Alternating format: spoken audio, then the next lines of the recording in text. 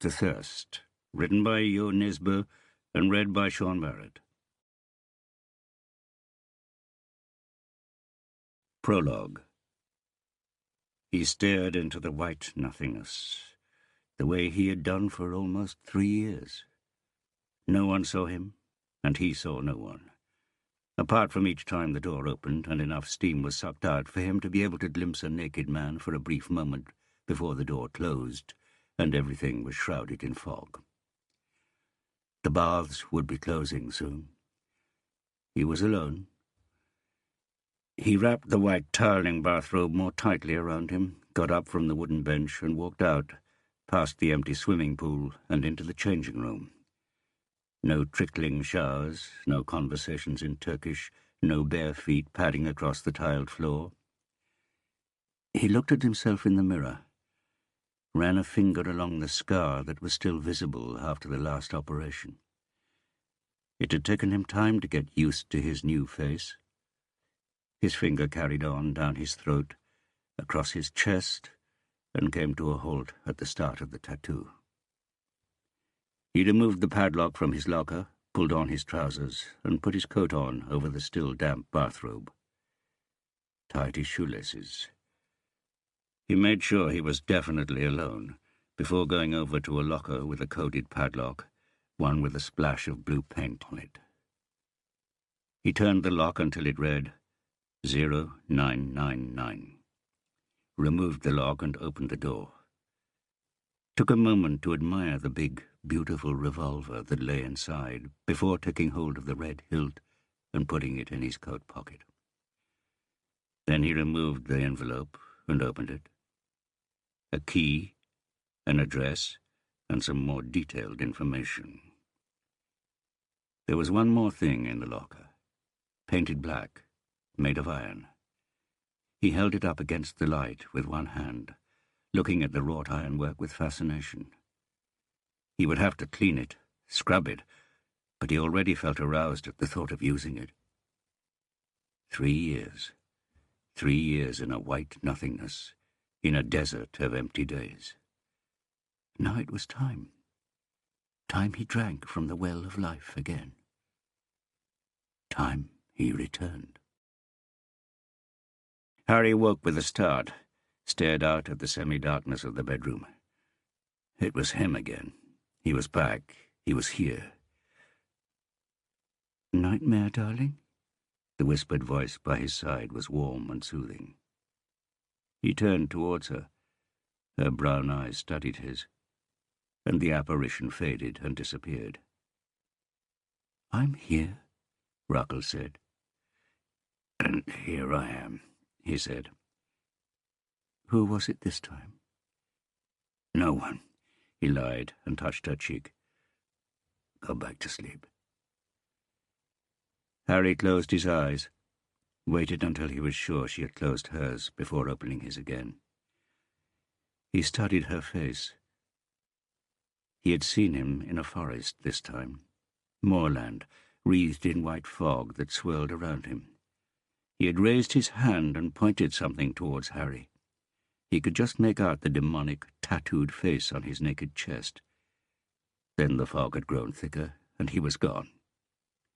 Gone again. "And here I am," Harry Hurler whispered. Part 1. Chapter 1. Wednesday evening. The Jealousy Bar was almost empty, but even so it was hard to breathe. Mehmet Kalak looked at the man and woman standing at the bar as he poured wine into their glasses. 4 customers. The third was a guy sitting on his own at a table, taking tiny little sips of beer, and the fourth was just a pair of cowboy boots sticking out from one of the booths, where the darkness occasionally gave way to the glow from the screen of a phone. 4 customers at 11:30 on a September evening in the best bar district in Grinnerluca. Terrible, and it couldn't go on like this. Sometimes he asked himself why he'd left his job as bar manager at the hippest hotel in the city to go it alone and take over this run-down bar with its pissed-up clientele. Possibly because he thought that by jacking up the prices he could replace the old customers with the ones everyone wanted, the neighborhood's affluent, trouble-free young adults. Possibly because he needed somewhere to work himself to death after breaking up with his girlfriend. Possibly because the offer from loan shark Danielle Banks had looked favorable, after the bank rejected his application. Or possibly just because at the Jealousy Bar, he was the one who picked the music, not some damn hotel manager who only knew one tune, the ringing of the cash register. Getting rid of the old clientele had been easy. They had long since settled in at a cheap bar 3 blocks away. But it turned out to be a whole lot harder to attract new customers. Maybe he would have to reconsider the whole concept. Maybe one big television screen on which he showed Turkish football wasn't enough to merit the description sports bar. And maybe he'd have to change the music and go for the reliable classics, like U2 and Springsteen for the guys, Coldplay for the girls. "Well, I haven't been on that many Tinder dates," Gaia said, putting his glass of white wine back down on the bar. "But I've worked out that there's a lot of strange people out there." "Have you?" the woman said, stifling a yawn. She had short, fair hair. Slim, mid-30s, Mehmet thought. Quick, slightly stressed movements. Tired eyes. Works too hard and goes to the gym in the hope that it will give her the advantage she's never had. Mehmet watched Gaia raise his glass with 3 fingers round the stem the same way as the woman. On his countless Tinder hookups, he had always ordered the same thing as his dates, regardless of whether it was whiskey or green tea, keen to signal that they were a match on that point, too. Gaia coughed. 6 minutes had passed since she had walked into the bar, and Mehmet knew that this was when he would make his move. "You're more beautiful than your profile picture, Elisa," Gaia said. "So you said, but thanks again." Mehmet polished a glass and pretended not to listen. "So tell me, Elisa, what do you want from life?" She gave a rather resigned little smile. "A man who doesn't just judge by appearances." "I couldn't agree more, Elisa. It's what's inside that counts." That was a joke. I look better in my profile picture, and to be honest, so do you, Gaia. "Ha ha," Gaia said, and stared down into his wineglass, slightly defeated. "I suppose most people pick a flattering picture. So you're looking for a man. What sort of man?" "One who liked to stay at home with 3 kids. She glanced at the time. "Ha ha." Sweat hadn't just broken out on Gaia's forehead, but all over his large, close-shaven head. And soon rings of sweat would appear under the arms of his black, slim-fit shirt, an odd choice given that Gaia was neither slim nor fit. He toyed with his glass. "That's exactly my kind of humour, Elisa. A dog is family enough for me for the time being. Do you like animals?" "Tanrım," Mehmet thought. Why doesn't he just give up? "If I meet the right person, I can feel it here. And here." He grinned, lowered his voice, and pointed towards his crotch. "But obviously you have to find out if that's right. What do you say, Elisa?" Mehmet shuddered. Gaia had gone all in, and his self-esteem was about to take another beating. The woman pushed her wineglass aside, leaned forward slightly, and Mehmet had to strain to hear. "Can you promise me something, Gaia?" "Of course." His voice and the look in his eyes were as eager as a dog's. "That when I walk out of here in a moment, you'll never try to contact me again?" Mehmet had to admire Gaia for managing to summon up a smile. "Of course." The woman leaned back again.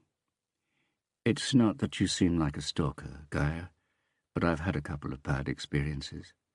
One guy started following me. He threatened the people I was with as well. I hope you can understand my being a bit cautious." Well, I understand.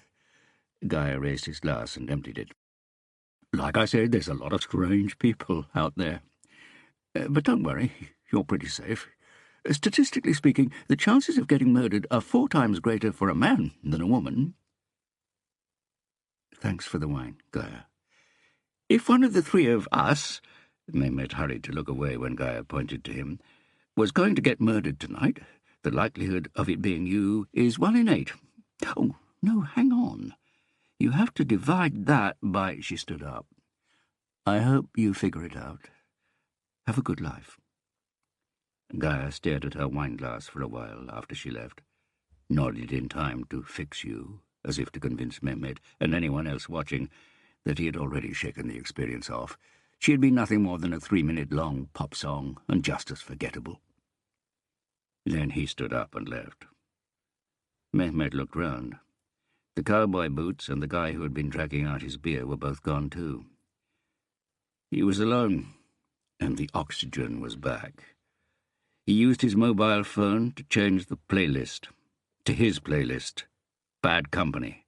Given that the group contained members of Free, Mott the Hoople and King Crimson, there was no way it was ever going to be bad. And with Paul Rogers on vocals, there was no way it could fail. Mehmet turned the volume up until the glasses behind the bar started to rattle against each other. Elisa walked down Torvald Meyer's Gate, past plain 4-story buildings, which had once housed the working classes in a poor part of a poor city, but where 1 square metre now cost as much as in London or Stockholm. September in Oslo. The darkness was back at last, and the drawn-out, annoyingly light summer nights were long gone, with all the hysterical, cheerful, stupid self-expression of summer.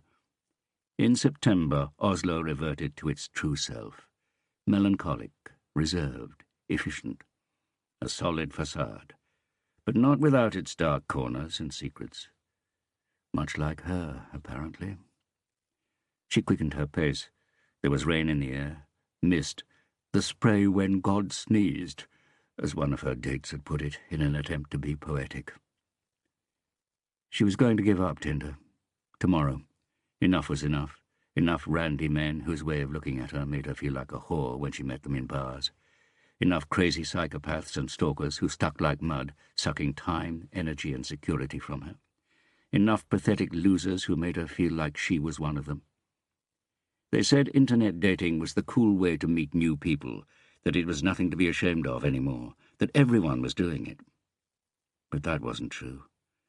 People met each other at work, in classrooms, through friends, at the gym, in cafes, on planes, buses, trains.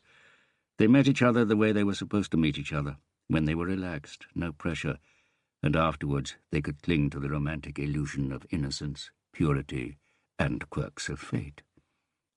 She wanted that illusion. She was going to delete her profile.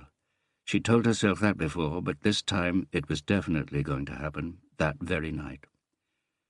She crossed Sophienberggata and fished out the key to unlock the gate next to the greengrocer's. She pushed the gate open and stepped into the darkness of the archway, and stopped dead. There were 2 of them. It took a moment or 2 for her eyes to get used to the darkness and for her to see what they were holding in their hands. Both men had undone their trousers and had their cocks out. She jerked back, didn't look round, just prayed that there was no one standing behind her. "Fuck, sorry!" The combination of oath and apology was uttered by a young voice. 19, 20, Elisa guessed. Not sober. "Duh," the other one said. "You're pissing all over my shoes." "I was startled." Elisa pulled her coat more tightly around her and walked past the young men, who had turned back to face the wall again. "This isn't a public toilet," she said. "Sorry, we were desperate. It won't happen again." Gaia hurried over Slippergrailsgata, thinking hard. It was wrong that 2 men and 1 woman gave the woman a 1 in 8 chance of being murdered. The calculation was much more complicated than that. Everything was always much more complicated. He had just passed Rumdalsgata when something made him turn round. There was a man walking 50 metres behind him.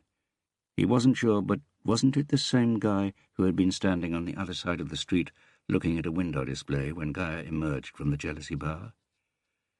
Gaia sped up, heading east towards Dahleninger and the chocolate factory. There was no one out on the streets here, just a bus which was evidently running ahead of schedule and was waiting at a bus stop. Gaia glanced back. The man was still there, still the same distance.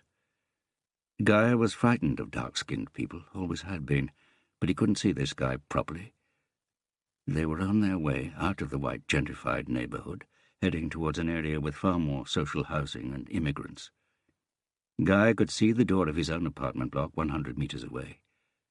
But when he looked back, he saw that the guy had started running, and the thought that he had a Somali thoroughly traumatized from Mogadishu on his heels made him break into a run. Gaia hadn't run for years, and each time his heels hit the tarmac, a jolt ran through his brain and jogged his sight. He reached the door, got the key in the lock at the first attempt, threw himself inside and slammed the heavy wooden door behind him. He leaned against the damp wood and stared out through the glass in the top part of the door. He couldn't see anyone out in the street. Perhaps it wasn't a Somali. Gaia couldn't help laughing. It was ridiculous how jumpy you got, just because you'd been thinking about murder. And what had Elisa said about that stalker? Gaia was still out of breath when he unlocked the door to his flat. He got a beer from the fridge, noticed that the kitchen window facing the street was open, and closed it. Then he went into the study and switched the lamp on. He pressed one of the keys of the PC in front of him, and the 20-inch screen lit up. He typed in Pornhub, then French in the search box. He looked through the thumbnails until he found a woman who at least had the same hairstyle and colouring as Elisa. The walls of the flat were thin, so he plugged his headphones into the PC before double-clicking the picture, undoing his trousers and pushing them down his thighs.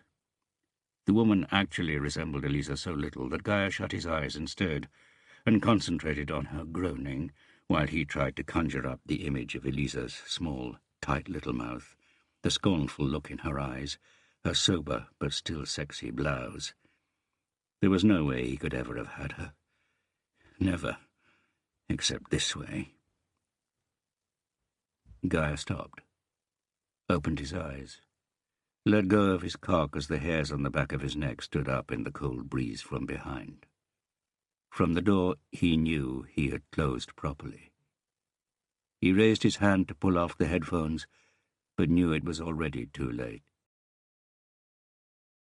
Elisa put the security chain on the door, kicked her shoes off in the hallway, and, as always, ran her hand over the photograph of herself and her niece Ingvild that was stuck to one side of the mirror. It was a ritual she didn't quite understand, except that it clearly fulfilled some deep-rooted human need, the same way as stories about what happens to us after death. She went into the living room and lay down on the sofa in her small but cozy two-room flat. At least she owned it. She checked her phone. One text from work. Tomorrow morning's meeting had been cancelled. She hadn't told the guy she had met this evening that she worked as a lawyer, specializing in rape cases, and that his statistics about men being more likely to be murdered only told half the story. In sexually motivated murders, the victim was 4 times more likely to be a woman. That was one of the reasons why the first thing she did when she bought the flat was change the locks and have a security chain fitted, a rare concept in Norway, and one she still fumbled with every time she used it. She went on to Tinder. She had matched with 3 of the men she had right-swiped earlier that evening. Oh, this was what was so nice about it, not meeting them, but knowing that they were out there and that they wanted her.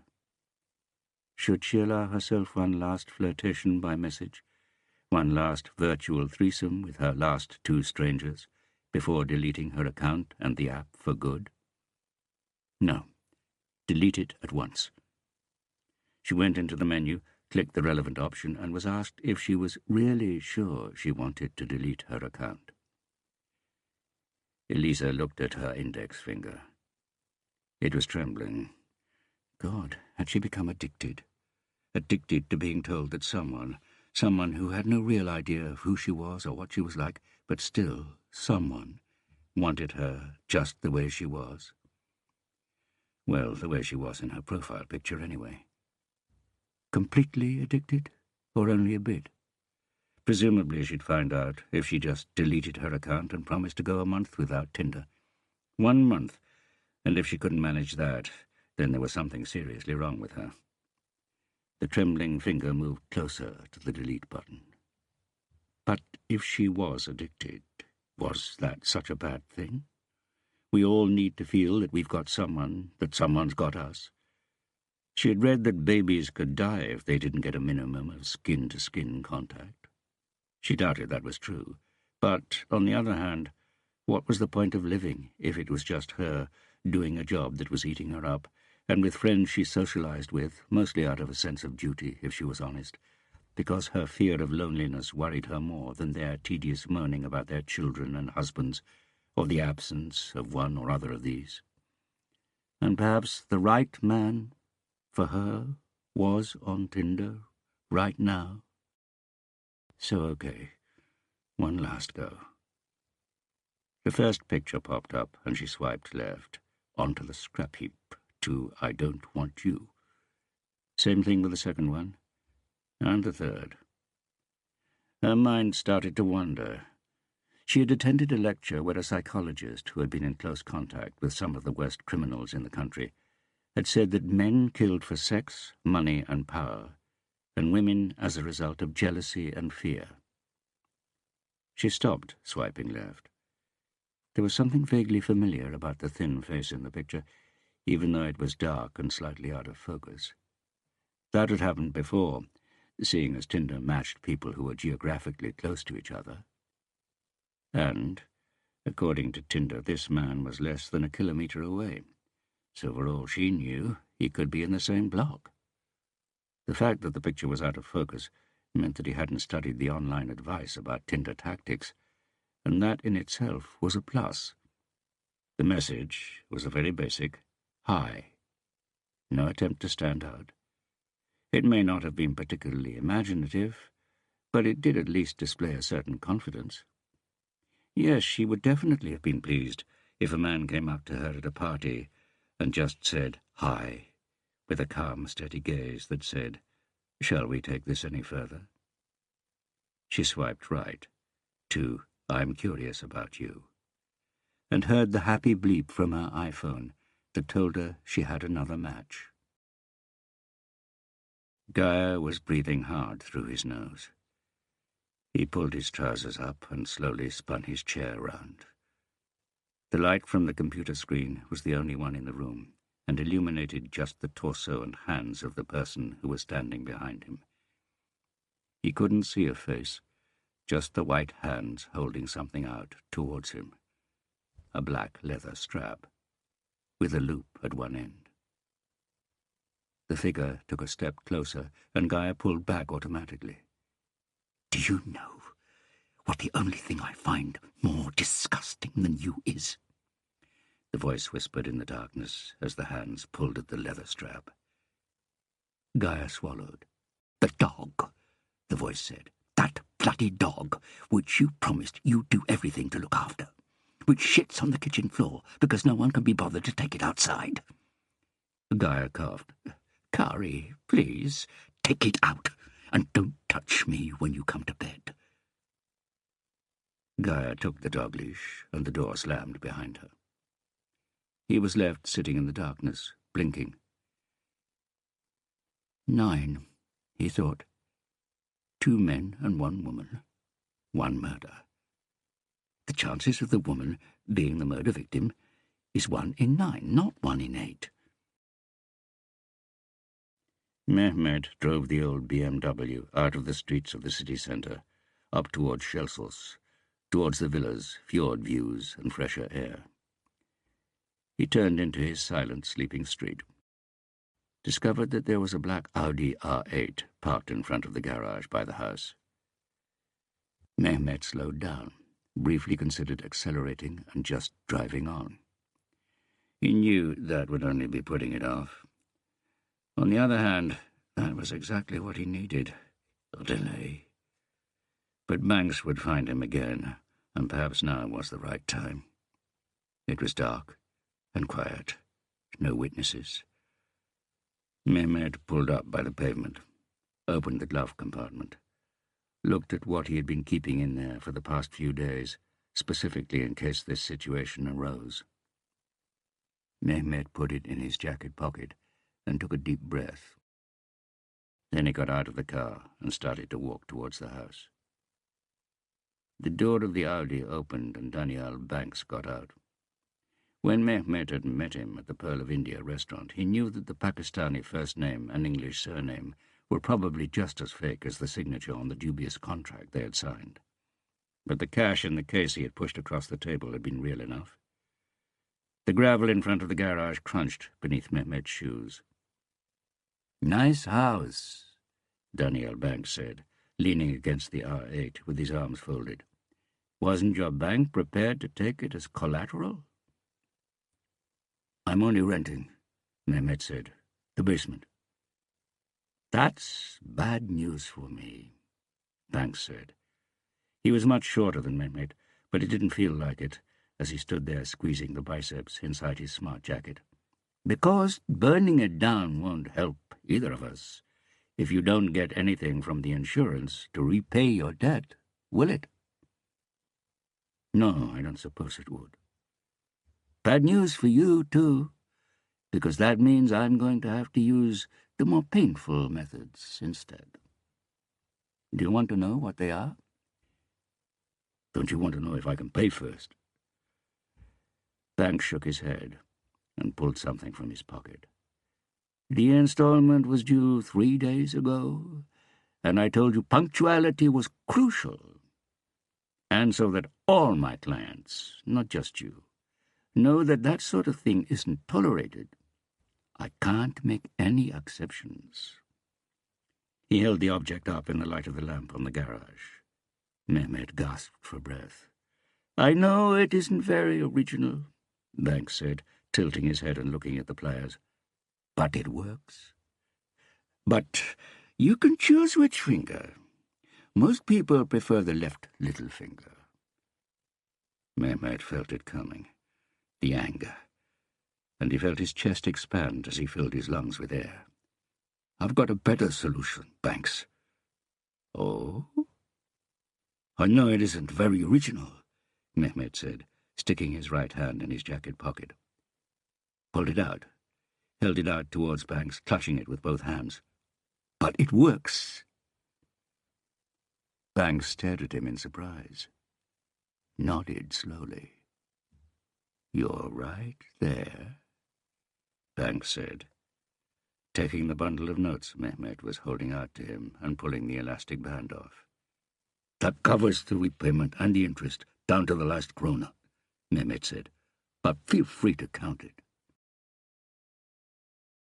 Ping. A match on Tinder. The triumphant sound your phone makes when someone you've already swiped right on swipes your picture right as well. Elisa's head was spinning, her heart was racing.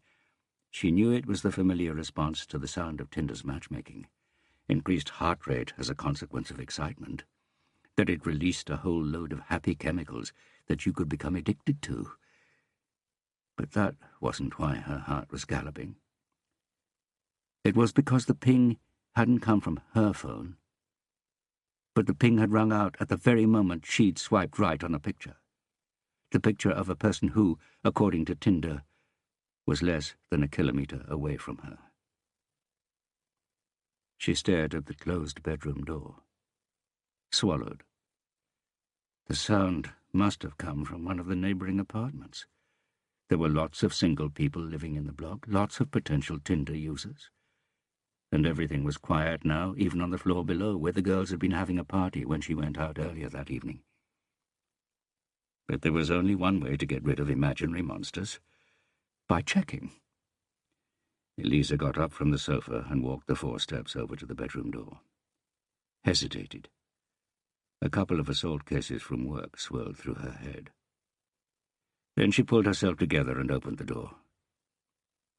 She found herself standing in the doorway, gasping for air, because there wasn't any, none that she could breathe. The light above the bed was switched on, and the first thing she saw was the soles of a pair of cowboy boots sticking off the end of the bed, jeans, and a pair of long legs, crossed. The man lying there was like a photograph, half in darkness, half out of focus. But he had unbuttoned his shirt to reveal his bare chest, and on his chest was a drawing or a tattoo of a face. That was what caught her eye now, the silently screaming face, as if it were held tight and was trying to pull free. Eliza couldn't bring herself to scream either. As the person on the bed sat up, the light from his mobile phone fell across his face. "So, we meet again, Eliza," he whispered. And the voice made her realize why the profile picture had seemed familiar to her. His hair was a different color, and his face must have been operated on. She could see the scars left by stitches. He raised his hand and shoved something into his mouth. Eliza stared at him as she backed away. Then she spun round, got some air into her lungs, and knew she had to use it to run, not scream. The front door was only 5 steps away, 6 at most. She heard the bed creak, but he had further to run. If she could just get out into the stairwell, she'd be able to scream and get some help. She made it to the hallway and reached the door, tugged the handle down and pushed, but the door wouldn't open properly. The security chain. She tried to pull the door closed, to grab the chain, but it was all taking too long, like a bad dream, and she knew it was too late. Something was pressed over her mouth, and she was dragged backwards.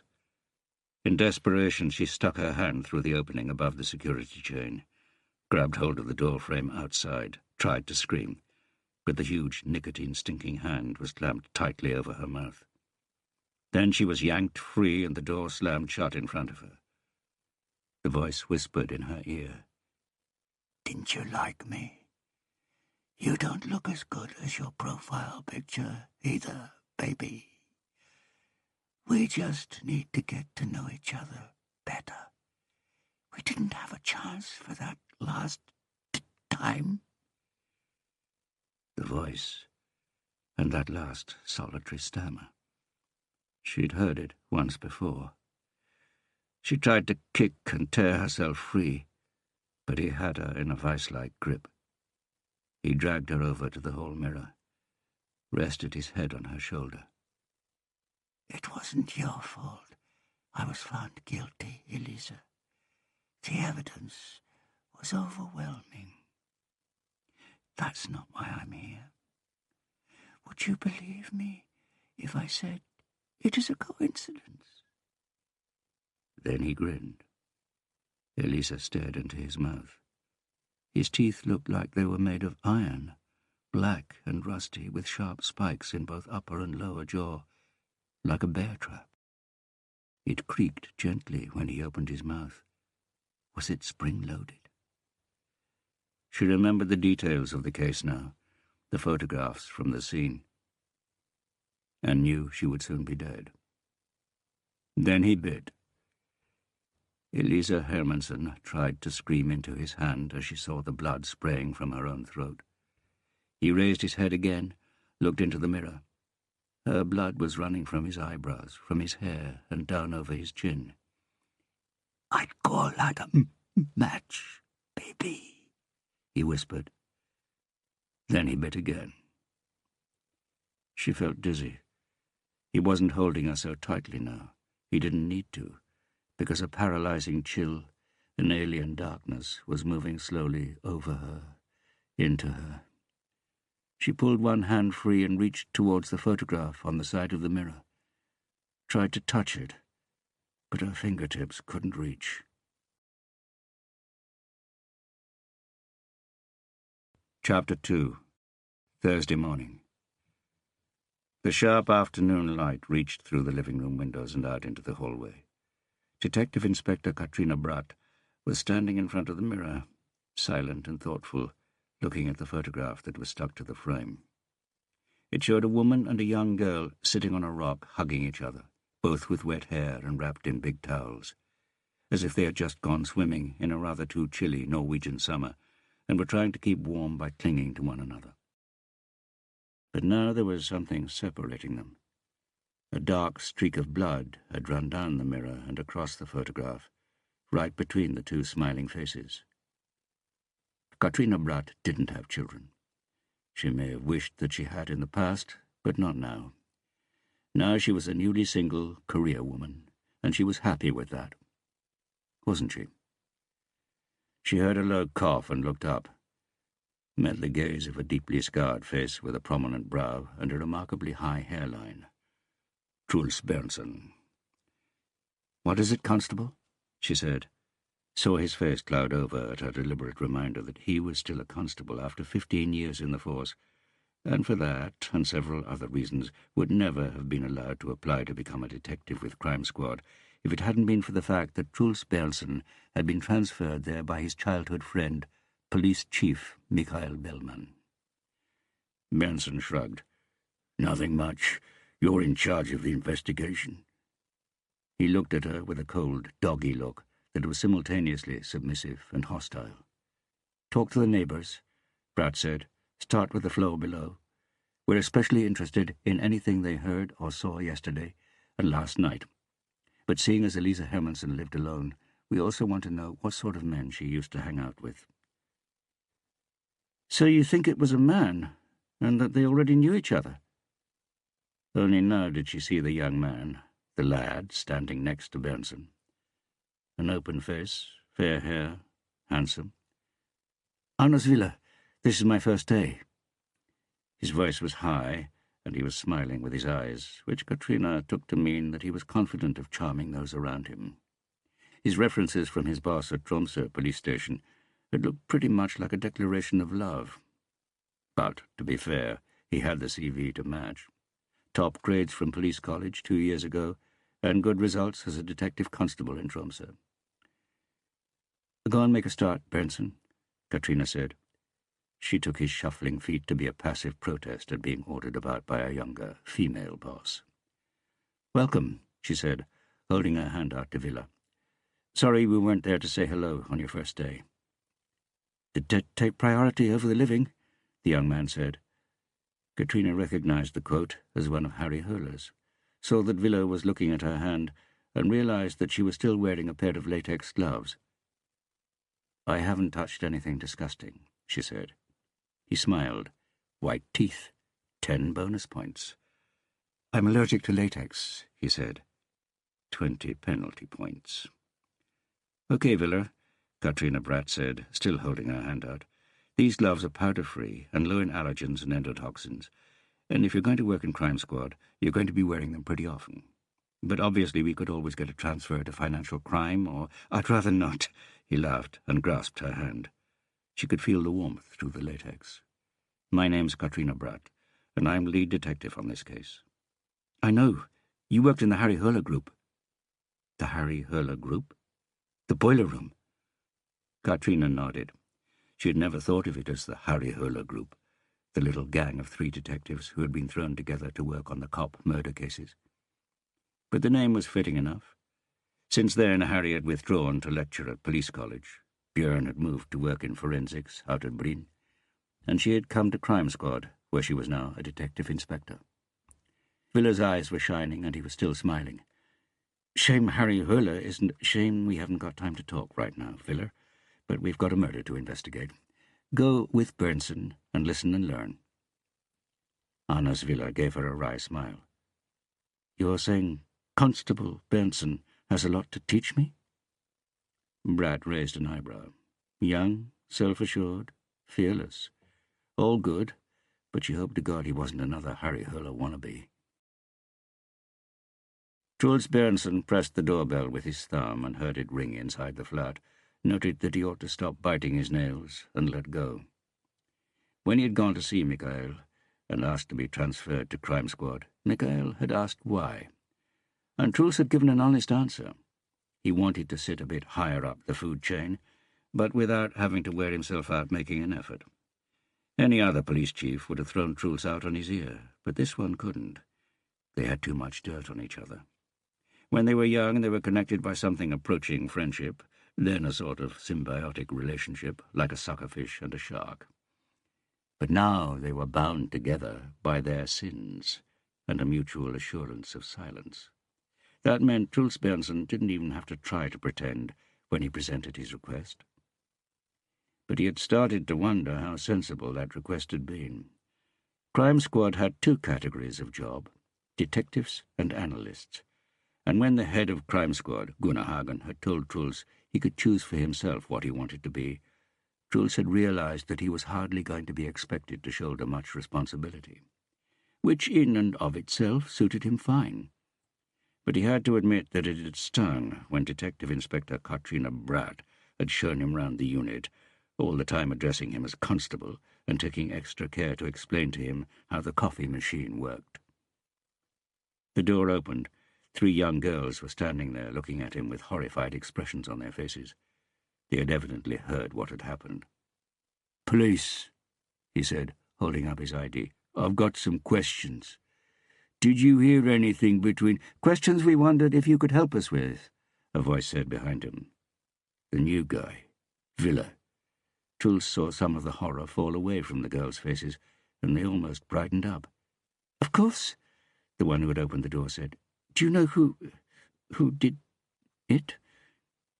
"Obviously we can't say anything about that," Truls said. "But what we can say," Villa said, "is that there are no grounds for you to be scared. Am I right in thinking that you're students sharing this flat?" "Yes," they replied in chorus, as if they all wanted to be first. "May we come in?" Villa said, with a smile as white as Mikhail Bellman's, Truls noted. The girls led them into the living room, and 2 of them began quickly clearing beer bottles and glasses from the table and left the room. "We had a bit of a party here last night," the door opener said sheepishly. "It's terrible." Truls wasn't sure if she meant the fact that their neighbour had been murdered, or that they had been having a party when it happened. "Did you hear anything last night between 10 o'clock and midnight?" Truls asked. The girl shook her head. "Dido's, Elisa," Villa corrected as he pulled out a notepad and pen. It occurred to Truls that perhaps he ought to have done the same. Truls cleared his throat. "Did your neighbour have a boyfriend? Someone who used to spend much time here?" "I don't know," the girl said. "Thanks.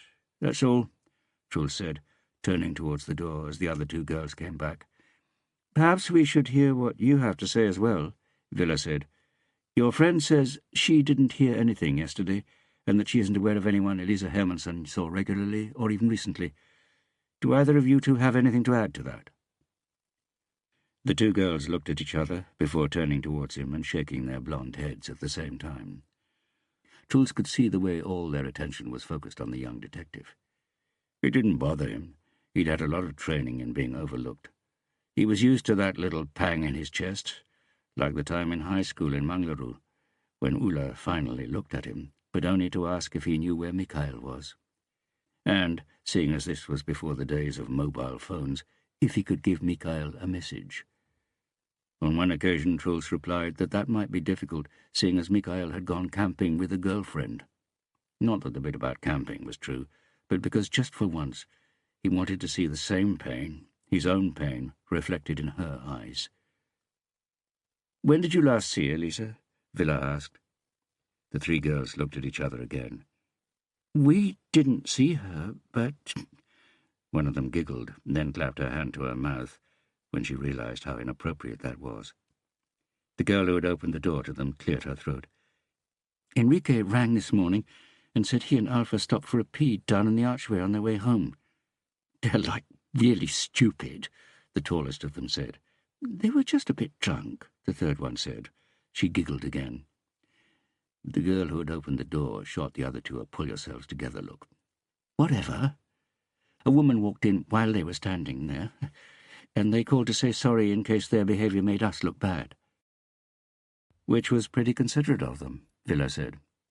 "And they think this woman was—" "They know. They read online that a woman in her 30s had been murdered, and saw the picture of the front of our building, so they Googled and found a photo of her in one of the online papers." Truls grunted. He hated journalists. Fucking scavengers, the lot of them. He went over to the window and looked down at the street. And there they were, on the other side of the police cordon, with the long lenses of their cameras that made Truls think of vultures' beaks when they held them in front of their faces in the hope of getting a glimpse of the body when it was carried out. Beside the waiting ambulance stood a guy in a rasta hat with green, yellow and red stripes, talking to his white-clad colleagues. Björn Holm, from the Criminal Forensics Unit. He nodded to his people, then disappeared back inside the building again. There was something hunched, huddled about Holmes' posture, as if he had a stomachache, and Truls wondered if it had anything to do with the rumours that the fish-eyed, moon-faced bumpkin had recently been dumped by Katrina Bratt. Good.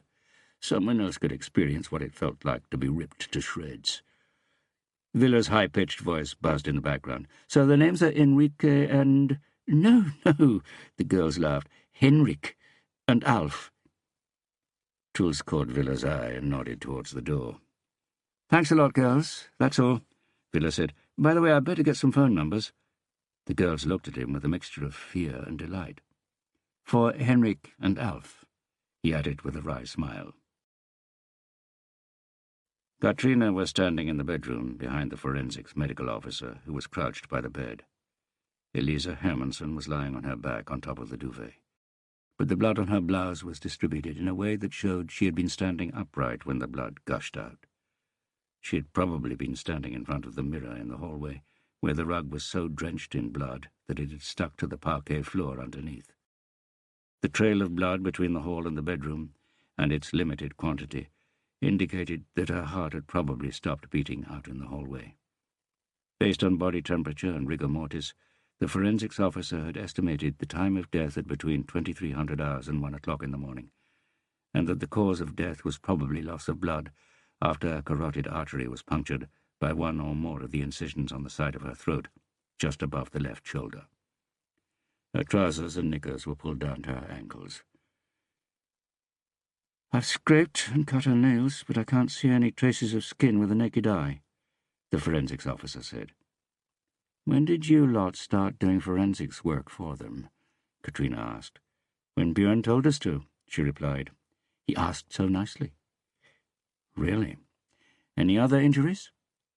"She's got a scratch on her lower left arm and a splinter of wood on the inside of her left middle finger. Any signs of sexual assault? No visible sign of violence to the genitals, but there's this." She held a magnifying glass above the body's stomach. Katrina looked through it and saw a thin, shiny line. "Could be saliva, her own or someone else's, but it looks more like precum or semen." "Let's hope so," Katrina said. "Let's hope she was sexually assaulted." Björn Holm had walked in and was standing behind her. "If she was, all the evidence suggested that it happened post-mortem," Katrina said without turning round. "So she was already gone by then, and I'd really like some semen." "I was joking," Björn said, quietly in his amiable Toten dialect. Katrina closed her eyes. Of course he knew that semen was the ultimate open sesame in a case like this, and of course he was only joking, trying to lighten the weird, wounded atmosphere that had existed between them in the 3 months that had passed since she had moved out. She was trying, too. She just couldn't quite manage it. The forensics officer looked up at them. "I'm done here," she said, adjusting her hijab. "The ambulance is here. I'll get my people to take the body down," Björn said. "Thanks for your help, Zara." The forensics officer nodded and hurried out, as if she had also noticed the strained atmosphere. "Well," Katrina said, forcing herself to look at Björn, forcing herself to ignore the sombre look in his eyes that was more sad than pleading.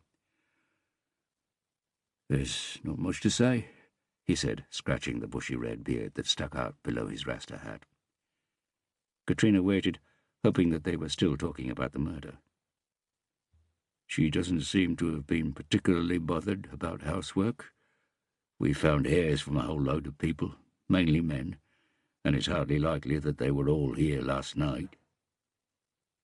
"She was a lawyer," Katrina said. "A single woman with a demanding job like that might not prioritize cleaning as highly as you." He smiled briefly without responding. and Katrina recognized the pang of guilty conscience he had always managed to give her. Obviously, they had never argued about cleaning. Björn had always been too quick to deal with the washing up, sweeping the steps, putting the clothes in the machine, cleaning the bath and airing the sheets, without any reproach or discussion. Like everything else, not one single damn argument during the whole year they had lived together. He always wriggled out of them. And whenever she let him down, or just couldn't be bothered, he was there, attentive, sacrificial, inexhaustible, like some fucking irritating robot who made her feel more like a pea-brained princess the higher he built her pedestal. "How do you know that the hairs came from men?" she sighed. "A single woman with a demanding job," Björn said without looking at her. Katrina folded her arms. "What are you trying to say, Björn?" "What?" His pale face flushed lightly, and his eyes bulged more than usual. "That I'm easy? Okay, if you really want to know. No!" Björn held his hands up as if to defend himself. "I didn't mean it like that. It was just a bad joke." Katrina knew she ought to feel pity. And she did, to an extent. Just not the sort of pity that makes you want to give someone a hug. This particular type of pity was more like derision, the sort of derision that made her want to slap him, humiliate him. And that was why she had walked out on him, because she didn't want to see Björn Holm, a perfectly good man, humiliated. Katrina Bratt took a deep breath. "So, men?" "Most of the hairs are short," Björn said. "We'll have to wait and see if the analysis confirms that. We've certainly got enough DNA to keep the National Forensic Lab busy for a while." "Okay," Katrina said, turning back towards the body. "Any ideas about what he could have stabbed her with? Or hacked, seeing as there's a whole lot of incisions close together?" "It's not very easy to say, but they form a pattern," he said. "Two patterns, in fact." "Oh?" Björn went over to the body and pointed towards the woman's neck, beneath her short blonde hair. "Do you see that the incisions form two small, overlapping ovals, one here and one here?" Katrina tilted her head. "Now that you mention it, like bite marks." "Oh, fuck," Katrina blurted out. "An animal?" "Who knows? But imagine a fold of skin being pulled out and pressed together when upper and lower jaws meet. That would leave a mark like this." Björn pulled a piece of semi-transparent paper from his pocket, and Katrina instantly recognized it as the wrapper of the packed lunch he took to work each day. "Looks like it matches the bite of someone from Toten, anyway." "Human teeth can't have done that to her neck." "Agreed, but the pattern is human." Katrina moistened her lips. "There are people who file their teeth to make them sharper." "If it was teeth, we may find saliva around the wounds. Either way, if they were standing on the rug in the hallway when he bit her, the bite marks indicate that he was standing behind her and that he's taller than her." "The forensics officer didn't find anything under her nails, so I reckon he was holding her tight," Katrina said. "A strong man of average or above average height, with the teeth of a predator." They stood in silence, looking at the body. Like a young couple in an art gallery contemplating opinions with which to impress other people, Katrina thought. The only difference was that Björn never tried to impress people. She was the one who did that. Katrina heard steps in the hall. "No more people in here now," she called. "Just wanted to let you know that there were only people at home in 2 of the flats, and none of them saw or heard anything." Villa's high-pitched voice. "But I've just spoken to 2 lads who saw Elisa Hermanson when she came home. They say she was alone." "And these lads are?" "No criminal record, and they had a taxi receipt to prove that they left just after 11:30. They said she walked in on them while they were urinating in the archway. Shall I bring them in for questioning?" "It wasn't them, but yes." "Okay." Villa's steps receded. "She returned home alone, and there are no signs of a break-in," Björn said. Do you think she let him in voluntarily? Not unless she knew him well. No? Elisa was a lawyer. She knew the risks, and that security chain on the door looks pretty new. I think she was a careful young woman. Katrina crouched down beside the body, looked at the splinter of wood sticking out of Elisa's middle finger, and the scratch on her lower arm. A lawyer, Björn said. Where? Williamson and Shiri. They were the ones who called the police when she didn't show up at a hearing and wasn't answering her phone. It's not exactly unusual for lawyers to be the victims of attacks. Do you think... No, like I said, I don't think she let anyone in. But... Katrina frowned. Do you agree that this splinter looks pinkish-white? Björn leaned over. White, certainly. Pinkish-white, Katrina said, standing up. Come with me. He went out into the hall, where Katrina opened the door and pointed at the splintered door frame outside. Pinkish-white. If you say so, Björn said. Don't you see it? She asked incredulously. Research has shown that women usually see more nuances of colour than men. You do see this, though? Katrina asked, holding up the security chain that was hanging down the inside of the door. Björn leaned closer. His scent came as a shock to her.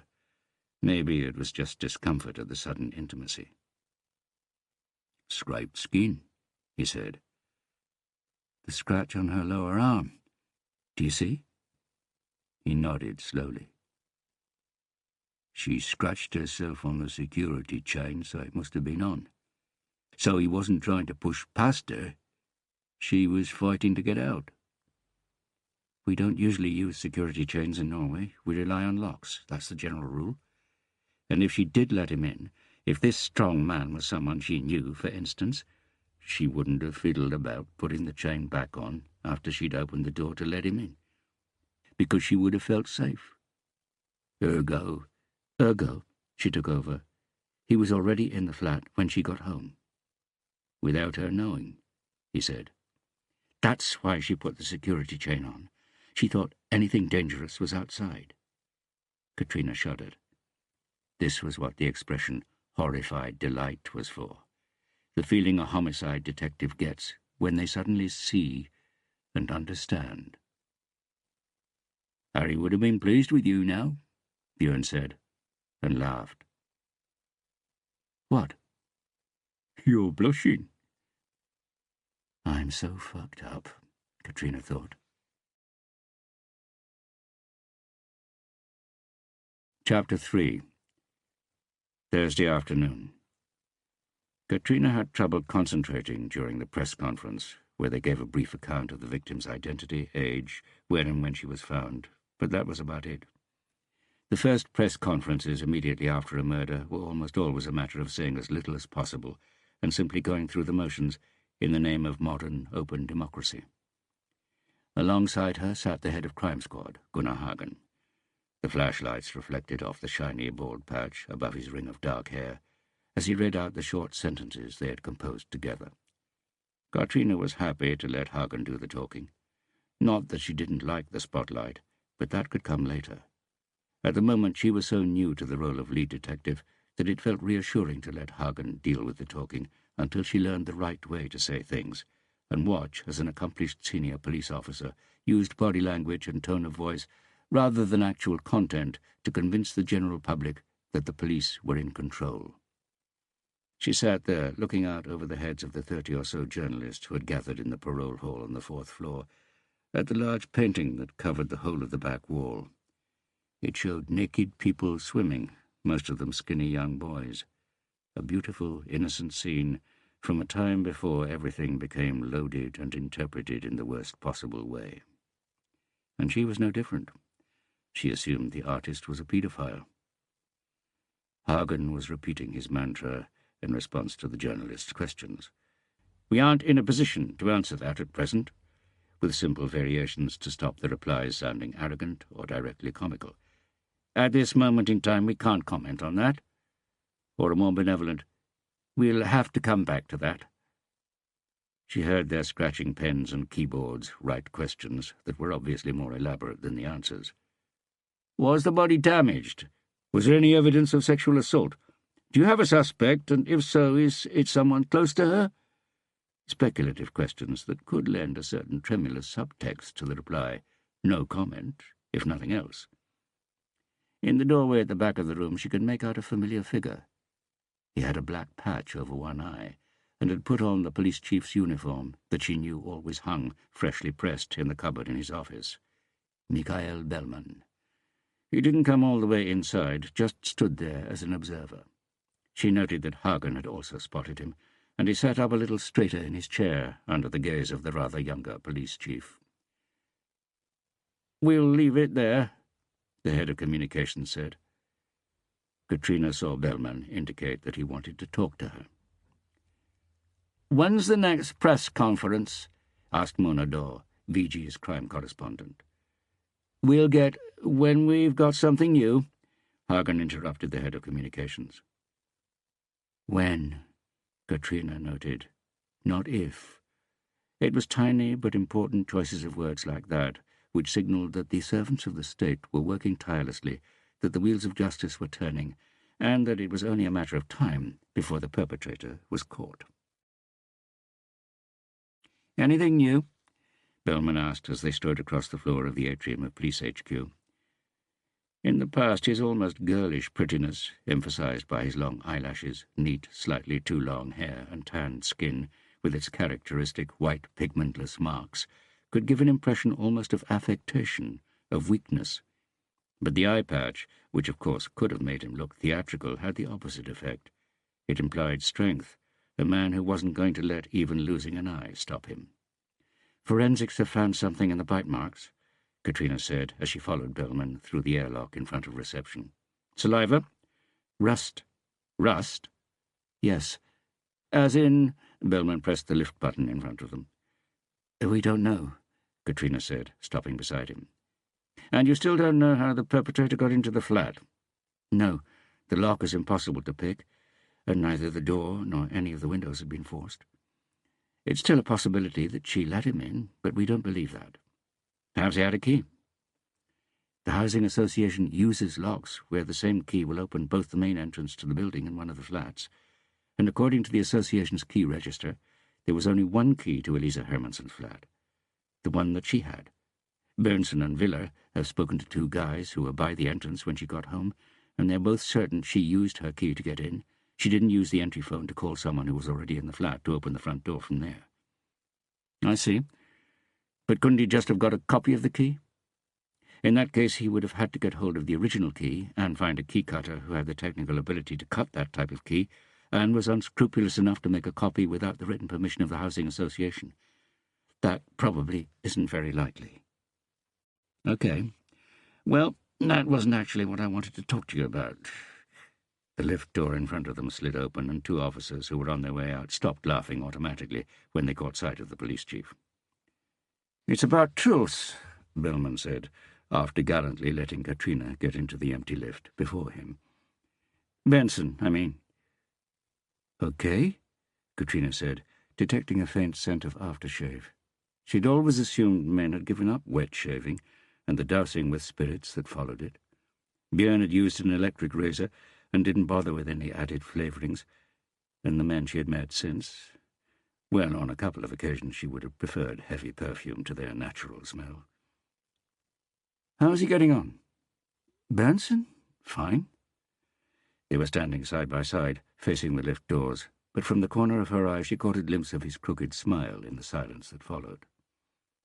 "Fine," he eventually repeated. "Bernsen carries out the orders he's given, which aren't too demanding, I imagine." Katrina shrugged. "He has no background as a detective, and he's been posted to the biggest crime squad in the country, outside of Kripos. That means you don't get to sit in the driver's seat, if I can put it like that." Bellman nodded and rubbed his chin.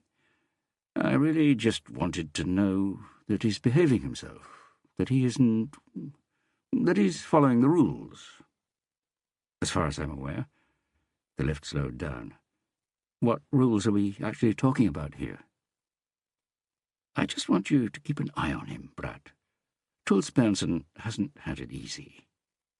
You mean the injuries he received from the explosion? I mean his life, Brat. He's a bit... oh, what's the word I'm looking for? Fucked up? Bellman let out a brief laugh and nodded towards the open doors. Your floor, Brat. Bellman studied Katrina Brat's well-shaped rear as she walked off down the corridor towards the crime squad unit, and let his imagination run loose in the seconds it took the lift doors to close again. Then he refocused his thoughts on the problem, which wasn't a problem, of course, but an opportunity, though it was a dilemma. He had received a speculative and highly unofficial inquiry from the Prime Minister's office. It was rumoured that there was going to be a government reshuffle, and, among others, the position of Justice Minister was up for grabs. The inquiry concerned what Bellman, purely hypothetically, would say if he were to be asked. He had been astonished at first, but on closer consideration he realised that the choice was logical. As Chief of Police, he had not only been responsible for the unmasking of the now internationally renowned cop killer, but he had also lost an eye in the heat of battle, thereby becoming in some ways both a national and an international hero. A 40-year-old, articulate Chief of Police with legal training, who had already successfully defended the capital against murder, narcotics, and criminality. Surely it was about time they gave him a greater challenge. And did it do any harm that he was good-looking? That was hardly going to attract fewer women to the party. So he had replied that he, hypothetically, would accept. Bellman got out on the 7th, the top floor, and walked past the row of photographs of previous chiefs of police. But until they made their minds up, he would have to make sure he didn't get any scratches on his paintwork, such as Truls doing something stupid and it rebounding on him. Bellman shuddered at the thought of the newspaper headlines, "Police Chief Protected Corrupt Cop and Friend." When Truls had come to his office, he had put his feet up on the desk and said straight out that if he got fired from the police, he would at least have the consolation of dragging an equally tainted chief of police with him. So it had been an easy decision to grant Truls's request to work at Crime Squad, particularly since, as Brat had just confirmed, he wasn't going to be given enough responsibility to enable him to fuck things up again any time soon. "Your lovely wife is sitting in there," Lena said, when Mikhail Bellman reached the outer office. Lena was well over 60, and when Bellman was appointed 4 years ago, the first thing she had said was that she didn't want to be known as his PA in the way of modern job descriptions. She was and would remain his secretary. Ulla was sitting on the sofa by the window. Lena was right. His wife was lovely. She was vivacious, sensitive, and giving birth to 3 children hadn't changed that. But more importantly, she had backed him up, had realized that his career required nurturing, support, elbow room, and that the occasional misstep in his private life was only human when you had to live with the pressure that went with such a demanding position. And there was something unspoiled, almost naive about her that meant you could read everything in her face. And right now, he could read despair. The first thing Bellman thought was that it was something to do with the children. He was on the point of asking when he detected a hint of bitterness, and he realized that she had found something out. Again. Damn. "You look very serious, darling," he said calmly, walking towards the cupboard as he unbuttoned the jacket of his uniform. "Has something happened to the children?" She shook her head. He breathed out in feigned relief. "Not that I'm not pleased to see you, but I always get a bit worried when you turn up unannounced." He hung up his jacket and then sat down in the armchair facing her. "So? You've been seeing her again," Ulla said. He could hear that she had been practicing how to say it. Worked out how to say it without crying, but now there were already tears in her blue eyes. He shook his head. "Don't deny it," she said in a muffled voice. "I've checked your phone. You've called her 3 times this week alone, Mikhail. You promised—" "Ulla." He leaned forward and took her hand over the table, but she pulled away. "I've spoken to her because I need advice. Isabel Skayen is currently working as a communications advisor for a company that specializes in politics and lobbying. She's familiar with the workings of power because she's been there herself. And she knows me, too." "Knows?" Ulla's face contorted in a grimace. If we are going to do this, I need to make the most of anything that can give me an advantage, anything that can help me cross the line ahead of everyone else who wants the job. The government, Ulla. There's nothing bigger than that." "Not even your family?" she sniffed. "You know very well that I'd never let our family down." "Never let us down?" she yelped. "You've already—" "And I hope you're not thinking of doing that either, Ulla. Not on the grounds of some unwarranted jealousy towards a woman I've spoken to on the phone for purely professional reasons. That woman was only a local politician for a very brief time, Mikhail. What could she possibly have to tell you? Among other things, what not to do if you want to survive in politics. That was the experience they were buying when they employed her. For instance, you shouldn't betray your ideals, or those closest to you, or your responsibilities and obligations. And if you get it wrong, you apologize and try to get it right next time. It's okay to make mistakes, but betrayal isn't okay. And I don't want to do that, Ulla." He took her hand again, and this time she didn't pull away. "I know I don't have the right to ask for much after what happened, but if I'm going to do this, I'm going to need your trust and support. You have to believe me." "How can I?" "Come." He stood up without letting go of her hand and pulled her over to the window.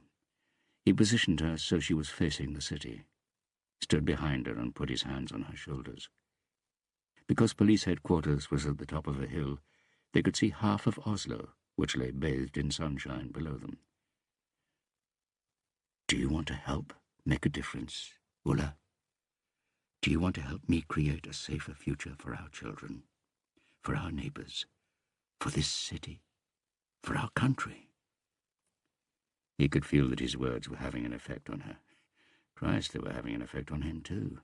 He actually felt pretty moved by them, even if they were more or less lifted straight from notes he had made when he was thinking about what to say to the media.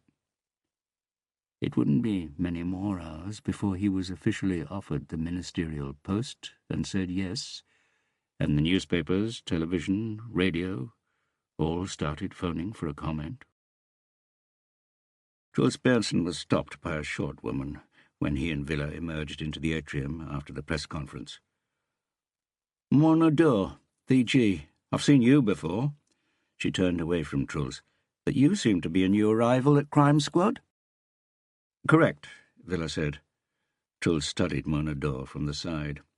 She had a fairly attractive face, wide, Sami heritage perhaps, but he had never really made sense of her body. The colourful, loose-fitting outfits she wore made her look more like an old-school opera reviewer than a tough crime reporter. Even though she couldn't be much over 30, Truls couldn't help thinking that she'd been around for an eternity. Strong, persistent and robust, it would take a lot to shake Monador. And she smelled like a man. Rumour had it that she used Old Spice aftershave. "You didn't exactly give us much to go on in the press conference." Monador smiled, the way journalists smile when they want something. Only this time it looked like she wasn't just after information. Her eyes were glued to Villa. "I dare say we didn't have much more," Villa said, smiling back. "I'll quote you on that," Monador said, making notes. "Name?" "Quote me on what?" "That the police really don't know anything beyond what Hagen and Bratt said during the press conference." Truls saw a brief look of panic in Villa's eyes. No, that's not what I meant. Don't write that, please." Mona went on writing as she replied, "I introduced myself as a journalist, and it ought to be pretty obvious that I'm here because of my job." Villa looked to Truls for help, but Truls said nothing. The young dude certainly wasn't as cocky now as when he was charming those student girls. Villa squirmed and tried to make his voice sound lower. "I refuse to let you use that quote." "I see," Dor said. "Then I'll quote you on that as well, to show that the police are trying to muzzle the press. No, that's—" Villa was blushing furiously now, and Truls had to make a real effort not to laugh. "Relax. I'm only kidding," Mona Dor said. Anders Villa looked at her for a moment before breathing out again. "Welcome to the game. We play tough but fair, and if we can, we help each other out. Isn't that right, Bernsen?" Truls grunted something in response and left them to decide how to interpret it. Dor leafed through her notebook. "I won't bother repeating the question of whether you've identified a suspect. Your boss can deal with that one. But let me just ask more generally about the investigation." "Fire away," Villa said with a smile, looking like he was already back in the saddle. "Isn't it the case in a murder investigation like this that the spotlight is always aimed at previous partners or lovers?" Anders Villa was about to answer when Truls put a hand on his shoulder and interjected. "I can already see it in front of me, Dor. Detectives are unwilling to say if they have a suspect, but a source in the police has told VG that the investigation is focusing on previous partners and lovers." "Bloody hell," Mona Dor said, still taking notes. "I didn't know you were that smart, Benson." "And I didn't know you knew my name." "Oh, all police officers have a reputation, you know. And Crime Squad isn't so big that I can't keep up to date. But I've got nothing on you, the new kid on the block." Anders Villa smiled weakly. "I see you've decided to keep quiet, but you can at least tell me your name." "Anders Villa." "This is how you can get hold of me, Villa." She handed him a business card and, after an almost imperceptible hesitation, another to Truls. "Like I said, it's traditional for us to help each other, and we pay well if the tip-off's good." "You surely don't pay police officers?" Villa said, tucking her card into his jeans pocket. "Why not?" she said, and her eyes very briefly met Truls's. "A tip-off is a tip-off, so if you come up with anything, just call, or pop into the Gain gym. I'm there around 9 o'clock most evenings. We could sweat it out together." "I prefer to do my sweating outdoors," Villa said. Mona Dor nodded. "Running with a dog. You look like a dog person. I like that." "Why?" "Allergic to cats. Okay, guys, in the spirit of collaboration, I promise to call if I find out anything I think might help you." "Thanks," Truls said. "But I'll need a phone number to call." Mona Dor kept her eyes fixed on Villa. "Sure," he said. "I'll write it down." Villa recited several digits until Mona Dor looked up. "That's the number to reception here in Police HQ." "This is where I work," Anders Villa said. "And by the way, I've got a cat." Mona Dor closed her notebook. "We'll be in touch." Truls watched her as she waddled like a penguin towards the exit and the weirdly heavy metal door with its staring porthole. "The meeting starts in 3 minutes, Villa said. Truls looked at his watch. The afternoon meeting of the investigative team. Crime Squad would have been great if it weren't for the murders. Murders were shit. Murders meant long hours, writing reports, endless meetings, and loads of stressed-out people. But at least they got free food from the cafeteria when they worked overtime. He sighed and turned to walk towards the airlock, but stiffened. There she was. Ulla. She was on her way out, and her eyes swept over him as she passed, without letting on that she had seen him. She did that sometimes, possibly because it had occasionally been a bit awkward when the two of them met without Mikhail being present. In truth, they probably both tried to avoid that, even when they were younger. Him, because he would start to sweat and his heart would beat too quickly, and because he would always torment himself afterwards with the stupid things he had said, and the smart, genuine things he hadn't said. Her, because, well, probably because he would start to sweat, his heart would beat too quickly, and because he either didn't speak or said stupid things. Even so, he almost called out her name in the atrium, but she had already reached the door. In a moment she would be outside, and the sunshine would kiss her fine blonde hair. so he whispered her name silently to himself instead. Ulla. Chapter 4. Thursday late afternoon. Katrina Bratt looked out across the conference room. 8 detectives, 4 analysts, 1 forensics expert. They were all at her disposal, and they were all watching her like hawks, the new female lead detective, and Katrina knew that the biggest skeptics in the room were her female colleagues. She had often wondered if she was fundamentally different to other women. They had a testosterone level somewhere between 5 and 10% of their male colleagues, whereas hers was closer to 25%. That hadn't yet turned her into a hairy lump of muscle with a clitoris the size of a penis, but as far back as she could remember, it had made her far hornier than any of her female friends had ever admitted to being. Or angry horny, as Björn used to say, when things got really bad and she would break off from work to drive out to Bryn, just so he could fuck her in the deserted storeroom behind the laboratory, making the boxes of flasks and test tubes rattle. Katrina coughed, switched on the recording function of her phone, and began. 1600 hours on Thursday, 22nd September, Conference Room 1 in the Crime Squad unit, and this is the first meeting of the preliminary investigation into the murder of Elise Hermansen. Katrina saw Truls Berntsen come lumbering in and sit down at the back. She began explaining what most people in the room already knew, that Elise Hermansen had been found murdered that morning, that the probable cause of death was loss of blood as a result of injuries to her neck, that no witnesses had come forward so far.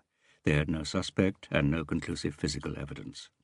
The organic matter they had found in the flat, which might be human in origin, had been sent for DNA analysis, and they would hopefully be getting the results back within the space of a week. Other potential physical evidence was being examined by forensics and the forensics officer. In other words, they had nothing. She saw a couple of them fold their arms and breathe out heavily on the brink of yawning. And she knew what they were thinking, that this was all obvious, repetitive. There was nothing for them to sink their teeth into, not enough to make them drop everything else they were working on. She explained how she had deduced that the murderer was already in the flat by the time Elisa got home, but could hear for herself that it just sounded boastful, a new boss's plea for respect. She started to feel desperate, and thought about what Harry had said when she had called to ask for advice. "Catch the murderer," he had replied. "Harry, that's not what I asked. I asked how to lead an investigative team that doesn't trust you." "And I gave you the answer. Catching the odd murderer won't solve it. Will solve everything."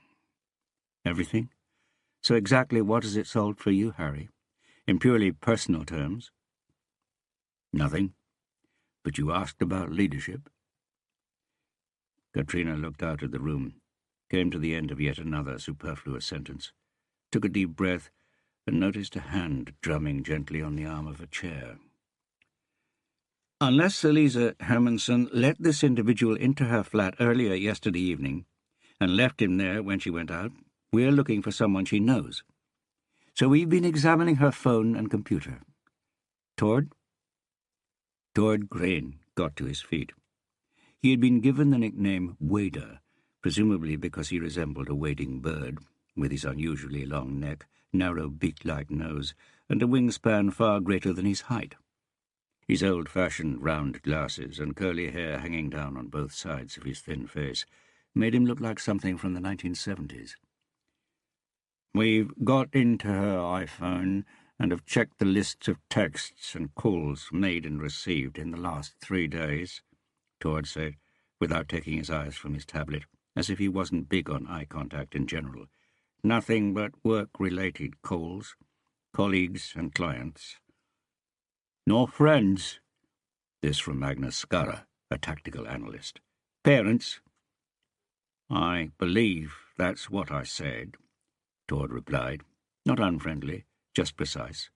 "The same applies to her emails. Work-related." "The law firm has confirmed that Elisa did a lot of overtime," Katrina added. "Single women tend to," Skara said. Katrina looked in resignation at the thick-set little detective, even though she knew the comment wasn't directed at her. Skara was neither malicious nor quick-witted enough for that. Her PC wasn't password protected, but there wasn't much to find on there, Todd went on. The log shows that she mostly used it to watch the news or to Google information. She visited a few porn sites, just the ordinary sort of thing, and there's no sign that she ever contacted anyone via those websites. The only dodgy thing she seems to have done in the past 2 years is streaming The Notebook on popcorn time. Given that Katrina didn't know the IT expert well enough, she wasn't sure if by dodgy he meant the use of a pirate server or the choice of film. She would have said the latter if it was up to her. She missed popcorn time. I tried a couple of obvious passwords for her Facebook account, Todd continued. No joy. So I've sent a freeze request to Kripos. A freeze request? Anasvila asked from the front row. An application to the court, Katrina said. Any request to access a Facebook account has to go through Kripos and the courts, and even with their approval, it has to go to a court in the USA, and only then to Facebook. At best it will take several weeks, but more likely months. That's all, Thorgren said. Just one more question from a rookie, Villa said. How did you get into the phone? Fingerprints from the body? Tord glanced up at Villa, then looked away and shook his head.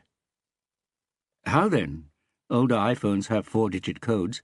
That means 10,000 different microscope, Tord interrupted, typing something on his tablet.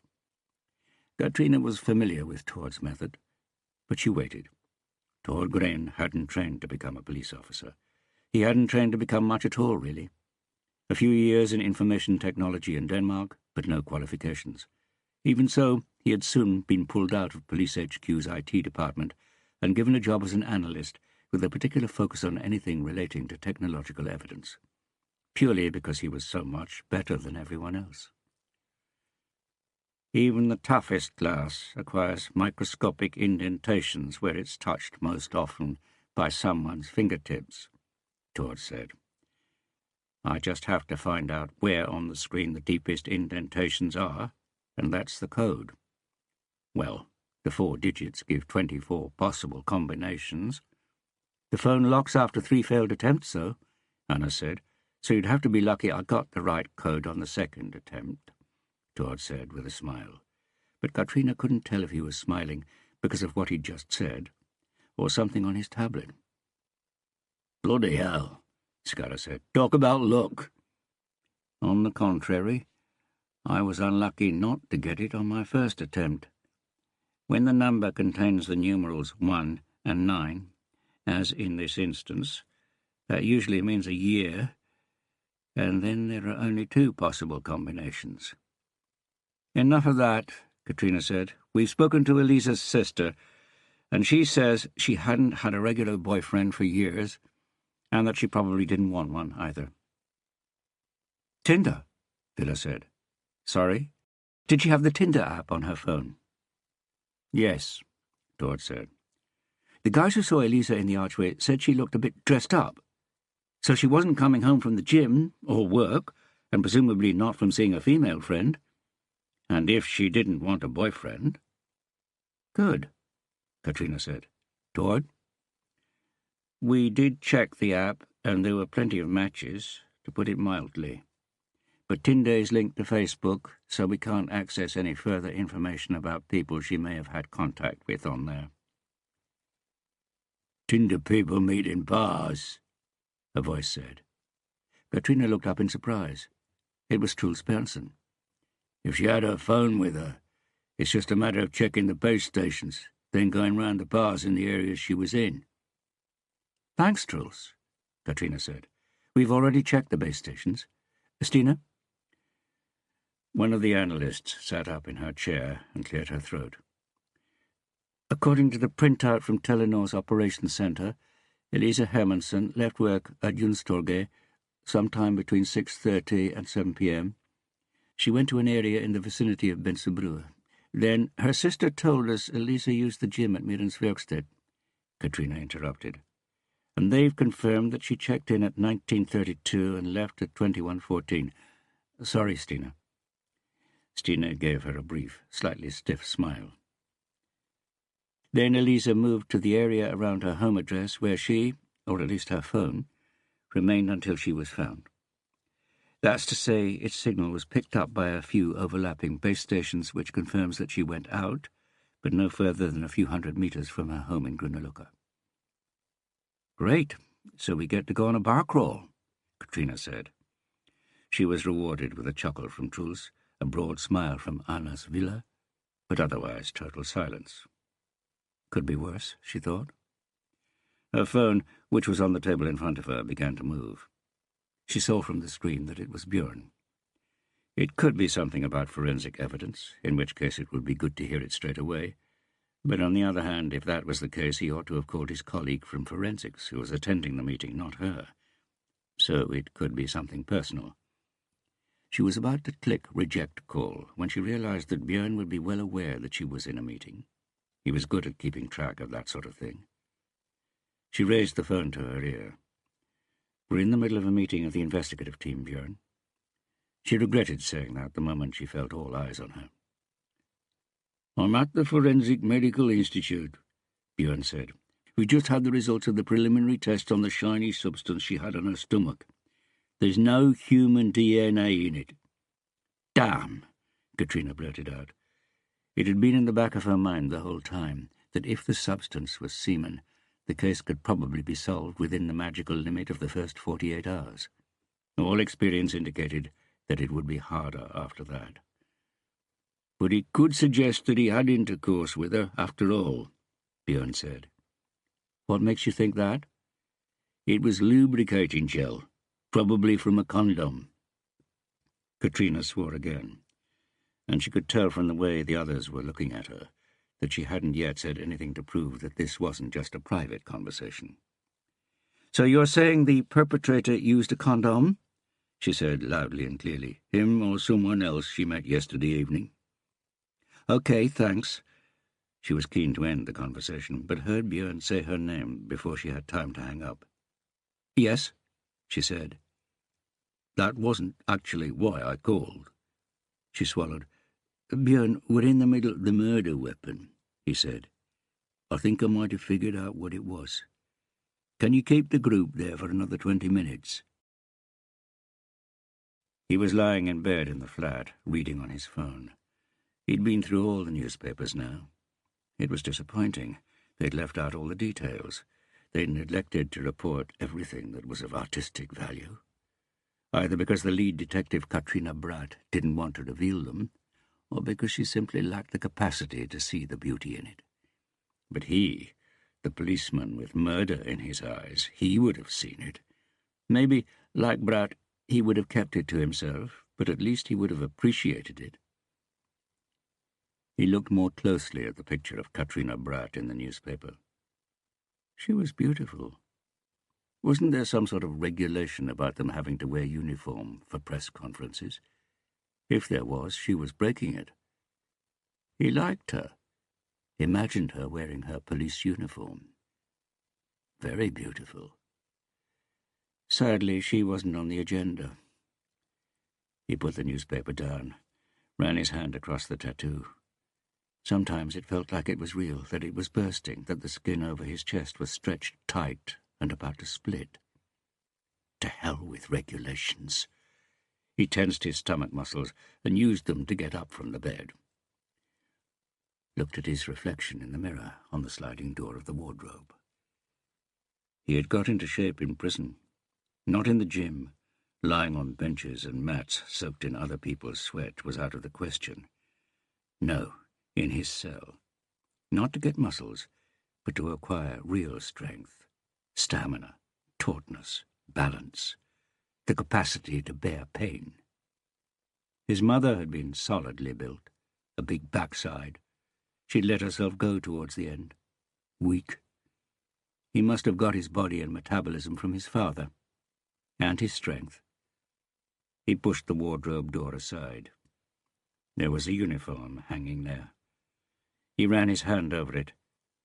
Soon it would come into use. He thought about Katrina Bratt, in her uniform. That evening he would go to a bar, a popular, busy bar, not like the Jealousy Bar. It was against the rules to go out among people for anything but food, the baths, and the agenda. But he would glide about in tantalizing anonymity and isolation. Because he needed to stop himself going mad. He let out a quiet laugh. Mad. The counsellor said he needed to see a psychiatrist.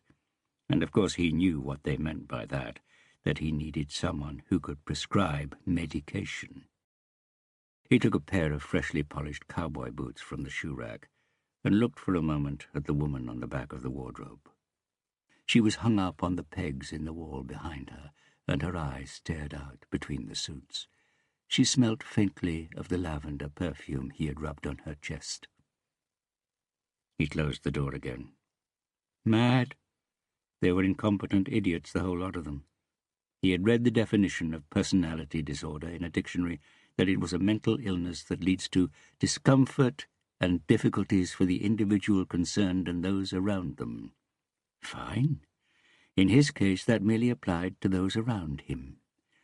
He had just the personality he wanted, because when you have access to drink, what could be more pleasant, more rational, and more normal than feeling thirsty? He looked at the time. In half an hour it would be dark enough outside. "This is what we found around the injuries to her neck," Björn Holmes said, pointing to the image on the screen. "The 3 fragments on the left are rusted iron, and on the right, black paint." Katrina had sat down with the others in the conference room. Björn had been out of breath when he arrived, and his pale cheeks were still glistening with sweat. He tapped on his laptop, and a close-up of the neck appeared. "As you can see, the places where the skin has been punctured form a pattern, as if she'd been bitten by someone. But if that was the case, the teeth must have been razor-sharp." "A Satanist," Scudder said. Katrina wondered if it was someone who had sharpened his teeth, but we've checked, and where the teeth would have almost gone through the other side of the fold of skin, we can see that the teeth don't actually meet, but have slotted in perfectly between the other set of teeth. So this could hardly be an ordinary human bite, where the lower and upper teeth are positioned so that they meet each other tooth for tooth. The fact that we found rust, therefore, leads me to think that the perpetrator used some sort of iron dentures. Björn tapped at the computer.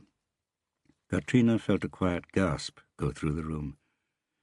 The screen showed an object which at first put Katrina in mind of an old, rusty animal trap she had once seen at her grandfather's in Bergen, something he called a bear trap. The sharp teeth formed a zigzag pattern, and the upper and lower jaws were fixed together by what looked to be a spring-loaded mechanism. "This picture is taken from a private collection in Caracas, and is said to date from the days of slavery, when they used to bet on slaves fighting each other. 2 slaves would each be given a set of dentures, their hands would be tied behind their backs, and then they would be put in the ring. The one who survived went through to the next round, I assume. But to get back to the point." "Please," Katrina said. "I've tried to find out where you could get hold of a set of iron teeth like these, and it isn't exactly the sort of thing you can get through mail order. So if we were able to find someone who sold contraptions like this in Oslo, or elsewhere in Norway, and who too, I'd say we'd be looking at a very limited number of people." Katrina realized that Björn had gone far beyond the usual duties of a forensics officer, but decided not to comment on the fact. "One more thing," Björn said. "There's not enough blood." "Not enough?" "The blood contained in an adult human body makes up, on average, 7% of body weight. It differs slightly from person to person, but even if she was at the low end of the scale, there's almost half a litre missing when we add up what was left in the body on the carpet in the hallway, on the wooden floor, and the small quantity on the bed. So, unless the murderer took the missing blood away with him in a bucket—" "He drank it," Katrina concluded. giving voice to what they were all thinking. For 3 seconds there was total silence in the conference room. Villard cleared his throat.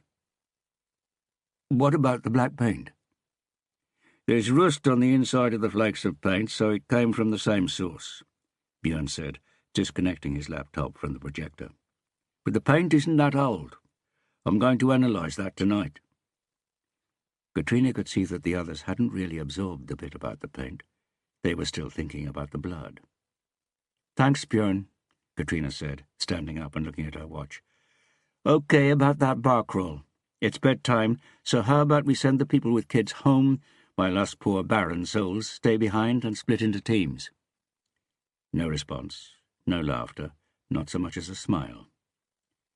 "Good, we'll do that then," Katrina said. She could feel how tired she was, and thrust her weariness aside, because she had a nagging sense that this was only the beginning. Iron dentures and no DNA, half a litre of missing blood. The sound of scraping chairs. She gathered her papers, glanced up, and saw Björn disappearing through the door. Recognized the peculiar feeling of relief, guilty conscience, and self-loathing, and thought that she felt wrong. Chapter 5. Thursday evening and night.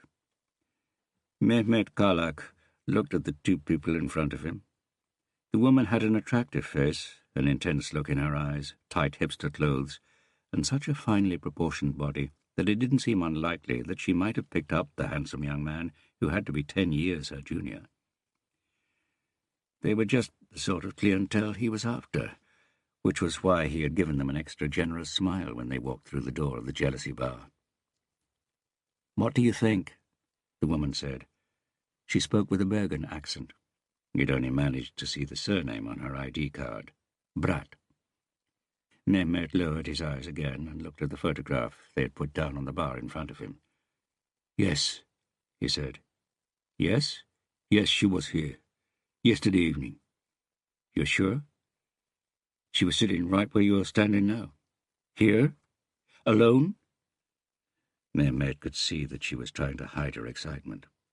Why did people bother? What was so dangerous about showing what you felt? He wasn't particularly keen on selling out the only regular he had, but they had police ID. "She was with a guy who's here a fair bit. What's happened?" "Don't you read the papers?" her blonde colleague asked in a high voice. "No, I prefer something with news in it," Mehmet said. Brat smiled. "She was found murdered this morning. Tell us about the man. What were they doing here?" Mehmet felt as if someone had emptied a bucket of ice-cold water over him. Murdered? The woman who had been standing here right in front of him less than 24 hours ago was now a corpse? He pulled himself together and felt ashamed of the next thought that automatically popped into his head.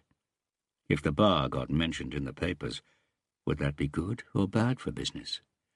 After all, there was a limit to how much worse it could get. "Tinder date," he said. "He usually meets his dates here. Calls himself Geyer." "Calls himself?" "I'd say it's his real name."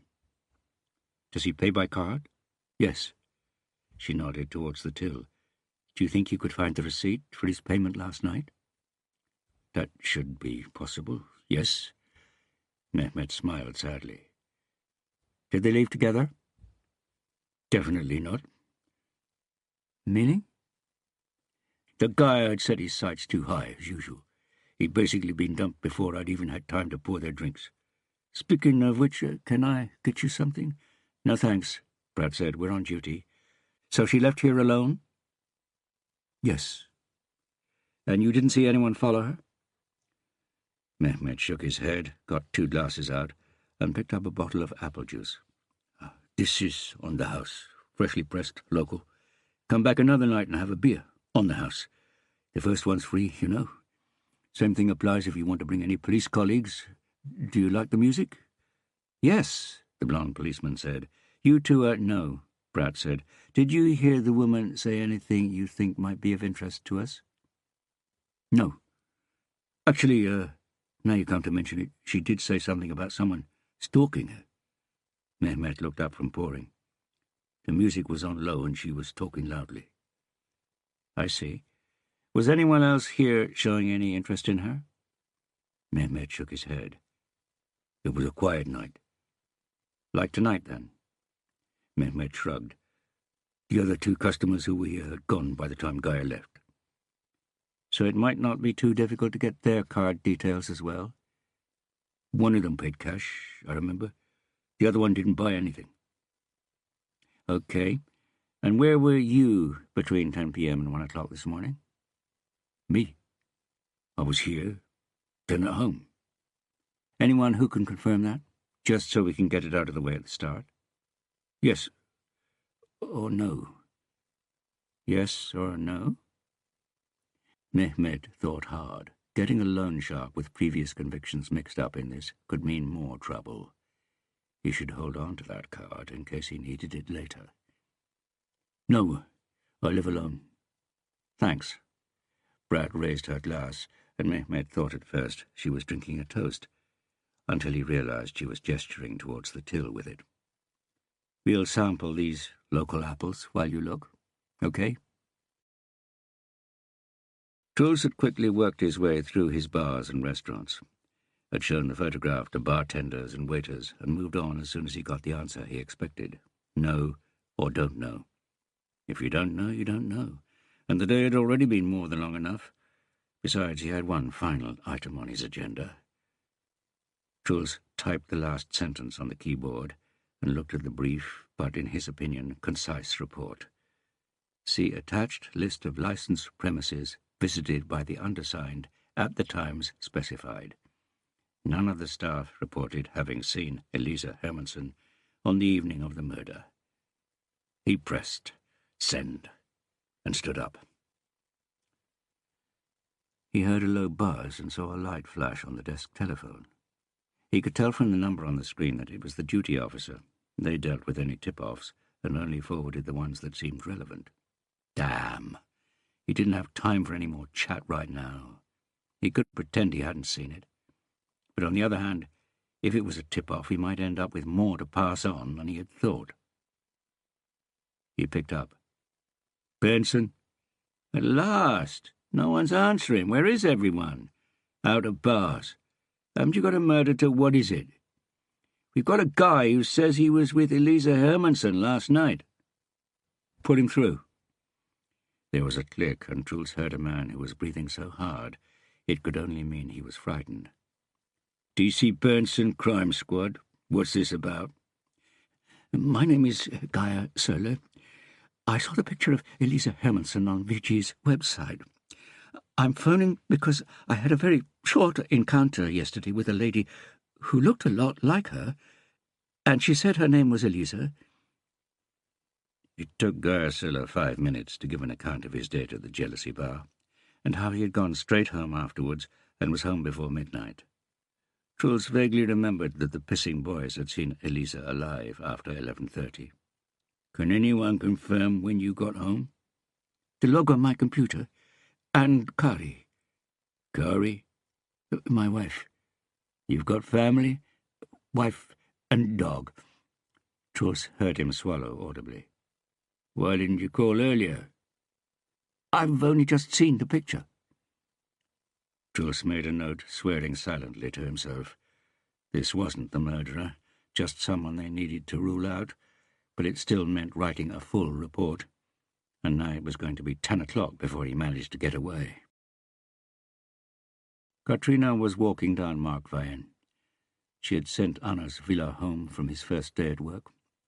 She smiled at the thought that he was bound to remember it for the rest of his life.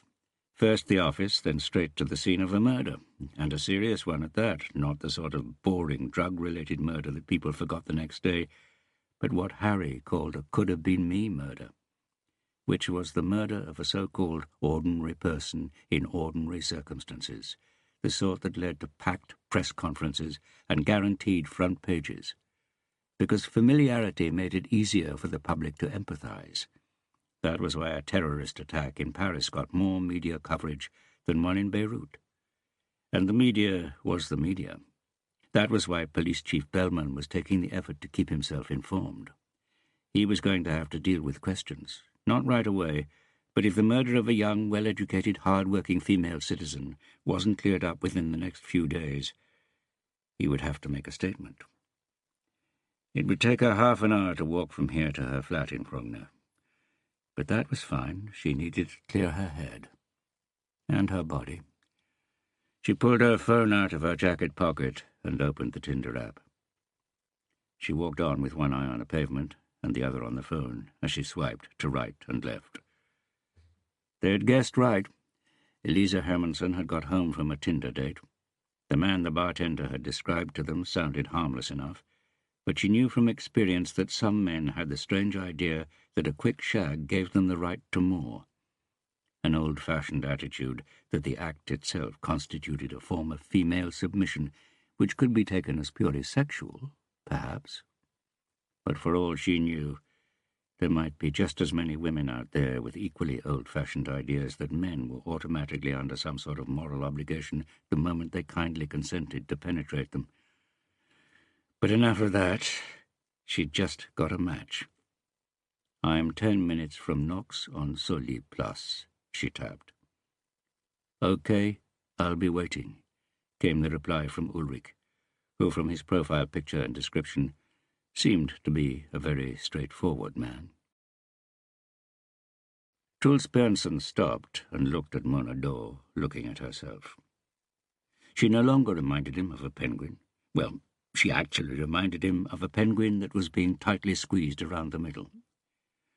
Truls had detected a certain reluctance when he had asked the girl in gym gear behind the counter at Gain Gym to let him in so he could take a look at the facilities. Possibly because she didn't buy the idea that he was considering joining, and possibly because they didn't want people like him as members. Because a long life as someone who aroused other people's disapproval, often on good grounds, he had to admit, had taught Truls Bernsen to perceive disapproval in most faces he encountered. Either way, after passing machines that were supposed to tighten stomachs and buttocks, rooms for Pilates, rooms for spinning, and rooms containing hysterical aerobics instructors, Truls had a vague idea it wasn't called aerobics anymore. He found her in the boys' area, the weights room. She was doing deadlifts.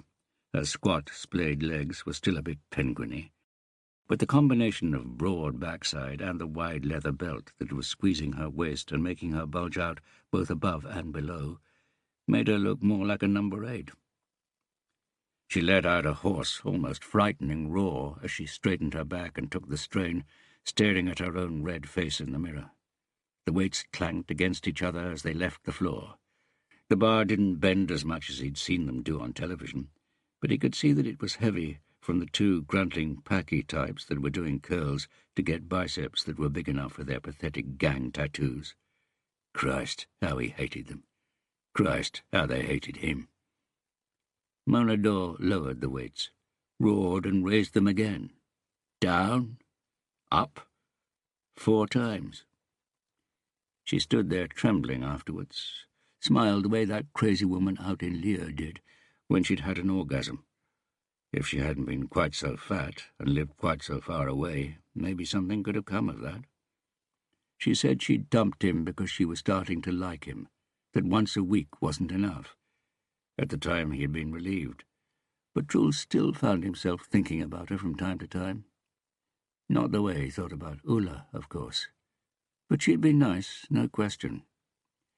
Mona Dor caught sight of him in the mirror, pulled out her earphones. "Bernsen, I thought you had a gym in Police HQ." "We have," he said, going closer. Gave the packy types I'm a cop, so get lost look. But they didn't seem to understand. Perhaps he'd been wrong about them. Some of those kids were even in police college these days. "So what brings you here?" She loosened the belt, and Truls couldn't help staring to see if she was going to balloon back out and become an ordinary penguin again. "I thought we might be able to help each other." "With what?" She squatted down in front of the weights and undid the nuts, holding them on each side. He crouched down beside her and lowered his voice. "You said you paid well for tip-offs." "We do. she said, without lowering hers. "What have you got?" "It'll cost 50,000. Murnador laughed out loud. "We pay well, Benson, but not that well. 10,000 is a maximum, and then we're talking a really tasty morsel."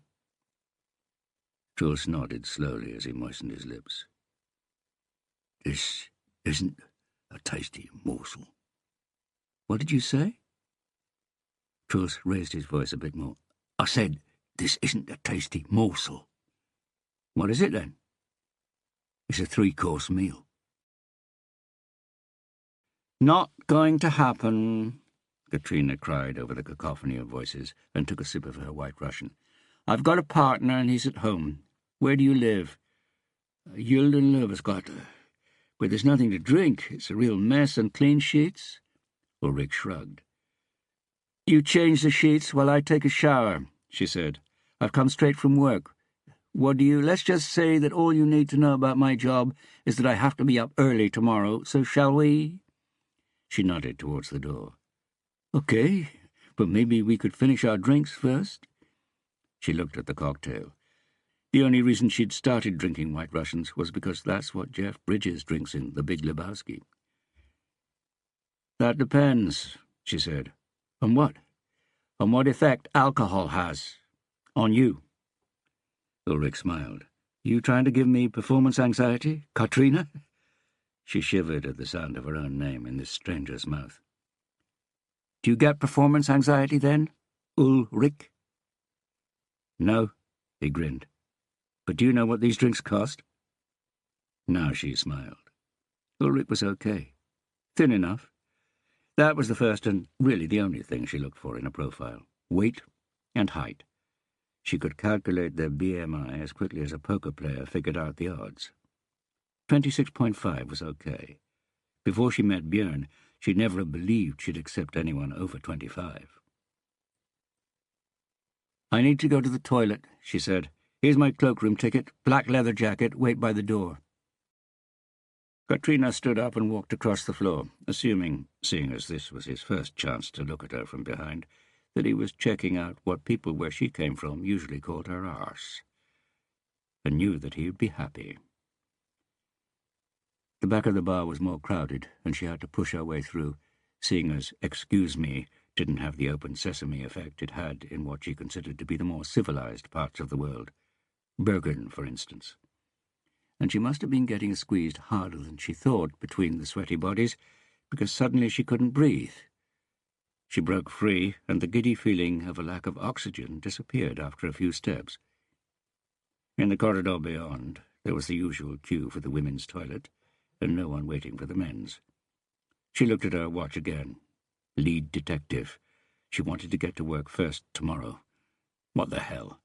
She yanked open the door to the men's toilet, marched in and walked past the row of urinals, unnoticed by 2 men standing there, and locked herself in one of the cubicles. Her few female friends had always said they'd never set foot in a men's toilet, that they were much dirtier than the ladies. That wasn't Katrina's experience. She'd pulled her trousers down and was sitting on the toilet when she heard a cautious knock on the door. That struck her as odd. It ought to be obvious from the outside that the cubicle was occupied, and if you thought it was empty, why knock? She looked down. In the gap between the bottom of the door and the floor, she saw the toes of a pair of pointed snakeskin boots. Her next thought was that someone must have seen her go into the men's toilet and had followed her to see if she was the more adventurous sort. "Get lost," she began, but the T at the end vanished in a shortness of breath. Was she coming down with something? At one single day, heading up what she already knew was going to be a big murder investigation, turned her into a nervous wreck who could hardly breathe? Christ! She heard the door to the men's open, and 2 squawking man-boys came in. "It's like so fucking sick, man. Totally sick." The pointed boots disappeared from below the door. Katrina listened, but couldn't hear any footsteps. She finished off, opened the door, and went over to the wash basins. The conversation between the man-boys at the urinals tailed off as she turned the tap. "What are you doing here?" one of them asked. "Having a piss and washing my hands," she said. Try to do it in that order." She shook her hands and walked out. Ulrich was waiting by the door. He reminded her of a dog wagging its tail with a stick in its mouth as he stood there holding her jacket. She pushed the image aside. Truls was driving home. He turned the radio up, and when he heard them play the Motorhead song he had always thought was called Ace of Space, until Mikhail yelled out at a high school party, "Beavis here thinks Lemmy's singing Ace of Space!" He could still hear the roars of laughter drowning out the music, and see the twinkle in Ulla's beautiful, laughing eyes. That was fine. Truls still thought Ace of Space was a better title than Ace of Spades. One day, when Truls had taken the risk of sitting down at the same table as the others in the cafeteria, Björn Holm had been in the middle of explaining, in that ridiculous Toten dialect of his, that he thought it would have been more poetic if Lemmy had lived till he was 72. When Truls asked why, Björn replied, 7 and 2. 2 and 7, right? Morrison, Hendrix, Joplin, Cobain, Winehouse, the whole lot. Truls had merely nodded when he saw the others nodding. He still didn't know what it meant, only that he had felt excluded. Still, excluded or not, this evening Truls had become 30,000 kroner richer than Björn fucking Holm and all his nodding cafeteria buddies. Mona had brightened up considerably when Truls told her about the teeth, or iron dentures, as Holm had put it. She had called her editor and got him to agree that it was precisely what Truls had said, a 3-course meal. The starter was the fact that Elisa Hermansson had been on a Tinder date. The main course, that the killer was probably inside her flat when she got home. And the dessert, that he had murdered her by biting her throat with teeth made of iron. 10,000 for each course. 30. 3 and 0, 0 and 3. Right? Ace of Space! The Ace of Space! Truls and Lemmy roared. Not going to happen, Katrina said, pulling her trousers back up. If you haven't got a condom, you can forget it. But I got checked out 2 weeks ago, Ulrich said, sitting up in bed. Cross my heart, hope to die. Try that on someone else. Katrina had to take a deep breath before buttoning her trousers. Anyway, that's hardly going to stop me getting pregnant. Don't you use anything then, girl? Girl? Oh, she did like Ulrich. It wasn't that. It was... God knows what it was. She went out into the hall and put her shoes on. She'd made a note of where he'd hung her leather jacket and had checked out that there was just an ordinary lock on the inside of the door. Yep, she was good at planning her escape. She walked out and went down the stairs. When she emerged onto Gyldenløvesgata, the fresh autumn air tasted of freedom and a sense of having had a narrow escape. She laughed, walked down the path that ran between the trees in the middle of the wide, empty street. God, how stupid. But if she was really so good at escaping, if she had already made sure she had a way out when she and Björn moved in together, why hadn't she had a coil fitted, or at least gone on the pill? She remembered a conversation in which she explained to Björn that her already brittle psyche didn't need the mood swings that were the inevitable consequence of that sort of hormone manipulation. And it was true. She had stopped taking the pill when she got together with Björn. Her thoughts were interrupted when her phone rang, the opening riff of Oh My Soul by Big Star, installed by Björn, of course, who had gone to great lengths to explain the significance of the largely forgotten Southern States band from the 70s to her, and complained that the Netflix documentary had deprived him of his mission in life. Fuck them! Half the pleasure of secret bands is the fact that they are secret. There wasn't much chance of him growing up any time soon. She answered, Yes, Gunnar? Murdered with iron teeth? Her otherwise placid boss sounded upset. Sorry? That's the lead story on VG's website. It says the murderer was already inside Elisa Hermansson's flat and that he bit through her carotid artery. From a reliable source in the police, it says. What? Bellman has already called. He's... what's the word I'm looking for? Livid. Katrina stopped walking, tried to think. To start with, we don't know that he was already there, and we don't know that he bit her, or that it was a he. Unreliable source in the police, then. I don't give a damn about that. We need to get to the bottom of this. Who's the leak? I don't know, but I know that VG will protect the identity of its source as a matter of principle. Principles be damned. They want to protect their source because they want more inside information. We need to plug this leak, Brat. Katrina was more focused now. So Bellman's worried the leak might harm the investigation? He's worried it'll make the whole force look bad. I thought as much. You thought what? You know what, and you're thinking the same. We'll deal with this first thing tomorrow, Hagen said. Katrina Bratt put her phone in her jacket pocket and looked ahead along the path. One of the shadows had moved. Probably just a gust of wind in the trees. For a moment she considered crossing the road to the well-lit pavement, before deciding against it and walking on, quicker than before. Mikael Bellman was standing by the living-room window. From their house in Høyenhall, he could see the whole of the centre of Oslo, stretching out westward towards the low hills below Holmenkollen. And tonight the city was sparkling like a diamond in the moonlight. His diamond. His children were sleeping soundly. His city was sleeping relatively soundly.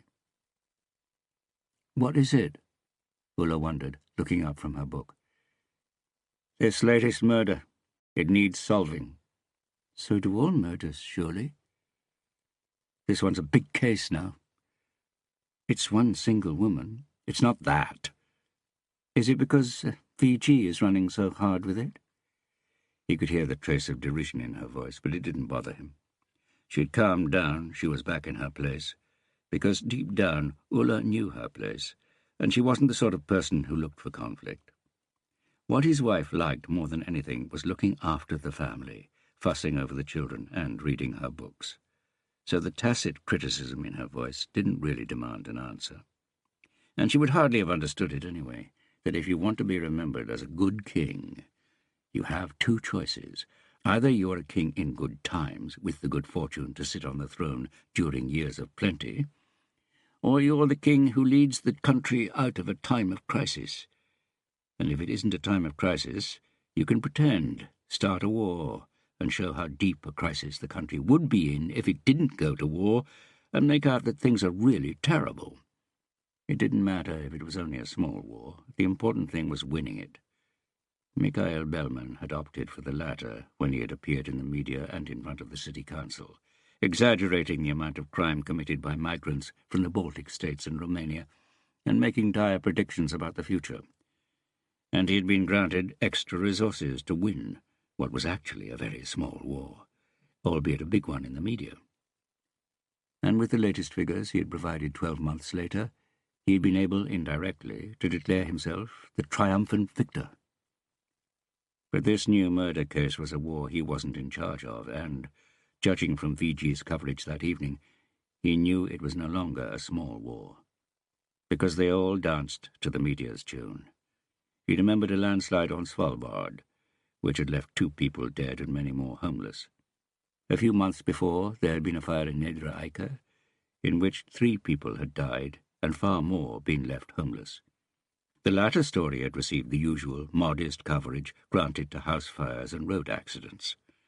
But a landslide on a distant island was a far more media-friendly story, just like these iron jaws, meaning that the media had leapt into action as if it was a national disaster. And the Prime Minister, who jumps whenever the media says jump, had addressed the country in a live broadcast. And the viewers and residents of Nedre Eiker might well have wondered where she was when their homes were burning. Mikael Bellman knew where she had been. She and her advisers had, as usual, had their ears to the ground, listening out for tremors in the media. And there hadn't been any. But Mikael Bellman could feel the ground shaking now. And now, just as he, as Victoria's chief of police, had a chance to enter the corridors of power, this was already starting to turn into a war he couldn't afford to lose. He needed to prioritize this single murder as if it were an entire crime wave simply because Elisa Hermansen was a wealthy, well-educated, ethnically Norwegian woman in her 30s, and because the murder weapon wasn't a steel bar, a knife, or a pistol, but a set of teeth made out of iron. And that was why he felt obliged to take a decision he really didn't want to have to take. For so many reasons. But there was no way round it. He had to bring him in.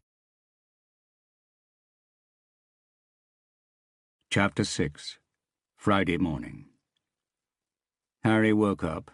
The echo of a dream, a scream, died away. He lit a cigarette and reflected upon what sort of awakening this was.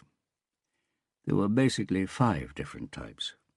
The first was waking up to work. For a long time, that had been the best sort, when he could slip straight into the case he was investigating. Sometimes sleep and dreams had done something to his way of seeing things, and he could lie there going through what they had revealed, piece by piece, from this new perspective. If he was lucky, he might be able to catch a glimpse of something new, see part of the dark side of the moon, not because the moon had moved, but because he had. The second sort was waking up alone.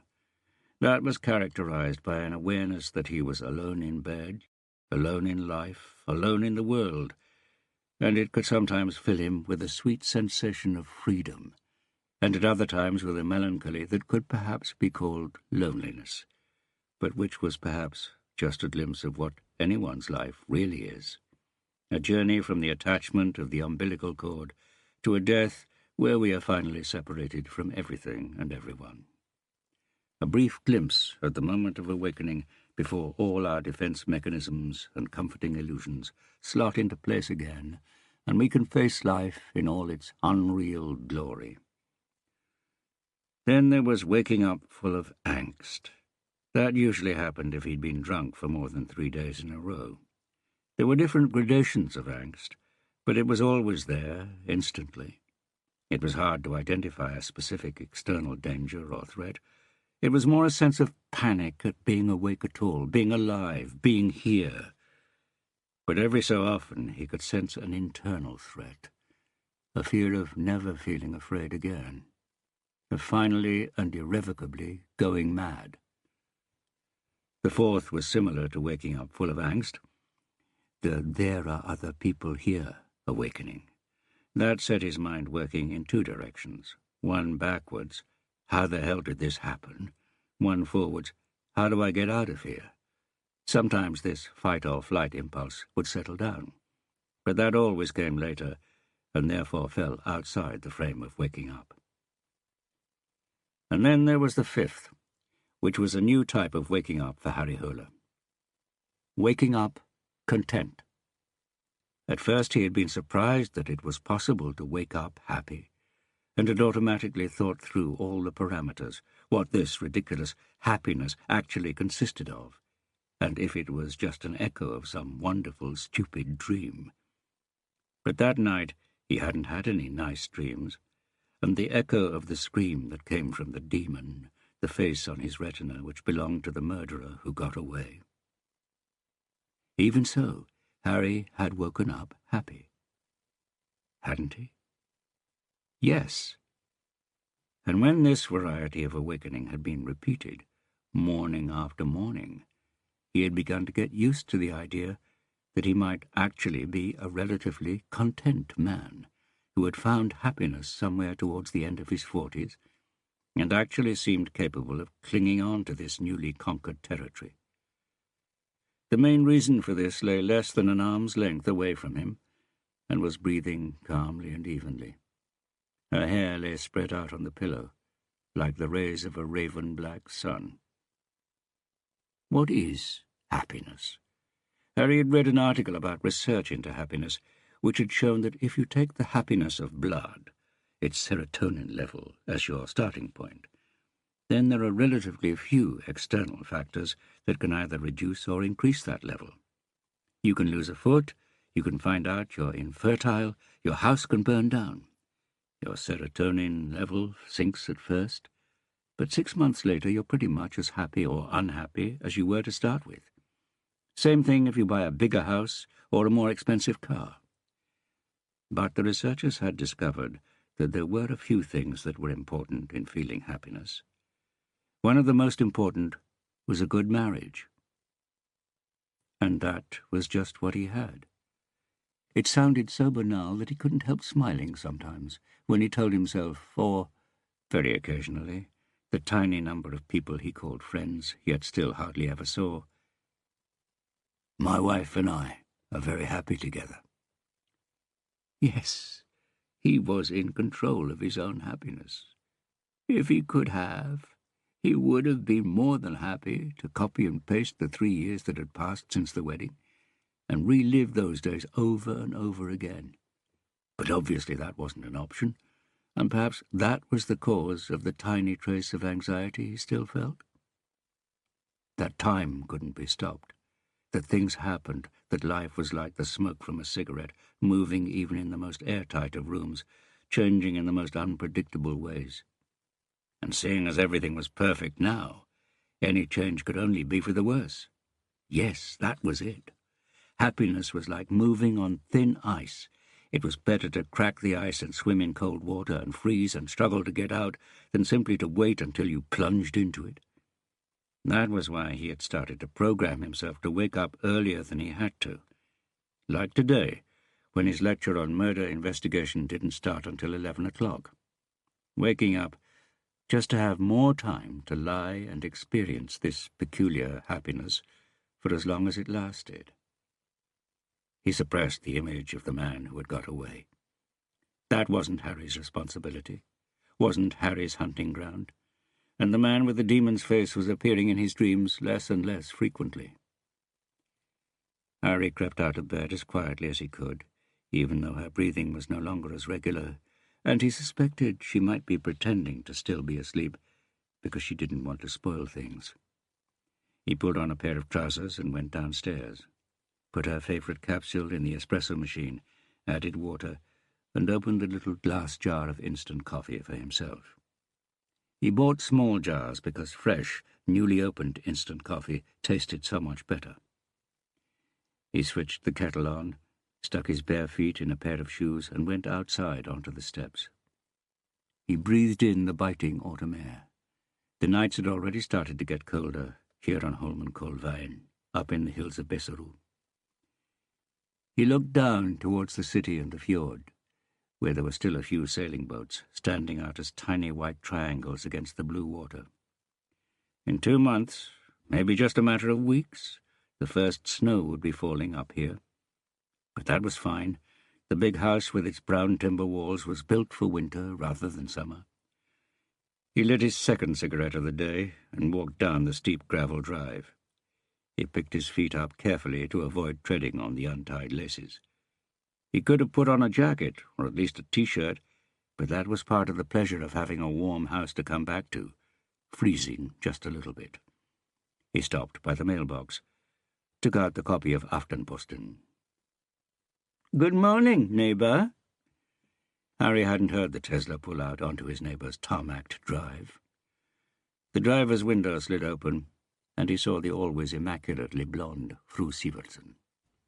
She was what Harry, who came from the east of the city and had only been here in the west a relatively short time, thought of as a typical Holmenkollen wife. A housewife with 2 children and 2 home helps, and no plans to get a job, even though the Norwegian state had invested 5 years of university education in her. To put it another way, what other people saw as a leisure activity, she saw as her job, keeping herself in shape. Harry could only see her tracksuit top, but knew she was wearing tight-fitting gym gear underneath, and yes, she looked bloody good considering that she was well past 40. Logistics, when which of the home helps should take care of the children, and when the family should go on holiday, and where. The house outside Nice, the skiing cabin in Hemsedal, the summer cottage in Sørlandet. And networking, lunch with friends, dinners with potentially advantageous contacts. And her most important task was already done, securing herself a husband with enough money to finance this so-called job of hers.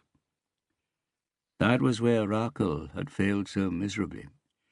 Even though she had grown up in the big wooden house in Besserut, where children were taught how to maneuver through society at a young age, and even though she was smart and attractive enough to get anyone she wanted, she had ended up with an alcoholic murder detective on a low salary who was currently a sober lecturer at police college on an even lower salary. "You should stop smoking," Fru Sivertsen said, studying him. "That's all I've got to say. Which gym do you go to?" "The cellar," Harry said. "Have you installed a gym? Who's your trainer?" "I am," Harry said, taking a deep drag and looking at his reflection in the window in the back door of the car. Thin, but not as skinny as a few years ago. 3 kilos more muscle, 2 kilos of stress-free days. And a healthier lifestyle. But the face looking back at him bore witness to the fact that this hadn't always been the case. The deltas of thin red veins in the whites of his eyes and just under the skin of his face betrayed a past characterized by alcohol, chaos, lack of sleep, and other bad habits. The scar running from one ear to the corner of his mouth spoke of desperate situations and a lack of control. And the fact that he was holding his cigarette between his index and ring fingers, and that he no longer had a middle finger, was yet further evidence of murder and mayhem written in flesh and blood. He looked down at the newspaper, saw the word murder across the fold, and for a moment the echo of the scream was back again. "I've been thinking of installing a gym of my own," Fru Sivertsen said. "Why don't you pop round one morning next week and give me some advice?" "A mat, some weights, and a beam to hang from," Harry said. "That's my advice." Fru Sivertsen gave him a wide smile, nodded as if she understood. "Have a good day, Harry." The Tesla whistled off on its way, and he walked back towards the place he called home. When he reached the shade of the big fir trees, he stopped and looked at the house. It was solid, not impregnable. Nothing was impregnable. But it would take some effort. There were 3 locks in the heavy oak door, and there were iron bars over the windows. Herr Sivertsen had complained, said the fortified house looked like something out of Johannesburg, and that it made their safe area look dangerous and would depress property values. Rakel's father had had the bars installed after the war. Harry's work as a murder detective had once put Rakel and her son Oleg in danger. Oleg had grown up since then. He had moved out and was now living with his girlfriend, and had enrolled at police college. It was up to Rakel to decide when the bars were removed. Because they were no longer needed. Harry was just an underpaid teacher now. "Oh, breakfast," Rakel mumbled with a smile, did an exaggerated yawn, and sat up in bed. Harry put the tray down in front of her. Breakfast was their word for the hour they spent in bed every Friday morning when he started late and she had the whole day off from her job as a lawyer in the Foreign Ministry. He crept in under the covers and, as usual, gave her the section of Aftenposten containing the domestic news and sport, while he kept the international news section and culture. He put on the glasses he had belatedly accepted that he needed, and immersed himself in a review of Sufjan Stevens's latest album, while he thought about Oleg's invitation to go with him to a Slater-Kinney concert next week. Innovating, slightly neurotic rock, just the way Harry liked it. Oleg really preferred harder stuff, which only made Harry appreciate the gesture all the more. "Anything new?" Harry asked as he turned the page. He knew she was reading about the murder he had seen on the front page, but also that she wasn't going to mention it to him. One of their silent agreements. "Over 30% of American Tinder users are married," she said, "but Tinder are denying it. How about you?"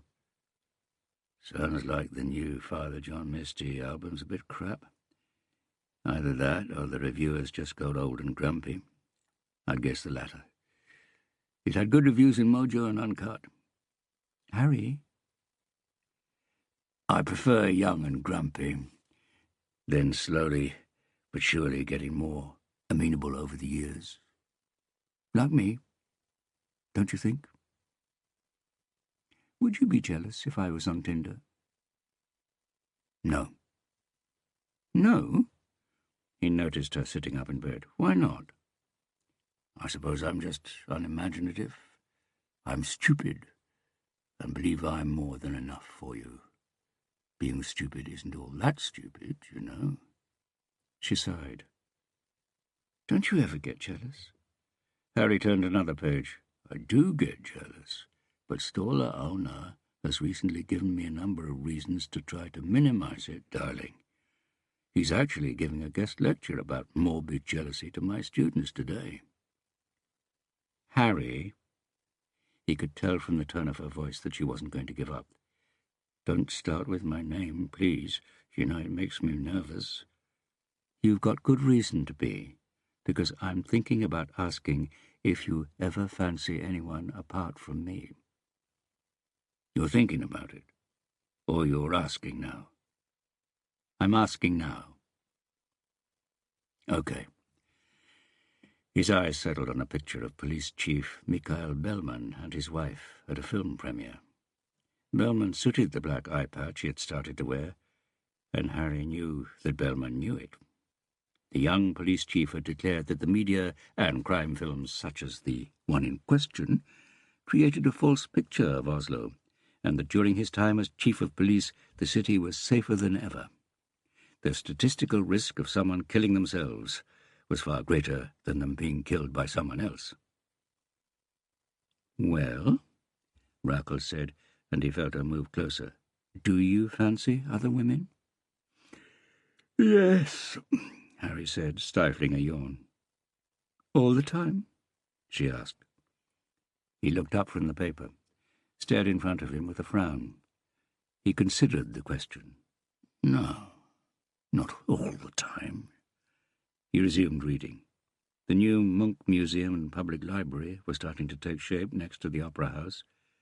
In a country of fishermen and farmers, which had spent the past 200 years sending any dodgy deviants with artistic ambitions to Copenhagen and Europe, the capital city would soon resemble a city of culture. Who would have believed it? Or, more pertinently, who did believe it? If you could choose, Rackle teased playfully, if it didn't have any consequences at all, would you rather spend tonight with me or your dream woman? Haven't you got a doctor's appointment? Just one night? No consequences? Are you trying to get me to say that you're my dream woman? Come on. You'll have to help me with suggestions. Audrey Hepburn? Necrophilia? Don't try to wriggle out of it, Harry. Okay, I suspect you of suggesting a dead woman because you assume I'll think you'd find it less of a threat if it's a woman I can't spend the night with, in purely practical terms. But fine. Thanks to your manipulative help and breakfast at Tiffany's, my answer is a loud and clear yes. Rackle let out a half-stifled yelp.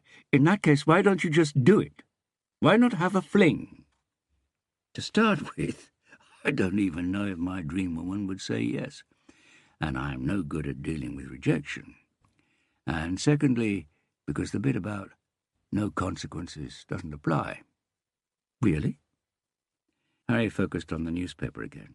You might leave me. Even if you don't, you won't look at me the same way anymore. You could keep it secret. I wouldn't have the energy.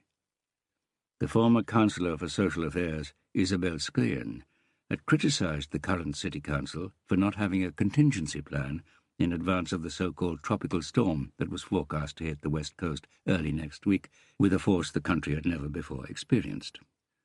Even more unusual was the fact that the storm was predicted to hit Oslo at only a marginally diminished strength a few hours later.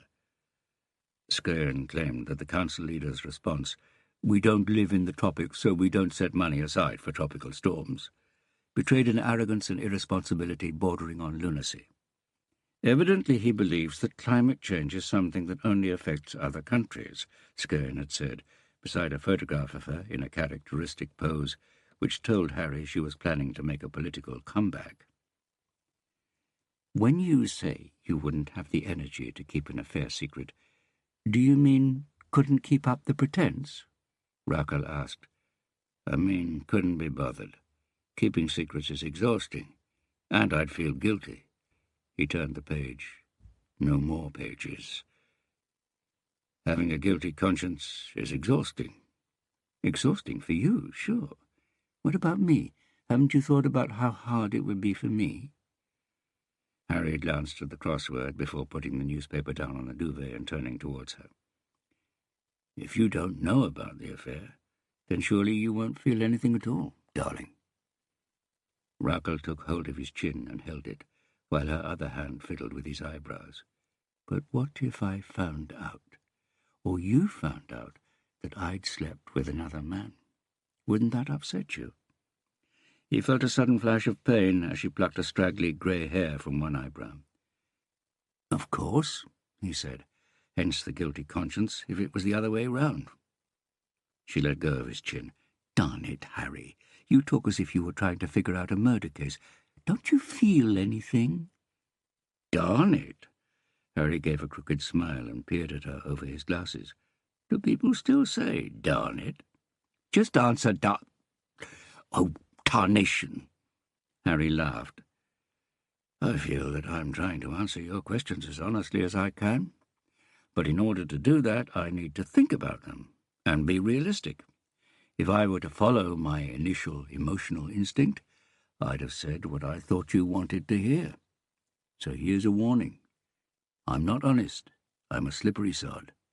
My honesty now is merely a long-term investment in my own plausibility, because there may come a day when I really need to lie, and then it might be handy if you think I'm honest. Wipe that grin off your face, Harry. So what you're actually saying is that you'd be an adulterous bastard if it wasn't so much bother. Looks like it. Raquel gave him a shove, swung her legs out of bed and shuffled out through the doorway in her slippers with a derisive snort. Harry heard her snort again on the stairs. Can you put the kettle on? He called. Cary Grant, she called back, and Kurt Cobain, at the same time. He heard her moving about downstairs, the rumbling sound of the kettle. Harry moved the newspaper to the bedside table and put his hands behind his head. Smiled. Happy. As he got up, he caught sight of her part of the paper, still on her pillow. He saw a picture, a crime scene behind a police cordon. Closed his eyes and went over to the window. He opened them again and looked out at the fir trees. He felt he could manage it now, could manage to forget the name of the one who got away. He woke up. He had been dreaming about his mother again, and a man who claimed to be his father. He wondered what sort of awakening this was. He was rested, he was calm, he was content. The main reason lay less than an arm's length away from him. He turned towards her. He had gone into hunting mode yesterday.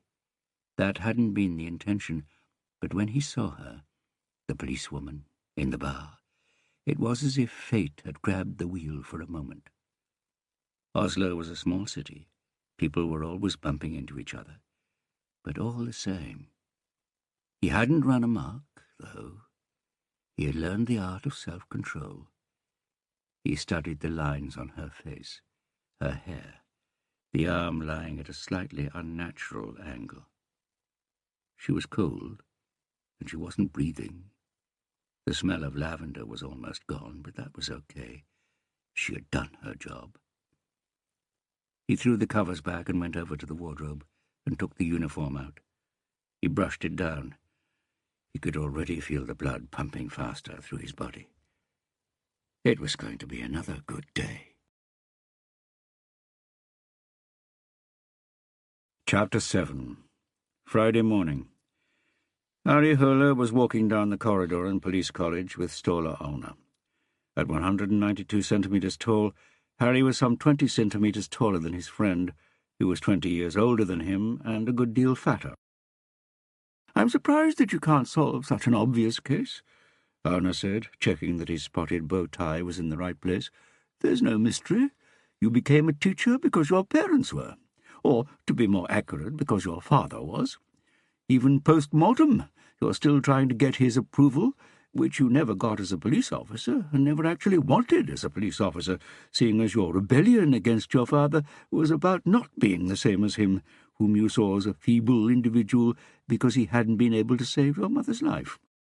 You projected your own inadequacies onto him, and joined the police to make up for the fact that you weren't able to save your mother either. You wanted to save us all from death, or, more precisely, from being murdered. How much do people pay per appointment to listen to stuff like that?" Arna laughed. "Speaking of appointments, how did Raquel get on about her headaches?" "The appointment's today," Harry said.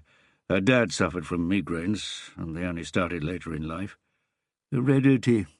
It's like going to a fortune-teller and regretting it. As human beings, we tend not to like things we can't avoid. A death, for instance. Heredity isn't unavoidable. My grandfather said he became an alcoholic the first time he ever had a drink, just like his father. Whereas my father enjoyed, as in actually enjoyed, alcohol all his life without becoming an alcoholic." "So alcoholism skipped a generation. That sort of thing happens." "Unless me blaming my genes is just an easy excuse for my own weak character. Okay, but then you ought to be allowed to blame your weak character on your genes as well." Harry smiled, and a female student walking in the other direction misread it and smiled back. "Katrina sent me some photographs of the crime scene in Grinnerløkka," Anna said. "What do you think about it?" "I don't read about crime." The door to Lecture Theatre 2 stood open ahead of them. The lecture formed part of the syllabus for the final year students, but Oleg had said that he and a couple of others in the first year were going to try to sneak in. Sure enough, the auditorium was packed. There were students, and even a few of the other lecturers, sitting on the steps and standing by the walls. Harry walked up to the podium and switched the microphone on, looked out at the audience, found himself searching automatically for Oleg's face. Conversation died away, and silence settled on the room. The most peculiar thing wasn't that he'd become a teacher, but that he liked it. That he, like most people usually regarded as taciturn and introverted, felt less inhibited in front of a gathering of demanded students than when the guy at the only open checkout in the 7-Eleven put a packet of Camel Lights down on the counter, and Harry thought about repeating his request for Camels before noticing the restlessness of the queue behind him. Sometimes, on bad days, when his nerves were twitchy, he would actually walk out with the Camel Lights, smoke one and throw the rest of the pack away. But here he was in his comfort zone. Work, murder. Harry cleared his throat. He hadn't found Oleg's face, always so serious, but he had spotted another one he knew well, one with a black patch over one eye. "I see that some of you must be here by mistake. This is a Level 3 course in detective work for final year students." Laughter. No one showed any inclination to leave the room. "Okay," Harry said. "I'm afraid anyone who's here for yet another of my bone-dry lectures on how to investigate murders is going to be disappointed. Our guest lecturer today has been an advisor to the Crime Squad unit in police headquarters for many years, and is Scandinavia's foremost psychologist in the field of violence and murder. But before I give the floor to Ståle Aune, and because I know he won't give it back voluntarily, can I remind you that there's going to be a fresh cross-examination next Wednesday? The Devil's Star investigation. As usual, the case description, crime scene reports, and interview transcripts are all on the intranet. Ståle." Applause broke out, and Harry walked towards the steps as Aune swaggered up to the podium with his stomach out and a contented smile on his lips. "Othello syndrome," Aune declared, then lowered his voice when he reached the microphone. "Othello syndrome is another term for what we call morbid jealousy, and it's the motive for most murders in this country, just as jealousy is in William Shakespeare's play Othello. Roderigo is in love with General Othello's new bride, Desdemona, while the sly Iago hates Othello because he feels he was overlooked when the general didn't appoint him as his new lieutenant. Iago sees a chance to advance his own career by destroying Othello, so with Rodrigo he sows discord between Othello and his wife. And Iago does this by planting a virus in Othello's brain and in his heart, a lethal and tenacious virus that comes in many guises. Jealousy. Othello gets sicker and sicker. His jealousy causes epileptic attacks, leaving him shaking on the stage. Othello ends up killing his wife, and finally he kills himself too. Anna tugged at the sleeves of his tweed jacket. The reason why I am telling you the plot is not because Shakespeare is part of the curriculum here at Police College, but because you need a bit of general education. Laughter. So what, my unjealous ladies and gentlemen, is Othello's syndrome? To what do we owe this visit? Harry whispered. He had gone to stand at the back of the lecture theatre, next to Mikhail Bellman. Interested in jealousy? No, Bellman said. I want you to investigate this latest murder case. Then I'm afraid you've had a wasted journey. I want you to do what you've done in the past. Lead a small team that works in parallel to and independently of the larger investigative team. Thanks for the offer, Chief, but the answer's no. We need you, Harry. Yes, here. Bellman let out a laugh. I don't doubt that you're a good teacher, but you're not the only one, whereas you happen to be unique as a detective. I'm through with murders. Mikhail Bellman shook his head with a smile. Come off it, Harry. How long do you think you can hide yourself away here, pretending to be something you're not? You're not a herbivore like him down there. You're a predator, just like me. The answer's still no. And it's a well-known fact that predators have sharp teeth. That's what puts them at the top of the food chain. I see Oleg sitting down near the front. Who'd have thought he'd end up at Police College? Harry felt the hairs on the back of his neck stand up in warning. I've got the life I want, Bellman. I can't go back. My answer's final. Especially as a clean record is an essential prerequisite to being admitted? Harry didn't respond. Anna harvested more laughter, and Bellman chuckled too. He put a hand on Harry's shoulder, leaned in and lowered his voice a bit more. It may be a few years ago now, but I've got connections who would swear on oath that they saw Oleg buying heroin that time. The penalty for that is a maximum of 2 years. He wouldn't get a custodial sentence, but he could never become a police officer. Harry shook his head. Not even you would do that, Bellman. No? It might look like shooting sparrows with a cannon, but it really is very important to me that this case is solved. If I say no, you have nothing to gain by ruining things for my family. Maybe not, but let's not forget that what's the word? Hate you? Harry looked at the backs of the people in front of him. You are not the sort of man who lets himself be governed by his feelings, Bellman. You don't have enough of them for that. What would you say when it came out that you'd been sitting on this information about Police College student Oleg Falka for so long without doing anything about it? There's no point bluffing when your opponent knows what bad cards you're holding, Bellman. If you want to stake the boy's future on the fact that I'm bluffing, go ahead, Harry. It's just this one case. Solve it for me, and all the rest will disappear. You can have until this afternoon to give me your answer. Out of curiosity, Bellman, why is this particular case so important to you? Bellman shrugged. Politics. Predators need meat. And remember that I'm a tiger, Harry, and you're only a lion. The tiger weighs more and has even more brain per kilo. That's why the Romans in the Colosseum knew a lion would always be killed if they sent it out to fight a tiger. Harry saw a head turn round, down towards the front. It was Oleg, smiling and giving him the thumbs up. The lad would soon turn 22.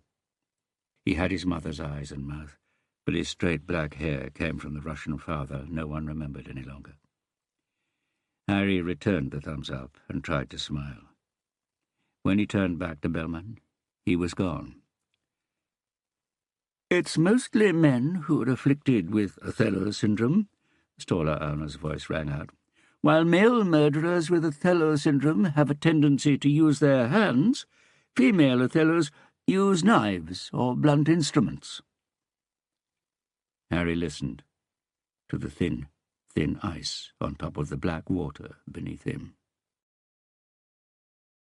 "You look serious," Arna said when he came back to Harry's office from the toilet. He drank the last of his coffee and put his coat on. "Didn't you like my lecture?" "Oh, I did. Bellman was there." "So I saw.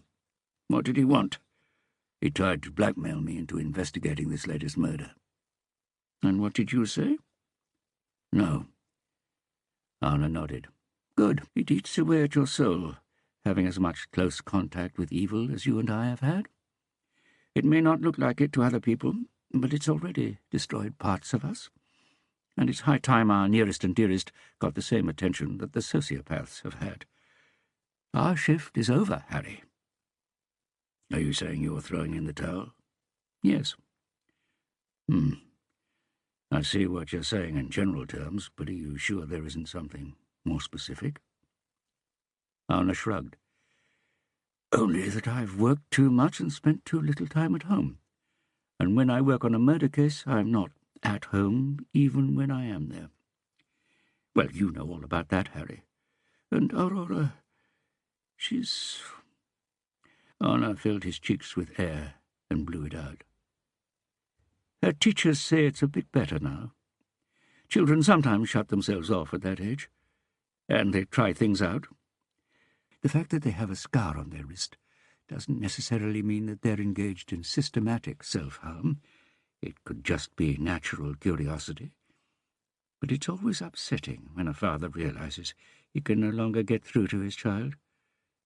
Maybe all the more upsetting when he's supposed to be a hotshot psychologist." "She's 15 now, isn't she?" "And this could all be over and forgotten by the time she turns 16. Phases, that's what that age is all about. But you can't put off caring for your loved ones until after the next case or your next day at work. You have to do it now. Wouldn't you say, Harry?" Harry rubbed his unshaven top lip with his thumb and forefinger as he nodded slowly. Of course." "Well, I'll be off," Arna said, reaching for his briefcase and picking up a pile of photographs. "These are the pictures from the crime scene that Katrina sent. Like I said, they're no use to me." "Why would I want them?" Harry wondered, looking down at a woman's body on a blood-stained bed. "For one of your classes, maybe? I heard you mention the Devil's Star case, so you obviously use real murder cases and real documents." "In that instance, it works as a template," Harry said, trying to tear his eyes away from the woman's picture. There was something familiar about it, like an echo. Had he seen her before? "What's the victim's name?" "Elisa Hermansen." The name didn't ring any bells. Harry looked at the next picture. "These wounds on her neck, what are they?" "You really haven't read a thing about the case? It's on all the front pages. It's hardly surprising that Bellman's trying to press-gang you." "Iron teeth, Harry." "Iron teeth? A Satanist?" "If you read VG, you'll see that they refer to my colleague Halstein Smith's tweet about it being the work of a vampirist." "A vampirist? A vampire, then?" "If only," Anna said, taking a page torn out of VG from his case. "A vampire does at least have some basis in zoology and fiction. According to Smith and a few other psychologists around the world, a vampirist is someone who takes pleasure from drinking blood. Read this." Harry read the tweet Anna held up in front of him. He stopped at the last sentence. The vampirist will strike again. Just because there are only a few of them doesn't mean that they're not right. Are you mad? I'm all for going against the flow, and I like ambitious people like Smith.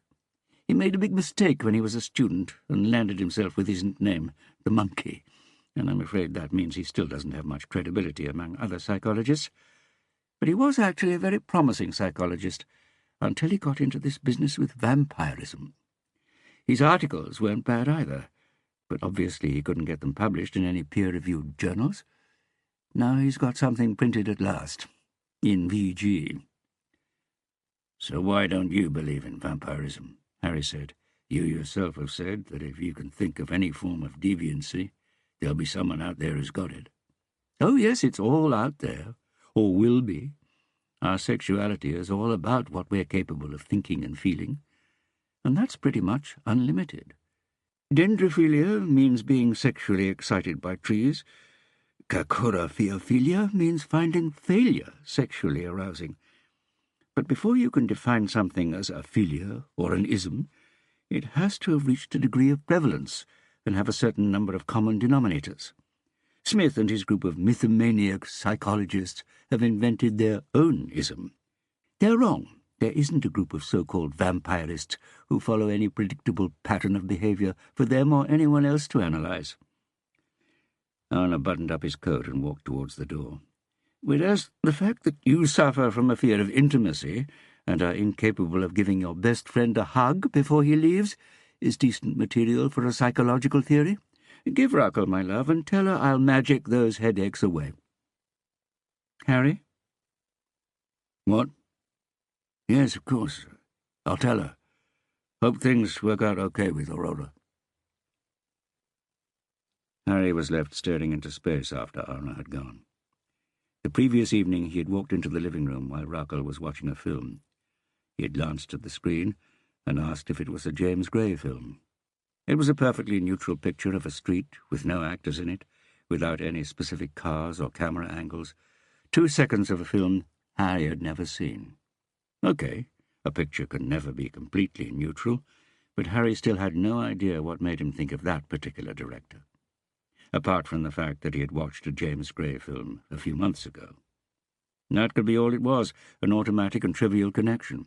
A film he had seen, then a 2-second clip that contained 1 or 2 details that swirled through his brain so quickly that he couldn't identify what the points of recognition were. Harry took out his mobile phone, hesitated.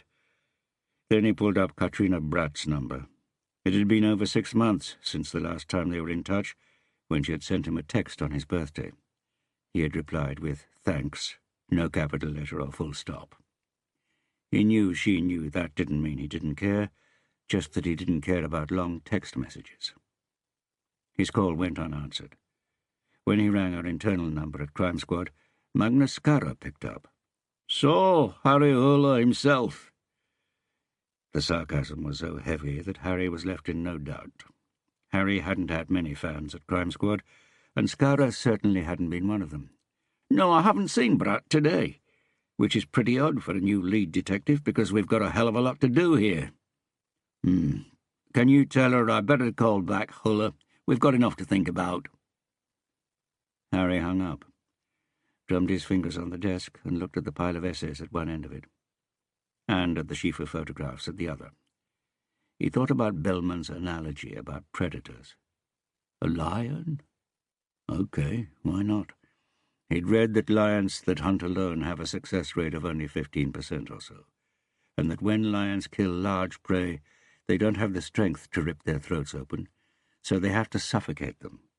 They clamp their jaws around the animal's neck and squeeze the windpipe, and that can take time. If it's a big animal, a water buffalo for instance, the lion sometimes has to hang there, tormenting itself and the water buffalo for hours, yet still has to let go in the end. And that's one way of looking at a murder investigation. Hard work and no reward. He had promised Raquel that he wouldn't go back. Had promised himself. Harry looked at the bundle of photographs again, looked at the picture of Elisa Hermanson. Her name had stuck in his mind automatically. as had the details of the photograph of her lying on the bed. But it wasn't the details. It was the whole. The film Rakel had been watching the night before had been called The Job, and the director wasn't James Gray. Harry had been wrong. 15%. All the same, there was something about the way she was lying, or had been lain out. The arrangement, it was like an echo from a forgotten dream, a cry in the forest, the voice of a man he was trying not to remember. The one who got away. Harry remembered something he had once thought, that when he fell, when he pulled the cork from the bottle and took the first swig, it wasn't the way he imagined, because that wasn't the decisive moment. The decision had already been taken long before. And from that moment on, the only question was what the trigger would be. It was bound to come. At some point the bottle would be standing there in front of him, and it would have been waiting for him, and he for it. The rest was just opposite charges, magnetism, the inevitability of the laws of physics. Shit. Shit. Harry stood up quickly, grabbed his leather jacket and hurried out. He looked in the mirror, checked that the jacket was sitting the way it should. He had read the description of her one last time. He disliked her already. A W in a name that should be spelt with a V, like his, was a good enough reason for punishment on its own. He would have preferred a different victim, one more to his own taste, like Katrina Bratt. But the decision had already been taken for him. The woman with a W in her name was waiting for him. He fastened the last button on the jacket. Then he left. Chapter 8. Friday afternoon. How did Bellman manage to persuade you? Gunnar Hagen was standing by the window. Well, the unmistakable voice said behind him, he made me an offer I couldn't refuse.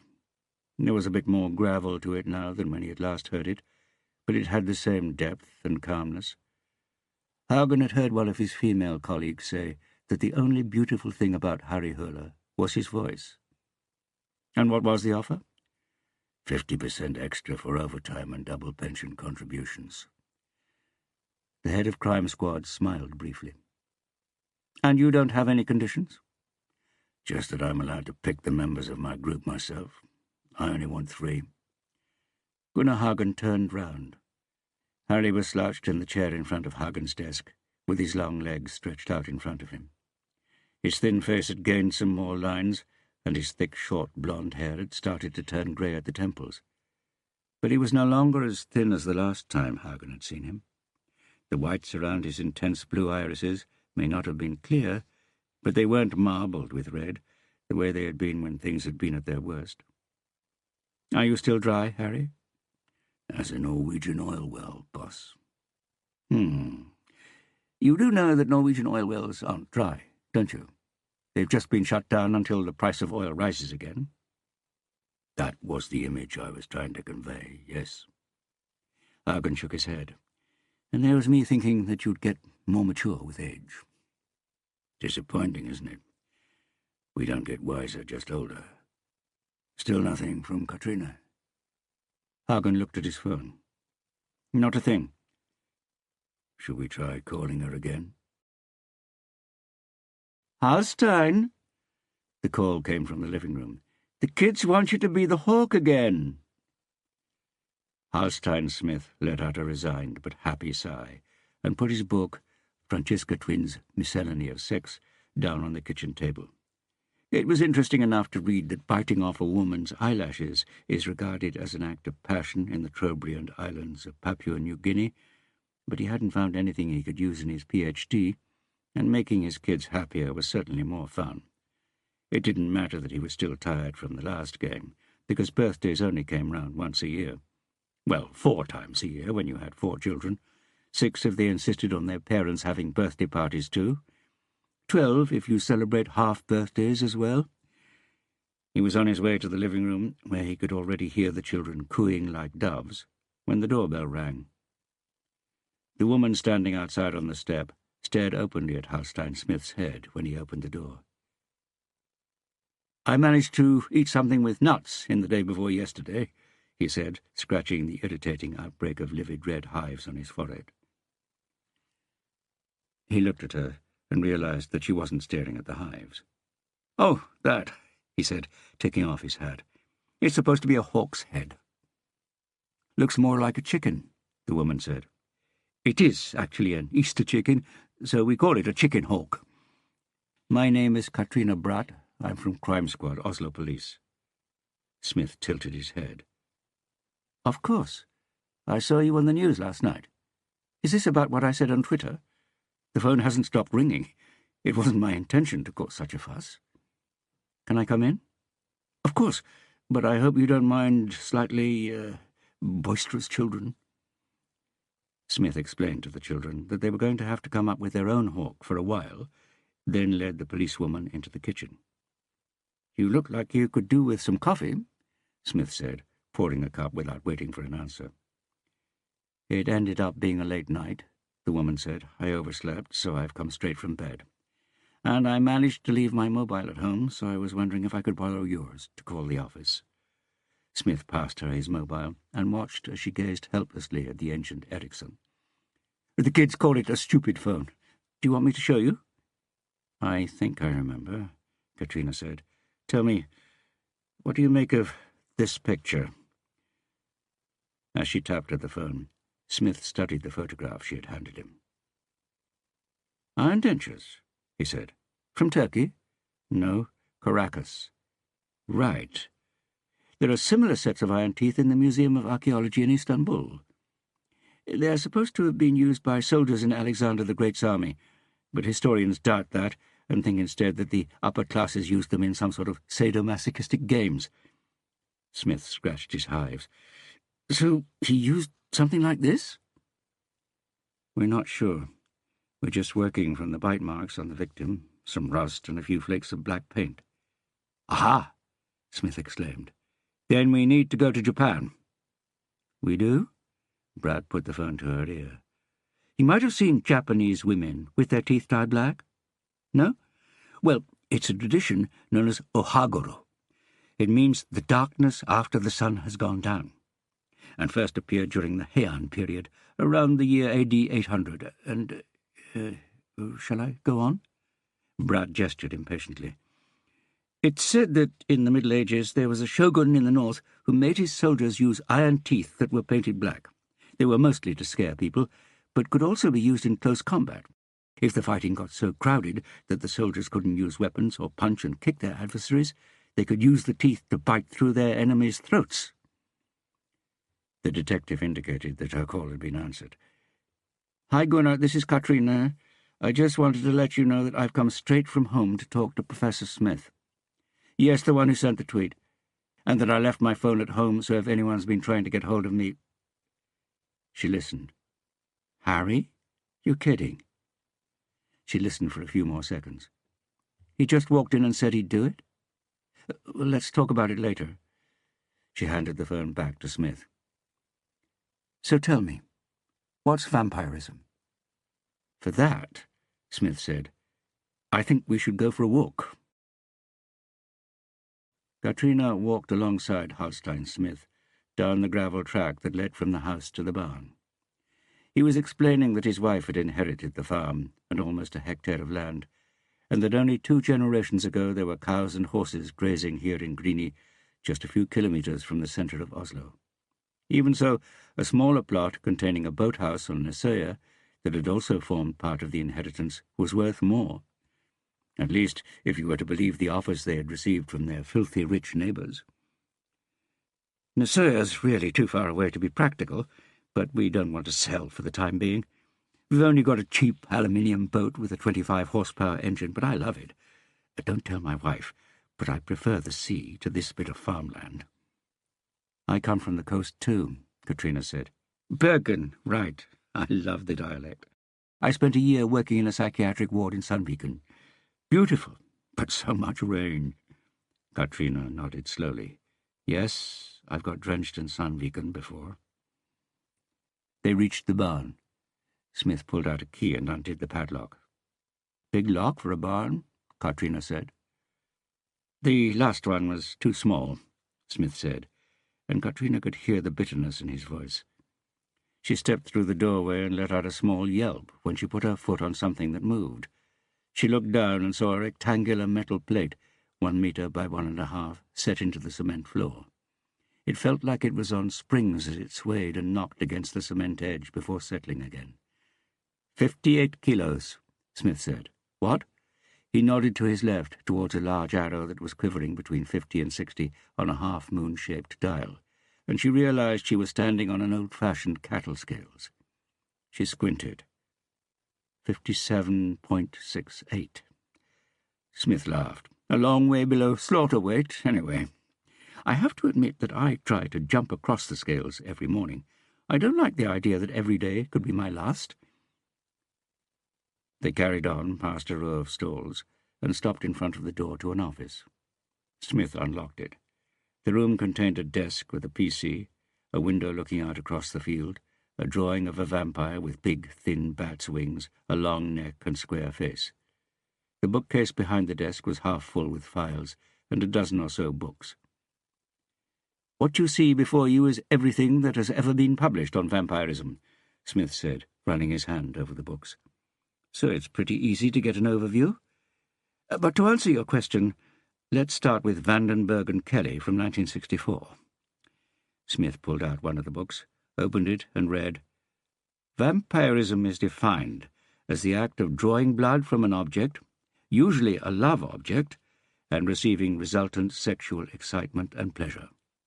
That's the dry definition, but you're after more than that, aren't you? "I think so," Katrina said, and looked at the picture of the vampire. It was a fine piece of art, simple, lonely, and it seemed to radiate a chill that instinctively made her pull her jacket tighter. "Let's go a bit deeper," Smith said. "To start with, vampirism isn't some newfangled invention. The word obviously refers to the myth about bloodthirsty creatures in human guise, going way back through history, especially in Eastern Europe and Greece. But the modern concept of vampires comes mainly from Bram Stoker's Dracula in 1897, and the first vampire films of the 1930s.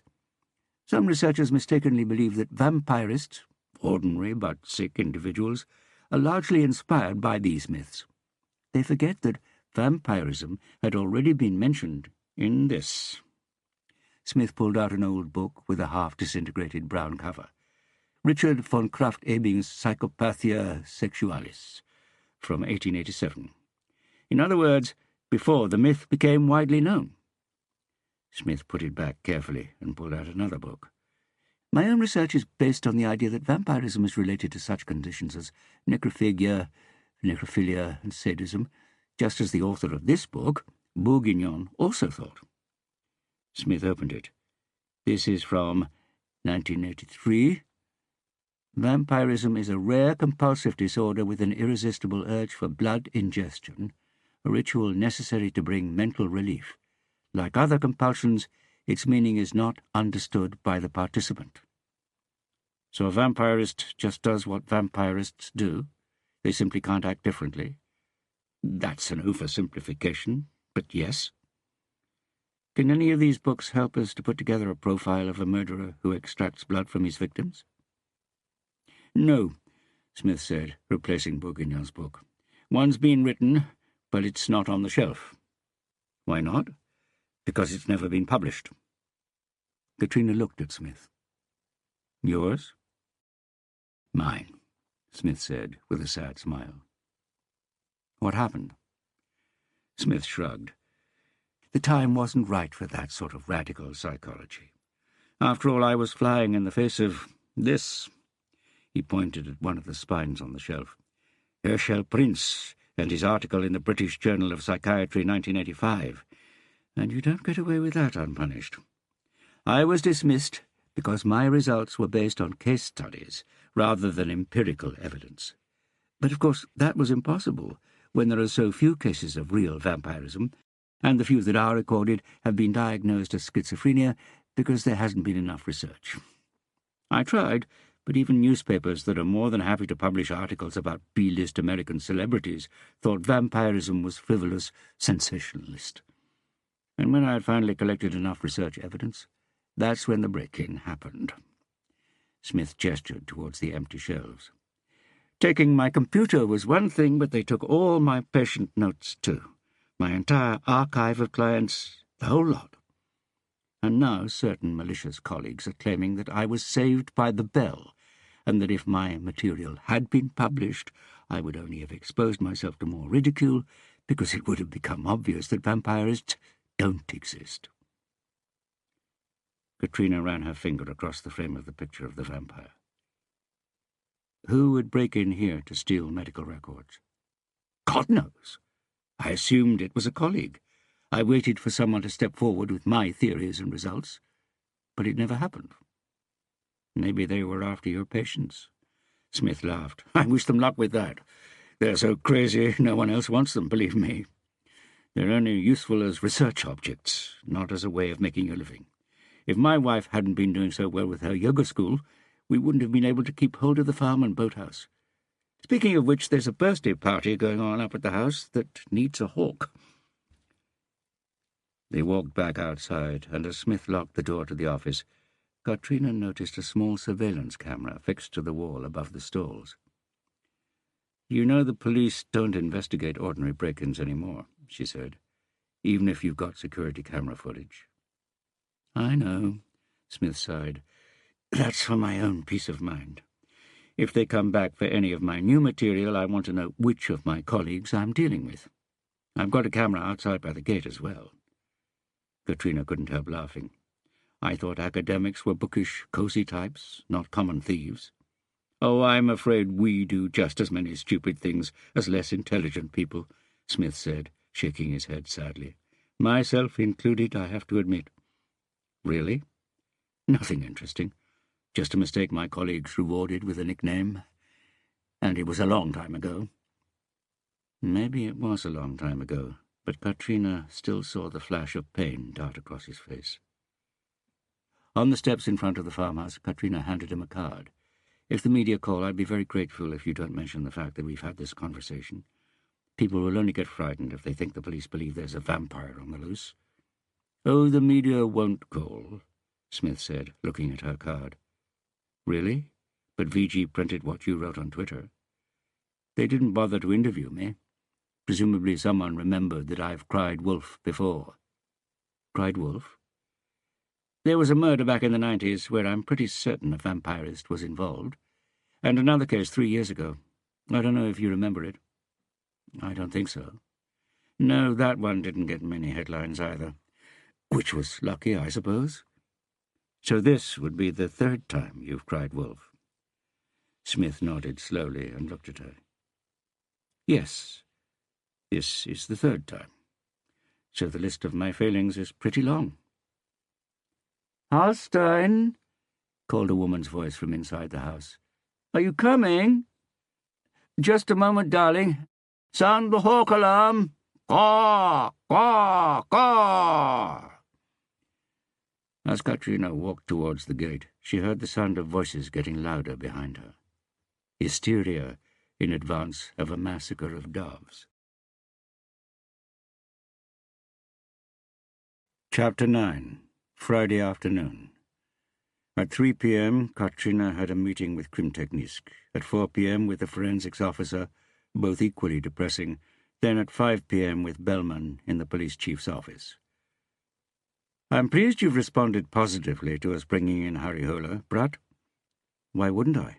Harry's our most experienced murder detective. Some detectives might regard it as... what's the word I'm looking for?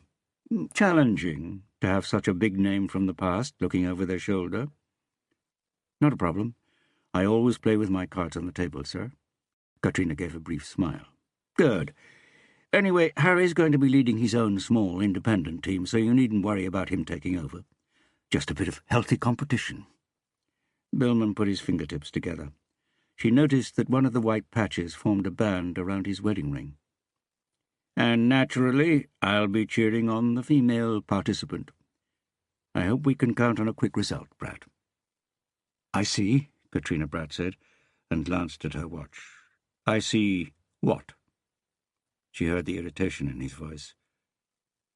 "I see. You're hoping for a quick result." She knew she was provoking the chief of police, not because she wanted to, because she couldn't help it. "And you should be hoping for the same thing, Detective Inspector Bratt. Positive discrimination or not, jobs like yours don't grow on trees." "I'll have to do my best to prove that I deserve it, then." She kept her eyes fixed on his. It was as if the eye patch emphasized his uninjured eye, its intensity and beauty, and the hard, ruthless glint in it. She held her breath. Then he suddenly laughed. "I like you, Katrina, but let me give you a piece of advice." She waited, ready for anything. "At the next press conference, you should do the talking, not Hagen. I want you to underline the fact that this is an extremely difficult case, that we have no leads, and that we need to be prepared for a lengthy investigation. That will make the media less impatient, and they'll give us more room for manoeuvre." Katrina folded her arms. It might also embolden the killer and make him more likely to strike again. "I don't think the killer is governed by what the papers say, Bratt." "If you say so. Well, I have to prepare the next meeting of the investigative team." Katrina saw the note of warning in the way he looked at her. "Go ahead, and do as I say. Tell the media that this case is the most difficult you've had. In your own words, obviously. When's the next press conference?" "We've cancelled today's, seeing as we haven't got anything new." "Okay. Remember, if the case is presented as difficult, the glory will be all the greater when we solve it. And we won't be lying because we haven't actually got anything, have we? Besides, the media love a big, horrifying mystery. See, it's a win-win situation, Bratt." Win-fucking-win, Katrina thought as she walked down the stairs to Crime Squad on the 6th floor. At 6 p.m., Katrina opened the meeting of the investigative team by stressing the importance of reports being written and registered in the system promptly, because this hadn't been done after the first interview with Gaia Sola, Elisa Hermanson's Tinder date the night she was murdered, with the result that a second detective had contacted Gaia Sola. For one thing, it makes extra work, as well as giving the public the impression that the police are disorganized, and that our right hand doesn't know what the left hand is doing. "There must be something wrong with the computers or the system," Truls Berntsen said, even though Katrina hadn't mentioned him by name. "I know I sent it." "Tord?" "There haven't been any system failures reported in the last 24 hours, Thorgren said, adjusting his glasses and noting the look in Katrina's eyes, which he interpreted correctly. "But of course there may be something wrong with your computer, Berntsen. I'll take a look at it. Seeing as you've started, Tord, could you take us through your latest strokes of genius?" The IT expert blushed, nodded, and went on in a stiff, unnatural tone of voice, as if he were reading from a script. "Location services. Most people who have a mobile phone permit one or more of the apps on their device to collect data on where they are at all times, many of them without knowing that they've allowed this." Pause. Tord swallowed, and Katrina realized that he was doing precisely that, reading from a script he had written and learned off by heart after Katrina had said she would be asking him to give a presentation to the group. Many of the apps demand, as part of their terms and conditions, the right to be able to send details of the phone's location to third parties, but not to the police. One such commercial third party is Geopard. They gather location data and have no clause in their own contract prohibiting them from selling the information to the public sector or, in other words, to the police.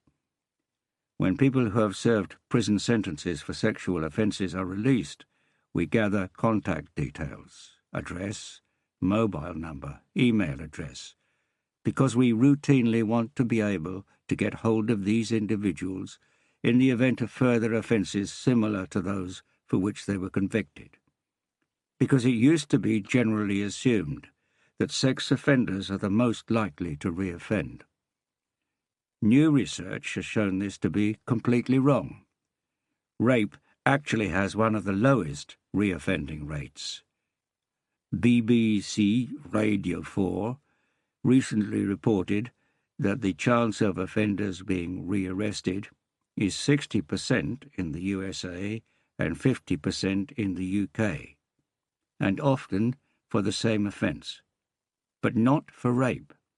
Statistics from the US Justice Department show that 78.8% of those convicted of stealing a motor vehicle are rearrested for the same offence within 3 years.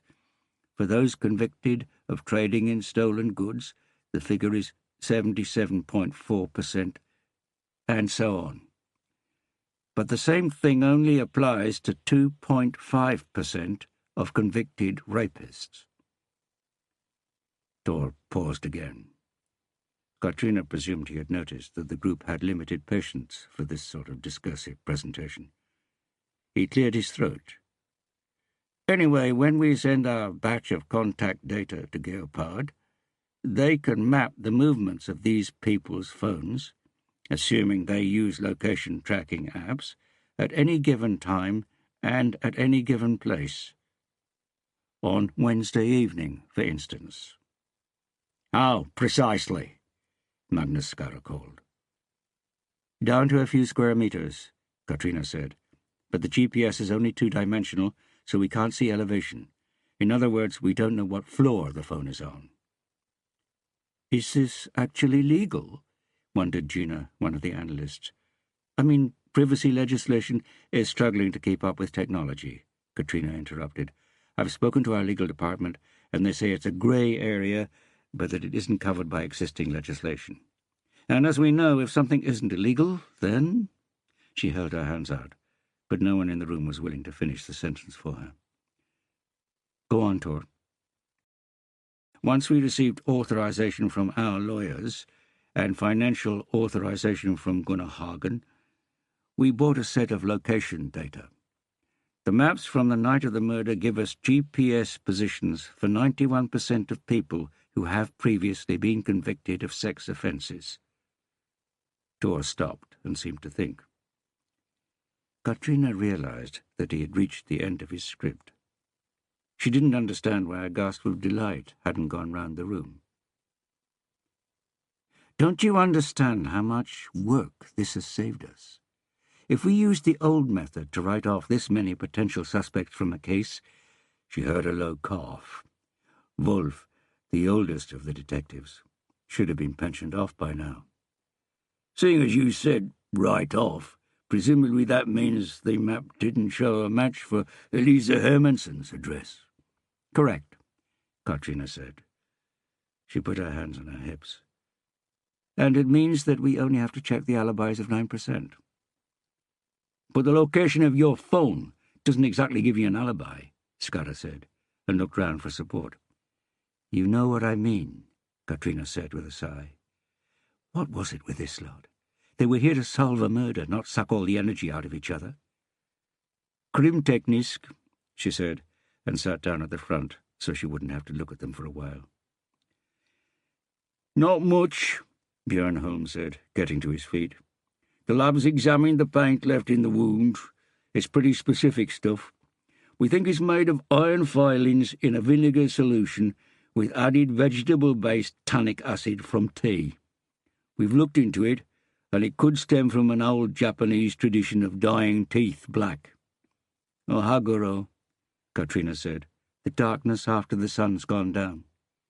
"Correct," Björn said, giving her the same appreciative look that he used to when they were having breakfast at a cafe, and she would get the better of him for once in the quiz in Aftenposten.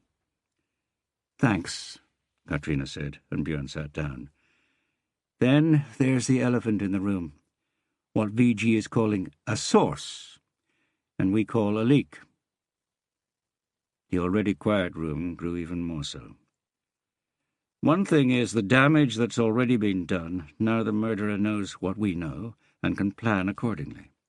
But what's worse is that we, in this room, no longer know if we can trust each other. Which is why I want to ask a very blunt question. Who talked to VG?" To her surprise, she saw a hand in the air. "Yes, Truls?" "Muller and I spoke to Mona Dore right after the press conference yesterday." "You mean Villa?" "I mean the new guy.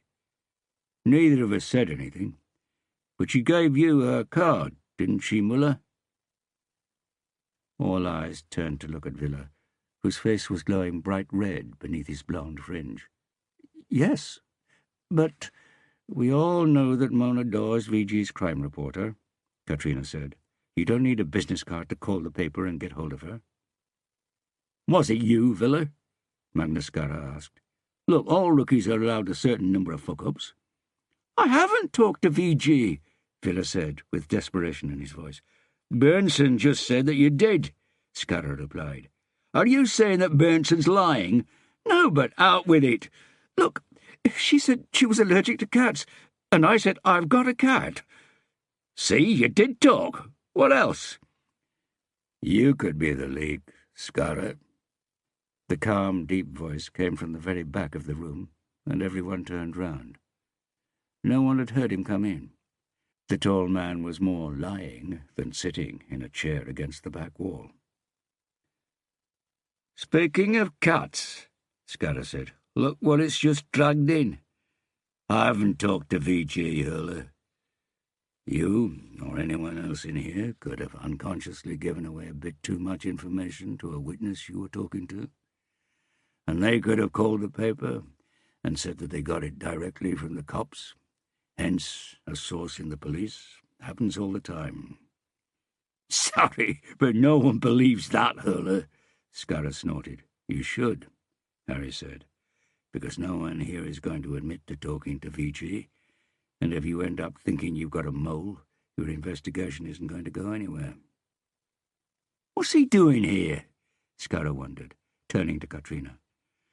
"Harry is here to set up a group that's going to work in parallel to us." "So far it's a one-man group," Harry said, "and I'm here to order some materials. Those 9% whose location you don't know for the time of the murder, can I have a list of them, in order of the length of their most recent sentence?" "I can do that," Dor said, then paused and looked questioningly at Katrina. She nodded. "What else?" "A list of which sex offenders Elisa Hermanson helped put away. That's all." "Noted," Katrina said. "But seeing as we've got you here, any initial thoughts?"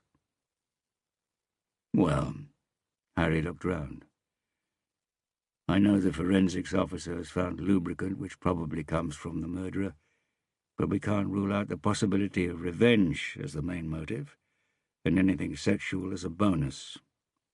The fact that the murderer was probably already inside the flat when she got home doesn't mean that she let him in, or that they knew each other.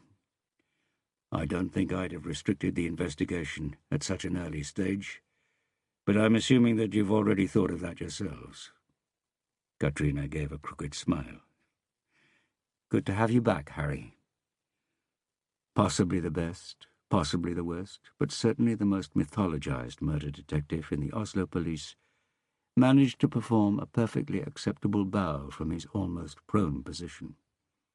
"Thanks, boss." "You meant that," Katrina said. She and Harry were standing in the lift. "What?" "You called me boss." "Of course." They got out in the garage, and Katrina pressed the key fob. There was a bleep and some lights flashed somewhere in the darkness. Harry had persuaded her that she ought to make use of the car that was automatically at her disposal during a murder case like this one, and then that she ought to drive him home, stopping for a coffee at Schroeder's restaurant on the way. "What's happened to your taxi driver?" Katrina asked. "Erstein. He got fired." "By you?" "Of course not. By the taxi firm. There was an incident." Katrina nodded, and thought about Erstein Eikeland, the long-haired beanpole with teeth like a junkie's, a voice like a whiskey drinker, who looked about 70 but was actually one of Harry's childhood friends. One of only two, according to Harry. The other one was called Tresco, and he was, if possible, an even more bizarre character, an overweight, unpleasant office worker who turned into a Mr. Hyde of a poker player at night. What sort of incident? Katrina wondered. Do you really want to know? Not really, but go on. Erstein doesn't like panpipes. No? Who does? So he got a long job driving to Trondheim with this guy who has to go by taxi because he's terrified of both trains and planes. And the guy has trouble with aggression, too, so he's got this CD with him, panpipe versions of old pop songs that he has to listen to while he's doing breathing exercises to stop him losing control. What happens is that in the middle of the night, up on the Douvre Plateau, when the panpipe version of Careless Whisper comes round for the 6th time, Erstein pulls the CD out, opens the window and chucks it out. That's when the fisticuffs started. Fisticuffs is a nice word, and that song's bad enough in the original. In the end, Erstein managed to kick the guy out of the car. While it was moving? No, but in the middle of the plateau, in the middle of the night, 20 kilometres from the nearest house. In his defence, Erstein did point out that it was July, mild weather, and that the guy couldn't possibly be terrified of walking as well. Katrina laughed. And now he's out of a job? You ought to employ him as your private chauffeur. I'm trying to get him a job, but Erstein is, to quote his own words, pretty much made for unemployment. Schroeder's restaurant was, in spite of its name, basically just a bar. The usual early evening clientele was in place and nodded good-naturedly to Harry without actually saying anything. The waitress, on the other hand, lit up as if the prodigal son had just returned home, and served them a coffee that definitely wasn't the reason why foreign visitors had recently started to count Oslo among the best cities in the world for coffee. "Sorry it didn't work out with you and Björn," Harry said. "Yeah." Katrina didn't know if he wanted her to elaborate, or if she wanted to elaborate, so she just shrugged. "Yeah," Harry said, and raised his cup to his lips. "So what's it like being single again? Curious about the single life?" He laughed, and she realized she'd missed that laugh. She'd missed making him laugh. It felt like a reward every time she managed it. "Single life is fine," she said. "I'm seeing guys." She looked for a reaction. Was she hoping for a reaction? "Well, I hope Björn's seeing people too, for his sake." She nodded, but she hadn't really given it much thought. And, like an ironic comment, the cheery ping indicating a Tinder match rang out, and Katrina saw a woman dressed in desperation red hurry towards the door. "Why are you back, Harry? The last thing you said to me was that you were never going to work on another murder." Harry turned his coffee cup. "Bellman threatened to get Oleg thrown out of police college." Katrina shook her head. "Bellman really is the biggest heap of shit on two legs since the Emperor Nero. He wants me to tell the press that this is an almost impossible case, to make him look better when we solve it." Harry looked at his watch. Well, maybe Bellman's right. A murderer who bites people with iron teeth and drinks half a litre of blood from the victim. This is probably more about the act of killing than who the victim is, and that instantly makes the case harder. Katrina nodded. The sun was shining on the street outside, but she still thought she could hear the rumble of thunder in the distance. "The pictures of Elisa Hermanson from the crime scene," Harry said. "Did they remind you of anything?" "The bite marks on her neck? No, I don't mean the details. I mean—" Harry stared out of the window.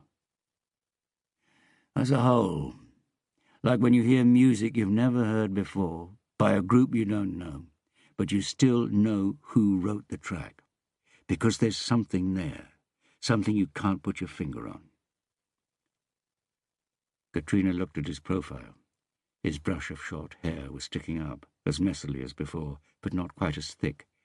His face had acquired some new lines, the wrinkles and furrows had deepened, and even if he had laughter lines around his eyes, the more brutal aspects of his appearance were more prominent. She had never understood why she thought he was so handsome. "No," she said, shaking her head. Okay. Harry? Hmm? Is Oleg the reason you came back? He turned and looked at her with one eyebrow raised. Why do you ask that? And she felt it now, as she had back then, the way that look could hit her like an electric shock, the way he, a man who could be so reserved, so distant, could bulldoze everything else aside just by looking at you for a second, and demand, and get, all of your attention. In that 1 second there was only one man in the whole world. Never mind, she said and laughed. Why am I asking that? Let's get going. Ava with a W. Mum and Dad wanted me to be unique. Then it turned out to be really common in those old iron block countries. She laughed and drank a sip of her beer, then opened her mouth and used her forefinger and thumb to wipe the lipstick from the corners of her mouth. Iron Curtain, an Eastern block, the man said. Huh? She looked at him. He was quite cute, wasn't he? Nicer than the ones she was usually matched with. There was probably something wrong with him, something that would show up later. There usually was. You're drinking slowly, she said. You like red? The man nodded towards the coat she'd draped over her chair. So does that vampire guy, Ava said, pointing at the news bulletin on one of the enormous televisions in the bar. The football match had ended, and the bar, which had been full 5 minutes ago, had started to empty. She could feel she was a bit tipsy, but not too much. Did you read VG? He drank her blood. Yes, the man said. Do you know, she had her last drink 100 meters down the road from here, at the Jealousy Bar. Is that true? She looked round. Most of the other customers seemed to be in groups or pairs. She had noticed one man who had been sitting on his own, watching her, but he was gone now. And it wasn't the creep. Yes, quite true. Another drink? Yes, I think I'd better, she said with a shiver. Ugh.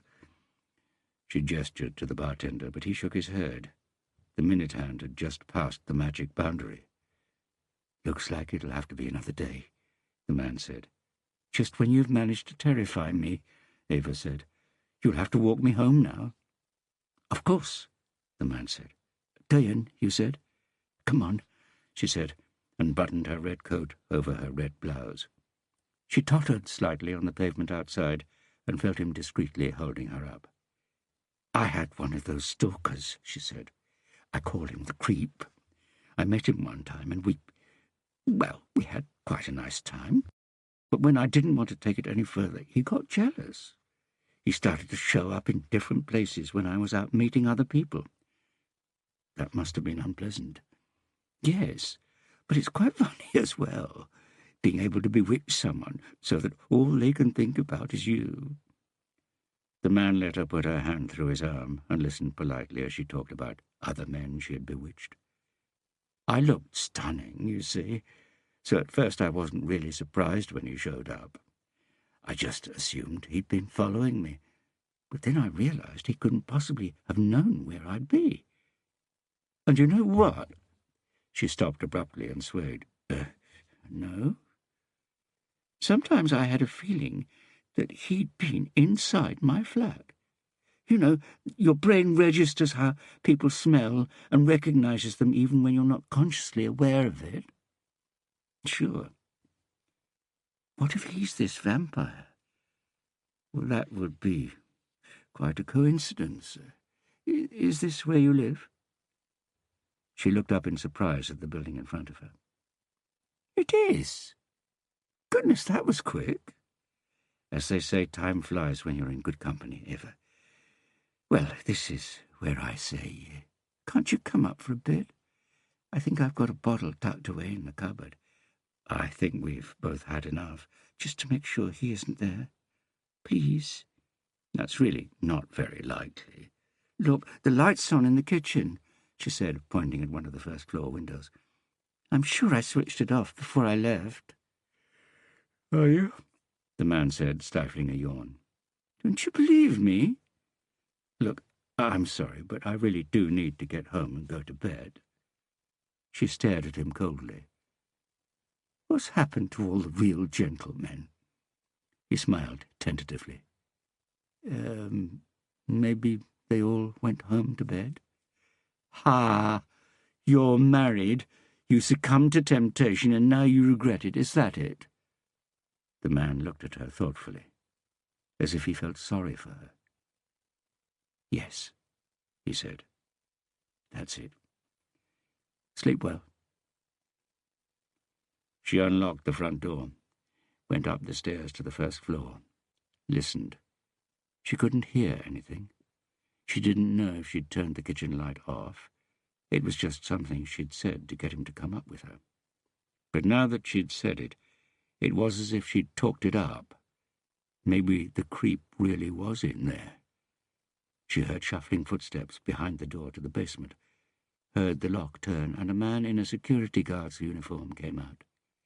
He locked the door with a white key, turned round, caught sight of her looking down, and seemed to start back in surprise.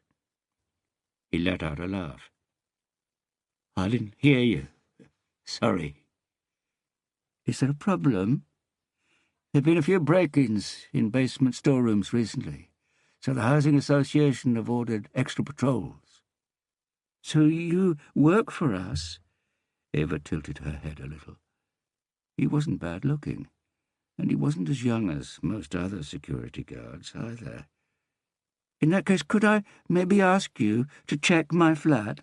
I've had a break-in too, you know, and now I can see that there's a light on, even though I know I turned everything off before I went out. The guard shrugged. We're not supposed to go into people's flats, but okay. Finally a man who's useful for something, she said, and looked him up and down once more. A grown-up security guard. Probably not all that smart, but solid, safe, and easy to handle. The common denominator for the men in her life had been that they had everything, came from good families, were looking at a decent inheritance, education, a bright future, and they had worshipped her. But sadly they had also drunk so much that their mutually bright future vanished into the depths with them. Maybe it was time to try something new. Eva half turned away and bobbed her hip rather provocatively as she went through her keys. God, so many keys. And maybe she was a tiny bit drunker than she had thought. She found the right one, unlocked the door, didn't bother to kick her shoes off in the hall, and went into the kitchen. She heard the security guard follow her. No one here, he said. Except you and me. Eva smiled, leaning back against the worktop. Nice kitchen. The guard was standing in the doorway, running his hand over his uniform. Thanks. If I'd known I'd be having a visitor, I'd have tied it up. And maybe done the washing up. Now he smiled. Yeah, there are only 24 hours in a day. She brushed a lock of hair away from her face and stumbled slightly on her high heels. Would you mind checking the rest of the flat while I mix us a cocktail? What do you say? She put her hand on the smoothie blender. The guard looked at his watch. I need to be at the next address in 25 minutes, but we've probably got time to check if anyone's hiding. A lot can happen in that time, she said. The guard met her gaze, chuckled quietly, rubbed his chin, and walked out of the room.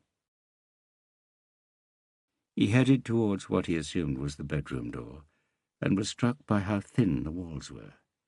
He could make out individual words being spoken by a man in the next flat. He opened the door. Dark. He found a light switch. A weak ceiling lamp came on. Empty. Unmade bed. Empty bottle on the bedside table. He carried on, opened the door to the bathroom.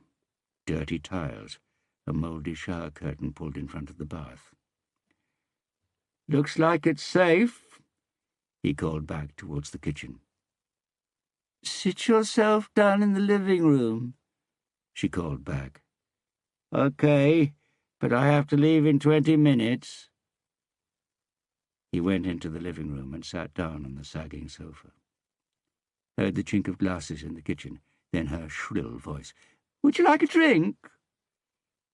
Yes, He thought how unpleasant her voice was, the sort of voice that could make a man wish he had a remote control. But she was voluptuous, almost a bit motherly. He fiddled with something in the pocket of his guard's uniform. It had got caught in the lining. "I've got gin, white wine," the voice whined from the kitchen, like a drill. "A bit of whiskey. What would you like?" "Something else," he said in a low voice to himself. "What did you say?" "I'll bring everything." "Do, Mother," he whispered, freeing the metal contraption from the lining of his pocket. He put it down gently on the coffee table in front of him, where he was sure she would see it. He could feel his erection already. Then he took a deep breath. It felt like he was emptying the room of oxygen. He leaned back in the sofa and put his cowboy boots up on the table, next to the iron teeth. Katrina Bratt let her eyes wander over the pictures in the light of the desk lamp. It was impossible to tell that they were sex offenders just by looking at them, that they had raped women, men, children, old people, in some instances torturing them, and in a few cases murdering them. Okay, if you were told what they had done in the most gruesome detail, you could probably see something in the downcast and often frightened eyes in these custody photographs. But if you passed them in the street, you would walk on without having the faintest idea that you had been observed, evaluated, and hopefully rejected as a victim.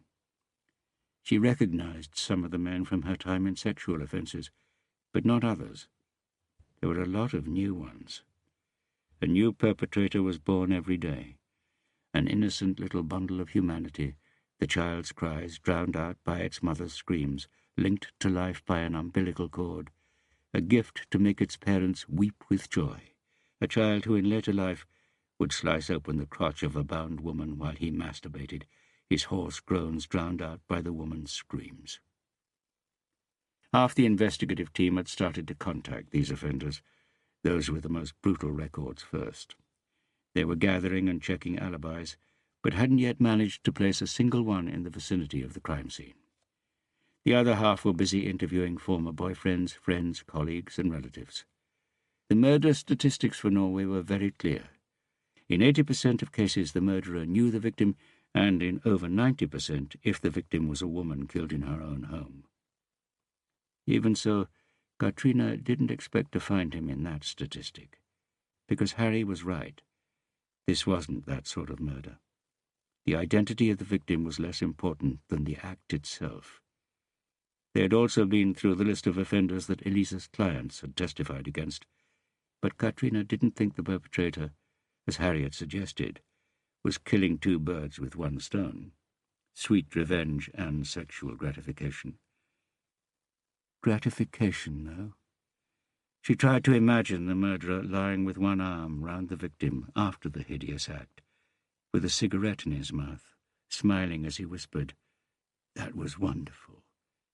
In marked contrast, Harry used to talk about the serial killer's frustration at never quite being able to attain what he was after, making it necessary to keep going, in the hope that next time he would manage it.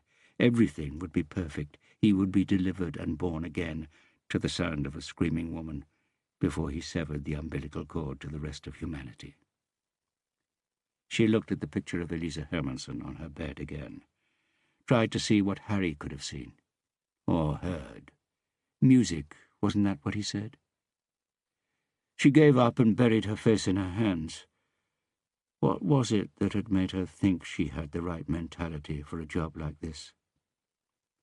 Bipolarity is never a good starting point for anyone but artists, a psychiatrist had said the last time they'd met, before he wrote a fresh prescription for the little pink pills that kept her afloat. It was almost the weekend. Normal people were doing normal things. They weren't sitting in an office looking at terrible crime scene photographs and terrible people because they thought one of the faces might reveal something, only to move on to looking for a Tinder date to fuck and forget. But right now she desperately longed for something to connect her to normality. A Sunday lunch. When they were together, Björn had invited her to Sunday lunch with his parents out at Skrea several times. It was only half an hour's drive away, but she had always found an excuse to say no. Right now, though, there was nothing she would have liked more than to be sitting round a table with her in-laws, passing the potatoes, complaining about the weather, boasting about the new sofa, chewing dried-up elk steak as the conversation ground on tediously but comfortingly, and the looks and the nods will be warm, the jokes old, the moments of irritation bearable. "Hi!" Katrina jumped. There was a man standing in the doorway. "I've ticked the last of mine off the list," Anna's Villa said. "So if there's nothing else, I'll head home and get some sleep." "Of course. Are you the only one left?" "Looks like it. Benson? He finished early. He must just be more efficient." "Right," Katrina said, and felt like laughing but couldn't be bothered. "I'm sorry to ask you this, Villa, but would you mind double-checking his list? I've a feeling I've just done it. It seemed okay." "It was all okay?" Katrina had asked Villa and Benson to contact the various telephone companies to get hold of lists of numbers and names of people the victim had spoken to in the past 6 months, then divide them up and check their alibis. "Yes, there was one guy up in Ornaby, up in Nittedal, first name ending in Y. He called Elisa a few too many times early in the summer, so I double-checked his alibi." "Ending in Y?" "Lenny Hell." "Yes, really." "Wow. So do you suspect people based on the letters in their names?" "Among other things. It's a fact that Y names are overrepresented in crime statistics." "And?" "So when I saw that Benson had made a note that Lenny's alibi was that he had been with a friend at Ornaby Pizza and Grill at the time Elisa Hermanson was murdered, and that this could only be confirmed by the owner of the pizzeria, I called the local sheriff to hear for myself." "Because the guy's name is Lenny? Because the owner of the pizzeria's name is Tommy?" "And what did the sheriff say?" "That Lenny and Tommy were extremely law-abiding and trustworthy citizens."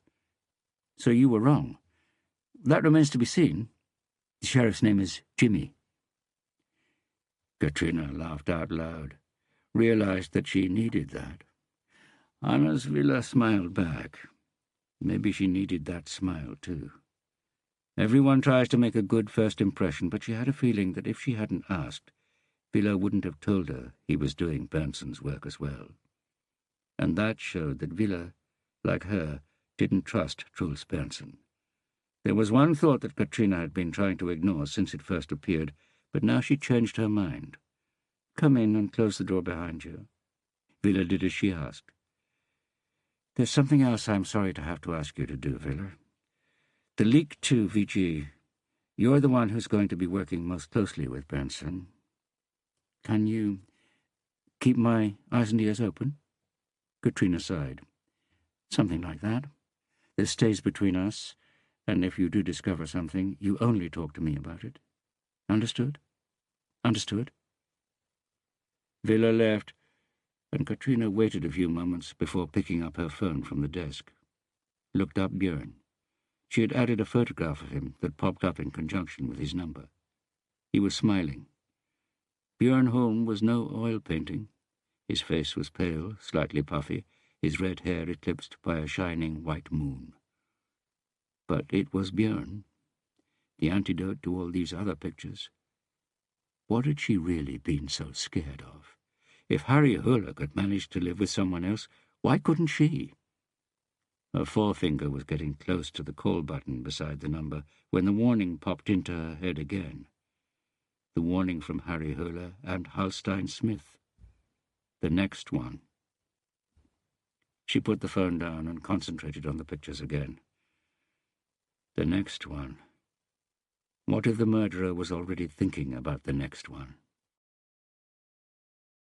"You need to try harder, Eva," he whispered.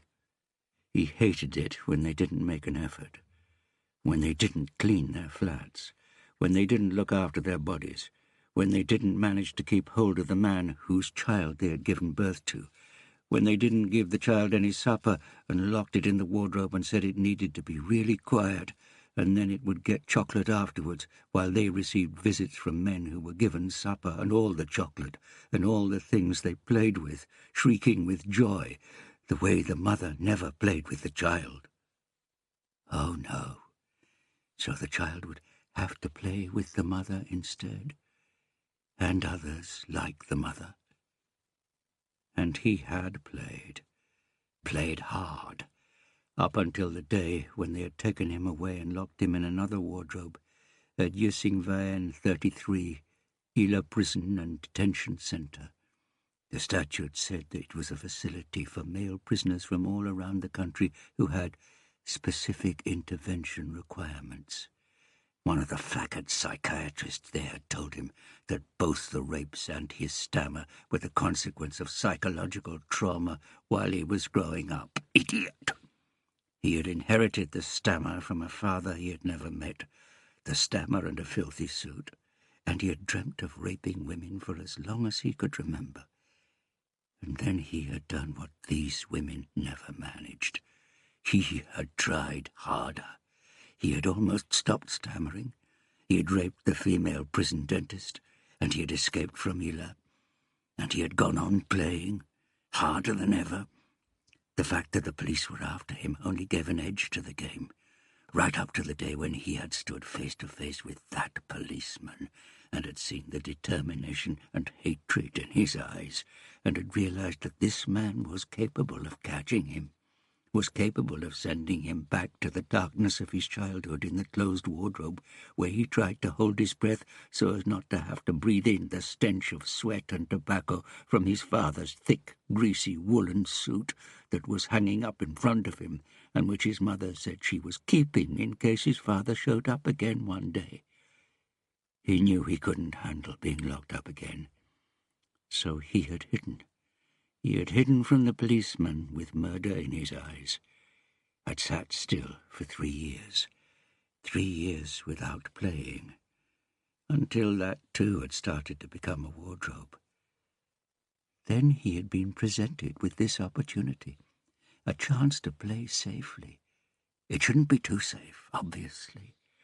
He had needed to be able to detect the smell of fear in order to get properly turned on, both his own and theirs. It didn't matter how old they were, what they looked like, if they were big or small, as long as they were women, or potential mothers, as one of the idiot psychiatrists had said. He tilted his head and looked at her. The walls of the flat may have been thin, but that no longer bothered him.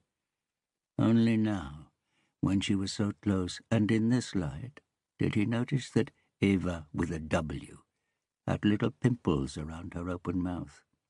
She was evidently trying to scream, but there was no way she was going to manage that, no matter how hard she tried, because beneath her open mouth she had a new one, a bleeding, gaping hole in her throat where her larynx had been.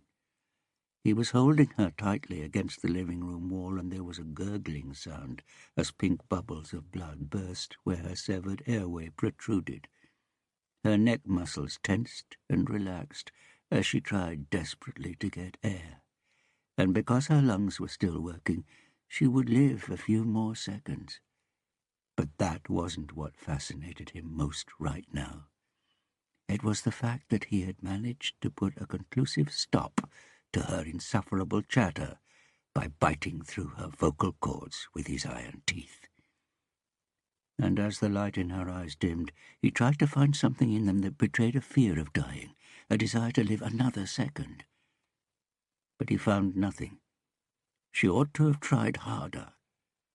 Maybe she didn't have enough imagination, didn't love life enough. He hated it when they gave up on life so easily. Chapter 10. Saturday morning. Harry was running. Harry didn't like running. Some people ran because they liked it. Haruki Murakami liked it. Harry liked Murakami's books, apart from the one about running. He had given up on that one. Harry ran because he liked stopping. He liked having run. He liked weight training, a more concrete pain that was limited by the performance of his muscles, rather than a desire to have more pain. That probably said something about the weakness of his character, his inclination to flee, to look for an end to the pain even before it had started. A skinny dog, the sort the wealthy people of Holmenkollen kept, even if they didn't go hunting more than one weekend every other year, leapt away from the path. Its owner came jogging along 100 metres behind it, that year's under-armour collection. Harry had time to notice his running technique as they approached each other like passing trains. It was a shame they weren't running in the same direction. Harry would have tucked in behind him, breathing down his neck, then pretended to lose ground, only to crush him on the climb up towards Trivan. Would have let him see the soles of his 20-year-old Adidas trainers. Oleg said Harry was incredibly childish when they ran, that even though they had promised to jog calmly all the way, it would end with Harry suggesting they race up the last hill. In Harry's defence, it should be pointed out that he was asking for a thrashing, because Oleg had inherited his mother's unfairly high oxygen absorption rate. Two overweight women, who were more walking than running, were talking and panting so loudly that they didn't hear Harry approaching, so he turned off onto a narrower path. And suddenly he was in unknown territory. The trees grew more densely there, shutting out the morning light, and Harry had a fleeting taste of something from his childhood, the fear of getting lost and never being able to find his way back home again. Then he was out in open country again, and he knew exactly where he was now, where home was. Some people liked the fresh air up here, the gently rolling forest paths, the silence and smell of pine needles. Harry liked the view of the city, liked the sound and smell of it, the feeling of being able to touch it, the certainty that you could drown in it, sink to the bottom of it. Oleg had recently asked Harry how he'd like to die. Harry had replied that he wanted to go peacefully in his sleep. Oleg had chosen suddenly and relatively painlessly. Harry had been lying. He wanted to drink himself to death in a bar in the city below them. And he knew that Oleg had also been lying. He would have chosen his former heaven and hell and taken a heroin overdose. Alcohol and heroin, infatuations they could leave but never forget, no matter how much time passed. Harry put in a final spurt on the driveway, heard the gravel kick up behind his trainers, caught a glimpse of Fru Sivertsen behind the curtain of the house next door. Harry showered. He liked showering. Someone ought to write a book about showering. When he was finished, he went into the bedroom, where Rakel was standing by the window in her gardening clothes, Wellington boots, thick gloves, a pair of tatty jeans, and a faded sun hat. She half turned towards him and brushed aside a few strands of hair sticking out from under the hat. Harry wondered if she knew how good she looked in that outfit. Probably. "Eek," she said quietly with a smile. "A naked man." Harry went and stood behind her, put his hands on her shoulders, and massaged her gently. "What are you doing?" "Looking at the windows. Should we do something about them before Emilia arrives, do you think?" "Emilia?" Rakel laughed. "What? You stopped that massage very abruptly, darling. Relax. We're not having visitors. Just a storm." "Oh, that Emilia. I reckon this fortress could cope with a natural disaster or two." "That's what we think, living up here on the hill, isn't it?" "What do we think?" "That our lives are like fortresses, impregnable." She sighed. "I need to go shopping." "Dinner at home? We haven't tried that Peruvian place on Padstugata yet. It's not that expensive." That was one of Harry's bachelor habits that he tried to get her to adopt, not cooking dinner for themselves. She had more or less bought his argument that restaurants are one of civilization's better ideas, that even back in the Stone Age they had figured out that cooking and eating together was smarter than the entire population spending 3 hours every day planning, buying, cooking and washing up. When she objected that it felt a bit decadent, he had replied that ordinary families installing kitchens that cost 1,000,000 kroner, that was decadent. That the most healthy, undecadent use of resources was to pay trained cooks what they deserved to prepare food in large kitchens so that they could pay for Rakel's help as a lawyer or Harry's work training police officers. "It's my day today, so I'll pay," he said, catching hold of her right arm. "Stay with me." "I need to go shopping," she said, and grimaced as he pulled her towards his still damp body. "Oleg and Helga are coming." He held her even tighter. "Are they? I thought you said we weren't having visitors. Surely you can cope with a couple of hours with Oleg and—" "I'm joking. It'll be nice. But shouldn't we—" "No, we're not taking them to a restaurant. Helga hasn't been here before, and I want to get a proper look at her." "Poor Helga," Harry whispered, and was about to nip Raquel's earlobe with his teeth when he saw something between her breast and her neck. "What's that?" He put the tip of his finger very gently on a red mark. "What?" she asked, feeling for herself. "Oh, that. The doctor took a blood sample." "From your neck?" "Don't ask me why." She smiled. "You look so sweet when you're worried." "I'm not worried," Harry said. "I'm jealous. This is my neck, and of course we know you've got a weakness for doctors." She laughed, and he held her closer. "No," she said. "No?" he said, and heard her breathing suddenly get deeper, felt her body somehow give in. "Bastard!" she groaned. Raquel was troubled by what she herself called a very short sex fuse, and swearing was the most obvious sign. "Maybe we should stop now," he whispered, letting go of her. "The garden calls." "Too late," she hissed. He unbuttoned her jeans and pushed them and her pants down to her knees, just above her boots. She leaned forward and grabbed hold of the windowsill with one hand, and was about to take the sun hat off with the other. "No," he whispered, leaning forward so that his head was next to hers. "Leave it on." Her low, burbling laugh tickled his ear. God, how he loved that laugh. Another sound merged into the laughter, the buzz of a vibrating phone that was lying next to her hand on the windowsill. "Throw it on the bed," he whispered, averting his eyes from the screen. "It's Katrina Bratt," she said. Raquel pulled her trousers up as she watched him. There was a look of intense concentration on his face. "How long?" he asked.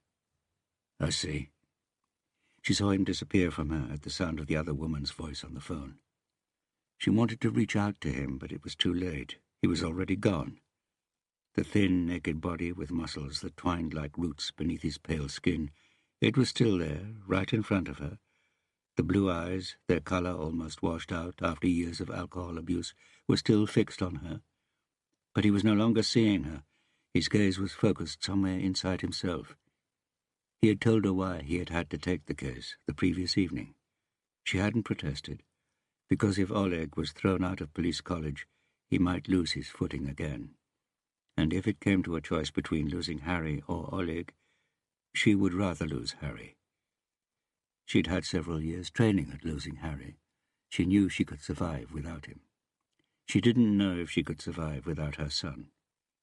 But while he had been explaining that it was for Oleg's sake, an echo of something he had said recently drifted through her head.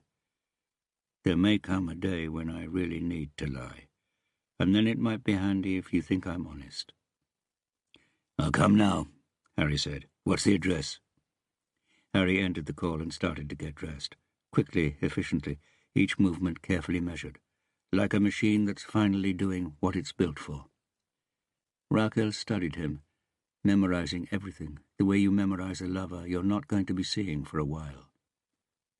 He walked quickly past Raquel without looking at her, without a word of farewell. She was already sidelined, pushed from his consciousness by one of his two lovers, alcohol and murder. And this was the one she feared the most. Harry was standing outside the orange and white police cordon when a window on the first floor of the building in front of him opened. Katrina Bratt stuck her head out. "Let him through," she called to the young uniformed officer who was blocking his way. "He hasn't got any ID," the officer protested. "That's Harry Hooler," Katrina shouted. "Is it?"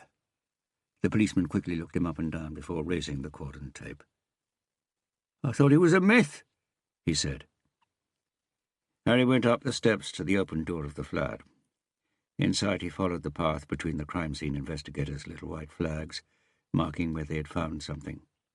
2 forensics officers were on their knees, picking at a gap in the wooden floor. "Where?" "In there," one of them said. Harry stopped outside the door indicated by the officer, took a deep breath and emptied his mind of thoughts. Then he went in. "Good morning, Harry," Bjorn Holmes said. "Can you move?" Harry said in a low voice. Bjorn took 1 step away from the sofa he had been leaning over, revealing the body. Instead of moving closer, Harry took a step back. The scene, the composition, the whole. Then he went closer and started to note the details. The woman was sitting on the sofa with her legs spread in such a way that her skirt had slid up to show her black underwear. Her head was resting against the back of the sofa, so that her long bleached blonde hair hung down behind it. Some of her throat was missing. "She was killed over there," Bjorn said, pointing at the wall beside the window. Harry's eyes slid across the wallpaper and bare wooden floor. "Less blood," Harry said. "He didn't bite through the carotid artery this time." "Maybe he missed it," Katrina said, coming in from the kitchen. "If he bit her, he's got strong jaws," Bjorn said. "The average force of a human bite is 70 kilos, but he seems to have removed her larynx and part of her windpipe in 1 bite. Even with sharpened metal teeth, that would take a lot of strength." "Or a lot of rage," Harry said. "Can you see any rust or paint in the wound?" "No, but perhaps anything that was loose came off when he bit Eliza Hermanson." Possibly. Unless he didn't use the iron teeth this time, but something else. The body wasn't moved to the bed, either." "I see what you're getting at, Harry. But it is the same perpetrator," Katrina said. "Come and see." Harry followed her back to the kitchen. One of the forensics officers was taking samples from the inside of the glass jug from a blender that was standing in the sink. "He made a smoothie," Katrina said. Harry swallowed and looked at the jug. The inside of it was red, using blood, and some lemons he found in the fridge, from the looks of it. She pointed at the yellow strips of peel on the worktop.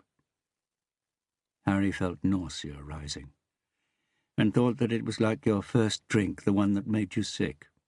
2 more drinks, and it was impossible to stop. He nodded and walked out again. He took a quick look at the bathroom and bedroom before going back into the living room. He closed his eyes and listened. The woman, the position of the body, the way she had been displayed, the way Eliza Hermanson had been displayed. And there it was, the echo. It was him. It had to be him. When he opened his eyes again, he found himself looking directly into the face of a fair-haired young man he thought he recognized. "Anna's Villa," the young man said. "Detective." "Of course," Harry said. "You graduated from police college a year ago. 2 years? 2 years ago. Congratulations on getting top marks." "Thanks. That's impressive, remembering what marks I got." "I don't remember a thing. It was a deduction. You're working at Crime Squad as a detective after just 2 years of service." Anna's Villa smiled. "Just say if I'm in the way and I'll go. The thing is, I've only been here 2.5 days, and if this is a double murder, no one's going to have time to teach me anything for a while. So I was wondering about asking if I could shadow you for a bit, but only if it's okay." Harry looked at the young man, remembered him coming to his office full of questions, so many questions, sometimes so irrelevant that you might have thought he was a hula head. Hula head was college slang for students who had fallen for the myth of Harry Hula, which, in a few extreme cases, was the main reason why they had enrolled. Harry avoided them like the plague. But, hula head or not, Harry realized that with those grades, as well as his ambition, smile, and unforced social skills, Anna's Villa was going to go far. And before Anna's Villa went far, a talented young man like him might have time to do a bit of good, such as helping to solve a few murders. "Okay," Harry said. The first lesson is that you're going to be disappointed in your colleagues. Disappointed? You're standing there all drilled and proud because you think you've made it to the top of the police food chain. So the first lesson is that murder detectives are pretty much the same as everyone else. We aren't especially intelligent. Some of us are even a bit stupid. We make mistakes, a lot of mistakes, and we don't learn a great deal from them.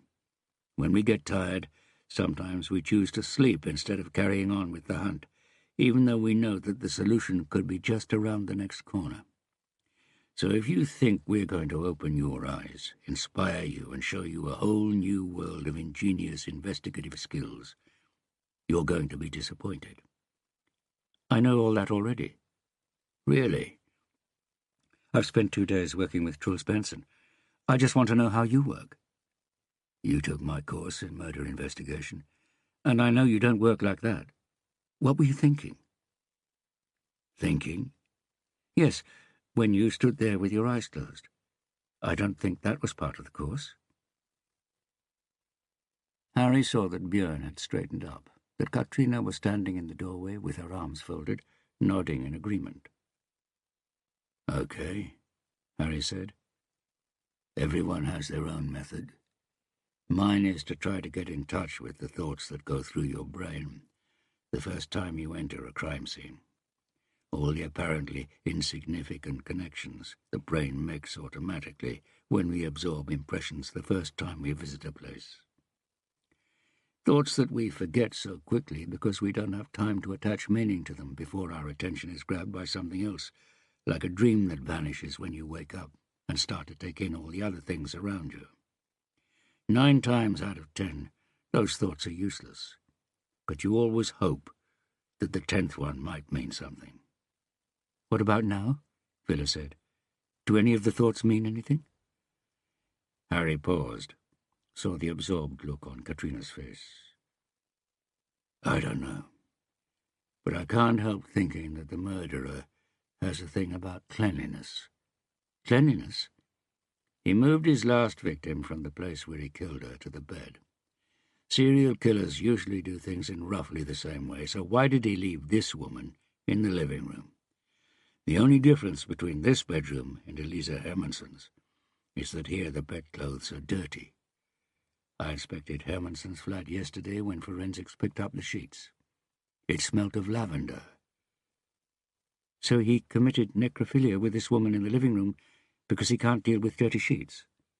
We're coming to that, Harry said. Have you seen the blender in the kitchen? Okay, so you saw that he put it in the sink after he used it. What? The sink? Katrina said. Youngsters don't know about washing up by hand, Harry. The sink, Harry said. He didn't have to put it there. He wasn't going to do any washing up. So maybe it was a compulsive act. Maybe he has an obsession with cleanliness. A phobia of bacteria. People who commit serial killings often suffer from a whole host of phobias. But he didn't finish the job. He didn't do the washing up. He didn't even run the tap and fill the jug with water so that the remnants of his blood and lemon smoothie would be easier to wash off later. Why not? Anders Villa shook his head. Okay, we'll come back to that too, Harry said, then nodded towards the body. As you can see, this woman... A neighbour has identified her as Eva Dolman, Katrina said. Eva with a W. Thanks. Eva is, as you can see, still wearing her knickers, unlike Elisa, whom he undressed. There are empty tampon wrappers at the top of the bin in the bathroom, so I assume that Eva was on her period. Katrina, can you take a look? The forensics officer is on her way. Just to see if I'm right and the tampon is still there. Katrina frowned, then did as Harry asked, while the 3 men looked away. Yes, I can see the string from a tampon. Harry pulled a pack of Camels from his pocket. Which means that the murderer, assuming he didn't insert the tampon himself, didn't rape her vaginally. Because he's... Harry pointed at Anna's Villa with a cigarette. Obsessed with cleanliness, Villa said. That's one possibility, anyway, Harry went on. The other is that he doesn't like blood. Doesn't like blood? Katrina said. He drinks it, for God's sake. With lemon, Harry said, putting the unlit cigarette to his lips. What? I'm asking myself the same question, Harry said. What? What does that mean? That the blood was too sweet? Are you trying to be funny? Katrina asked. Nope. I just think it's odd that a man we think seeks sexual gratification by drinking blood doesn't take his favourite drink neat. People add lemon to gin and to fish because they claim it makes the taste more pronounced. But that's wrong. Lemon paralyzes the taste buds and drowns everything else. We add lemon to hide the taste of something we don't actually like. Cod liver oil started to sell much better when they began to add lemon. So maybe our vampirist doesn't like the taste of blood. Maybe his consumption of blood is also a compulsion. Maybe he's superstitious and drinks to absorb his victim's strength, Villa said. He certainly seems to be driven by sexual depravity, yet appears able to refrain from touching this woman's genitals. And that could be because she's bleeding. A vampirist who can't bear menstrual blood, Katrina said. The tangled pathways of the human mind. Which brings us back to the glass jug, Harry said. Have we got any other physical evidence left by the perpetrator apart from that? The front door, Björn said. The door, Harry said. I took a look at the lock when I arrived, and it looked untouched. Not a break-in. You haven't seen the outside of it. The other three were standing out in the stairwell, looking on as Björn untied the rope that had been holding the door open back against the wall. It swung slowly shut, revealing its front. Harry looked, felt his heart beating hard in his chest as his mouth went dry. I tied the door back so that none of you touched it when you arrived, Björn said. On the door, the letter V was written in blood about a metre high. It was uneven at the bottom where the blood had run. The four of them stared at the door. Björn was the first to break the silence. V for victory? V for vampirist, Katrina said. Unless he's just ticking off another victim, Villa suggested. They looked at Harry. Well, Katrina said impatiently. I don't know, Harry said. The sharp look returned to her eyes. Come on, I can see that you're thinking something. V for vampirist might not be a bad suggestion. It could fit with the fact that he's putting a lot of effort into telling us precisely this. Precisely what? That he's something special. The iron teeth, the blender, this letter. He regards himself as unique, and is giving us the pieces of the puzzle so that we too will appreciate that. He wants us to get closer. Katrina nodded. Villa hesitated, as if he realized that his time to speak had passed, but still ventured. You mean that deep down the murderer wants to reveal who he is? Harry didn't answer. Not who he is, but what, Katrina said. He's raising a flag. Can I ask what that means? Of course, Katrina said. Ask our expert on serial killers. Harry was looking at the letter. It was no longer an echo of a scream. It was the scream itself. The scream of a demon. It means... Harry flicked his lighter and held it to his cigarette, then inhaled deeply. He let the smoke out again. He wants to play. You think the V stands for something else, Katrina said, when she and Harry left the flat an hour later. Do I? Harry said, looking along the street. Tuyen, the immigrant district. Narrow streets, Pakistani carpet shops, cobblestones, Norwegian language teachers on bikes, Turkish cafes, swaying mothers in hijabs, youngsters getting by on student loans, a tiny record shop pushing vinyl and hard rock. Harry loved Tuyen, so much so that he couldn't help wondering what he was doing up in the hills with the bourgeoisie. You just didn't want to say it out loud, Katrina said. Do you know what my grandfather used to say when he caught me swearing? If you call for the devil, he'll come. So? So, what? Do you want the devil to come? We've got a double murder, Harry. Maybe a serial killer. Can it really get any worse? Yes, Harry said. It can. Chapter 11. Saturday evening. We are assuming that we're dealing with a serial killer, Detective Inspector Katrina Bratt said, and looked out at the conference room and her entire investigative team, plus Harry. They had agreed that he would participate in meetings until he'd set up his own group. There was a different, more focused atmosphere than during their previous meetings. This was obviously to do with the development of the case, but Katrina was pretty sure that Harry's presence also made a difference.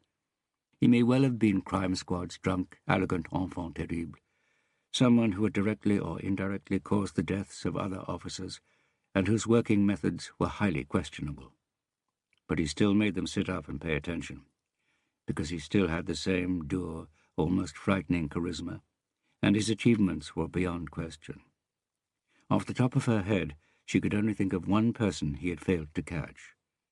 Maybe Harry was right when he said that longevity bestowed respect, even upon a whorehouse madam, if she kept going for long enough. This sort of perpetrator is very difficult to find for a number of reasons, but primarily because, as in this case, he plans carefully, chooses his victims at random, and doesn't leave any evidence at the scene except what he wants us to find.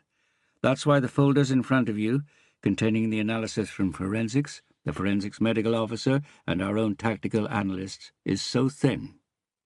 We still haven't managed to link any known sex offender to Elisa Hermanson or Eva Dolman, or either of the crime scenes. But we have managed to identify the methodology behind the murders. Tord? The IT expert let out a short, inappropriate laugh, as if he had found what Katrina had said funny, before saying, Eva Dolman sent a message from her mobile phone which tells us that she had a Tinder date at a sports bar called Dickie's. Dickie's? Mangascara exclaimed. That's more or less opposite the jealousy bar. A collective groan ran round the room. So we could be onto something if the murderer's MO is to use Tinder and arrange to meet in Brunelloca, Katrina said. What, though? One of the detectives asked. An idea of how it might happen next time. What if there isn't a next time? Katrina took a deep breath. Harry? Harry rocked back on his chair. Well, serial killers who are still learning the ropes usually leave a long gap between their first murders. It can be months, years even. The classic pattern is that after a killing, there is a cooling down period before his sexual frustration starts to build up again. These cycles typically get shorter and shorter between each murder. With a cycle that's already as short as 2 days, it's tempting to assume that this isn't the first time he's committed this type of offense. A silence followed, during which everyone waited for him to go on. He didn't. Katrina cleared her throat. The problem is that we can't find any serious crimes in Norway during the past 5 years that show any similarities to these 2 murders. We've checked with Interpol to see if it's possible that any likely perpetrator may have switched hunting grounds and moved to Norway. There are a dozen candidates, but none of them appears to have moved recently. So we have no idea who he is, but we do know that experience indicates that it's likely to happen again. And in this case, soon. How soon? A voice asked. Hard to say, Katrina said, glancing at Harry, who discreetly held up one finger. But the gap could be as short as 1 day. And there's nothing we can do to stop him. Katrina shifted her weight to the other foot. We've contacted the Chief of Police to ask for permission to issue a public warning in conjunction with the press conference at 1800 hours. With a bit of luck, the perpetrator will cancel or at least postpone any plans for another murder if he thinks people are going to be more wary. Would you really do that? Wolf wondered. I think, Katrina began, but was interrupted. With all due respect, Brad, I was asking Hula. Katrina swallowed and tried not to get annoyed. What do you say, Harry? Would a public warning stop him? I don't know, Harry said. Forget what you've seen on television. Serial killers aren't robots with the same software, who follow the same pattern of behavior. They're as diverse and unpredictable as everyone else. Smart answer, Hula. Everyone in the room turned towards the door, where the new arrival, Police Chief Bellman, was leaning against the door frame with his arms folded. No one knows what effect a public warning might have. Maybe it would only encourage this sick murderer, give him a feeling that he's in control of the situation, that he's invulnerable and can just carry on. But what we do know, on the other hand, is that a public warning would give the impression that we here at police headquarters have lost control of the situation. And the only people who would be scared by that are the city's inhabitants. More scared, we should probably say, because, as those of you who have read what the papers have been saying online in the past few hours will have noticed, there is already a lot of speculation about these two murders being linked. So I have a better suggestion. Mikhail Bellman pulled at his shirt sleeves so that the white cuffs stuck out from the sleeves of his jacket. And that is that we catch this guy before he does any more damage. He smiled at them all. What do you say, good people? Katrina saw a few of them nod their heads. Good, Bellman said. Carry on, Detective Inspector Bratt. The bells of the City Hall signalled that it was 8 o'clock as an unmarked police car, a VW Passat, drove slowly past. That was the worst fucking press conference I've ever held, Katrina said as she steered the Passat towards droning Maudskata. 29 times, Harry said. What? You said, we can't comment on that. 29 times, Harry said. I counted. I was so close to saying, sorry, the Chief of Police has muzzled us. What's Bellman playing at? No warning, no saying we've got a serial killer on the loose and that people should watch out. He's right when he says it would spread irrational fear. Irrational? Katrina snapped. Look around you. It's Saturday night and half the women you can see wandering about are on their way to meet a man they don't know, a prince they hope will change their lives. And if your idea of a gap of a single day is correct, one of them is going to be really fucking right about that. Did you know there was a serious bus crash in the centre of London the same day as the terror attacks in Paris? Almost as many people were killed as in Paris. Norwegians who had friends in Paris started calling, worried they might be among the dead, but no one was particularly worried about their friends in London. After the terror attacks, people were frightened of going to Paris, even though the police there were on high alert. No one was worried about travelling by bus in London, even though traffic safety hadn't improved. What's your point? The people are more scared than the likelihood of meeting a vampirist ought to make them, because it's all over the front pages of the newspapers, and because they've read that he drinks blood. But at the same time, they light cigarettes that are pretty much certain to kill them. So tell me, do you actually agree with Bellman? No, Harry said, gazing out at the street. I'm just musing. Because I'm trying to put myself in Bellman's shoes, to work out what he wants. Bellman always has something in mind. And what is it this time? I don't know. But he wants this kept as low-key as possible and solved as fast as possible, like a boxer defending his title. What are you talking about now, Harry? Once you've got hold of a belt, you really want to try to avoid fights, because the best thing you can achieve is holding on to what you've already got. Interesting theory. What about that other theory of yours? I said I wasn't sure. He painted the letter V on Eva Dolmen's door. That's his initial, Harry. And you said you recognized the crime scene from when he was active. Yes, but like I said, I can't put my finger on what it is that I recognized. Harry paused as a split-second shot of a neutral street scene flashed through his mind. Katrina, listen. Biting throats Iron teeth, drinking blood. That isn't his M.O. Serial attackers and murderers might be unpredictable when it comes to details, but they don't change their whole M.O.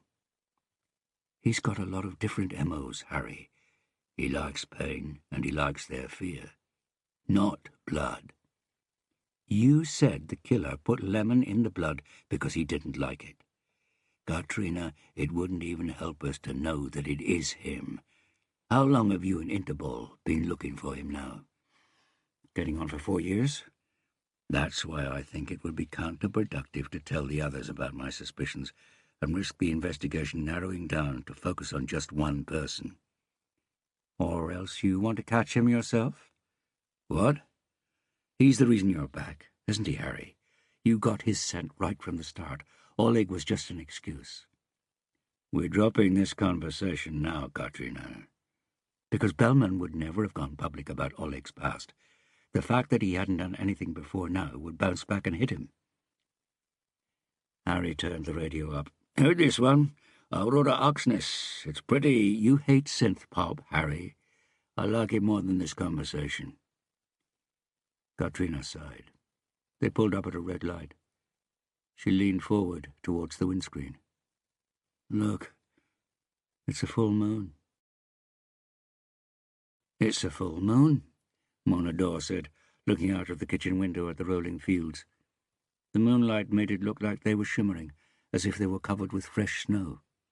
Does that increase the likelihood of him striking for a third time as early as tonight, do you think? Halstein Smith smiled. Hardly. From what you've told me about the two murders, this vampirist's paraphilias are necrophilia and sadism, rather than mythomania, or any delusion that he's a supernatural being. But he will strike again, that much is certain. Interesting. Mona Dore was writing in her notebook, which was lying on the kitchen table next to the cup of freshly brewed green chili tea. And where and when will that happen, do you think? You said the second woman had also been on a Tinder date? Mona Dore nodded as she continued to take notes. Most of her colleagues used recording devices, but, even though she was the youngest of the crime reporters, she preferred to do it the old-fashioned way. Her official explanation was that in the race to be first with the news, she saved time in comparison to the others because she edited her stories while taking notes. That was a particular advantage when she was covering press conferences, although this afternoon at Police HQ you could have managed without a dictaphone or notebook. Katrina Bratt's refrain of "we can't comment" had eventually managed to provoke even the most experienced crime reporters. We haven't printed anything about it being a Tinder date in the paper yet, but we've received a tip-off from a source in the police saying that Eva Dolmen had sent a text message to a friend telling her that she was on a Tinder date at Dickie's in Grinneloke. Right. Smith adjusted his glasses. I'm pretty sure he'll stick to the method that's proved successful for him so far. So what would you say to people who are thinking of meeting new men via Tinder over the next few days? That they ought to wait until the vampirist is caught. But do you think he'll go on using Tinder himself after he's read this and realize that everyone knows that's his method? This is a psychosis. He won't let himself be stopped by rational considerations when it comes to risk.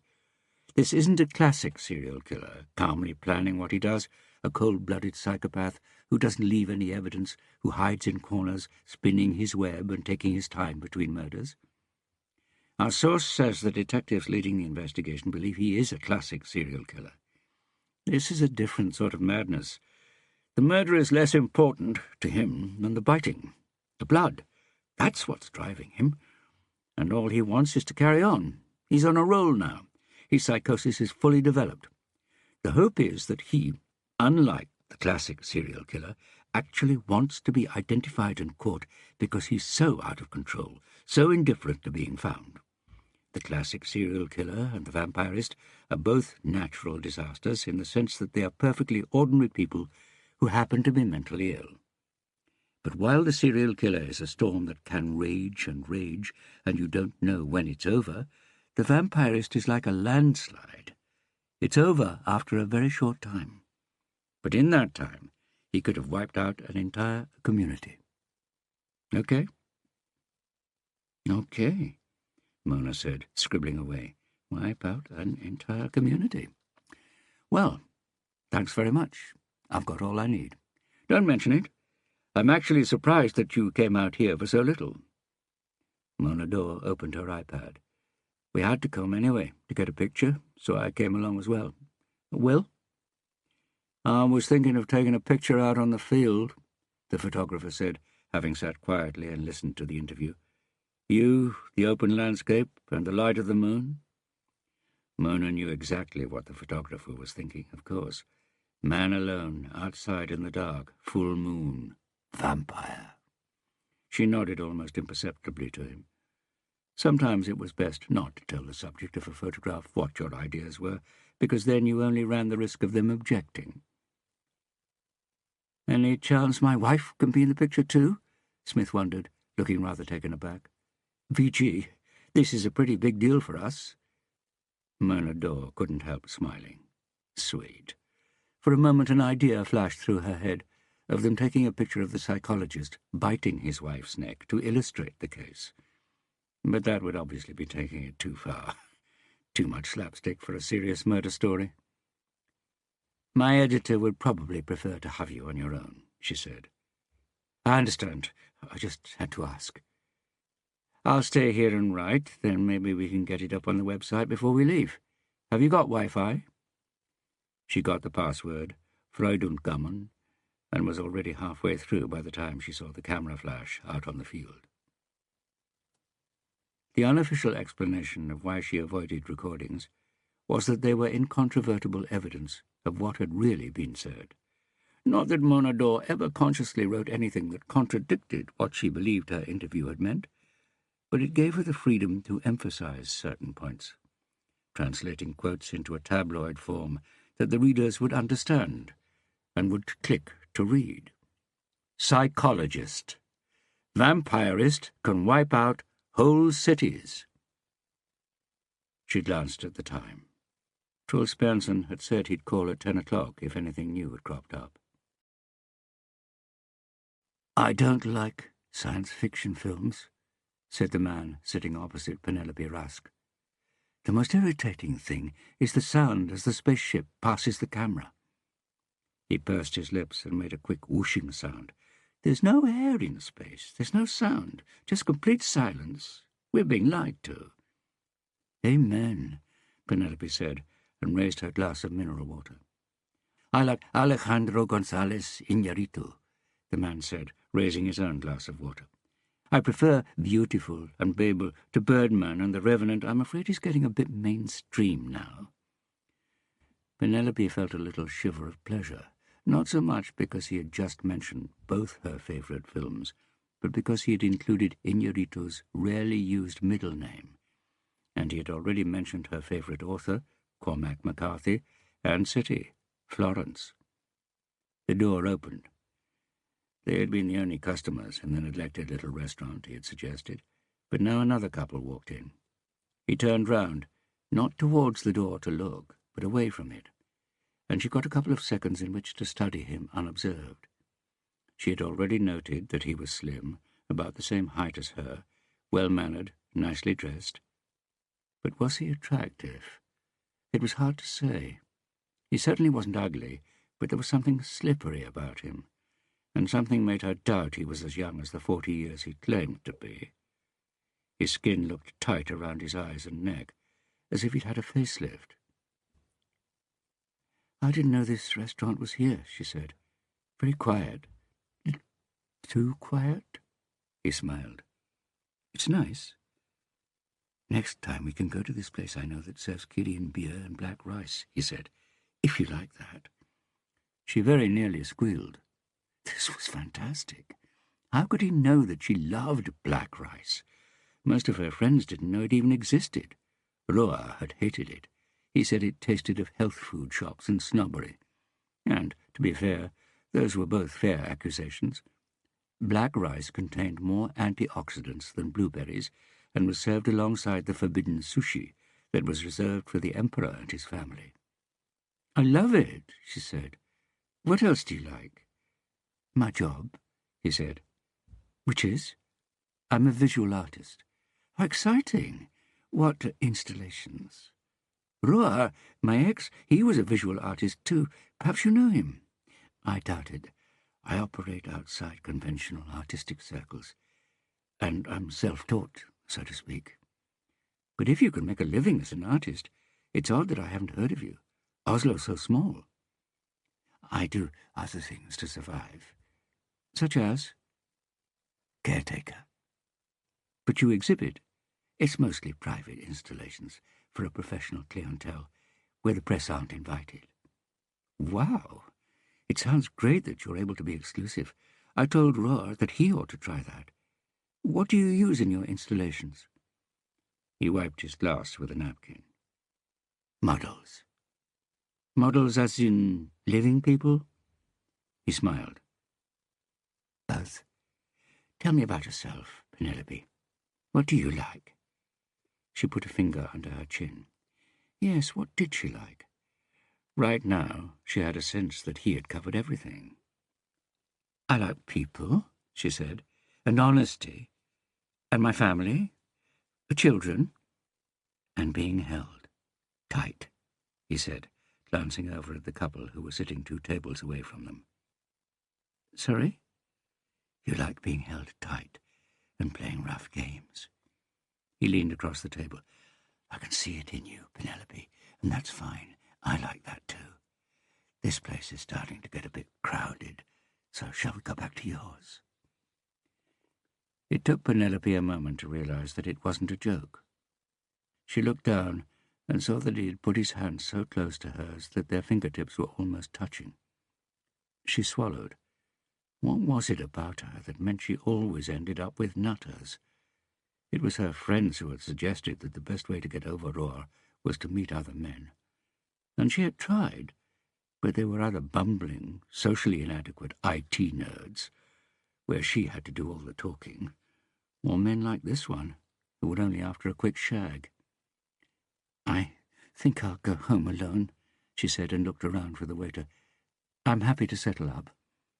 They had barely been there 20 minutes, but according to her friends, that was the third and most important rule of Tinder.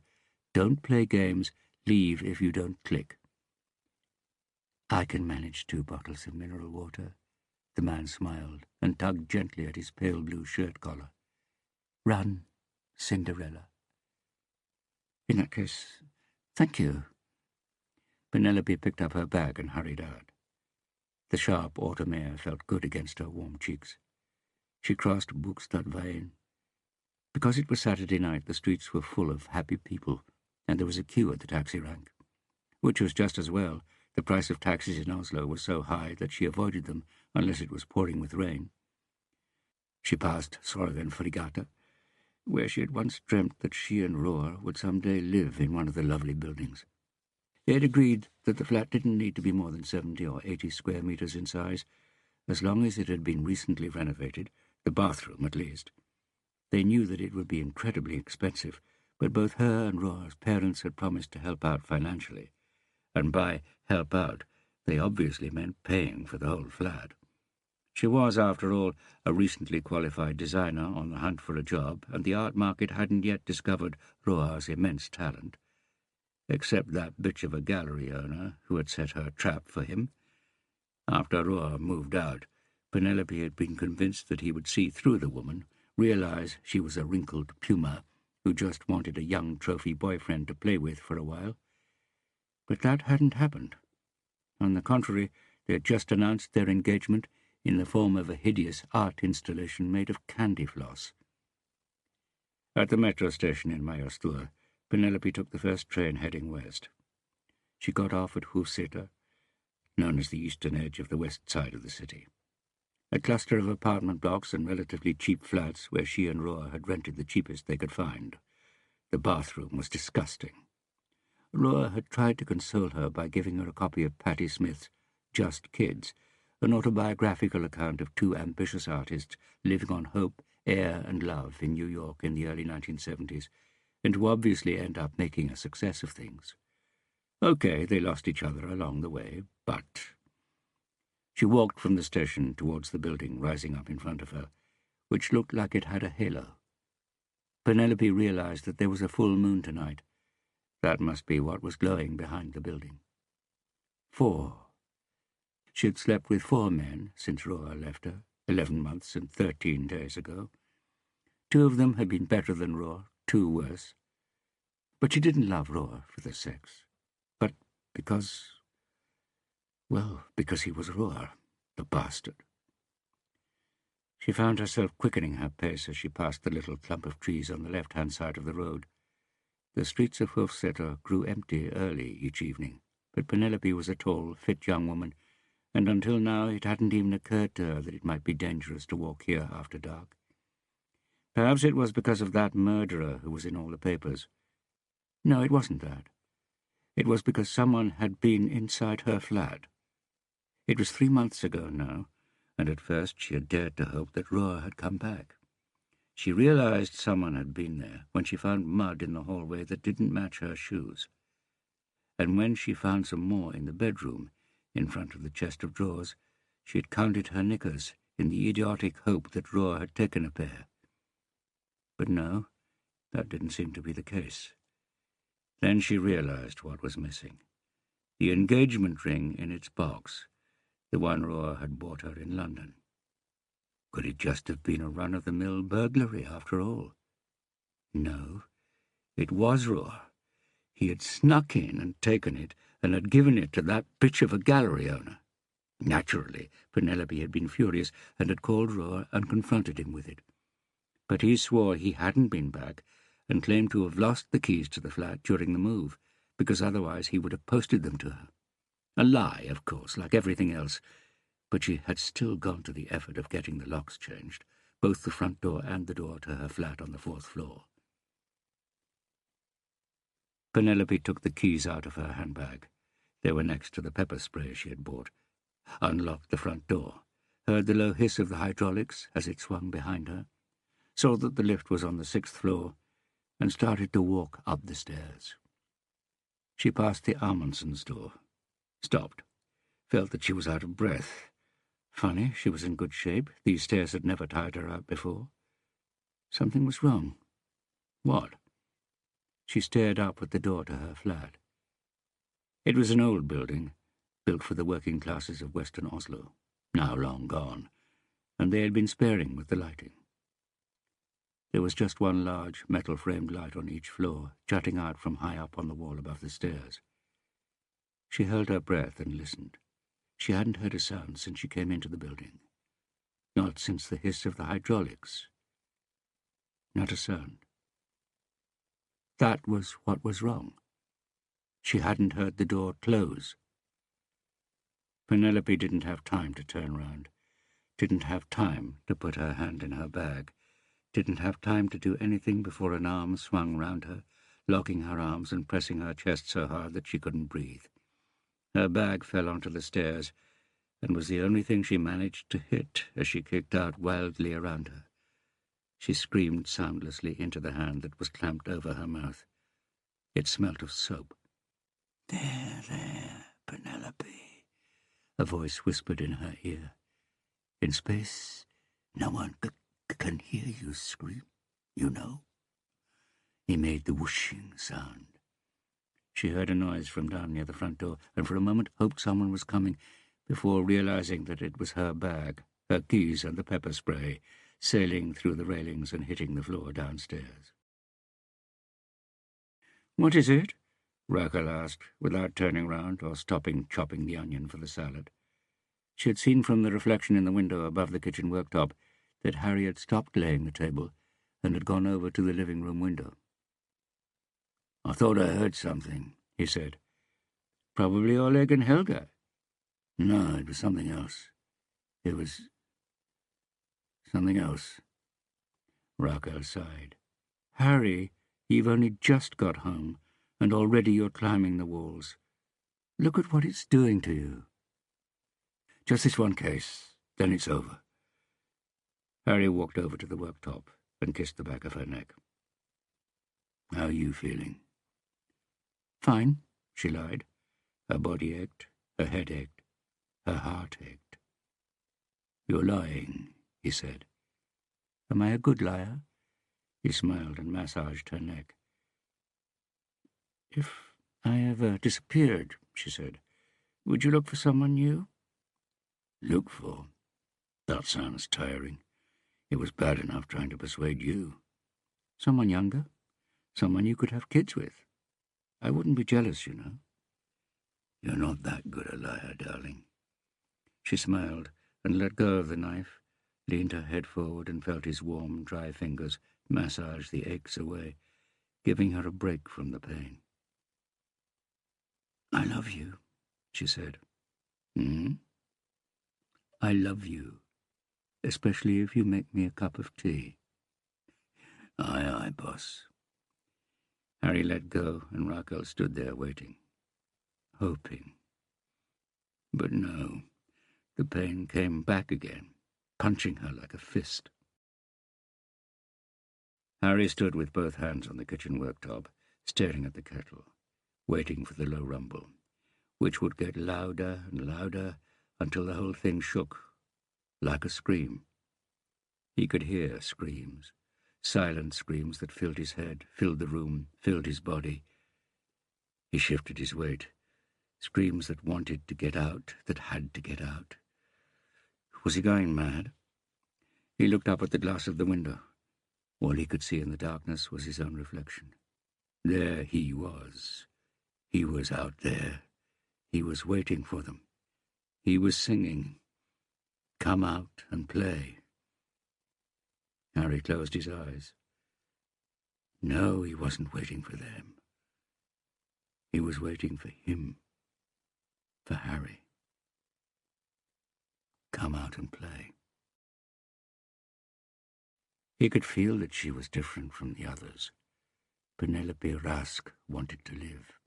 She was big and strong, and the keys to her flat lay 3 floors below them. He could feel her relinquishing the air from her lungs and tightened his grasp round her chest, like a boa constrictor, a muscle tightening a little more each time the prey lets air out of its lungs. He wanted her alive, alive and warm, with this wonderful desire to survive, which he would break little by little. But how? Even if he managed to drag her all the way downstairs to get the key, there was a risk that one of the neighbors would hear them. He felt his rage growing. He should have skipped Penelope Rask, should have taken that decision 3 days ago when he discovered that she'd changed the locks. But then he had been lucky, had made contact with her on Tinder. She had agreed to meet at that discreet place, and he had thought that it was going to work out after all. But a small, quiet place also means that the few people who are there pay more attention to you. One customer had stared at him a little too hard, and he had panicked, had decided to get out of there, and had rushed things. Penelope had turned him down and walked out. He had been prepared for that eventuality and had the car nearby. He had driven fast, not so fast that he risked being stopped by the police, but fast enough to reach the cluster of trees before she emerged from the metro. She hadn't turned round when he was following her, nor when she got her keys out of her bag and went in. He had managed to stick his foot in the gap before the door clicked shut. He felt a shudder run through her body and knew that she would soon lose consciousness. His erection rubbed against her buttocks, a broad, fleshy woman's ass. His mother had had a similar backside. He could feel the boy coming, eager to take over, and he was screaming inside, wanting to be fed. Now, here. "I love you," he whispered in her ear. "I really do, Penelope, and that's why I'm going to make an honest woman of you, before we go any further." She went limp in his arms, and he hurried, holding her up with one arm as he fumbled in his jacket pocket with the other. Penelope Rask came to, and realized that she must have passed out. It had got darker. She was floating, and there was something tugging and pulling at her arms, something cutting into her wrists. She looked up. Handcuffs, and something on one of her ring fingers, shimmering dully. Then she felt the pain between her legs, and looked down just as he pulled his hand out of her. His face was partially shaded, but she saw him put his fingers to his nose and sniff. She tried to scream, but couldn't. "Good, my darling," he said. "You're clean, so we can begin." He unbuttoned his jacket and shirt, pushed his shirt aside, revealing his chest. A tattoo became visible, a face screaming as soundlessly as her. He was thrusting his chest out, as if the tattoo had something to say to her. Unless it was the other way round. Perhaps she was the one on display to this snarling image of the devil. He felt for something in his jacket pocket, pulled it out and showed her. Black. Iron. Teeth. Penelope managed to get some air, and screamed. "That's right, darling," he laughed. "Just like that. Music to work to." Then he opened his mouth wide and inserted the teeth. And they echoed and sang between the walls, his laughter and her screaming. There was a buzz of voices and international news broadcast on the big television screens that hung on the walls of VG's offices, where the head of news and the duty manager were working on updates to the online edition. Mona Dore and the photographer were standing behind the head of news's chair, studying the image on his console. "I tried everything, but I just couldn't make him look creepy," the photographer sighed. But Mona realized that he was right. Halstein Smith simply looked far too jovial, standing there with the full moon above him. "It's still working," the head of news said. "Look at the traffic. 900 per minute now." Mona saw the counter to the right of the screen. "We've got a winner," her boss said. "We'll move it to the top of the website. Maybe we should ask the night editor if she wants to change the front page." The photographer raised his clenched fist towards Mona, and she dutifully touched her knuckles to his. Her father claimed it was Tiger Woods and his caddy who had popularized the gesture. They had switched from the obligatory high-five after the caddy had injured the golfer's hand by high-fiving him a bit too enthusiastically when Woods pitched the 16th hole in the final round of the Masters. It was one of her father's greatest regrets that Mona's congenital hip defect meant she could never be the great golfer he had hoped. She, on the other hand, had hated golf from the first time he took her to a driving range. But because the standard was so comically low, she had won everything there was to win with a swing that was so short and ugly that the coach of the national junior team refused to select her on the grounds that it was better to get beaten with a team that at least looked like it was playing golf. So she had dumped her golf clubs in the basement at her dad's and headed for the weight room instead, where no one had any objection to the way she lifted 120 kilos off the floor. The number of kilos, the number of blows, the number of clicks. Success was measured in numbers. Anyone who claimed otherwise was just scared of the truth and seriously believed that delusion was an essential fact of life for the average person.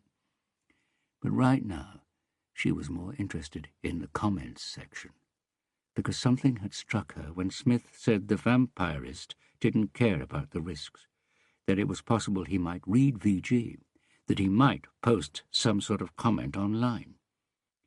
Her eyes scanned the comments as they appeared. But it was the usual stuff. The sympathetic, expressing pity for the victims.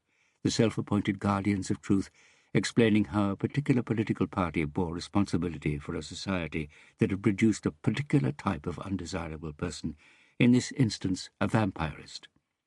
The executioners shrieking for the death penalty and castration the moment they got a chance. And then there were the wannabe stand-up comedians, whose role models had popularized the idea that anything could be joked about. New band, Vampire. Sell Tinder shares now. And if she did see a comment that looked suspicious, what was she going to do? Report it to Katrina Bratt and co.? Maybe.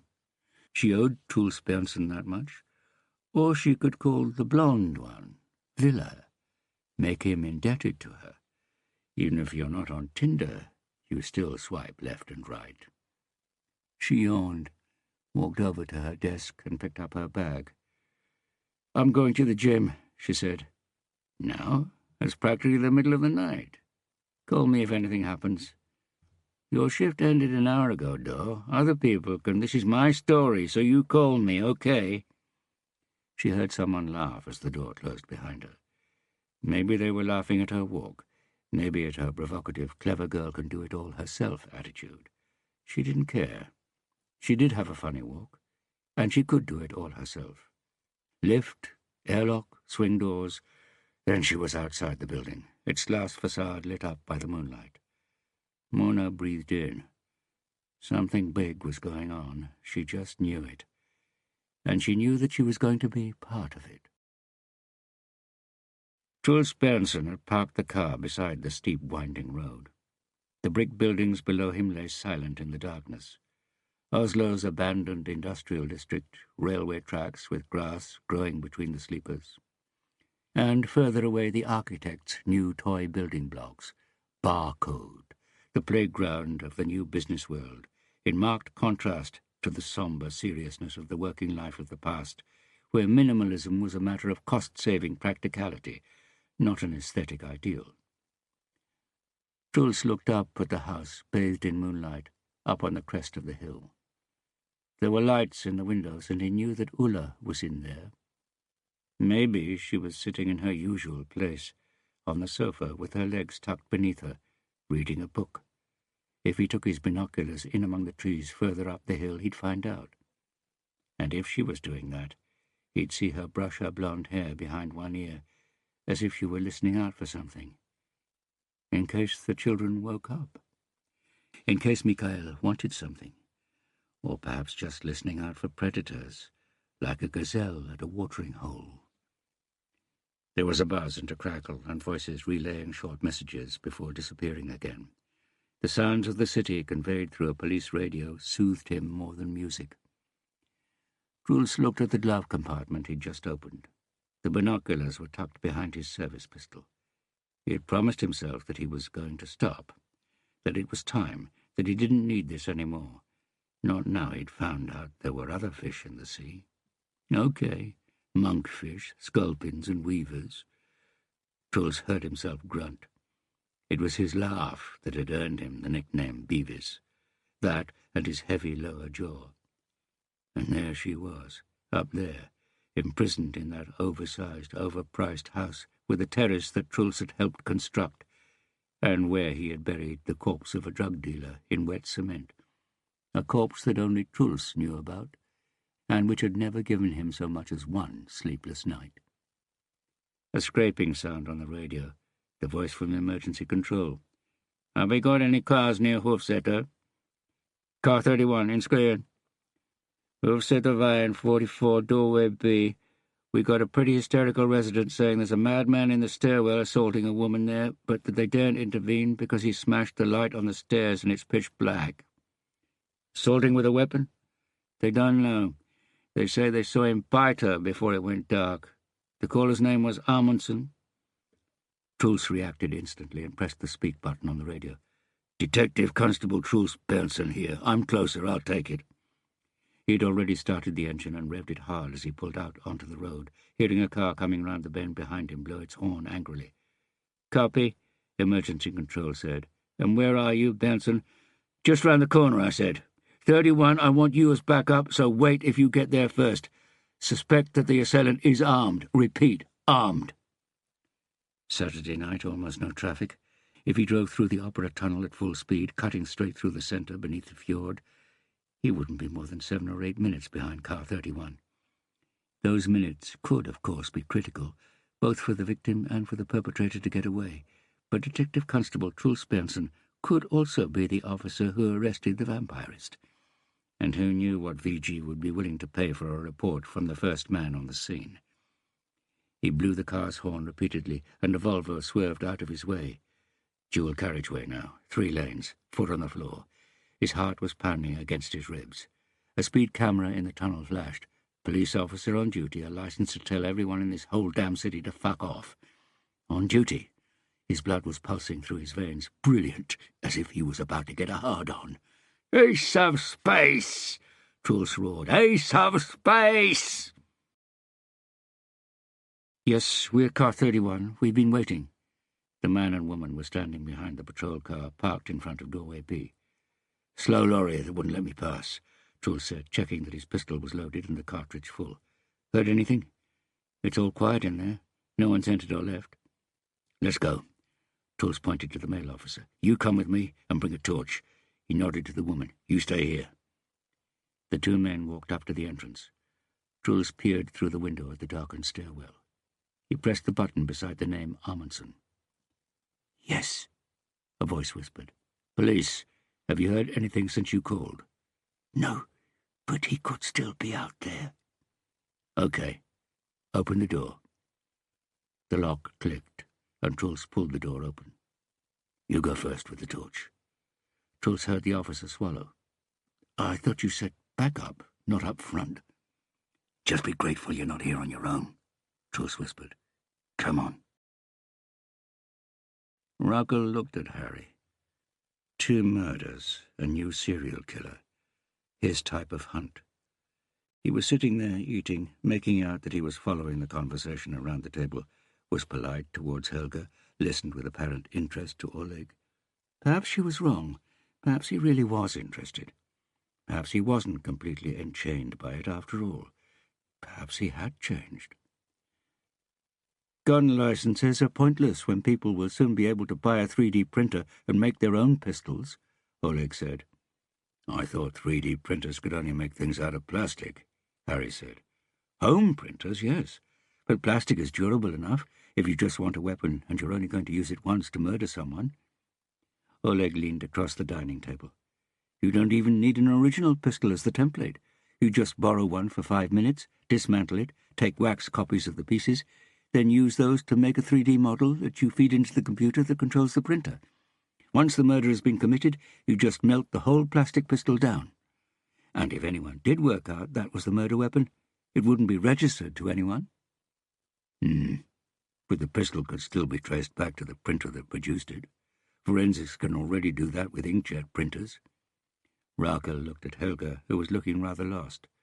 Boys, Rakel said. Whatever, Oleg said. It's really crazy. They can make practically anything. So far, there are just over 2,000 3D printers in Norway. But imagine when everyone's got one. When terrorists can 3D print a hydrogen bomb? Boys, can't we talk about something more pleasant? Rakel said, feeling strangely breathless. Something a bit more cultured, just for once, seeing as we've got a guest. Oleg and Harry turned towards Helga, who smiled and shrugged, as if to say she was fine with anything. Okay, Oleg said. What about Shakespeare? That sounds better, Rakel said, looking at her son suspiciously as she passed the potatoes to Helga. Okay, Stola Auna and Othello syndrome, Oleg said. I haven't told you that Jesus and I recorded the entire lecture. I was wearing a hidden microphone and transmitter under my shirt, and Jesus was in the next room recording it. Do you think Stola would be okay if we uploaded it to the net? What do you think, Harry? Harry didn't answer. Rakel studied him. Was he drifting away again? Harry, she said. Well, obviously I can't answer that, he said, looking down at his plate. But why didn't you just record it on your phone? It isn't forbidden to record lectures for private use. They're practicing, Helga said. The others turned towards her. Jesus and Oleg dream of working as undercover agents. Wine, Helga? Rakel picked up the bottle. Thanks, but aren't you having any? I've taken a headache pill, Rakel said, and Harry doesn't drink. I'm a so-called alcoholic, Harry said, which is a shame, because that's supposed to be a really good wine. Rakel saw Helga's cheeks burn and hurried to ask, So Stola's teaching you about Shakespeare? Yes and no, Oleg said. Othello syndrome implies that jealousy is the main reason for the murders in the play, but that isn't true. Helga and I read Othello yesterday. You read it together. Rakel put her hand on Harry's arm. Isn't that sweet? Oleg looked up at the ceiling. Either way, my interpretation is that the real underlying cause of all the murders isn't jealousy, but a humiliated man's envy and ambition. In other words, Iago. Othello is just a puppet. The play ought to be called Iago, not Othello. And do you agree with that, Helga? Rakel liked the slim, slightly anemic, well-mannered girl, and she seemed to have found her feet pretty quickly. "I like Othello's the title, and maybe there isn't a deep-seated reason. Maybe it's like Othello himself says, that the full moon is the real cause, because it drives men mad." "No reason," Harry declaimed solemnly in English. "I just like doing things like that." "Impressive, Harry," Rackle said. "You can quote Shakespeare." "Walter Hill," Harry said. "The Warriors, 1979. "Yeah," Oleg laughed. "Best gang film ever."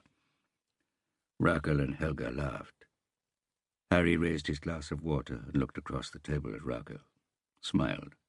Laughter round the family dinner table, and she thought that he was here now.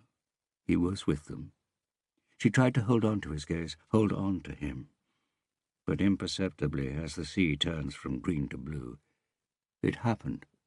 His eyes turned inward again, and she knew that even before the laughter had died out, he was on his way again into the darkness, away from them. Truls walked up the stairs in the dark, crouching with his pistol behind the big uniformed police officer with the torch. The silence was only broken by a ticking sound, like a clock somewhere further up inside the building. The cone of light from the torch seemed to push the darkness ahead of them, making it denser, more compact, like the snow Truls and Mikhail used to shovel for pensioners in Manglerud. Afterwards, they would snatch the 100-krone note from the gnarled, trembling hands and say they would come back with the change.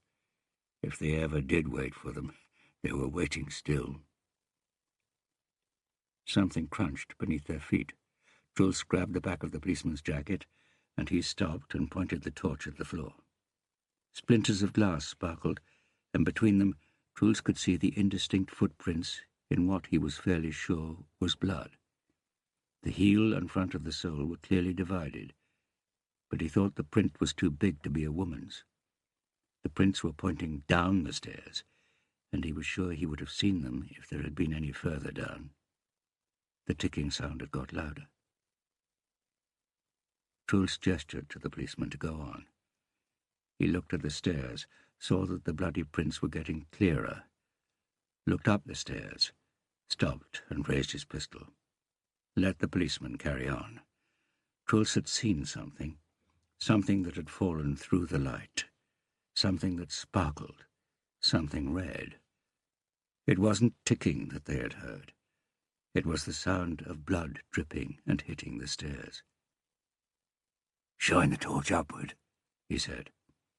The police officer stopped, turned round, and for a moment looked surprised that the colleague, whom he had thought was right behind him, had stopped a few steps below and was looking up at the ceiling. But he did as Truls said. "Oh, my God," he whispered. "Amen," Truls said. There was a woman hanging from the wall above them. Her checked skirt had been pulled up, revealing the edge of her white knickers. On one thigh, level with the policeman's head, blood was dripping from a large wound. It ran down her leg into her shoe. The shoe was evidently full, because the blood was running down the outside and gathering in drops at the point of the shoe, then falling to join a red puddle on the stairs. Her arms were pulled up above her lolling head. Her wrists were tied with a peculiar set of cuffs which had been hooked over the lamp bracket. Whoever had put her there had to be strong. Her hair was covering her face and neck, so Truls couldn't see if there was a bite mark, but the amount of blood in the puddle and the terrible dripping told him that she was empty, dry.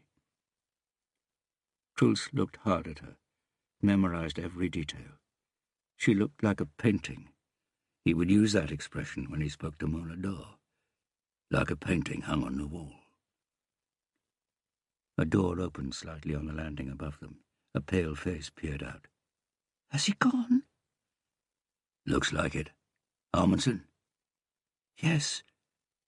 Light streamed out when the door on the other side of the hallway opened. They heard a gasp of horror. An elderly man stumbled out, while a woman who was presumably his wife stayed behind and looked out anxiously from the doorway. "That was the devil himself," the man said. "Look what he's done."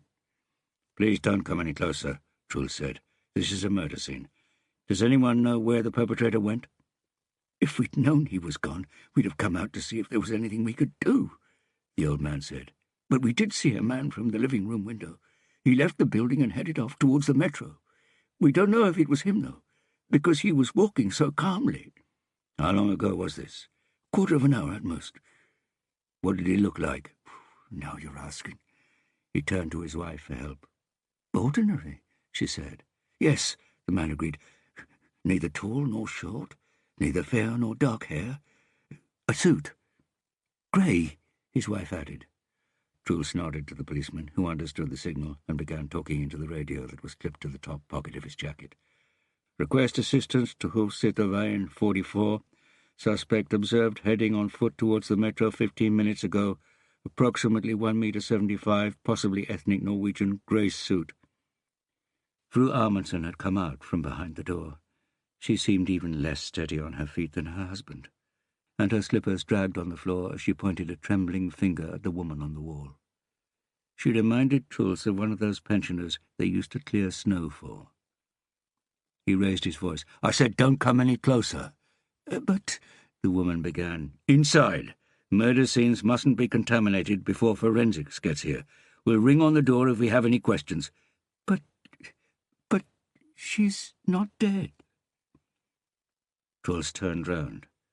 In the light from the open door, he saw the woman's right foot quiver, as if it was cramping, and the thought popped into his head before he could stop it. That she was infected. She had become a vampire, and now she was waking up. Chapter 12. Saturday night.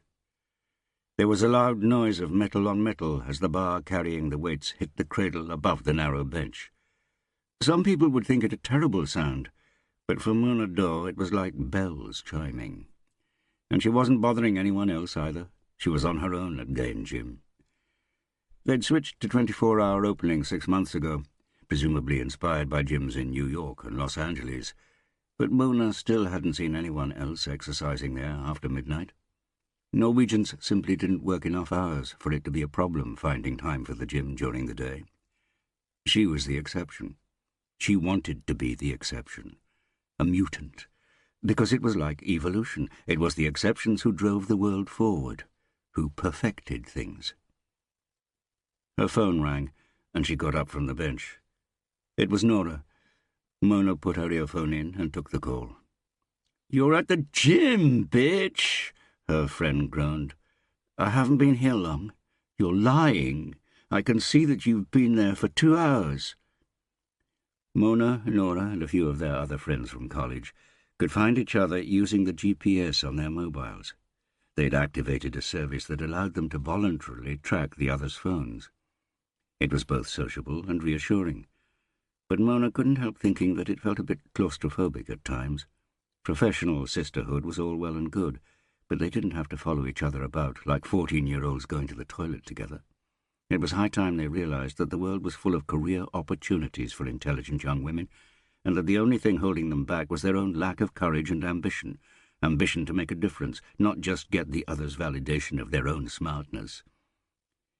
"I hate you just a tiny bit when I think of all the calories that are falling off you right now," Nora said, "while I'm sitting here on my fat ass, consoling myself with another pina colada. Listen." Mona felt like pulling the earphone out as the sound of drawn-out slurping through a straw battered her eardrum.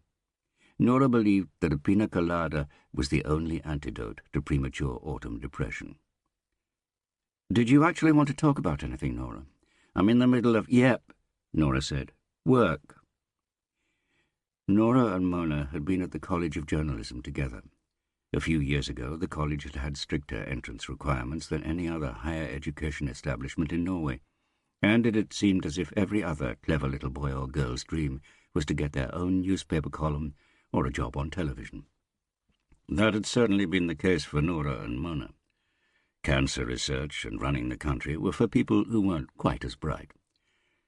But Mona had noticed that the College of Journalism now had competition from all the local high schools that were using their state funding to offer Norwegian youngsters popular courses in journalism, film, music, and beauty therapy, with no consideration of the kind of qualifications the country lacked and actively needed, which meant that the richest country in the world had to import those skills, while the nation's carefree, unemployed, film-studying sons and daughters were left sitting at home with their drinking straws stuck deep in the state's milkshake while they watched, and, if they could be bothered, criticised, films made abroad.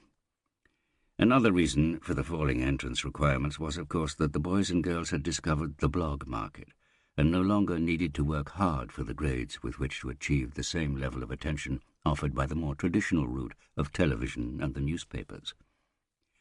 Mona had written about this, about the fact that the media no longer demanded professional qualifications from its journalists, with the result that aspiring reporters no longer made the effort to acquire them. The new media environment, with its increasingly banal focus on celebrity, had reduced the role of journalist to that of the town gossip. The article never got published. "Too long," the features editor had said, referring her to the magazine editor. "Well, if there's one thing the so-called critical press doesn't like, it's being criticised," as one more positively inclined colleague explained. But Mona had a feeling that the magazine editor hit the nail on the head when she said, "But Mona, you haven't got any quotes from celebrities here." Mona went over to the window and looked out over Frognerparken. It had clouded over, and apart from the illuminated paths, an almost tangible darkness had settled on the park. It was always like that in autumn, before the trees lost their leaves and everything became more transparent, and the city once again became hard and cold. But from late September to late October, Oslo was like a soft, warm teddy bear that she just wanted to hug and cuddle. "I'm all ears, Nora. It's about the vampirist. You've been told to get him on as a guest. Do you think he does chat shows? For the last time, the Sunday magazine is a serious discussion program. I've called Harry Hurler, but he said no and told me that Katrina Bratt is leading the investigation. But isn't that good? You're always complaining about how hard it is to find good female guests." "Yes, but Hurler is like the most famous detective we've got. You must remember that time when he was drunk live on air. A scandal, obviously, but people loved it." "Did you tell him that?" "No, but I said that television needs celebrities and that a famous face could attract more attention to the work the police do in this city." "Ingenious, but he didn't go for it?" "He said that if I wanted to get him on Let's Dance to represent the police, he'd start practicing his slow foxtrot tomorrow, but that this was about a murder investigation and that Katrina Bratt was the one with all the facts and the mandate to speak." Mona laughed. "What?" "Nothing. All I can see now is Harry Hurler on Let's Dance." "What? Do you think he meant it?" Mona laughed even louder. "I was just calling to hear what you think of this Katrina Bratt, seeing as you move in those circles." Mona picked up a pair of light dumbbells from the rack in front of her and did some quick bicep curls to keep her circulation going and to shift waste products out of her muscles. "Bratt's intelligent and articulate. A bit severe, maybe. But do you think she'd reach beyond the screen? In footage from press conferences, she seems a bit grey. Yes, but she can look great when she wants to. Some of the guys in the newsroom think she's the hottest thing they've got over in Police HQ. But she's one of those women who suppress it and would rather look professional. I can feel myself starting to hate her already. What about Halstein Smith? Now, he's got the potential to be one of your regulars. He's eccentric enough, indiscreet enough, but smart with it. Run with that one." "OK, thanks. Sisters are doing it for themselves, right? Aren't we a bit past saying stuff like that?" "Yeah, but these days it's ironic." "Right. Ha-ha. Ha-ha yourself. How about you?" "What?" "He's still out there." "I know. I mean literally. It's not that far from Hofsitter to Frognerparken." "What are you talking about?" "Shit, haven't you heard? He struck again." "Fuck!" Mona yelled, and from the corner of her eye saw the guy in reception look up. "My bastard head of news said he'd call me. He's given it to someone else. Bye, Nora." Mona went to the locker room, stuffed her clothes in her bag, then ran down the steps and onto the street. She carried on towards the VG building as she looked for a free taxi on the road. She was lucky and got hold of one at a red light. She threw herself into the back seat and pulled out her phone. Brought up Truls Berntson's number. After just 2 rings, she heard his weird, grunting laugh. "What?" she said. "I was wondering how long it would take you," Truls Berntsson said. Chapter 13. Saturday night. "She'd lost over 1.5 litres of blood by the time they got her down," the doctor said as he walked along the corridor in Ullevål Hospital with Harry and Katrina. "If the bite had hit the artery higher up in her thigh, where it's thicker, we wouldn't have been able to save her life. We wouldn't usually let a patient in her condition be questioned by the police, but seeing as other people's lives are at risk—" "Thanks," Katrina said. "We won't ask more than we absolutely have to." The doctor opened the door, and he and Harry waited outside, while Katrina went over to the bed and the nurse who was sitting beside it. "It's pretty impressive," the doctor said. "Don't you think, Harry?" Harry turned towards him and raised an eyebrow. "You don't mind me using your first name, do you?" the doctor said. "Oslo's a small city, and seeing as I'm your wife's doctor—" "Really? I didn't know her appointment was here. I only realised when she filled in one of our forms, and I saw she'd put your name as next of kin. And of course I remember the name from the papers." "You've got a good memory," Harry said, and looked at the name badge on the white coat. "Senior Consultant John D. Steffens? Because it's been a long while since they printed my name. What is it you think is impressive?" "That a human being can bite through a woman's thigh like that. A lot of people think modern man has weak jaws, but in comparison with most mammals, we've got a fairly sharp bite. Did you know that?" "No." "How hard do you think we bite, Harry?" Harry realised, after a few seconds, that Steffens really was expecting an answer. "Well, our criminal forensics experts say 70 kilos. "Oh, well then, you already know the answer." Harry shrugged. "The number doesn't mean anything to me. If I'd been told 150, I wouldn't have been any more or less impressed. Speaking of numbers, how do you know that Penelope Rask lost 1.5 litres? I didn't think pulse and blood pressure were such accurate indicators." "I was sent pictures of the crime scene," Steffens said. "I buy and sell blood, so I've got a pretty accurate eye." Harry was about to ask him to elaborate, but at that moment Katrina waved him over.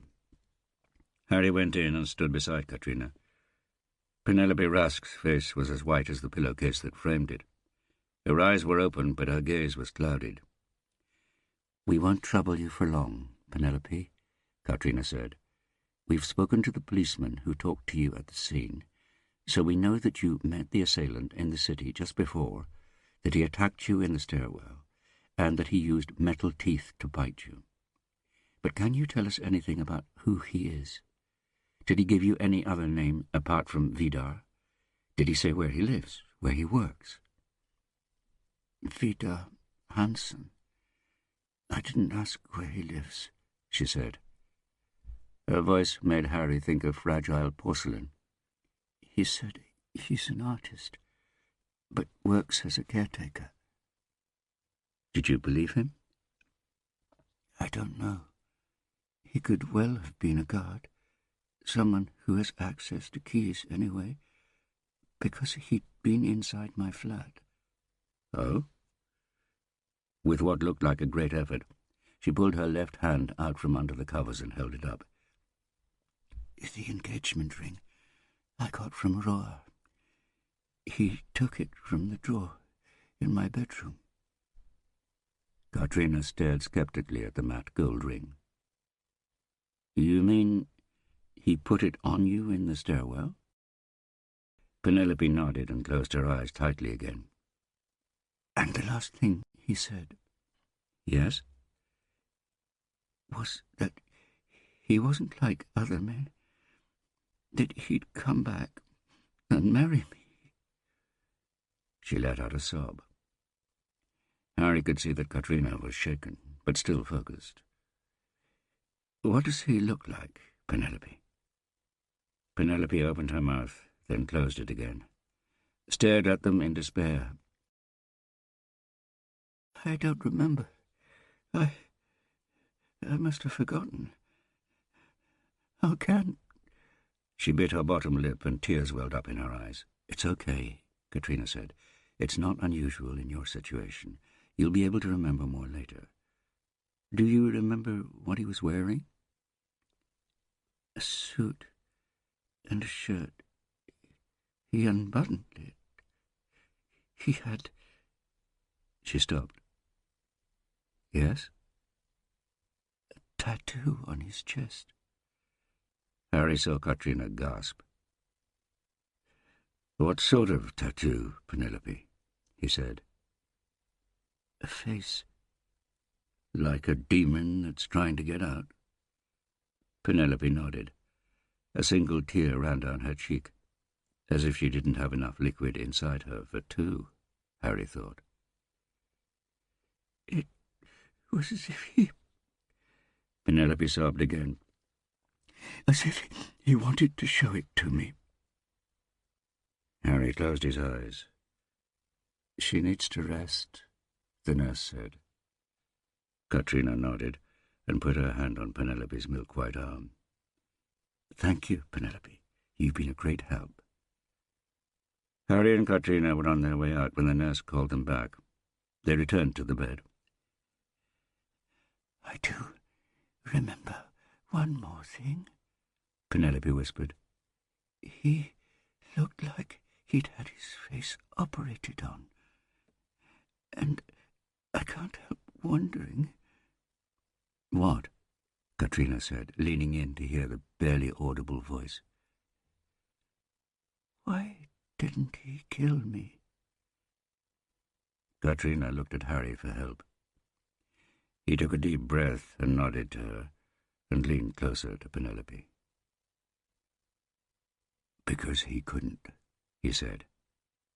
"Because you didn't let him." "Well, now we know for sure that it's him," Katrina said as they walked along the corridor towards the exit. And he's changed his MO and his preferences. How does that make you feel?" "That it's him?" Harry shrugged. "No feelings. He's a murderer and he needs to be caught, full stop." "Don't lie, Harry. Not to me. He's the reason you're here." "Because he might take more lives. Catching him is important, but it isn't personal, okay?" "I hear you." "Good," Harry said. "When he says he'll come back and marry her, do you think that's meant as a metaphor?" "Yes, he's going to haunt her dreams." "But that means he deliberately didn't kill her." "You lied to her." "I lied." Harry pushed the door open, and they got in the car that was waiting for them right outside. Katrina in the front, Harry in the back. "Police HQ?" Anna's Villa asked from the driver's seat. "Yes," Katrina said, picking up the mobile that she'd left charging. "Björn's texted to say that those bloody footprints on the stairs were probably left by cowboy boots." "Cowboy boots," Harry repeated from the back seat. "Those ones with a narrow high heel, and I know what cowboy boots look like. They were mentioned in one of the witness statements." "Which one?" Katrina said, skimming through the other text she'd received while she was inside the hospital. "The bartender at the Jealousy Bar, Mehmet something. I must say your memory is still intact. It says here that they want me as a guest on the Sunday magazine to talk about the vampirist." She tapped at her phone. "And?" "No, obviously. Bellman has said loud and clear that he wants the least possible publicity for this case." "Even if it's been solved?" Katrina turned to Harry. "What do you mean?" "Firstly, the chief of police can boast on national television about having solved the case in 3 days. And secondly, we might need the publicity to catch him." "Have we solved the case?" Villa's eyes met Harry's in the rearview mirror. "Solved," Harry said. "Not finished." Villa turned to Katrina. "What does he mean?" "That we know who the perpetrator is, but that the investigation isn't over until the long arm of the law has caught him. and in his case that arm has turned out to be too short. This individual has been wanted across the whole world for almost 4 years. Who is he? Katrina gave a deep sigh. I can't even say his name. Harry, you tell him. Harry looked out through the window. Katrina was right, of course. He could deny it, but he was here for one single selfish reason. Not for the victims, not for the good of the city, not for the reputation of the force, not even for his own reputation, not for anything but this one single thing, that he had got away. Oh, Harry certainly felt guilty at not having been able to stop him before, for all the murder victims, for every day that this man had gone free. Even so, this was the only thing he could think about, that he had to catch him. That he, Harry, had to catch him. He didn't know why. Did he really need the worst serial killer and offender in order to validate his own life? God alone knew. And God alone knew if it was the other way round as well, that this man had emerged from his hiding place because of Harry. He had drawn the V on Eva Dolman's door and shown Penelope Rask the demon tattoo. Penelope had asked why he hadn't killed her, and Harry had lied. The reason the man hadn't killed her was because he wanted her to talk. Talk about what she'd seen. Tell Harry what he already knew. That he needed to come out and play. "Okay," Harry said. "Do you want the long version or the short one?" Chapter 14, Sunday morning. "Valentin Yertsin," Harry Huller said, pointing at the face staring out at the investigative team from the huge screen. Katrina looked intently at the thin face. Brown hair, deep-set eyes. Unless it just appeared that way because he was jutting his forehead forward, meaning that the light fell in a particular way. Katrina couldn't help thinking it was odd that the police photographer had let Valentin get away with it. And then there was his expression. Custody pictures usually showed fear, confusion, or resignation. But he looked contented, as if Valentin Yertsin knew something they didn't know yet. Harry let the face sink in for a few seconds before he went on.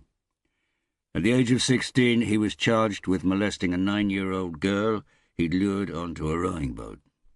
At 17, a neighbor reported him for trying to rape her in the basement laundry room.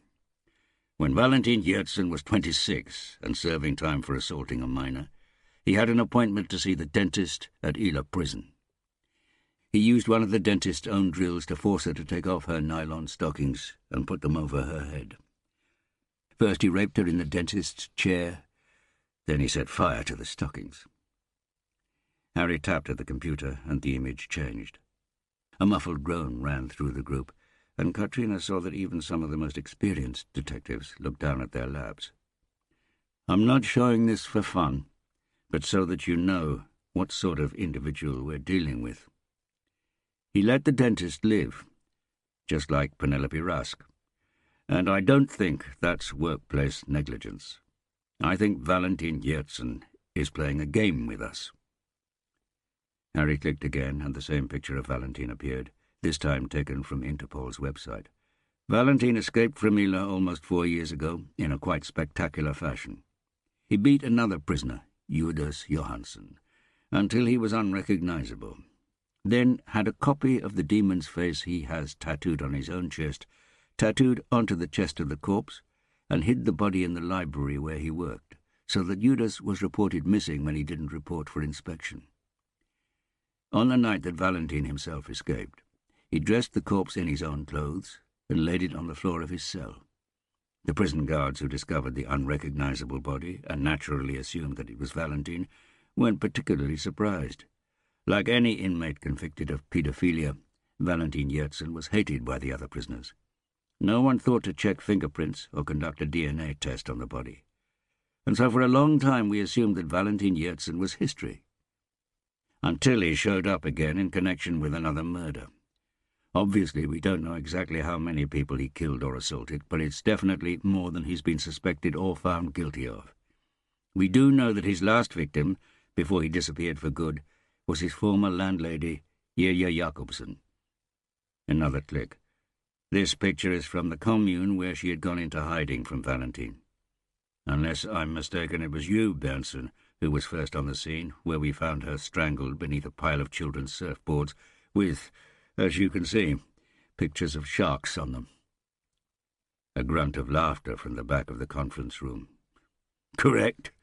The surfboards were stolen goods that the poor junkies hadn't managed to sell. Ilya Jakobsen was probably murdered because she could have passed information about Valentine to the police. That may explain why it's been so hard to get anyone to say a word about where he might be. Anyone who knows him simply doesn't dare talk. Harry cleared his throat. Another reason why Valentine has been impossible to find is that he's undergone several rounds of extensive plastic surgery since his escape. The person you see in this picture doesn't look like the person we observed later in a grainy surveillance picture from a football match at Ullevål Stadium. And he intentionally let us see that surveillance picture. So because we haven't managed to find him, we suspect that he may have had further operations after that, probably abroad, seeing as we've checked anything that moves in Scandinavia as far as plastic surgery is concerned. Our suspicion that his face has changed again is reinforced by the fact that Penelope Rask doesn't recognize Valentine from the pictures we've shown her. Unfortunately, she isn't able to give a good alternative description of him, and the Tinder profile picture of this so-called Vidar on her phone is unlikely to be him. Tord has also checked out this Vidar's Facebook profile, Katrina said. Not surprisingly, it's fake, set up recently on a device that we haven't managed to trace. Tord believes this suggests that he must have a reasonable level of IT skills. Or else he had help, Harry said. But we do at least have one person who saw and spoke to Valentin Yertsin just before he disappeared off the radar 3 years ago. Stoller has retired from his job as a consultant to Crime Squad, but he's agreed to come here today. Stoller Auner stood up, fastening a button on his tweed jacket. For a short time I had the questionable pleasure of seeing a patient who called himself Paul Stavnes. He was unusual as a schizophrenic psychopath, insofar as he was aware of his own illness, at least to a certain extent. He also succeeded in manipulating me, so that I didn't realize who he was or what he was doing, until the day when he let his cover slip, quite by chance, then tried to kill me before disappearing for good. Stoller's description formed the basis for this photo-fit picture. Harry tapped the computer. So this is also fairly old now, but at least it's better than the surveillance picture from the football match. Katrina tilted her head. The drawing showed that his hair, nose, and the shape of his eyes were different, and the shape of his face was more angular than in the photograph. But the look of contentment was still there, presumed contentment, like the way you think a crocodile is grinning. "How did he become a vampirist?" a voice by the window asked. To start with, I'm not convinced that there's any such thing as vampirists," Auner said. "But of course there could be plenty of reasons why Valentin Yertsin drinks blood, without me being able to give an answer here and now." A long silence followed. Harry cleared his throat. "We haven't seen any sign of biting or drinking blood in any previous case that can be linked to Yertsin. And yes, perpetrators do usually stick to a specific pattern, revisiting the same fantasies again and again." "How certain are we that this really is Valentin Yertsin?" Scarra asked, "and not just someone trying to make us think that it's him?" 89%. This from Björn Holm. Scarra laughed. "Exactly 89. Yes, we found strands of body hair on the handcuffs he used on Penelope Rask, possibly from the back of his hand. With DNA analysis, it doesn't take too long to confirm a match with 89% probability. It's the last 10% that takes time. We'll get the final answer in 2 days. The handcuffs are a type that are available online, by the way, a replica of handcuffs from the Middle Ages, hence the iron rather than steel. Apparently popular with people who like to do up their love nests to make them look like medieval dungeons." A single grunt of laughter. "What about the iron teeth?" one of the female detectives asked. "Where could he have got those from?" "Lots more difficult," Björn Holm said. "We haven't found anyone who manufactures teeth like this, at least not out of iron. He must have commissioned them specially from a blacksmith, or made them himself. It's certainly something new.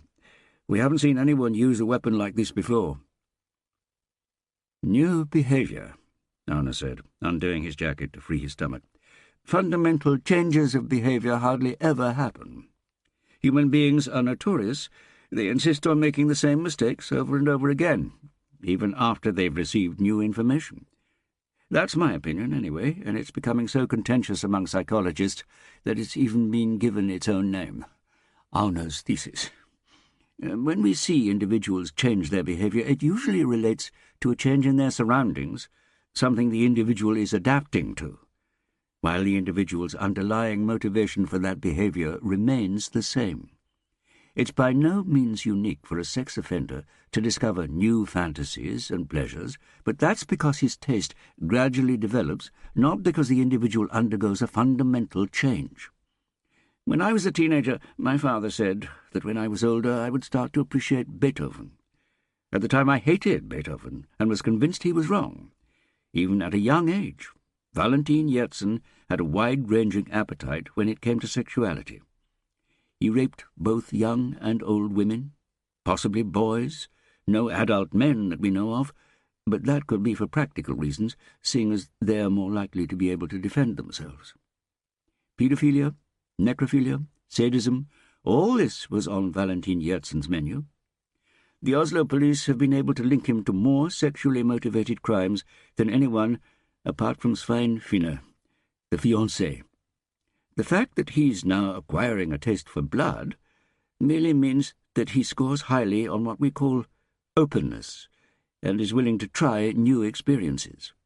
I say acquiring because certain observations, such as the fact that he added lemon, suggest that Valentin Yersin is experimenting with blood rather than being obsessed with it.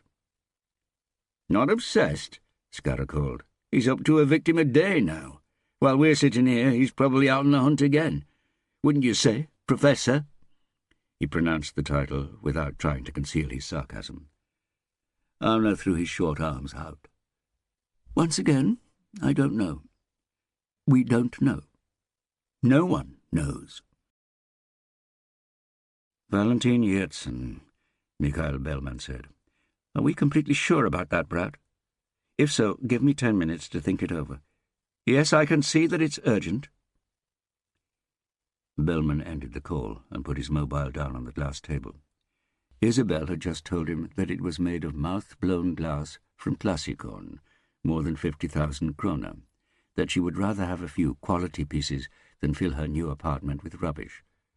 From where he was sitting, he could see an artificial beach and the ferries gliding back and forth across the Oslo fjord. Strong winds lashed the almost violet water further out. "Well?" Isabel asked from the bed behind him. "The lead detective wants to know if she should agree to take part in the Sunday magazine this evening. The subject is the vampirist murders, obviously. We know who the perpetrator is, but not where he is." "Simple," Isabel Skayan said. "If you already had the guy, you should do it yourself. But seeing as it's only a partial success, you should send a representative. Remind her to say 'we' rather than 'I', and it wouldn't do any harm if she were to suggest that the perpetrator may have managed to get across the border." "The border? Why?" Isabel Skayan sighed. "Don't pretend to be more stupid than you are, darling. That's just irritating." Bellman went over to the door to the veranda. He stood there, looking down at the Sunday tourists streaming towards Tjufholmen. Some to visit the Astrup Fearnley Museum of Contemporary Art, some to look at the hypermodern architecture and drink overpriced cappuccino, and some to dream about one of the laughably expensive apartments that hadn't yet been sold. He had heard that the museum had exhibited a Mercedes with a big brown human turd in place of the Mercedes star on the bonnet. Okay, so for some people, solid excrement was a status symbol. Others needed the most expensive apartment, the latest car, or the biggest yacht to feel good.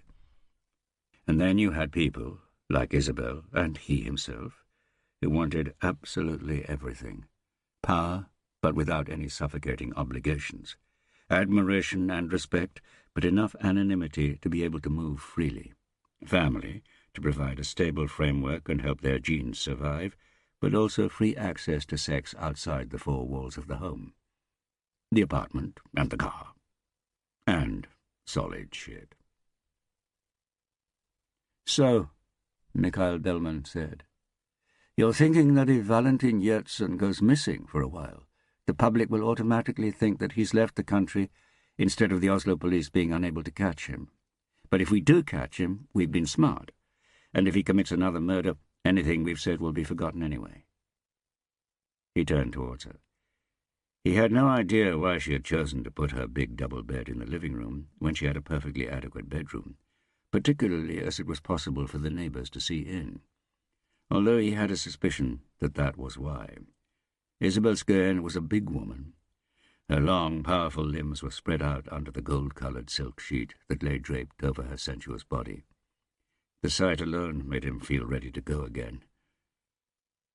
"Just one word, and you've sown the idea of him leaving the country," she said. "In psychology it's called anchoring. It's simple and it always works, because people are simple." Her eyes roamed down his body and she smiled. "Especially men." She shoved the silk sheet onto the floor. He looked at her. Sometimes he thought he preferred just looking at her body to touching it, while the opposite was true of his wife. Which was odd, because Ulla's body, purely objectively, was more beautiful than Isabel's. But Isabel's violent, raging desires turned him on far more than Ulla's tenderness and quiet, sob-racked orgasms. "Wank," she commanded, spreading her legs so that her knees resembled the half-furled wings of a bird of prey, and touched two of her long fingers to her genitals. He did as she said, closed his eyes, and heard the glass table buzz. Damn, he'd forgotten Katrina Bratt. He grabbed the vibrating phone and pressed answer. "Yes."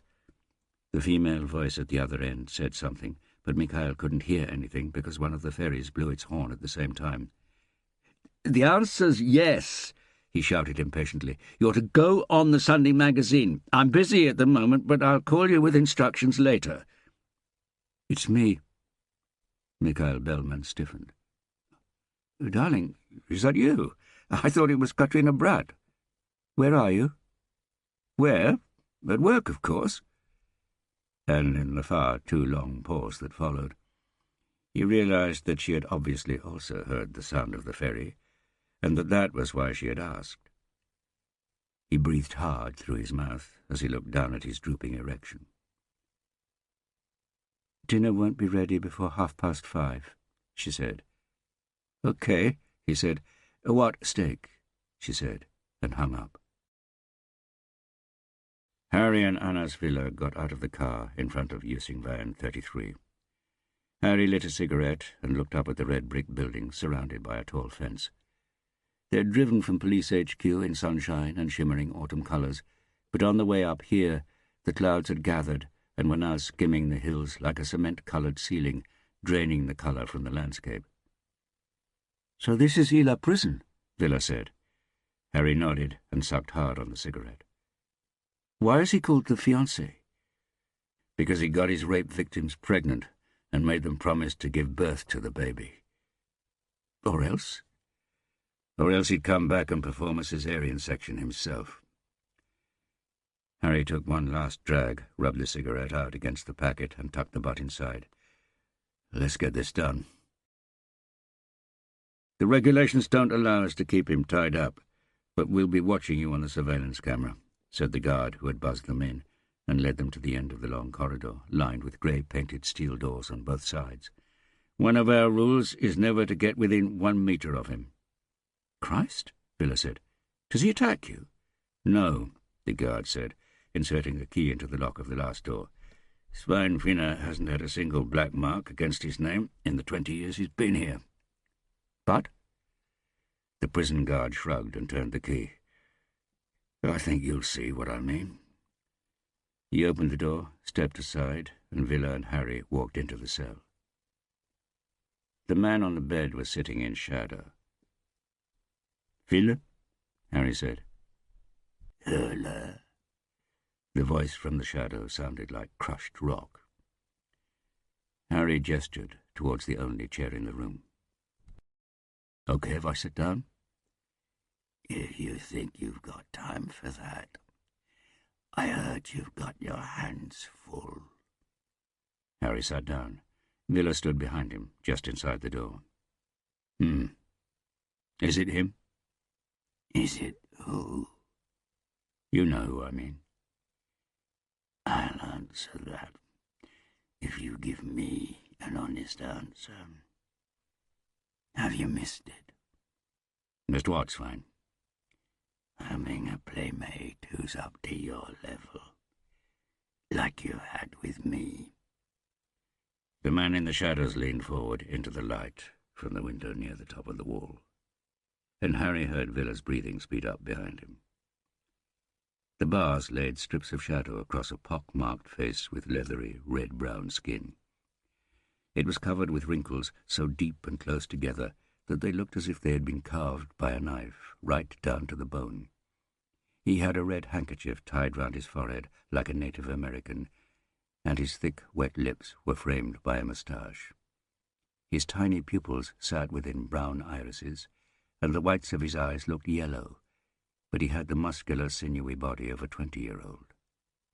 Harry did the maths. Sveinfina, the fiancée, had to be 75 now. "You never forget your first. Isn't that right, Ulla? My name will always be at the top of your list of achievements. I took your virginity, didn't I?" His laugh sounded like he was gargling with gravel. "Well," Harry said, folding his arms, "if my honesty is the price for yours, then the answer is that I don't miss it, and that I'll never forget you, Sveinfina, or any of the people you maimed and killed. You all visit me fairly regularly at night." "Me too. They're very faithful, my fiancés." Fina's thick lips slipped apart as he smiled, and he put his right hand over his right eye. Harry heard Villa step back and hit the door. Fina's eye stared at Villa through the hole in his hand that was big enough to hit a golf ball through. "Don't be scared, son," Fina said. "It's your boss you should be frightened of. He was just as young as you are now, and I was already lying on the ground, unable to defend myself. Even so, he held his pistol to my hand and fired. Your boss has a black heart, lad. Remember that.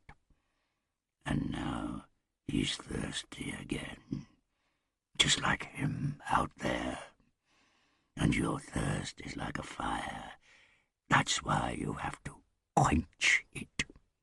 And until it's quenched, it'll keep growing, devouring everything it comes into contact with. Isn't that right, Ulla?" Harry cleared his throat. "Your turn, Fina. Where's Valentine hiding?" "You lot have been here to ask about that before, and I can only repeat myself. I barely spoke to Valentine when he was here, and it's been almost 4 years since he escaped." "His methods resemble yours. Some people claim that you taught him." "Nonsense. Valentine was born ready taught, believe me." "Where would you have hidden if you were him?" "Close enough to be in your sights, Ulla. I'd have been prepared for you this time." "Does he live in the city? Move about the city? New identity? Is he alone, or is he working with anyone else?" "He's doing it differently now, isn't he? Biting and drinking blood. Maybe it isn't Valentine. It's Valentine. So how do I catch him? You don't catch him. No? He'd rather die than end up here again. His imagination was never enough for him. He had to do it. Sounds like you do know him after all. I know what he's made of. The same as you? Hormones from hell? The old man shrugged. Everyone knows that moral choice is an illusion. It's only the chemistry of the brain that directs your and my behavior, Hula. Some people's behavior gets diagnosed as ADHD or anxiety and is treated with drugs and sympathy. Others are diagnosed as criminal and evil and are locked up. But it's the same thing. An unholy mixture of substances in the brain. And I agree that we should be locked up. We rape your daughters, for God's sake. Fina let out a rasping laugh. So clear us off the streets, threaten us with punishment, so we don't head off in the direction the chemicals in our brain would otherwise tell us to go in. But what makes that pathetic is that you're so weak that you need a moral excuse to lock us up.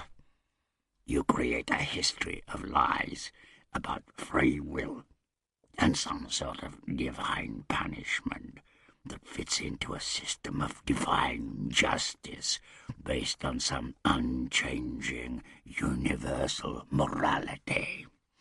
But morality can hardly be unchanging or universal. It's entirely dependent upon the spirit of the age, Hurler. Men fucking men was completely okay a few thousand years ago. Then they were put in prison, and now politicians go on parades with them. Everything gets decided according to what society needs or doesn't need at any given time. Morality is flexible and utilitarian. My problem is that I was born in an age and in a country where men who scatter their seed so wantonly are undesirable.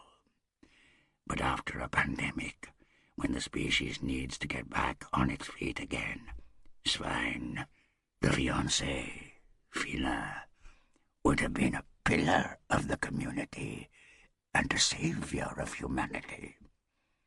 Don't you think, Hula? You raped women and made them give birth to your children, Harry said. Valentine kills them. So why don't you want to help me catch him? Am I not being helpful? You're giving me general answers and half-baked moral philosophy. If you help us, I'll put in a good word to the parole board.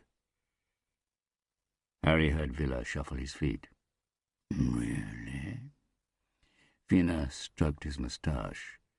Even though you know I'd start raping again as soon as I got out. I appreciate that it must be very important for you to catch Valentine, seeing as you're prepared to sacrifice so many innocent women's honor.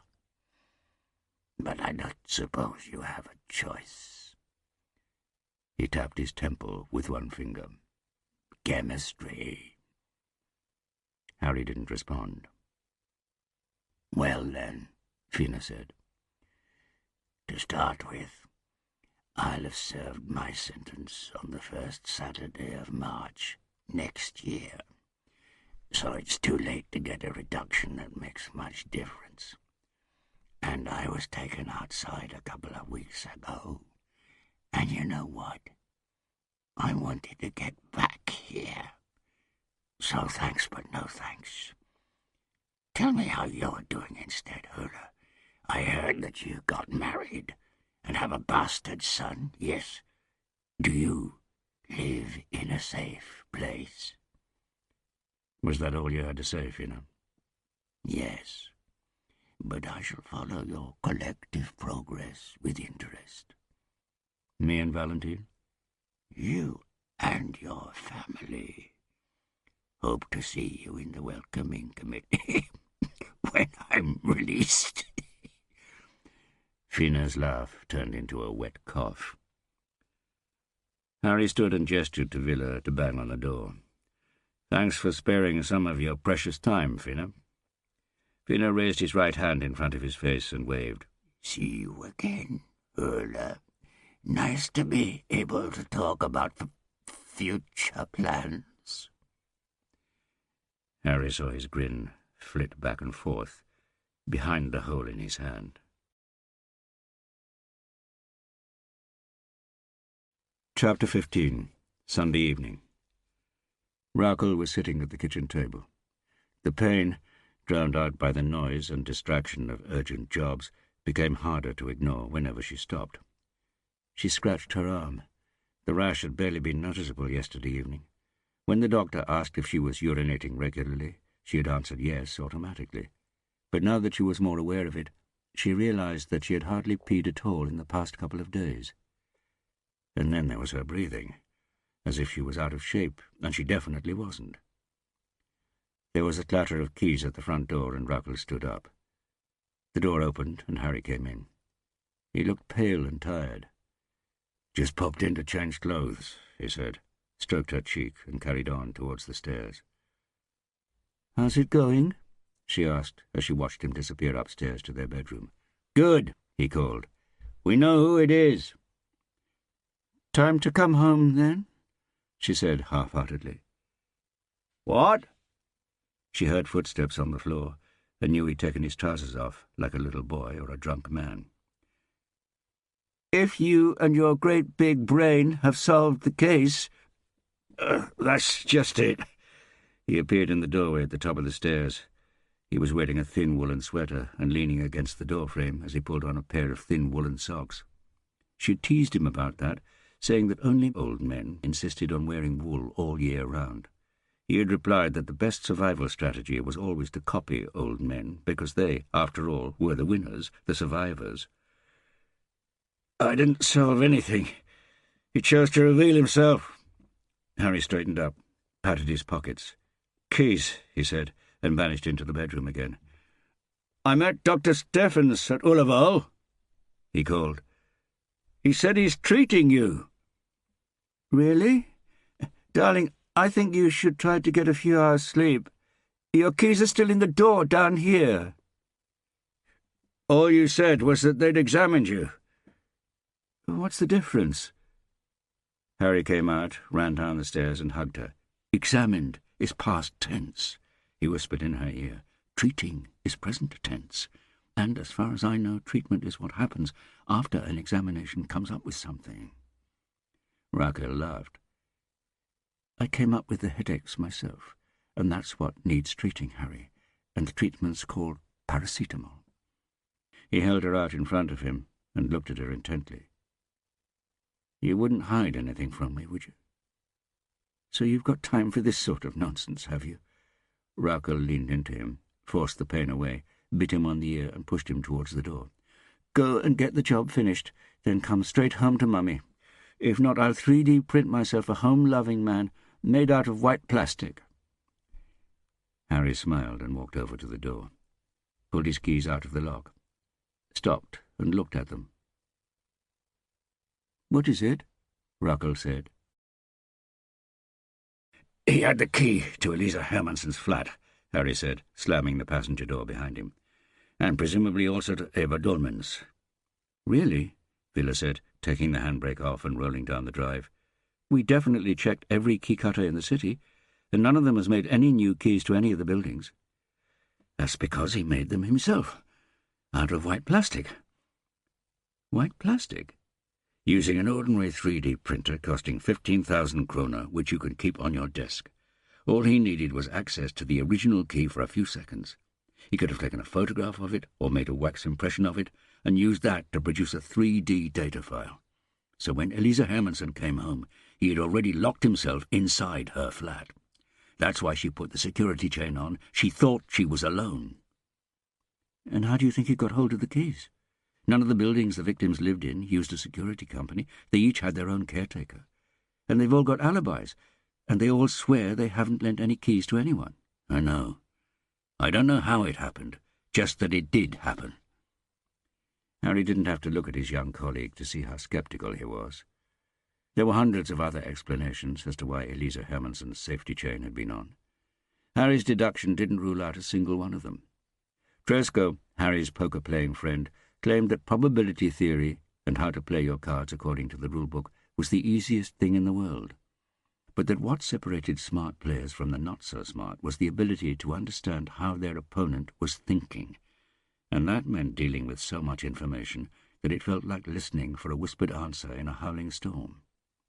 Maybe it was, because through the storm of everything Harry knew about Valentin Yertsin, all the reports, all his experience of other serial murders, all the ghosts of previous murder victims he had managed to save over the years, a voice was whispering, Valentin Yertsin's voice, that he had taken them from inside, that he had been inside their field of vision.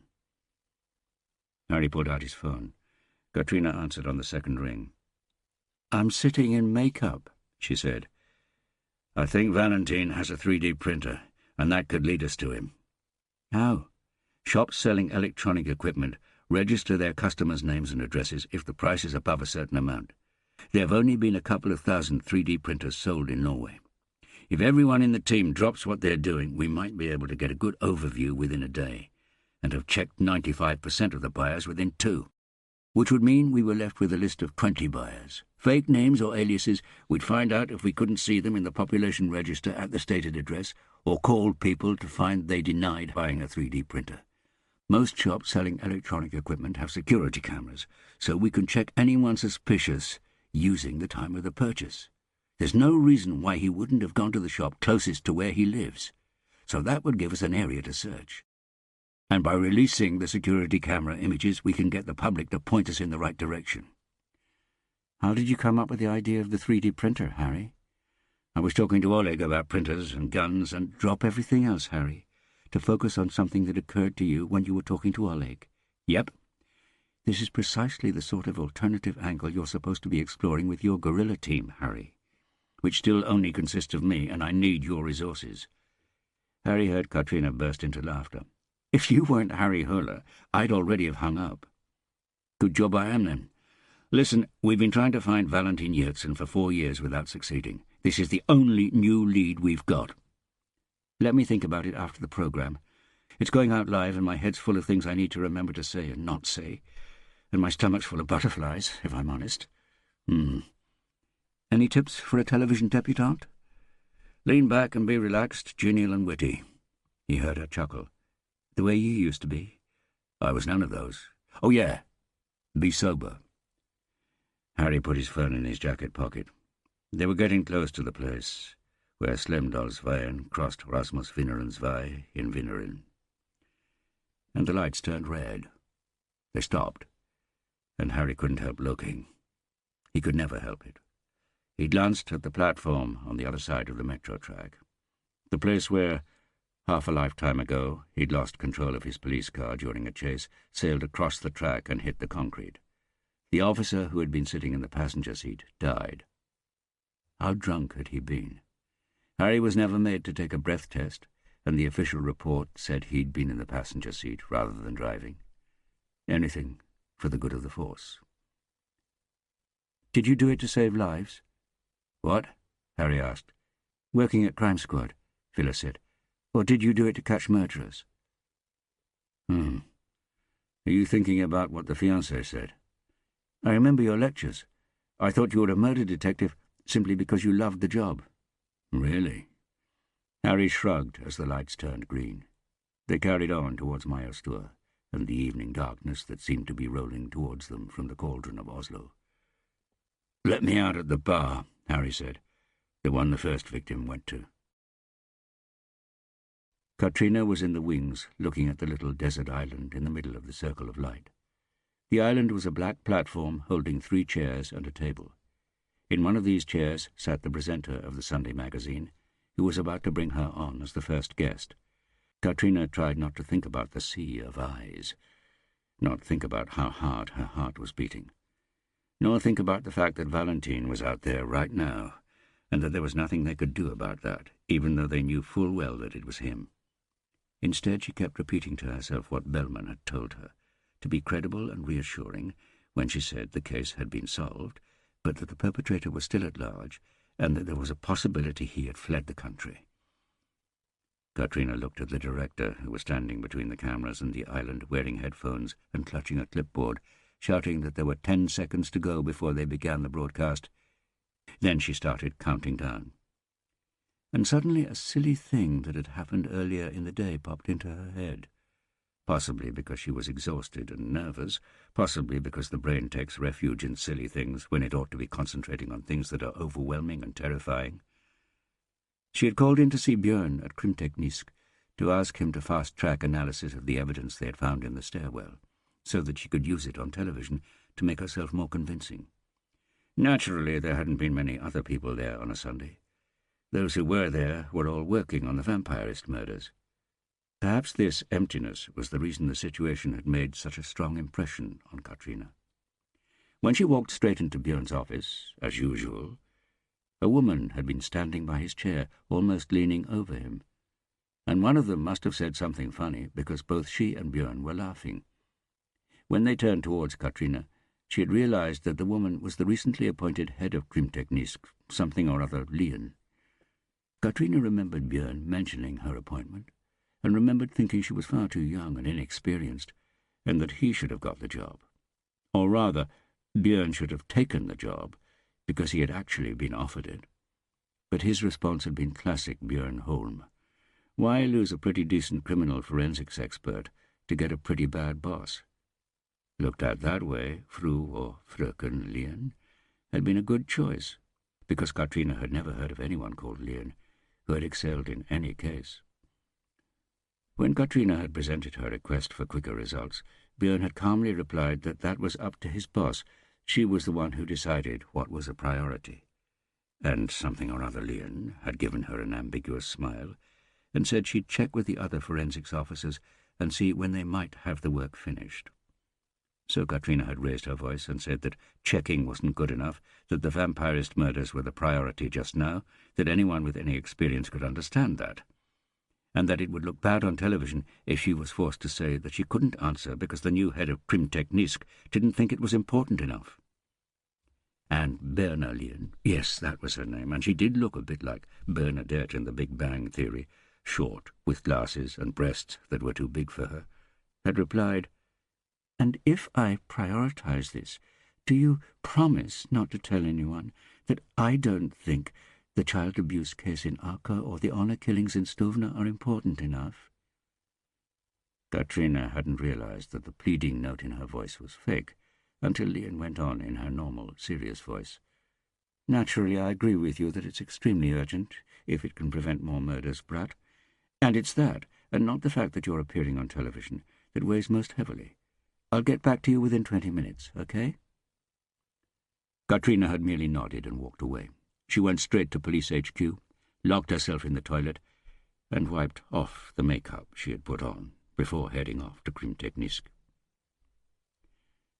The theme music began to play, and the presenter, who was already sitting up, sat up even straighter as he warmed up his facial muscles with a couple of exaggeratedly wide smiles that he wasn't likely to need, given the subject matter of that evening's program. Katrina felt her phone vibrate in her trouser pocket. As lead investigator, she needed to be accessible at all times, and had ignored the demand to switch her phone off altogether during the broadcast. It was a text from Björn. "Found a match for fingerprints on the front door of Penelope's building. Valentin Yertsen. Watching TV. Break a leg."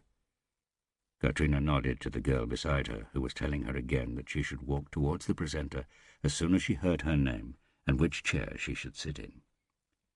Break a leg, as if you were about to go on stage.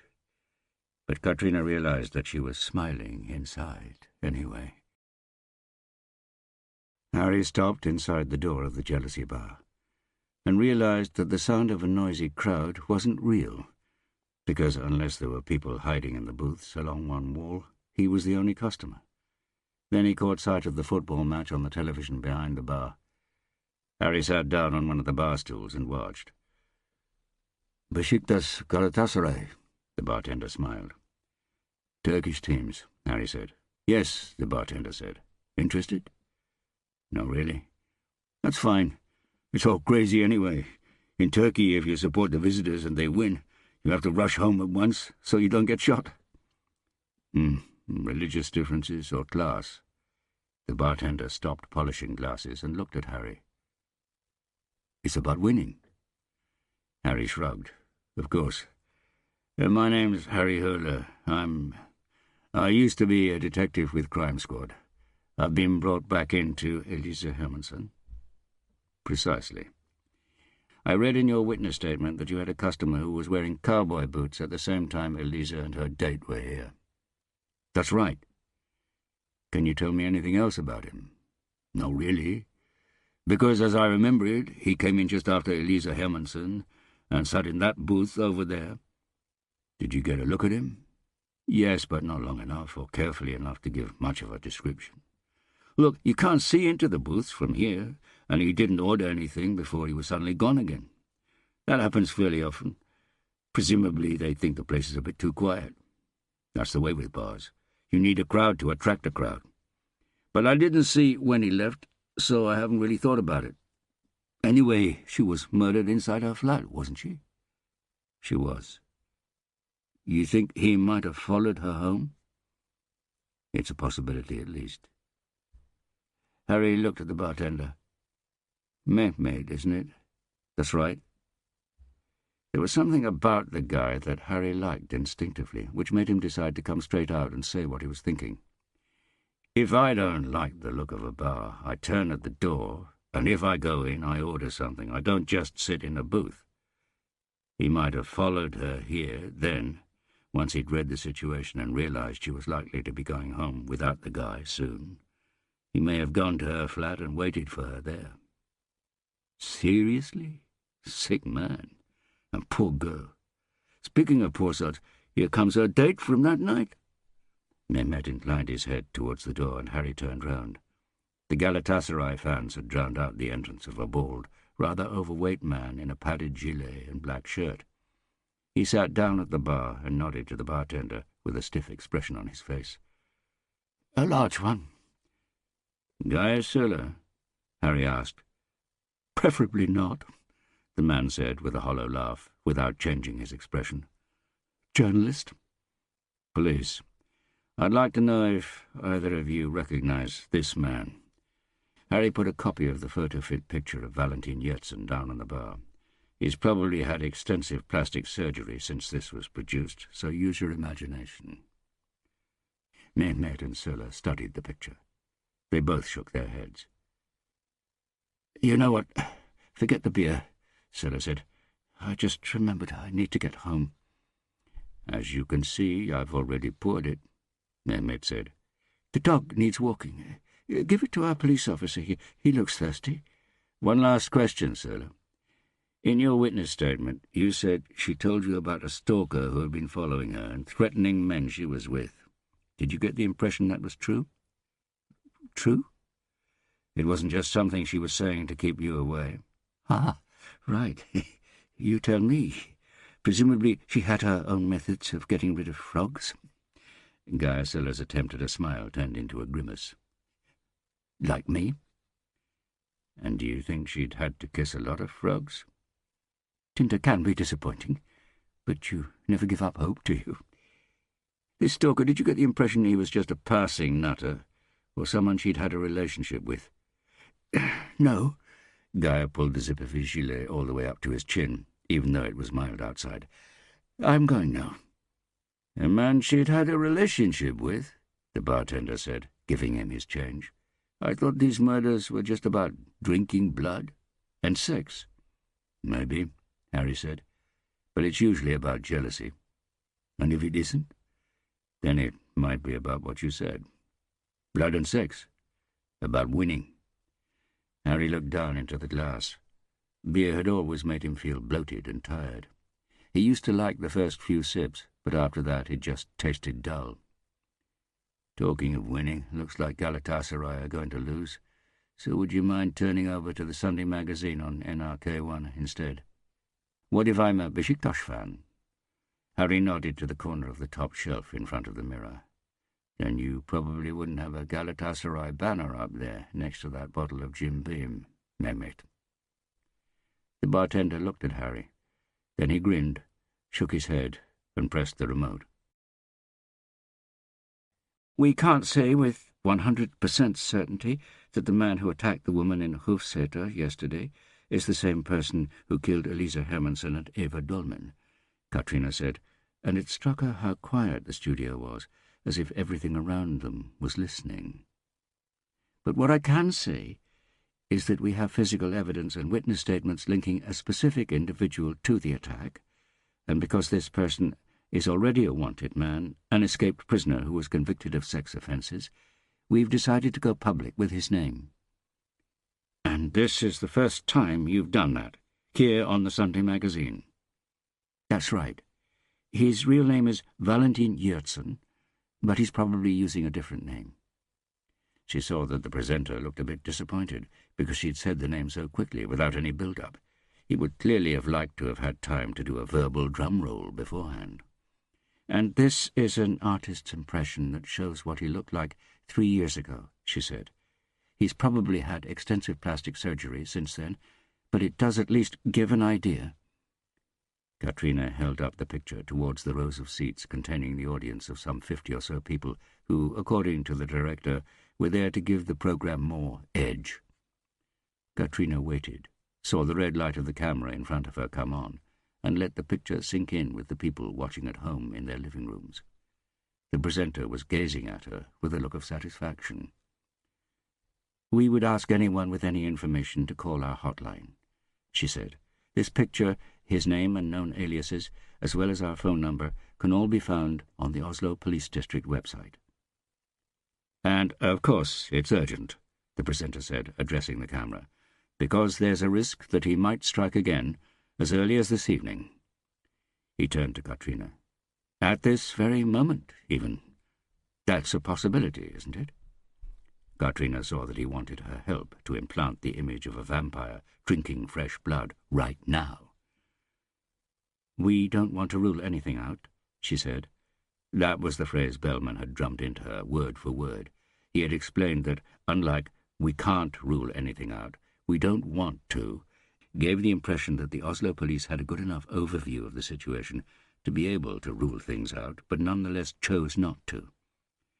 But I have received reports suggesting that in the time between the most recent attack and the results of the analysis which has now identified him, Valentin Yertsen may have left the country. It's highly plausible that he has a hiding place outside Norway, a place he has been using since his escape from prison 4 years ago. Bellman hadn't needed to explain his choice of words to her. She was a fast learner.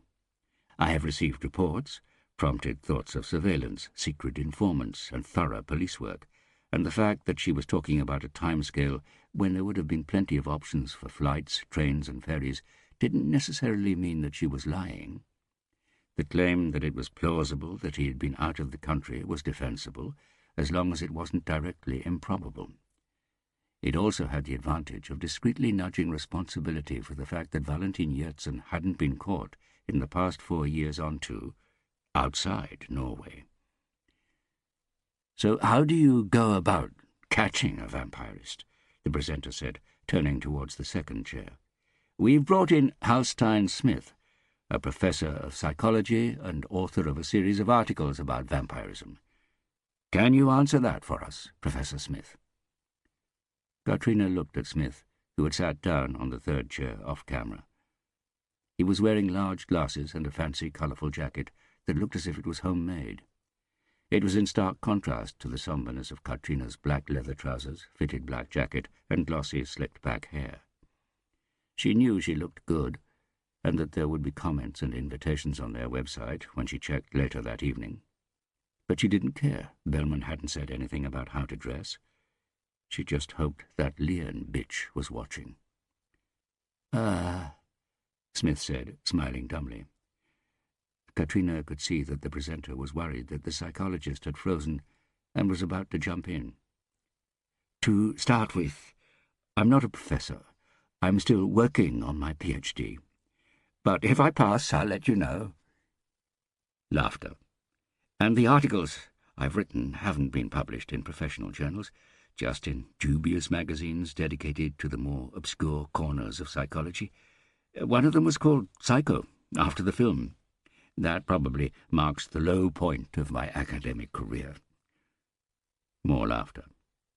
"But I am a psychologist," he said, turning to the audience, "a graduate of Mykolas Romeris University in Vilnius, with grades well above average, and I have got the sort of couch where you can lie and look up at the ceiling for 1,500 krona an hour while I pretend to take notes." For a moment it looked like the amused audience and presenter had forgotten the seriousness of the subject, until Smith brought them back. "But I don't know how to catch vampirists." Silence. "At least not in general terms. Vampirists are rare, and they come up to the surface even more rarely than that.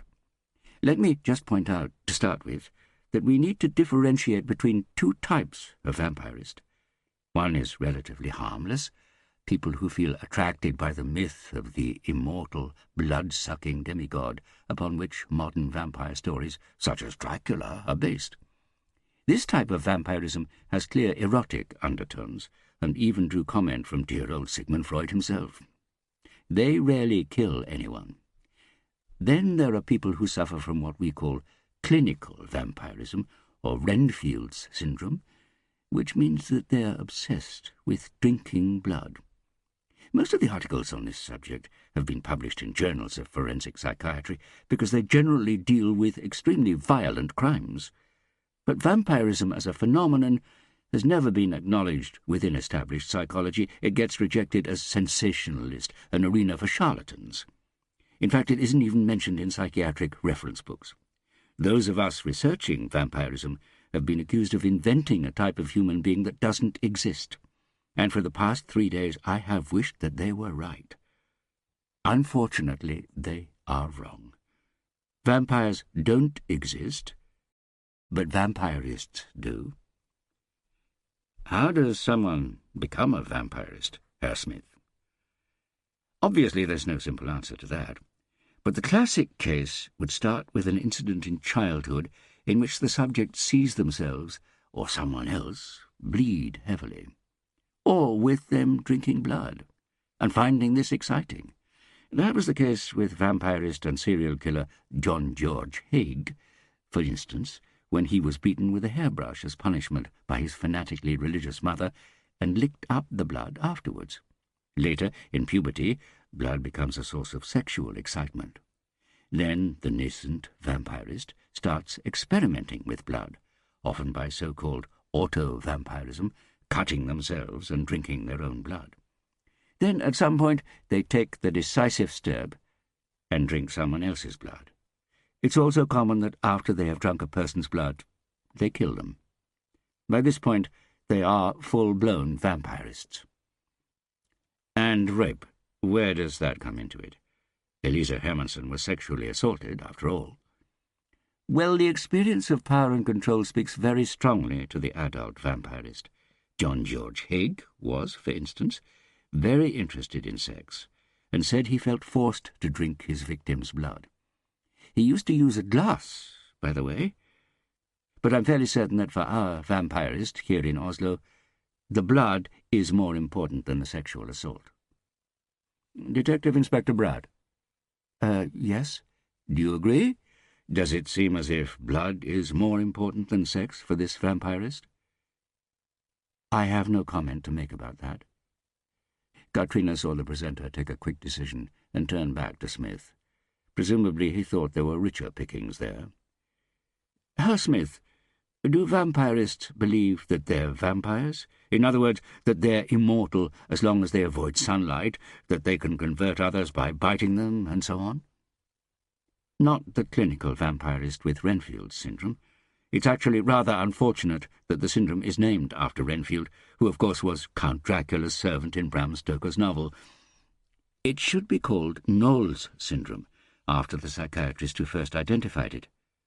On the other hand, Noel didn't take vampirism seriously either. The article in which he wrote about the syndrome was intended as a parody.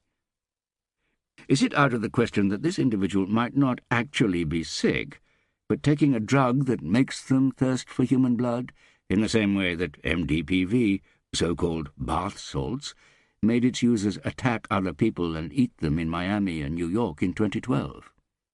No.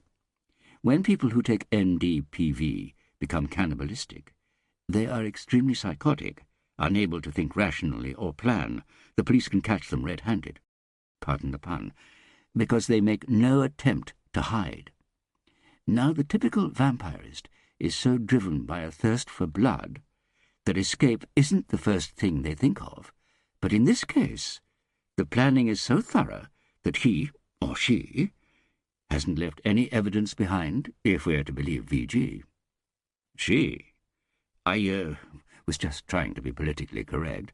Vampirists are almost always men, especially when the attacks are violent, as in this instance. Female vampirists usually make do with auto-vampirism, seek out like-minded souls to swap blood with, get blood from slaughterhouses, or hang around near blood banks. I did have a female patient in Lithuania who actually ate her mother's canaries while they were still alive.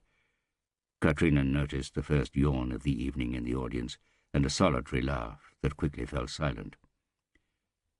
At first my colleagues and I thought we were dealing with what is known as species dysphoria, which is when a patient believes they were born the wrong species and is actually something else, in this instance a cat.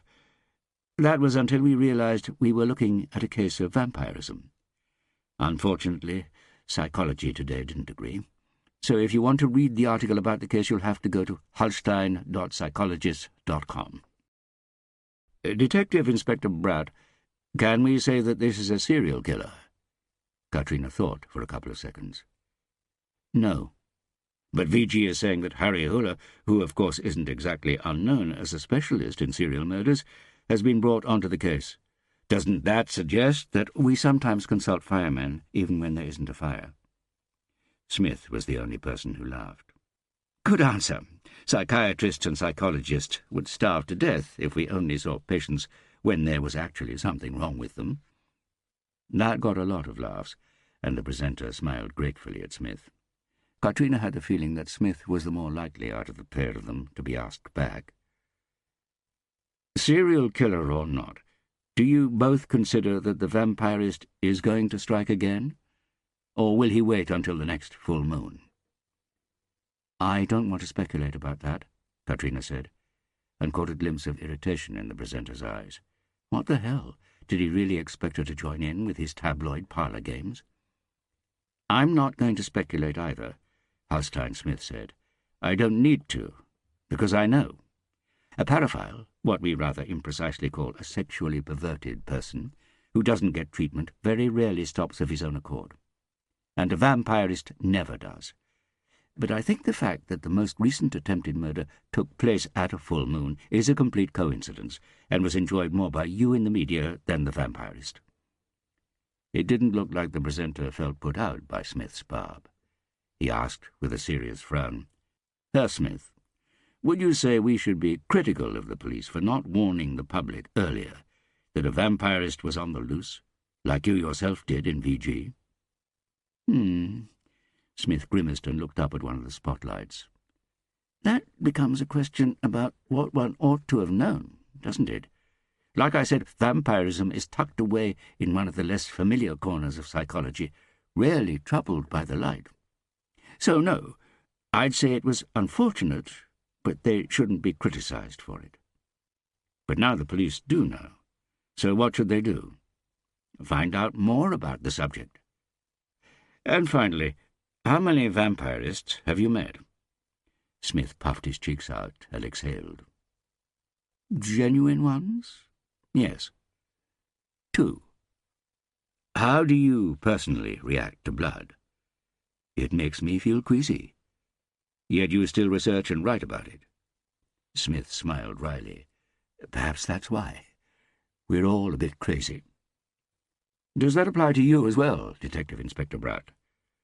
Katrina started. For a moment she'd forgotten she wasn't just watching and was actually on television. Sorry? A bit crazy? Katrina searched for an answer, something quick-witted and genial, like Harry had advised. She knew she'd think of something when she got into bed later that night, which couldn't come soon enough, seeing as she could feel her tiredness seeping through, now that the adrenaline rush of being on television was starting to fade. She began, then gave up and plumped for her. Well, who knows? Crazy enough that you could envisage meeting a vampirist, not a murderer, as in this tragic case, but one who might just bite you a little bit? Katrina suspected that was a joke, possibly one alluding to her vaguely S&M-inspired outfit. A little bit, she replied, and raised one black, made-up eyebrow. Yes, why not? And without actually trying, she too was rewarded with laughter this time. Good luck with catching him, Detective Inspector Bratt. The last word to you, Herr Smith. You didn't answer the question about how to find vampirists. Any advice for Detective Inspector Bratt here? Vampirism is such an extreme paraphilia that it often occurs in conjunction with other psychiatric diagnoses, so I would encourage all psychologists and psychiatrists to help the police by going through their lists to see if they have patients who demonstrate behavior that might fit the criteria for clinical vampirism. I think we can agree that a case like this has to take precedence over our oath of confidentiality. And with that, this edition of the Sunday Magazine. The television screen behind the counter went dark. Nasty stuff, Mehmet said. But your colleague looked good. Is it always this empty here? Oh, no. Mehmet looked around the bar, cleared his throat. Well, yes. I like it. Do you? You haven't touched your beer. Look at it, going flat there. Good, the policeman said. I could give you something with a bit more life in it. Mehmet nodded towards the Galatasaray banner. Katrina was hurrying along one of the empty labyrinthine corridors in Television Centre when she heard heavy footsteps and breathing behind her. She glanced back without stopping. It was Halstein Smith. Katrina noted a running style that was as unorthodox as his research, unless he was just unusually knock-kneed. "Bratt!" Smith called. Katrina stopped and waited. "I'd like to start by apologizing," Smith said as he caught up with her, gasping for breath. "What for?" "For talking too much. I get a bit high from the attention. My wife's always telling me. But, more importantly, that picture—" "Yes?" "I couldn't say anything in there, but I think I might have had him as a patient." "Valentin Yertsin?" "I'm not sure. It must be at least 2 years ago, and it was only a couple of hours of therapy at the office I used to rent in the city. There's not really that much of a similarity, but I thought of this particular patient when you mentioned plastic surgery, because, if I remember rightly, he had a scar left by stitches under his chin." "Was he a vampirist?" "What do I know? He didn't mention it, and if he had, I'd have included him in my research." "Maybe he came to see you because he was curious, if he knew that you were conducting research into his— what was that word? Paraphilia. That's not impossible. Like I said, I'm pretty sure we're dealing with an intelligent vampirist who's aware of his own illness. Either way, this makes the fact that my patient records were stolen even more annoying." "You don't remember what this patient said his name was, where he worked, where he lived?" Smith sighed deeply. "I'm afraid my memory isn't what it used to be." Katrina nodded. "We can always hope that he's seen other psychologists, and that they remember something, and that they're not too Catholic when it comes to the oath of confidentiality. A bit of Catholicism isn't to be sniffed at." Katrina raised an eyebrow. "What do you mean by that?" Smith screwed his eyes shut in frustration and looked like he was trying not to swear. "Nothing." "Come on, Smith." The psychologist threw his hands out. "I'm putting 2 and 2 together here, Bratt. Your reaction when the presenter asked if you were crazy, combined with what you said to me about getting drenched in Sandviken. We often communicate non-verbally, and what you were communicating was the fact that you had been treated in the psychiatric unit in Sandviken. And for you, as the lead detective at Crime Squad, it's probably a good idea for us to keep an oath of confidentiality that's in part designed to protect people seeking help for problems from having it come back to haunt them later in their careers. Katrina Bratt felt her mouth hang open as she tried in vain to think of something to say. "You don't actually have to respond to my idiotic guesses," Smith said. "I'm actually under an oath of confidentiality when it comes to them, too. Good night, Bratt." Katrina watched Haustein trudge off along the corridor, as knock-kneed as the Eiffel Tower. Her phone rang. It was Bellman. He was naked, locked into an impenetrable burning fog that stung the parts of his skin where he had scrubbed through it, making the blood run onto the wooden bench beneath him. He closed his eyes, felt a sob rising, and visualized how it would happen. The fucking rules. They limited the enjoyment, limited the pain, stopped him from expressing himself the way he would like to. But things would change. The police had received his message and were after him now. Right now, trying to sniff him out, but they couldn't, because he was clean. He started when he heard someone clear their throat in the fog and realized that he was no longer alone. "Kapitaiurus." "Yes," Valentin Yertsin replied in a thick voice, but remained seated, trying to stifle the sob. Closing time. He touched his genitals gratefully. He knew exactly where she was, how she should be played with. He was ready.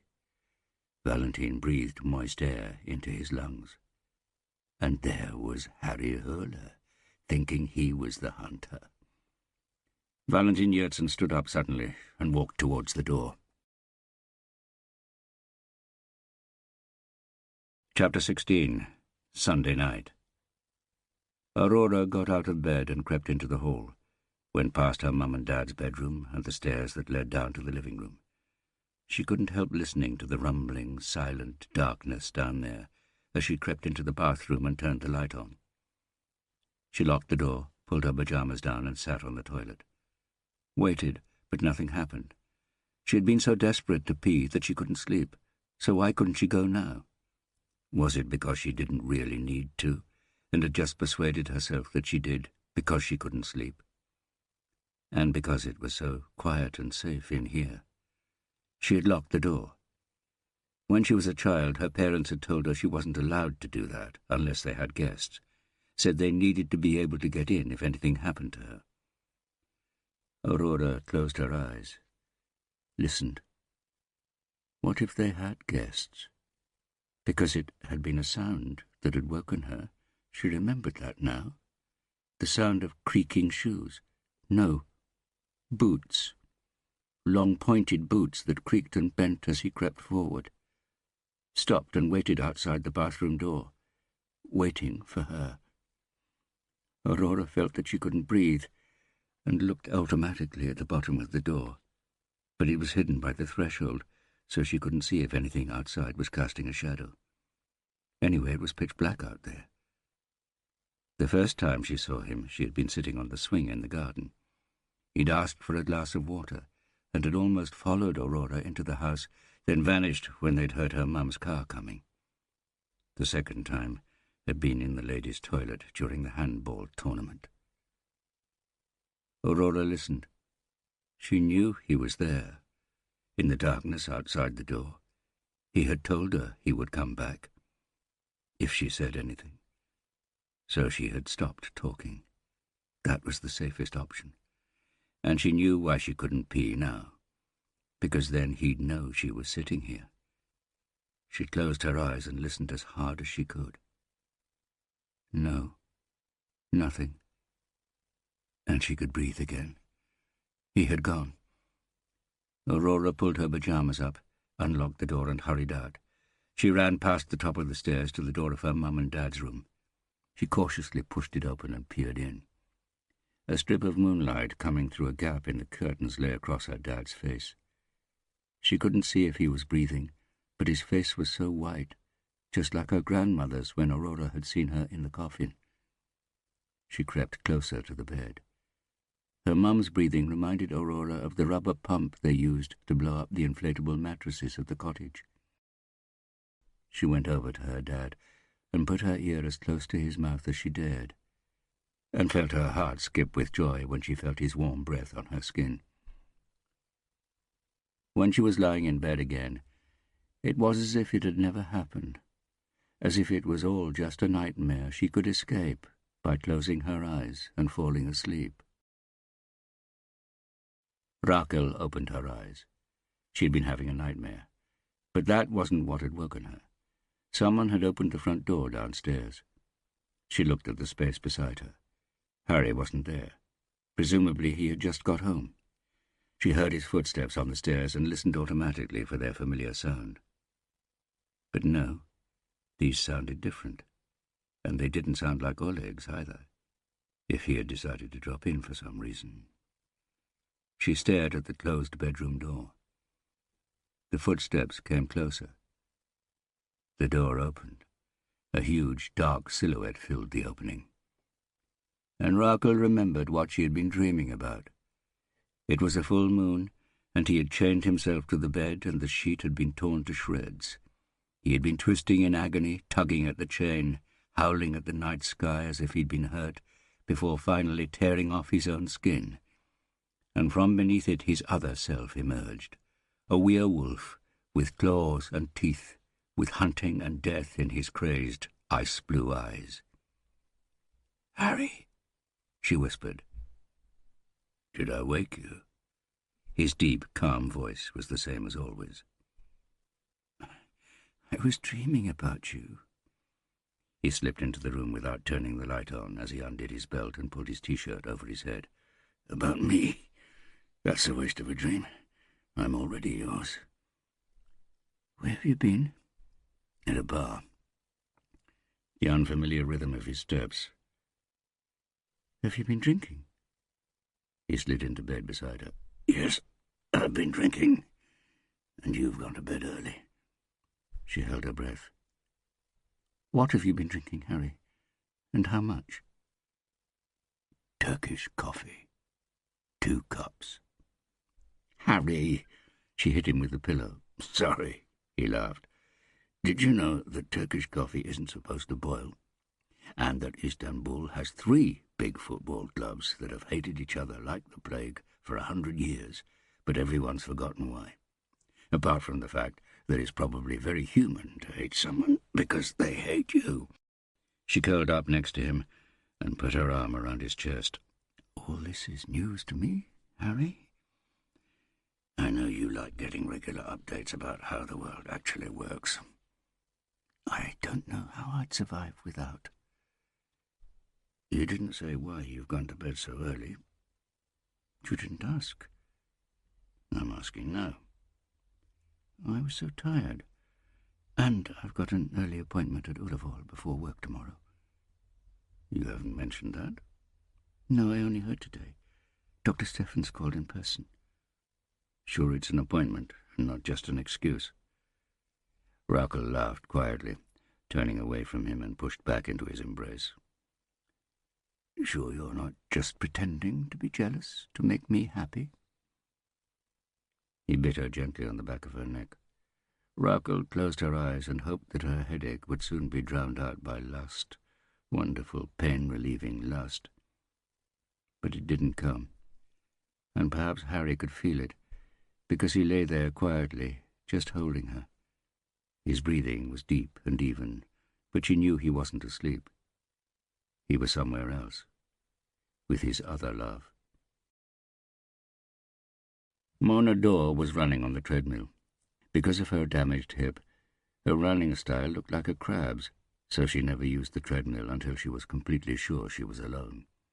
But she liked jogging a few kilometers after a hard session in the gym, feeling the lactic acid drain from her muscles while she looked out across the darkness of Frognerparken.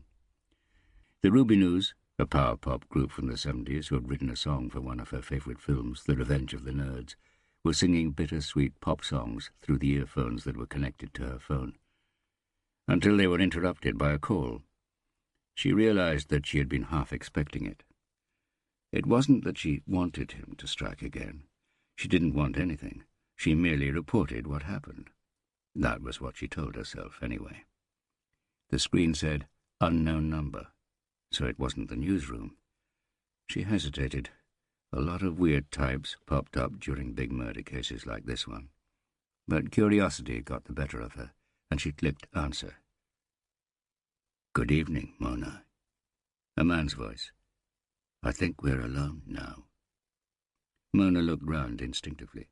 The girl on reception was immersed in her own phone. "What do you mean?" "You've got the whole of the gym to yourself. I've got the whole of Frognerparken. Actually, it feels like we've got the whole of Oslo to ourselves, Mona. You with your unusually well-informed articles. Me as the main character in those articles." Mona looked at the pulse monitor on her wrist. Her pulse rate had gone up, but not by much. All her friends knew she spent her evenings at the gym, and that she had a view of the park. This wasn't the first time someone had tried to fool her, and it probably wasn't the last either. "I don't know who you are or what you want. You've got 10 seconds to convince me not to hang up." "I'm not entirely happy with the coverage. A lot of the detail of my work seems to be passing you by completely. I'm offering you a meeting where I shall tell you what I'm trying to show you, and what's going to happen in the near future." Her pulse rate rose a bit further. "Tempting, I must say. Apart from the fact that you probably don't want to be arrested, and I don't want to be bitten." "There's an old abandoned cage from the zoo at Kristiansand down at the container port at Olmøya. There's no lock on it, so take a padlock with you, lock yourself in, and I'll come and talk to you from outside. That means I've got control of you at the same time as you're safe. You can take a weapon to defend yourself if you like." "Like a harpoon, you mean?" "A harpoon?" "Yes, seeing as we're going to be playing Great White Shark and Diver in a Cage." "You're not taking me seriously." "Would you take you seriously if you were me?" "If I were you, I would, before I made up my mind, ask for information about the killings that only the person who committed them could know." "Go ahead, then." "I used Eva Dolman's blender to mix myself a cocktail, a bloody Eva, if you will. You can check that with your police source, because I didn't wash up after me." Mona was thinking hard. This was mad, and it could be the scoop of the century, the story that would define her journalistic career for all time. "Okay, I'm going to contact my source now. Can I call you back in 5 minutes? Low laughter. "You don't build trust by trying cheap tricks like that, Mona. I'll call you back in 5 minutes. Fine?" It took a while for Truls Berntsen to answer. He sounded sleepy. "I thought you were all working," Mona said. "Someone has to have some time off." "I've just got one question. There's a discount for bulk if you've got more." When Mona hung up, she knew she'd struck gold. Or to be more accurate, that gold had struck her. When the unknown number called again, she had 2 questions: where and when. "Havnegata 3, tomorrow evening, 8 o'clock. And, Mona." "Yes?" "Don't tell a soul until it's over." "Any reason why we can't just do this over the phone?" "Because I want to see you the whole time. And you want to see me. Sleep well, if you're done on that treadmill." Harry lay on his back, staring at the ceiling. Obviously he could blame those 2 cups of Mehmet's bitumen-strength coffee, but knew that wasn't the cause. He knew he was there again, unable to switch his brain off until it was over. It just went on, working and working, until the perpetrator was caught, and sometimes far beyond that. 4 years. 4 years without so much as a sign of life, or a sign of death. But now Valentin Yertsin had shown himself. And not just a glimpse of his devil's tale. He had voluntarily stepped out into the spotlight like a self-obsessed actor, scriptwriter, and director rolled into one. Because this was being directed, it wasn't simply the actions of a raving psychotic. This wasn't someone they were trying to catch by chance. They just had to wait until he made his next move, and pray to God that he made a mistake. In the meantime, they had to keep looking, in the hope of unearthing the tiny mistakes he had already made. Because everyone makes mistakes. Almost everyone. Harry listened to Rakel's regular breathing, then slipped out from under the covers, crept to the door and downstairs to the living room. His call was answered on the second ring. "I thought you'd be asleep," Harry said. "And you still called?" Stola Anna said in a sleepy voice. "You have to help me find Valentin Yertsin." "Help me? Or help us?" "Me, us, the city, humanity, for fuck's sake. He has to be stopped." "I've told you. My watch is over, Harry." "He's awake, and he's out there right now, Stola, while we are lying asleep." "And with a guilty conscience. But we're sleeping, because we're tired. I'm tired, Harry. Too tired. I need someone who understands him, who can predict his next move, Stola. See where he's going to make mistakes. Identify his weakness." "I can't—" "Halstein Smith," Harry said. "What do you make of him?" There was a pause. "You didn't actually go to persuade me," Stola said, and Harry could hear that he felt a bit hurt. "This is Plan B," Harry said. "Halstein Smith was the first person to say that this was the work of a vampirist, and that he'd strike again. He was right about Valentin Yertsin sticking to the method that had worked, Tinder dating. Right about him taking the risk of leaving evidence. Right about Valentin's ambivalence towards being identified. And he said early on that the police should be looking for a sex offender. Smith has hit the target pretty well so far. The fact that he goes against the flow is good, because I'm thinking of recruiting him to my little against-the-flow team. But, most important of all, you told me he was a smart psychologist." "He's that, all right. Yes, Halstein Smith could be a good choice. There's just one thing I'm wondering about. That nickname of his. The Monkey. You said it was connected to the fact that he's still struggling for credibility among his colleagues." "Bloody hell, Harry. It's more than half a lifetime ago." "Tell me." It sounded like Stola was thinking. Then he mumbled quietly into the phone. "That nickname was partly my fault, I'm afraid. And his too, of course. When he was a student here in Oslo, we discovered that there was money missing from the little safe in the psychology department bar. Halstein was our prime suspect because he was suddenly able to afford to come on a study trip to Vienna that he hadn't initially signed up to because he didn't have the cash. The problem was that it was impossible to prove that Halstein had got hold of the code to the safe, which was the only way he could have got the money. So I set a monkey trap." "A what?" "Daddy?" Harry heard a high-pitched girl's voice at the other end of the phone. "Is everything okay?" Harry heard Stola's hand scrape against the microphone. "I didn't mean to wake you, Aurora. I'm talking to Harry." Then her mother Ingrid's voice. "Oh, sweetie, you look terrified. A nightmare? Come with me and I'll tuck you in. Or perhaps we could make some tea." Footsteps moved off across the floor. "Where were we?" Stola Anna said. "The monkey trap." "Ah, yes. Have you read Robert Persig's Zen and the Art of Motorcycle Maintenance?" "All I know is that it's not really about motorcycle maintenance." "True. First and foremost, it's a book about philosophy, but also philosophy and the struggle between feelings and the intellect. Like the monkey trap. You make a hole in a coconut big enough for the monkey to stick its hand in. You fill the coconut with food and fix it to a pole. Then you hide and wait. The monkey picks up the smell of food, comes and sticks its hand in the hole, grabs the food, and that's when you jump out.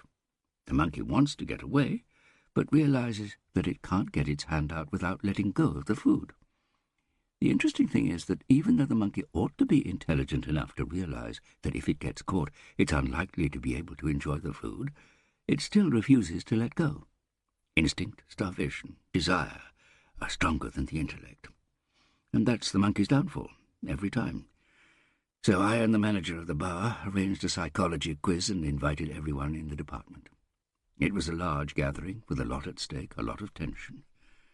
Once the bar manager and I had been through the results, I announced that it was a dead heat between the two second-best minds in the department, Smith and a guy called Olafsson, and that the winner would be decided by testing the student's skill at detecting lies. So I introduced a young woman as being one of the bar staff, sat her down on a chair, and asked the two finalists to find out as much as they could about the code to the safe. Smith and Olafsson had to sit opposite her while she was asked about the first number in the 4-digit code from 1 to 9 in a random order. Then the second one, and so on. The young woman had been told to reply, "No, that's not the right number," each time, while Smith and Olafsson studied her body language, the dilation of her pupils, signs of increased heart rate, changes in the modulation of her voice, perspiration, involuntary eye movement, everything an ambitious psychologist takes pride in being able to interpret correctly. The winner would be the one who guessed the most digits correctly. The two of them sat there making notes, concentrating hard, while I asked the 40 questions. Because remember what was at stake: the title of second smartest psychologist in the department. Obviously, because everyone knew that the smartest couldn't take part because he had organized the quiz. Quite. When I'd finished, they each handed me a note with their suggestion. It turned out that Smith had got all 4 digits right. Great rejoicing all around the room, because, of course, this was very impressive. Suspiciously impressive, one might say. Now, Halstein Smith is more intelligent than the average monkey, and I'm not ignoring the possibility that he may actually have realized what was going on. Even so, he couldn't help trying to win. He just couldn't. Possibly because, at the time, Halstein Smith was an impoverished, spotty, largely overlooked young man who didn't have much luck with the ladies or anything else come to that, and was therefore more desperate for this sort of victory than most people. Or perhaps he knew it might arouse the suspicion that it was he who had taken the money from the safe, but that it wouldn't prove it, because of course it could be the case that he really was brilliant at reading people and interpreting the human body's many signals. But... What? Nothing. No, what is it? The young woman in the chair. She didn't know the code. Stoller murmured in agreement. She didn't even work in the bar. How did you know Smith would walk into the monkey trap? Because I'm brilliant at reading people, and so on. The question is, what do you think now that you know that your candidate has a background as a thief? How much are we talking about? If I remember rightly, 2,000 kroner. Not much. And you said there was money missing from the safe, which means he didn't empty it completely, doesn't it? At the time, we thought that was because he hoped it wouldn't be noticed. But since then, you've been thinking that he only took what he needed to be able to join the rest of you on that study trip? He was asked, very politely, to surrender his place on the course in return for the matter not being referred to the police. He got onto a psychology course in Lithuania. He went into exile, now with the nickname The Monkey, as a result of your stunt. He came back and did a postgraduate degree in Norway, qualified as a psychologist. He did okay. You're aware that you sound like you've got a guilty conscience, and you sound like you're thinking about employing a thief. I've never had anything against thieves with acceptable motives. Ha! Stoller exclaimed. You like him even more now, because you understand the idea of the monkey trap. You can never give up either, Harry. You're losing the bigger prize because you can't let go of the smaller one. You're determined to catch Valentin Yersin, even though you're actually aware that it might well cost you everything you hold dear, yourself and those around you. You simply can't let go. A neat parallel, but you're wrong. Am I? Yes. If that's the case, then I'm pleased. Now I ought to go and see how my womenfolk are getting on. If Smith does join us, could you give him a brief introduction to what's expected of him as a psychologist? Of course. It's the least I can do. For Crime Squad? Or because you're why he got nicknamed the Monkey? Good night, Harry. Harry went back upstairs and lay down in bed. Without actually touching Rachel, he lay close enough to feel the heat radiating from her sleeping body. He closed his eyes. And after a while he glided away. Out of bed, out through the window, through the night, down towards the glittering city where the lights never went out, down onto the streets, into the alleys, over the rubbish bins where the light of the city never reached. And there he was. His shirt was open, and from his bare chest a face screamed at him as it tried to rip the skin apart and get out. It was a face he knew. Hunter and hunted, scared and hungry, hated and full of hate. Harry quickly opened his eyes. He'd seen his own face.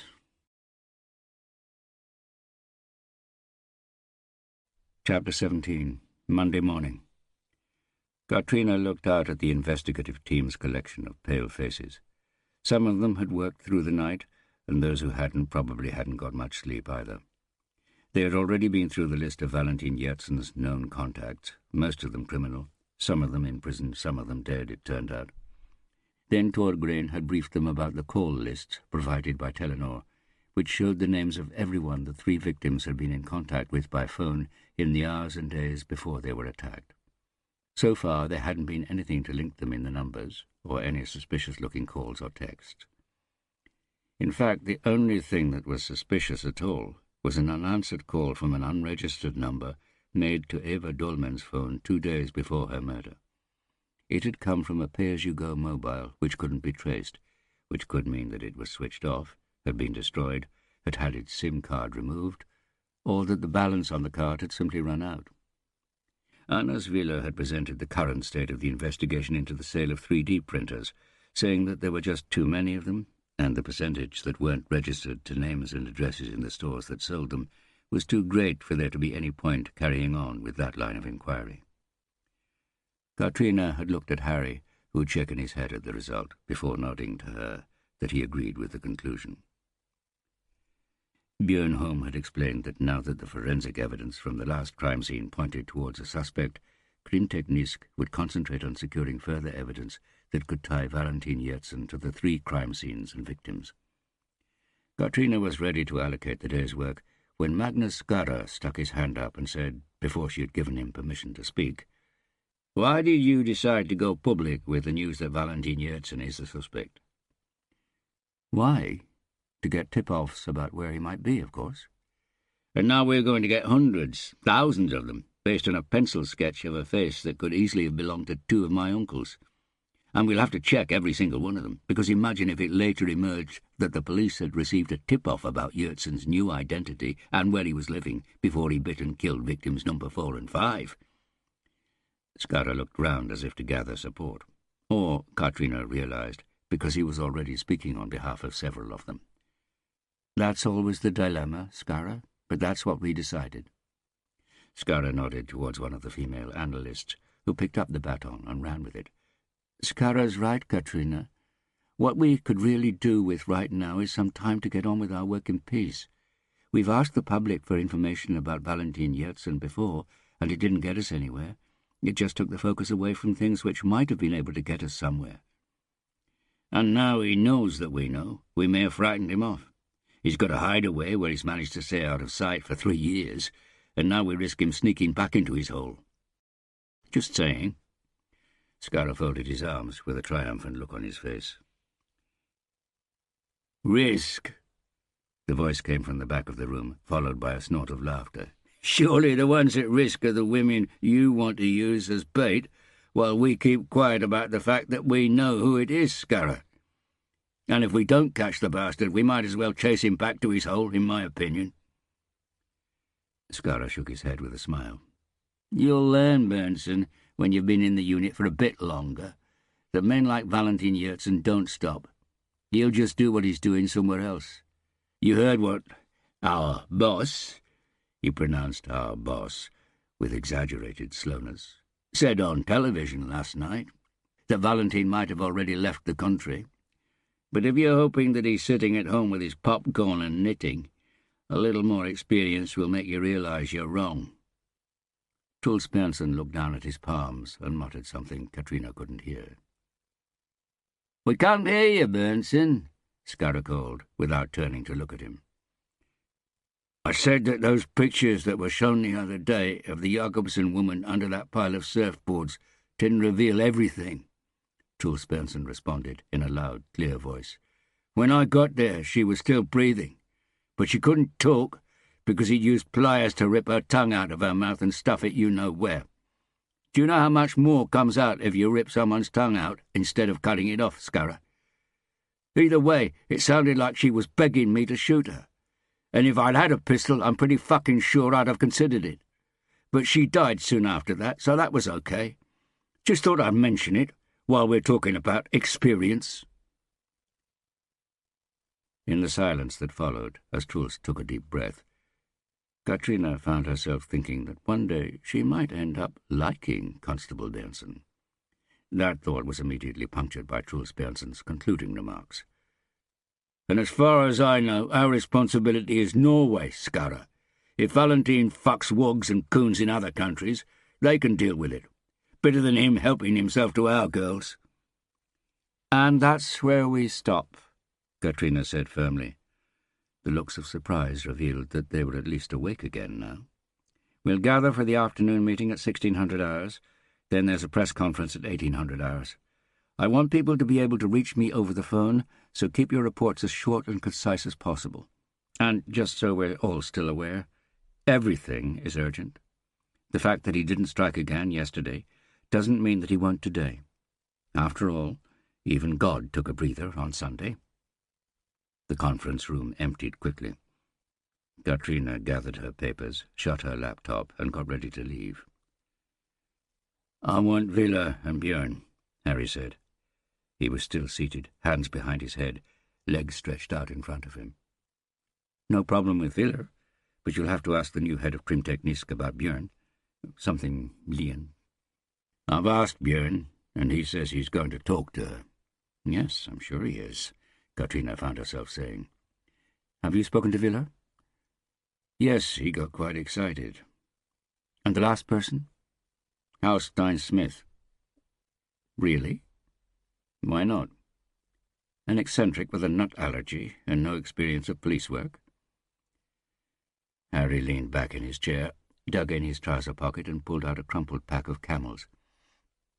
"If there's a new creature in the jungle called a vampirist, I want the person who knows most about that creature by my side the whole time. But you seem to be saying that the fact that he's allergic to nuts should count against him?" Katrina sighed. "I just mean that I'm getting fed up of all these allergies. And as Viller's allergic to rubber, he can't use latex gloves. Or condoms, I assume. Imagine that."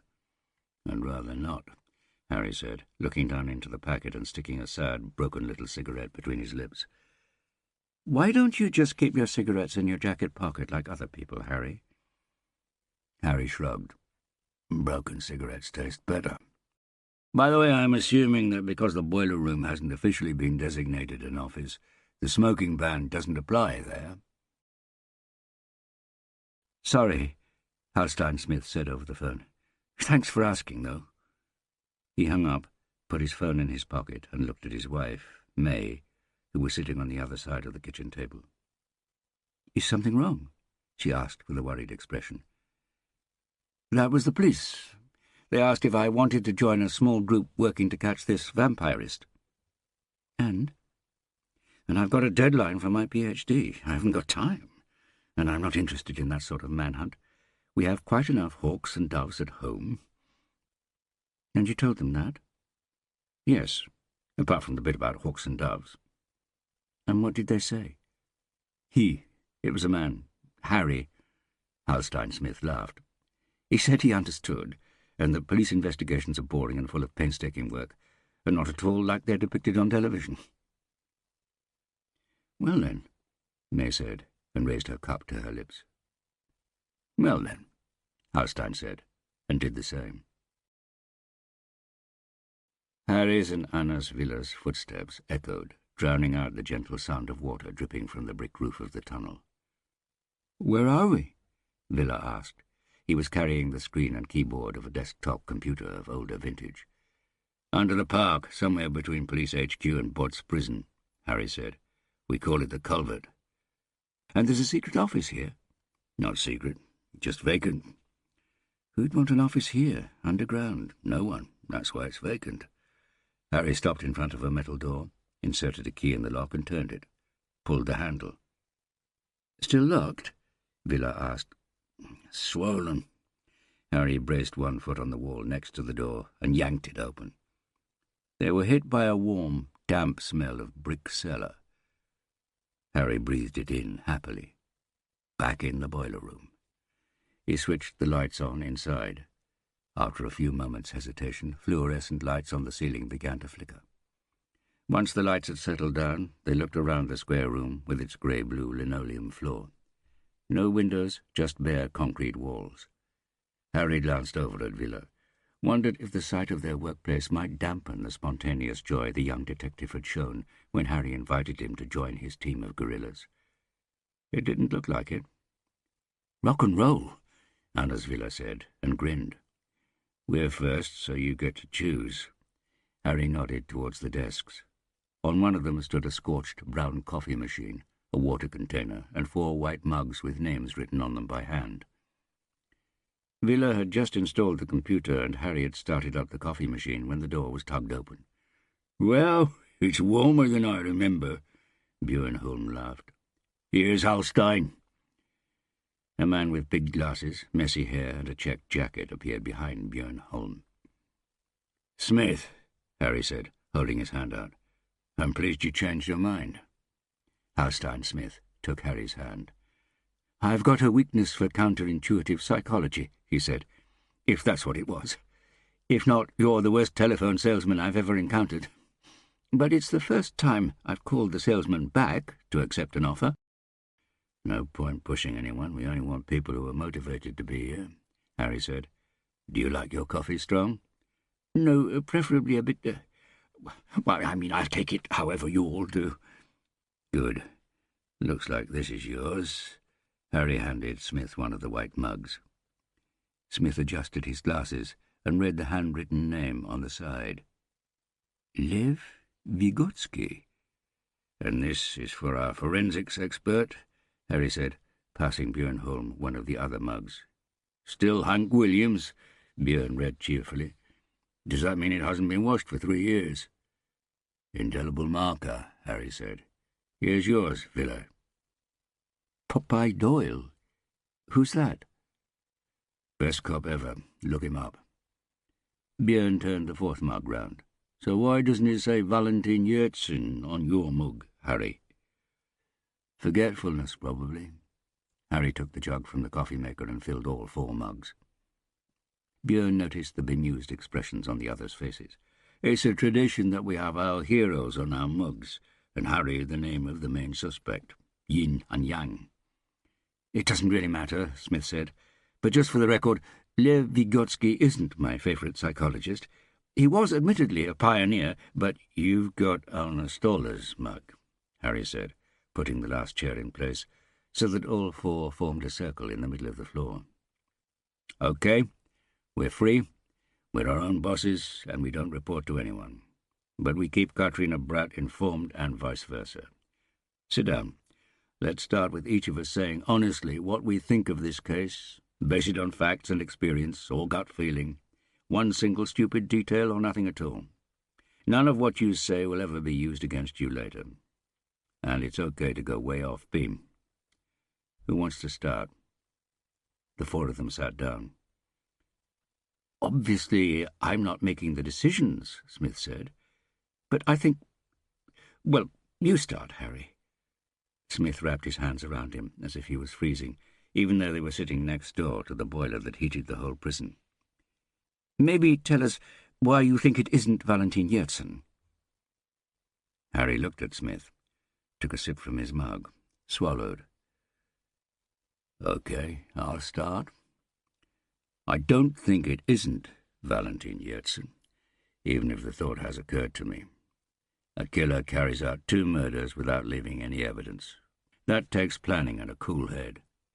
But then he suddenly carries out an assault where he liberally scatters evidence and proof, all of which points towards Valentin Yersin. There's something insistent about that, as if the person responsible wants to announce who he is. And that obviously arouses suspicions. Is someone trying to manipulate us into thinking it's someone else?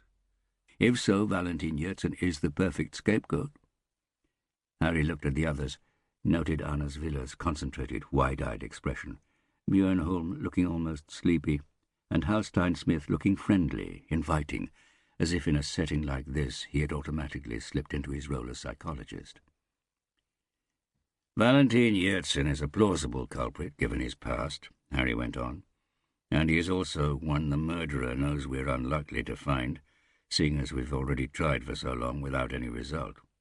Or because the killer knows that Valentin Yersin is dead and buried, because he himself killed and buried him, because a Valentin who's been buried in secret can't deny our suspicions with an alibi or anything like that, but even from the grave he can carry on drawing attention away from alternative perpetrators.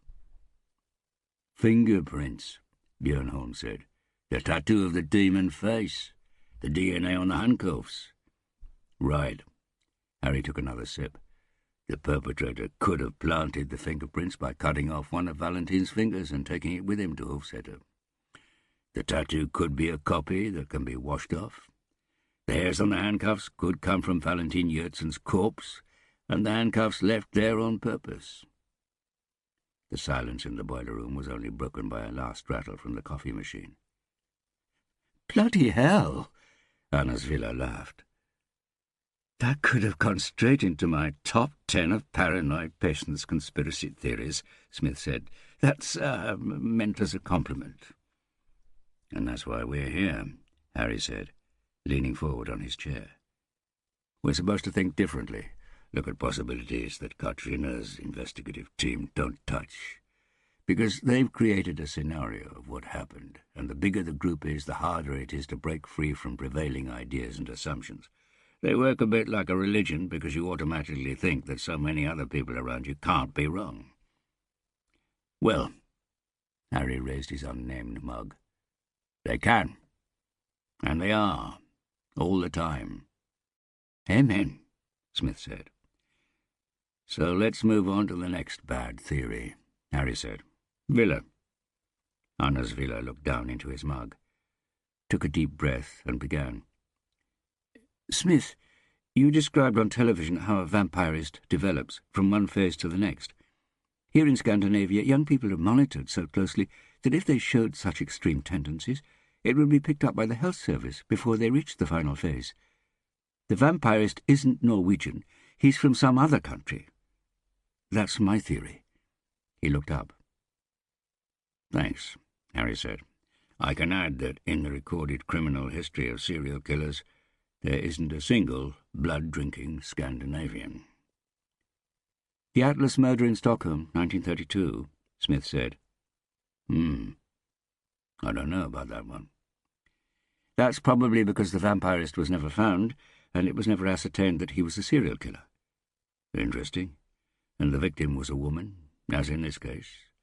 Lily Lindeström, a 32-year-old prostitute. And I'd eat the straw hat I've got at home if she was the only one. More recently it's become known as the vampire murder. Details.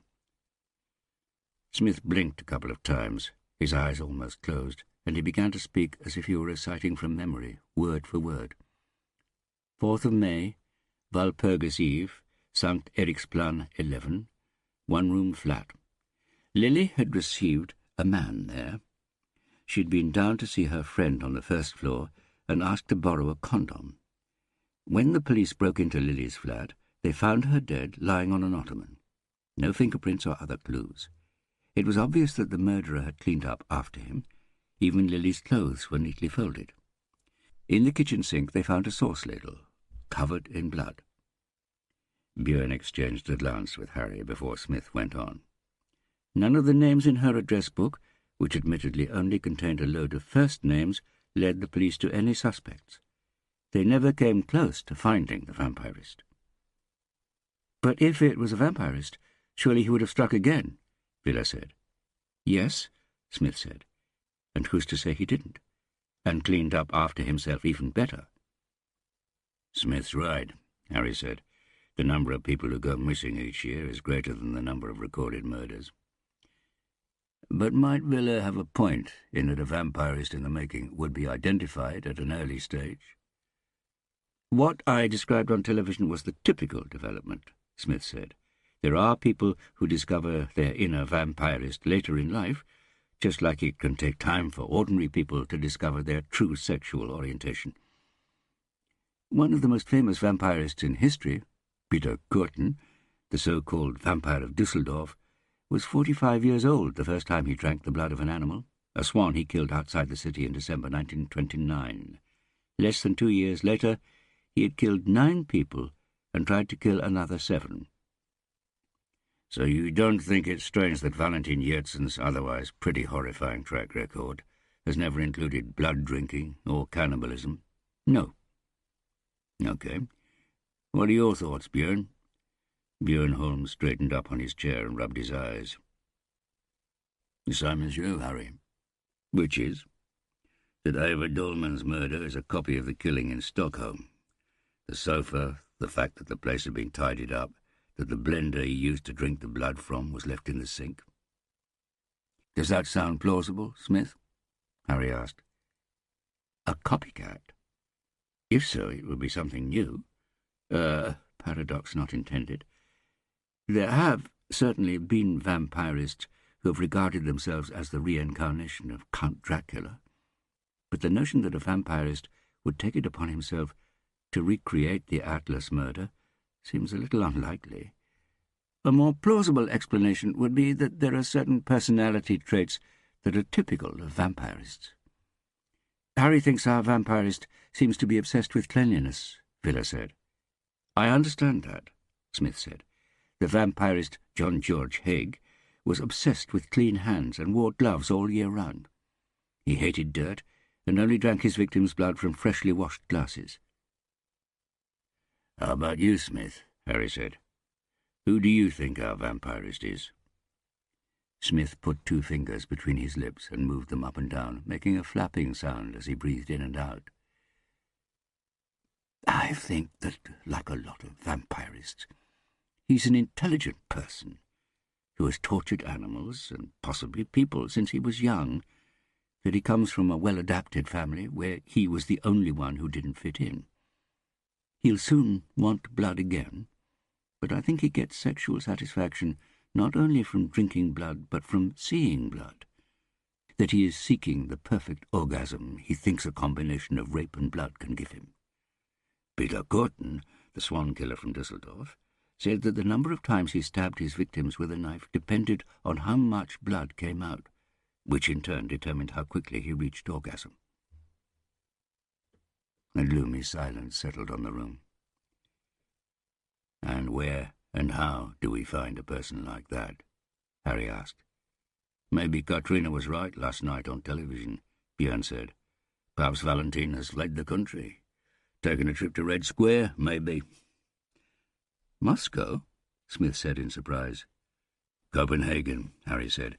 Multicultural Nördebro. There's a park there that's frequented by people engaged in human trafficking. Mostly import, a bit of export. You sit down on one of the benches or swings and hold up a ticket. A bus ticket, plane ticket, anything. A guy comes over and asks where you're going. Then he asks more. Nothing that would give him away. While a colleague sitting elsewhere in the park takes your picture without you noticing and checks online that you're who you say you are and not a detective. This travel agency is discreet and expensive, but even so, no one gets to travel business class. The cheapest seats are in a shipping container. Smith shook his head. But vampirists don't calculate risk as rationally as we do, so I don't think he's gone. Nor do I, Harry said. So where is he? Is he hiding in a crowd, or does he live alone in some secluded place? Has he got friends? Can we imagine him having a partner? I don't know. Everyone here understands that no one can know Smith, whether or not they're a psychologist. All I'm asking for is your hunch. We researchers aren't good at hunches. But he's alone. I'm pretty certain of that. Very alone, even. A loner. There was a knock. "Pull hard and come in," Harry called. The door opened. "Good day, bold vampire hunters," Stola Auna said, stepping inside, paunch first, hand in hand with the round-shouldered girl, with so much dark hair hanging in front of her face that Harry couldn't see it. "I've agreed to give you a crash course in the role of psychologist in police work, Smith." Smith lit up. "I'd really appreciate that, dear colleague." Stola Auna rocked on his heels. "You should. But I have no intention of working in these catacombs again, so I've arranged to borrow Katrina's office." He put one hand on the girl's shoulder. "Aurora came with me, because she needs a new passport. Could you help her jump the queue while Smith and I talk, Harry?" The girl pulled her hair aside. At first Harry couldn't believe the pale face with greasy skin and red spots belonged to the pretty little girl he remembered from just a couple of years before.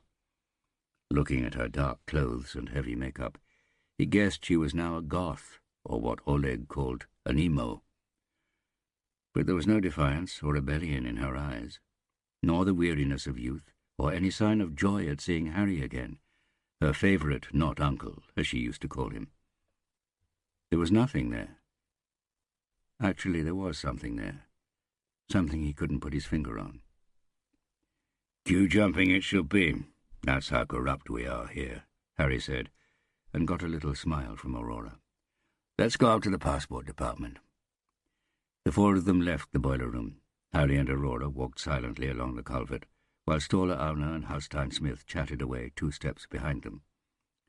"So I had this patient who talked so indirectly about his own problems that I didn't put 2 and 2 together," Auna said. "When, quite by chance, I realized that he was the missing Valentin Yertz, and he attacked me. If Harry hadn't come to my rescue, he would have killed me."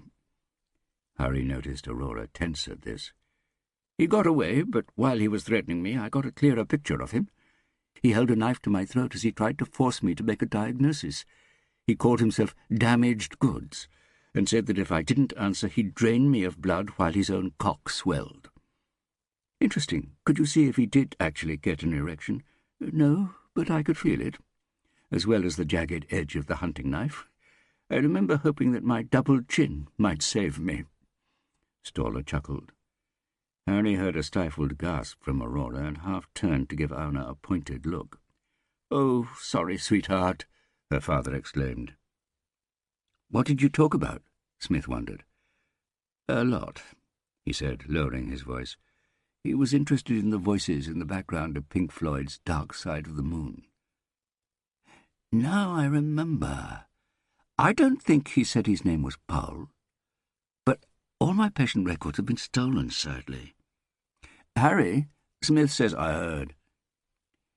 They went up the steps to the ground floor, where Auna and Smith stopped in front of the lift, and Harry and Aurora carried on into the atrium. A notice on the glass in front of the counter announced that their camera was out of action, and that anyone applying for a passport should use the photograph booth towards the rear of the building. Harry led Aurora to the booth, which looked like an outside toilet, pulled the curtain aside, and gave Aurora some coins before she sat down. "Oh, yes," he said, "you're not supposed to show your teeth." Then he closed the curtain. Aurora looked at her reflection in the black glass that concealed the camera, felt tears welling up. It had seemed like a good idea, telling her dad that she wanted to go with him when he went to Police HQ to see Harry, that she needed a new passport before a class trip to London. He never had a clue about that sort of thing. Her mum did all that. The plan had been to get Harry on his own for a few minutes and tell him everything. But now that they were alone, she found she couldn't do it. It was what her dad had said in the tunnel, about the knife. It had frightened her so much that the trembling had started again, and her legs almost gave way beneath her. It was the same jagged knife the man had held to her throat. And he was back. Aurora closed her eyes to avoid seeing her own terrified reflection. He was back, and he was going to kill them all if she talked. And what good would talking do? She didn't know anything that could help them find him, that wouldn't save her dad or anyone else out there. Aurora opened her eyes again, looked around the cramped booth, just like the toilet at the sports hall that time. She found herself looking down automatically at the bottom of the curtain. The pointed boots on the floor, right outside. They were waiting for her, wanted to get in, wanted... Aurora yanked the curtain aside, pushed her way past Harry and headed for the exit. Heard him call her name behind her. Then she was out in the daylight and open ground. She ran across the grass, through the park, off towards Grönlandsläget. She heard her hiccoughed sobs, mixed with gasping breath, as if there wasn't enough air even out here. But she didn't stop. She ran. Knew she was going to keep running until she dropped. Paul, or Valentine, didn't mention any particular attraction to blood as such, Anna said. It settled down behind Katrina's desk. But considering his history, we can probably conclude that he's not a man with any inhibitions about acting out his sexual preferences, and someone like that is unlikely to discover new sexual sides to himself as an adult. Maybe the preference was always there, Smith said. He just hadn't found a way to act out the fantasy. If his real desire was to bite people until they bled, and then drink straight from the well, so to speak, maybe it was the discovery of these iron teeth that made it possible for him to put that into action. Drinking other people's blood is an ancient tradition with connotations of assuming the powers and abilities of other people, usually enemies, isn't it? Agreed. If you're going to put together a profile of this serial killer, Smith, I'd suggest taking as your starting point a person who is driven by a need for control, like we see in more conventional rapists and sexually motivated murderers.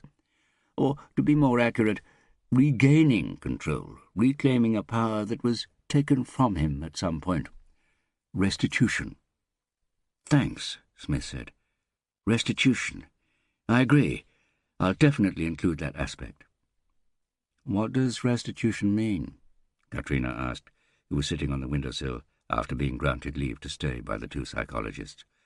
We all want to repair injuries inflicted on us, Anna said, or take revenge, which is much the same thing.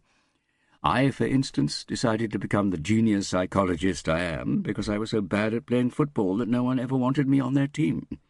Harry was just a boy when his mother died, and he decided to become a murder detective to punish people who take lives. There was a knock on the doorframe. Speak of the devil? Anna said. Sorry to interrupt, Harry said, but Aurora's run off. I don't know what happened, but it was definitely something. A cloud swept across Stola Anna's face, and he heaved himself up from the chair with a groan. God knows, with teenagers. I'll go and find her. This was a bit brief, Smith. Give me a call and we'll carry on. Anything new? Harry asked when Anna had gone. Yes and no, Katrina said. The Forensic Medical Institute has confirmed that there's a 100% match between the DNA found on the handcuffs and Yurtsen. Only one psychologist and two sexologists have contacted us after Smith's plea to check their patient records, but the names they gave us have already been dismissed from the investigation. And, as expected, we've received several hundred calls from people reporting anything from scary neighbours and dogs with bite marks on them to vampires, werewolves, gnomes, and trolls. But also a few that are worth checking out. By the way, Rakel has been calling, trying to get hold of you. Yes, I just saw the missed calls. There's not much of a signal down in our bunker. Would it be possible to do anything about that? I'll ask Todd if we could set up a relay or something. So can I have my office back now? Harry and Smith were alone in the lift. You're avoiding eye contact, Smith said. That's the rule in lifts, isn't it? Harry said. I meant generally. If not making eye contact is the same as avoiding it, you're probably right. And you don't like lifts? Is it that obvious? Body language doesn't lie. And you think I talk too much? This is your first day. You're bound to be a bit nervous. No, I'm like this most of the time. Okay. By the way, I haven't thanked you for changing your mind. Don't mention it. I should be apologizing for the fact that my initial response was so selfish when people's lives are at stake. I can understand that your doctorate means a lot to you. Smith smiled. Yes, you understand because you're one of us. One of who? The half-crazy elite.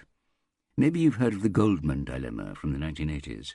Elite athletes were asked if they'd be prepared to take a drug that would guarantee a gold medal, but they'd die 5 years later. More than half answered yes. When the rest of the population were asked the same question, only 2 out of 250 said yes. I know it sounds sick to most people, but not to people like you and me, Harry, because you'd sacrifice your life to catch this murderer, wouldn't you? Harry looked at the psychologist for a long while, heard the echo of Stoller's words. Because you understand the idea of the monkey trap, you can never give up either.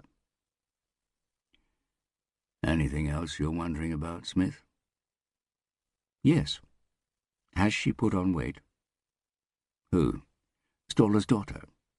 Aurora? Harry raised an eyebrow. Well, she probably used to be thinner. Smith nodded. You're not going to like my next question, Harry.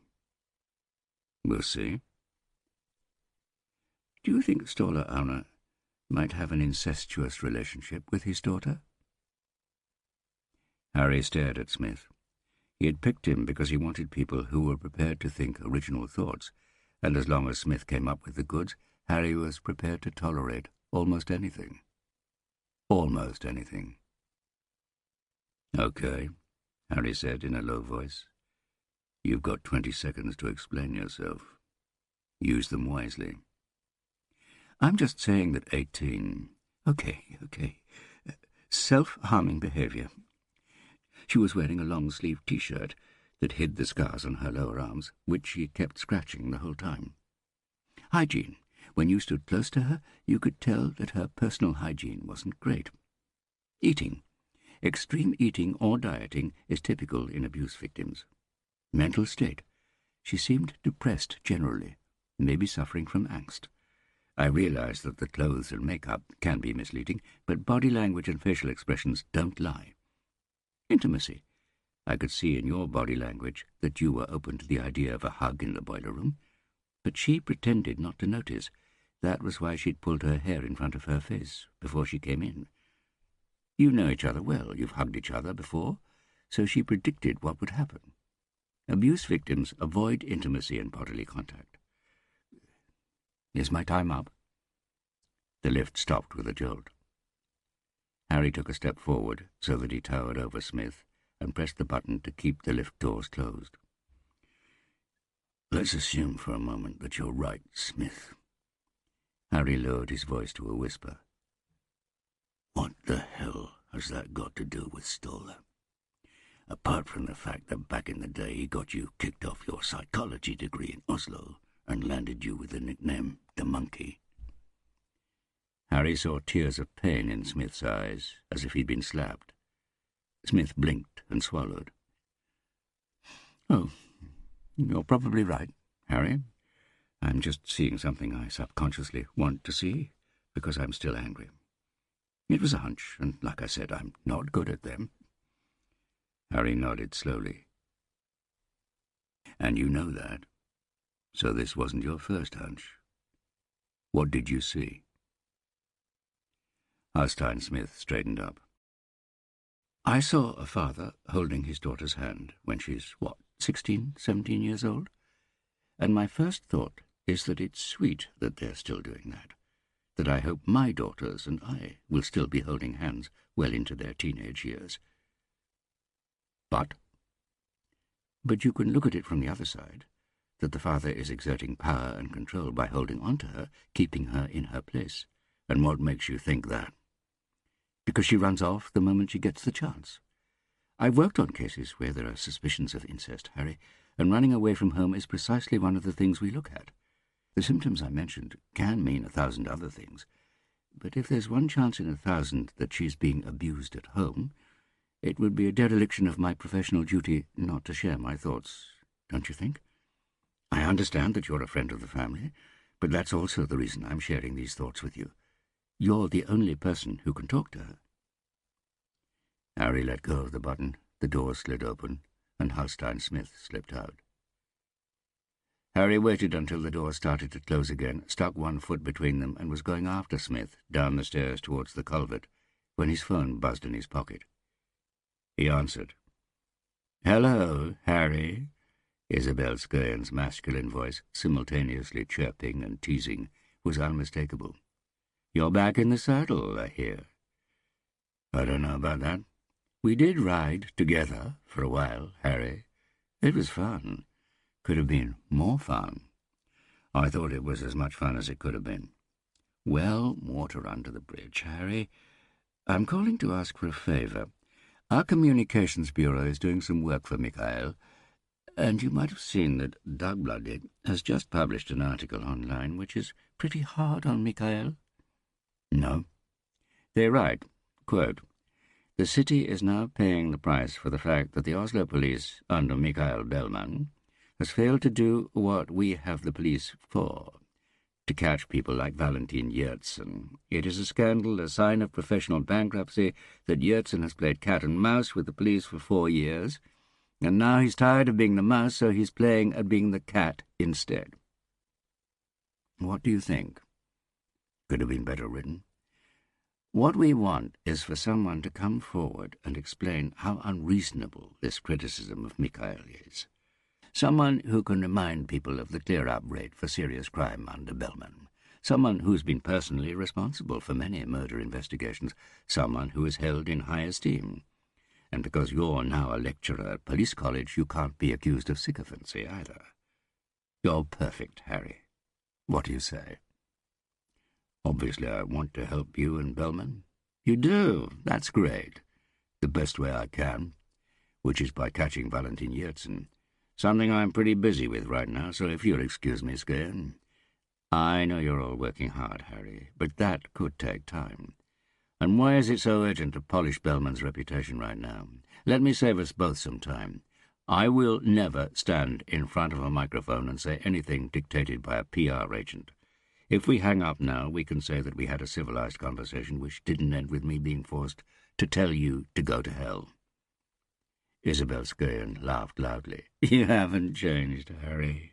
Still engaged to that sweet lawyer with the black hair? No. No. Maybe we should have a drink one evening. Raquel and I are no longer engaged because we're married. Ah. Well, I never. But is that necessarily a problem? It is for me. For you, it's probably more of a challenge. Married men are best. They never give you any trouble. Like Bellman? Mikhail's lovely, and he's got the most kissable lips in the city. Well, this conversation's getting boring now, Harry, so I'm hanging up. You've got my number. No, I haven't. Bye. Raquel. He'd forgotten that she'd called. He brought up her number as he checked his reaction, just for the hell of it. Had Isabel Skern's invitation had any effect on him? Had it managed to turn him on at all? No. Well, a bit. Did that mean anything? No, it meant so little that he couldn't be bothered to work out what sort of bastard he was. Not that it meant that he wasn't a bastard, but that tiny little tingle, that involuntary half-dreamt fragment of a scene, with her long legs and broad hips, which was there one moment, then gone, wasn't enough for a guilty verdict. Bloody hell, he'd rejected her, even though he knew that rejection made Isabel Skern more likely to call him again. Raquel Falker's phone. You're talking to Dr. Steffens. Harry felt the back of his neck begin to prickle. This is Harry Höhler. Is Raquel there? No, Höhler, she isn't. Harry felt his throat tighten. Panic was creeping up on him. The ice was creaking. He concentrated on breathing. Where is she? In the long pause that followed, which he suspected was there for a reason. Harry had time to think a lot of things, and of all the conclusions his brain automatically came to, there was one he knew he would remember. That it ended here, that he would no longer be able to have the one thing he wanted, for today and tomorrow, to be a copy of the day he had yesterday. "She's in a coma." In confusion, or in sheer utter desperation, his brain tried to tell him that a coma was a city or a country. "But she tried to call me less than an hour ago." "Yes," Stephen said, "and you didn't answer." Chapter 18. Monday afternoon. Senseless. Harry was sitting in a hard chair and trying to concentrate on what the man on the other side of the desk was saying. But the words made as much sense as the birdsong outside the open window, behind the man in glasses and a white coat. As senseless as the blue sky and the fact that the sun had decided to shine brighter today than it had done for weeks. As senseless as the posters on the walls depicting people with grey organs and bright red blood vessels on show, or beside them a cross with a bleeding Christ on it. Raquel. The only thing in his life that made any sense. Not science, not religion, not justice, not a better world, not pleasure, not intoxication, not the absence of pain, not even happiness. Only those 5 letters, R-A-K-E-L. It wasn't the case that if it hadn't been her, it would have been someone else. If it hadn't been her, it would have been no one. And having no one would have been better than this. They can't take no one away from you. So in the end, Harry cut through the torrent of words. "What does it mean?" "It means," Senior Consultant John D. Stephen said, "that we don't know. We know that her kidneys aren't working the way they should, and that could be caused by a number of things, but, like I said, we've ruled out the most obvious." "So what do you think?" "A syndrome," Stephen said. "The problem is that there are thousands, each one rarer and more obscure than the last." "Which means?" "That we need to keep looking. For the time being, we've put her in a coma because she was starting to have difficulty breathing." "How long?" "For the time being. We don't just need to find out what's wrong with your wife. We need to be able to treat it as well. Only when we're sure she'll be able to breathe independently will we bring her out of the coma." Could she... Yes? Could she die while she's in the coma? We don't know. Yes, you do. Stephens put his fingertips together, waited as if to force the conversation into a lower gear. "She could die," he said eventually. "We could all die. The heart can stop at any moment, but obviously it's a question of probability." Harry knew that the rage he felt bubbling up wasn't really anything to do with the doctor and the platitudes he was coming out with. He had spoken to enough next of kin in murder cases to know that frustration sought a target, and the fact that it couldn't find one only made him more furious. He took a deep breath. "And what sort of probability are we talking about here?" Stephens threw his hands out. "Like I said, we don't know the cause of her kidney failure." "You don't know, and that's why it's called probability," Harry said, stopped, swallowed, lowered his voice. "So just tell me what you think the probability is, based on the little you do know." "Kidney failure isn't the fault in and of itself. It's a symptom. It could be a blood disease or poisoning. It's the season for mushroom poisoning, but your wife said you haven't eaten any recently, and you've eaten the same things. Are you feeling unwell, Hula?" "Yes." Okay, I understand. What we're left with, some sort of syndrome, is invariably a serious problem. Over or under 50%, Stephens." "I can't. Stephens, I know we're in no man's land here, but I'm begging you. Please." The doctor stared at Harry for a long time before seeming to make a decision. "As things stand, based on her test results, I think the risk of losing her is a little over 50%. Not much more than 50, but slightly more. The reason I don't like telling relatives these percentages is that they usually read too much into them. If a patient dies during an operation, where we estimated the risk of death at 25%, they often accuse us of having misled them. 45%? Or 45% of her surviving? At the moment. Her condition is deteriorating, so a bit lower if we can't identify the cause within a day or two. Thanks. Harry stood up, dizzy, and the thought came automatically, a hope that everything would go completely dark. A fast and pain-free exit, stupid and banal, yet no less senseless than everything else. It would be useful to know how to get hold of you if... I'll make sure you can reach me at any time, Harry said. I'll go back to her now, if there isn't anything else I should know. Let me come with you, Harry.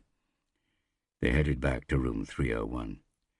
The corridor stretched away and vanished into shimmering light, presumably a window with the low autumn sun shining directly through it.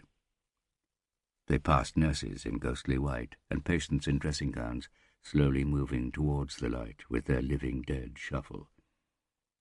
Yesterday he and Raquel had been embracing in the big bed with its slightly too soft mattress, and now she was here, in the land of coma, among ghosts and spirits. He needed to call Oleg. He needed to work out how to tell him. He needed a drink. Harry didn't know where the thought came from, but there it was, as if someone had shouted it, spelling it out straight into his ear. The thought needed to be drowned out quickly.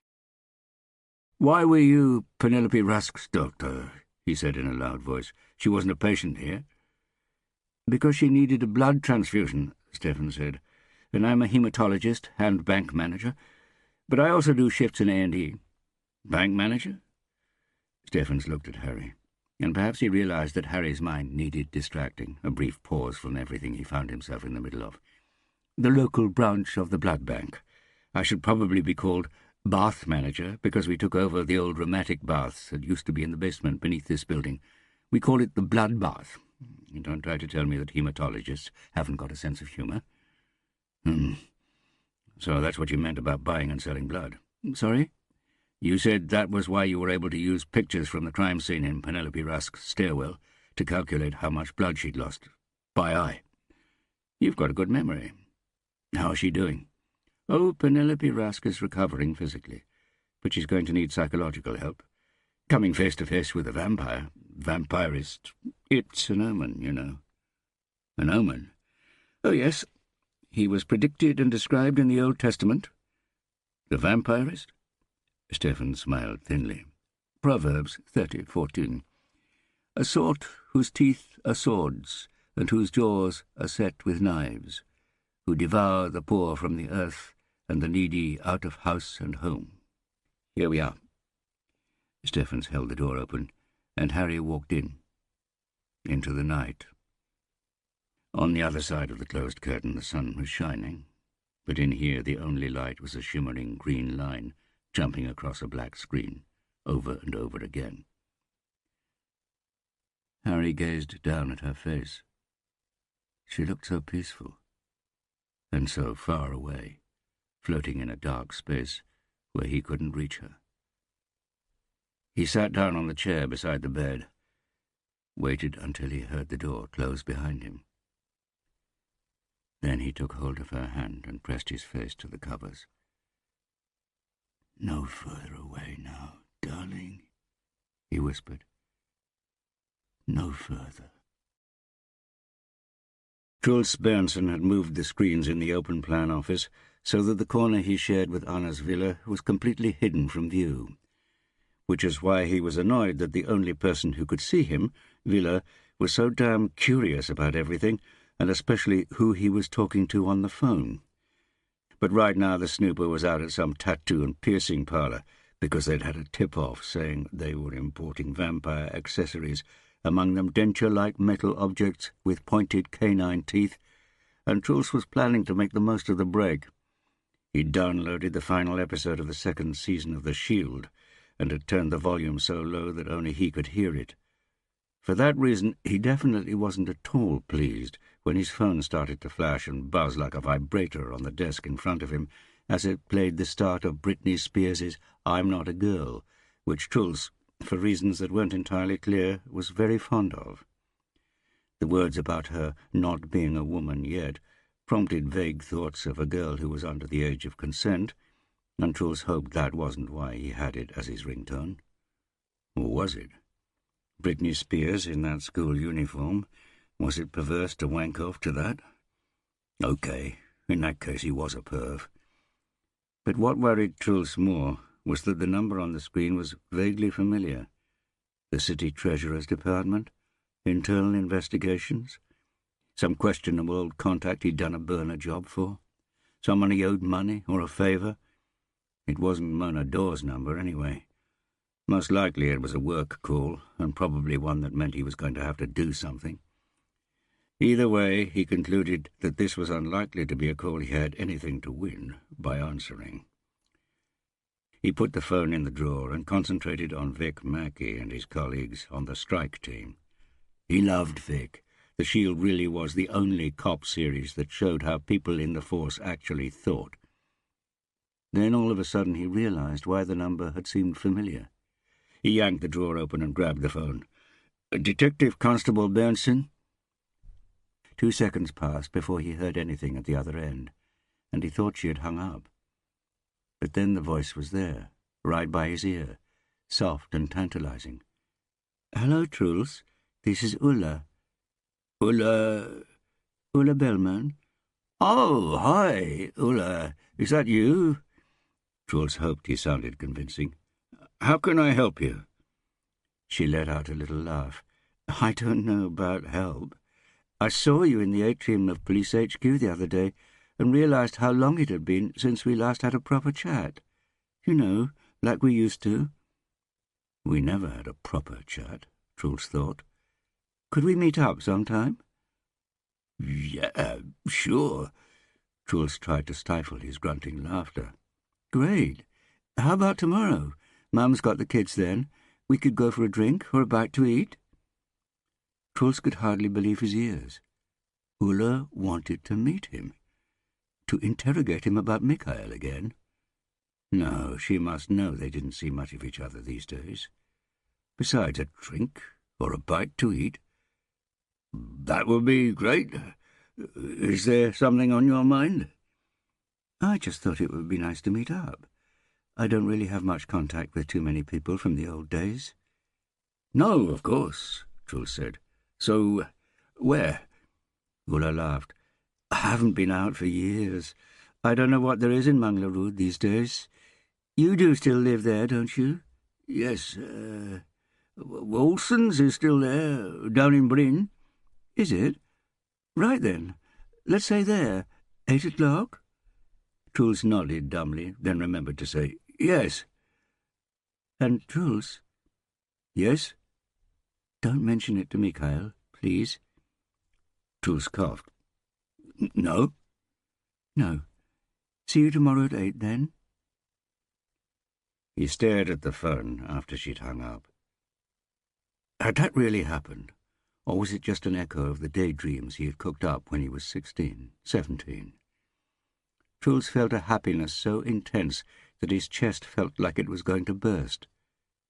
And then panic hit. It was going to be a disaster. One way or another, it was obviously going to be a disaster. It was all a disaster. Obviously it couldn't have lasted. It was only a matter of time before he was chucked out of paradise.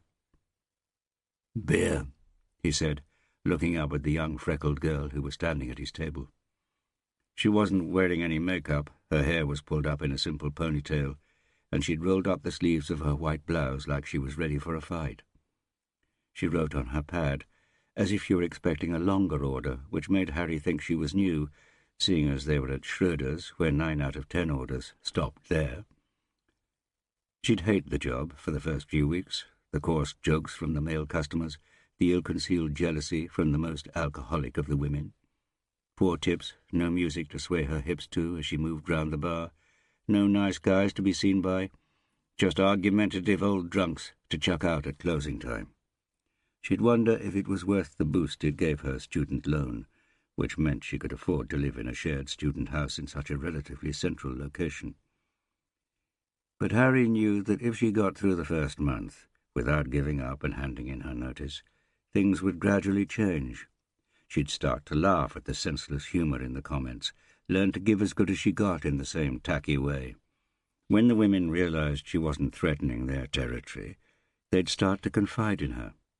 And she'd get tips. Not much, but they'd be genuine tips, as well as gentle encouragement and the occasional declaration of love. And they'd give her a name, something that might be uncomfortably close to the bone, but it would still be meant affectionately, something that ennobled you among this ignoble company. Short Kari, Lenin, Backscreen, She-Bear. In her case, it would probably be something to do with her freckles and red hair. And as people moved in and out of the collective, and presumptive boyfriends came and went, little by little it would become her family, a kind, generous, irritating, lost family. The girl looked up from her pad. "Is that all?" "Yes," Harry smiled. She hurried to the bar as if someone was timing her. And who knows, maybe Rita was standing behind the bar, doing just that. Anna's Villa had texted to say that he was waiting for Harry at Tattoos and Piercings on Storgata. Harry started to write a reply, saying that Anna's would have to deal with it on his own, when he suddenly heard someone sit down in front of him. "Hello, Rita," he said without looking up. "Hello, Harry. Bad day?" "Yes." He tapped in the old-fashioned smiley, :right-hand bracket. "And now you're here to make it even worse?" Harry didn't answer. "Know what I think, Harry?" "What do you think, Rita?" His finger tried to find the send button. "I don't think this is a crack in the ice." "I've just ordered a beer from Frickly Fear," who we're still calling Marta, "and I've cancelled that beer. The devil on your right shoulder might want a drink, Harry, but the angel on your left steered you to a place where they don't serve spirits, but where there is a Rita, who you know will serve you coffee instead of beer, have a chat with you, then send you home to Rackle." "She's not at home, Rita." "Aha, so that's why. Harry Hurler has managed to fuck up again. You men always seem to find a way." "Rocco's sick, and I need a beer before I call Oleg." Harry looked down at his phone, looked again for the send button as he felt Rita's stubby, warm hand settle on his. "Things usually turn out okay in the end, Harry." He stared at her. "Of course they don't, unless you actually know someone who made it out alive." She laughed. "In the end is somewhere between what's dragging you down today and the day when nothing can drag us down any more, Harry." Harry looked at his phone again. Then he tapped in Oleg's name instead and pressed the call button. Rita stood up and left him alone. Oleg answered after the first ring. "It's good that you called. We're in a seminar discussing paragraph 20 of the Police Act. You have to interpret it to mean that if the situation demands it, every police officer is subordinate to one of a higher rank and must obey orders from that higher rank, even if they don't work in the same department or even at the police station, don't you?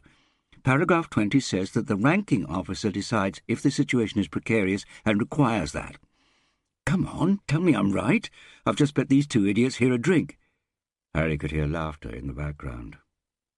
Harry closed his eyes. Of course there was something to hope for, something to look forward to. The time that comes after what's dragging you down today. The day when nothing can drag you down any more. "Bad news, Oleg. Your mum's in Ulivol." "I'll have the fish," Mona said to the waiter. "Skip the potatoes, sauce and vegetables." "Then there's only the fish left," the waiter said. "Precisely," Mona said, handing in the menu. She looked around the lunchtime customers at the new but already popular restaurant where they'd got hold of the last table for two. "Just fish," Nora said. after ordering the Caesar salad with no dressing, but Mona already knew her friend would capitulate and order dessert to go with coffee. "Deffing," Mona said. "Deffing? Getting rid of subcutaneous fat so that the muscles stand out better. It's the Norwegian Championships in 3 weeks." "Bodybuilding? You're really going to take part?" Mona laughed. "With these hips, you mean? I'm hoping my legs and upper body will get me enough points. And my winning personality, obviously." "You seem nervous." "Of course. That's 3 weeks away, and you never get nervous. What is it? Something to do with the vampirist murders? Thanks for the advice, by the way. Smith was great. And Bratt came up with the goods, too, in her own way. Have you seen Isabel Sklayan, that former Councillor for Social Affairs? She called us to ask if the Sunday magazine would be interested in having Mikhail Bellman on as a guest, so he could answer criticism of the fact that Valentin Yertsin was never caught. Yes, she's called us about that, too. Quite an intense woman, to put it mildly." "Are you running it? Christ, anything even vaguely related to the vampirist gets published. I wouldn't have taken it, but my colleagues aren't quite so fussy." Mona tapped on her iPad and passed it to Nora, who read out loud from VG's online edition. "Former Councillor for Social Affairs Isabel Sklayan rejects criticism of the Oslo police and says that the Chief of Police is firmly in charge. Mikhail Bellman and his police officers have already identified the vampirist murderer and are now deploying all their resources to find him. Among other things, the Chief of Police has brought in renowned murder detective Harry Höhler, who was more than willing to help his former senior officer and is looking forward to slapping a pair of handcuffs on this wretched pervert." Nora passed the iPad back. "That's pretty tawdry. So what do you think of Höhler? Would you kick him out of bed?" "Definitely. Wouldn't you?" "Don't know." Nora stared into space. "Not kick. Maybe just a little push. Sort of, please leave and don't touch me there and not there and definitely not there." She giggled. "Bloody hell," Mona said, shaking her head. "It's people like you who are driving up the figures for misunderstanding rapes." "Misunderstanding rapes? Is that a thing? And what does it actually mean? You tell me. No one's ever misunderstood me. Which reminds me that I've finally worked out why you use Old Spice." "No, you haven't," Mona said with a sigh. "Yes, I have. As protection against rape. That's it, isn't it? Aftershave that smells of testosterone. It chases them off as effectively as pepper spray. But has it occurred to you that it's chasing all the other men away as well, Mona?" "I give up," Mona groaned. "Yes, give up. Tell me." "It's because of my father." "What?" "He used Old Spice." "Of course, because you used to be so close. You miss him, poor. I use it as a constant reminder of the most important thing he taught me." Nora blinked. "Shaving?" Mona laughed and picked up her glass. "Never giving up?" "Never." Nora tilted her head and gave her friend a serious look. "You are nervous, Mona. What is it? And why wouldn't you have taken that Sklayan piece? I mean, you own the vampirist murders." "Because I've got bigger fish to fry." Mona moved her hands from the table as the waiter appeared again. "I certainly hope so," Nora said, looking at the pathetic little fillet the waiter put down in front of her friend. Mona prodded it with her fork. "And I'm nervous because I'm probably being watched."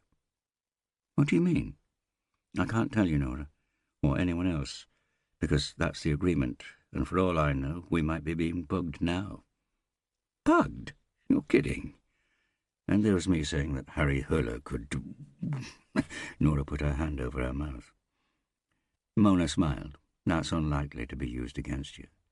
The thing is, I'm looking at what might be the scoop of the century in crime reporting. Ever, in fact." "You've got to tell me." Mona shook her head firmly. "What I can tell you is that I've got a pistol." She patted her handbag. "Now you're scaring me, Mona. And what if they hear that you've got a pistol?" I want them to hear that. Then they'll know they can't mess with me." Nora groaned in resignation. "But why do you have to do it alone, if it's dangerous?" "Because that's when it becomes newspaper legend, my dear Nora." Mona gave a big grin and raised her glass. "If this goes the way it should, I'll pay for lunch next time. And championship or no championship, we'll have champagne." "Sorry I'm late," Harry said, closing the door to tattoos and piercings behind him. "We're taking a look at what's on offer," Anas Villa smiled. He was standing behind a table, leafing through a catalogue, with a bow-legged man with a Vålerenga football club cap, a black Husker Du T-shirt, and a beard that Harry was pretty sure had been there before the always synchronized hipsters stopped shaving. "Don't let me disturb you," Harry said, stopping by the door. "As I was saying," the beard said, pointing at the catalogue, "those are only for decoration. You can't put them in your mouth. And the teeth aren't sharp either, apart from the canines." "What about those?" Harry looked round. There was no one else in the shop, and there would hardly have been room for anyone. Every square metre, not to mention cubic metre, had been used. The tattoo bench in the middle of the floor, T-shirts hanging from the ceiling, racks of piercing jewellery, and stands holding larger ornaments, skulls and chrome-covered metal models of comic book characters. Any available wall space was covered with drawings and photographs of tattoos. In one of the photographs he recognized a Russian prison tattoo, a Makarov pistol, which told those in the know that its bearer had killed a police officer. And the indistinct lines could mean that it had been made the old way, using a guitar string fixed to a razor blade, the melted sole of a shoe, and urine. "Are these all your tattoos?" Harry wondered. "No, none of them," the man replied. "They're from all over the place. Cool, aren't they?" "We're nearly done," Anna said. "Take all the time you need." Harry stopped abruptly. "Sorry I wasn't able to help," the beard said to Villa. "What you describe sounds more like the sort of thing you'd find in a shop for sex fetishists." "Thanks, we've already looked into that." "Right, well, just say if there's anything else." "There is." They both turned to the tall policeman, who was pointing at a picture towards the top of the wall. "Where did you get hold of that?" The other two went over to join him. "Il prison," the beard said. "It's one of the tattoos left by Rico Herum, an inmate who was also a tattooist. He died in Pattaya, in Thailand, soon after he got out 2 or 3 years ago. Anthrax." "Have you ever given anyone that tattoo?" Harry asked, feeling the screaming mouth in the demonic face draw his eyes to it. "Never. No one's asked for it either. It's not exactly the sort of thing anyone would want to go around with." "No one?" "Not that I've seen. But now you mention it, there was a guy who worked here for a while who said he'd seen that tattoo. Jinn, he called it. I only know that because jinn and Satan are the only Turkish words I can still remember. Jinn means demon." "Did he say where he'd seen it?" "No, and he moved back to Turkey. But if it's important, I've probably got his phone number." Harry and Villa waited until the man returned from the back room with a handwritten note. "I should warn you, he hardly speaks any English." "How?" "Sign language, my made-up Turkish, and his kebab Norwegian, which he's probably forgotten. I'd recommend using a translator." "Thanks again," Harry said, "and I'm afraid we're going to have to take that drawing with us." He looked around for a chair to climb up on, only to see that Villa had already put one in front of him. Harry studied his smiling young colleague before climbing onto the chair. "What do we do now?" Villa asked, when they were standing outside on Storgata and a tram rumbled past. Harry put the drawing in the inside pocket of his jacket and looked up at the blue cross on the wall above them. "Now we go to a bar." He walked along the hospital corridor, holding the bouquet of flowers up in front of him so that it covered part of his face. None of the people passing by, visitors or the ones in white, paid him any attention. His pulse was at its resting rate. When he was 13 years old, he fell off a ladder when he was trying to look at the neighbour's wife, hit his head on the cement terrace and lost consciousness. When he came round, his mother had her ear to his chest, and he smelt her scent, a scent of lavender. She said she thought he was dead because she couldn't hear his heart or find his pulse. It was hard to work out if that was relief or disappointment in her voice, but she had taken him to a young doctor who only managed to find his pulse after a lot of effort, and said it was unusually low. That concussion often caused an increased heart rate. He was admitted and spent a week lying in a white bed, dreaming dazzlingly white dreams like overexposed photographs, the way life after death is depicted in films. Angel white. Nothing in a hospital prepares you for all the blackness that awaits. The blackness that awaited the woman lying in the room whose number he had found out. The blackness that awaited the policeman with that look in his eyes when he found out what had happened. The blackness that awaits us all. Harry looked at the bottles on the shelves in front of the mirror, and the way the golden liquid inside them glowed warmly in the reflected light. Rocco was asleep. She was asleep now. 45%. Her chance of survival and the alcohol content of those bottles were roughly the same. Sleep. He could be there with her. He looked away at Mehmet's mouth instead, the lips that were forming incomprehensible words. Harry had read somewhere that Turkish grammar was regarded as the third most difficult in the world. The phone he was holding belonged to Harry.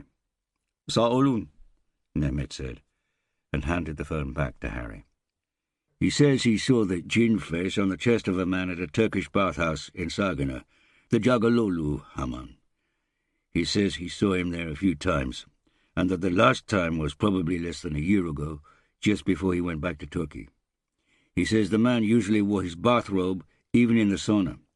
The only time he saw him without it was inside the hararet." What? "The steam room. The door opened, clearing the steam for a second or two, and that's when he caught a glimpse of him.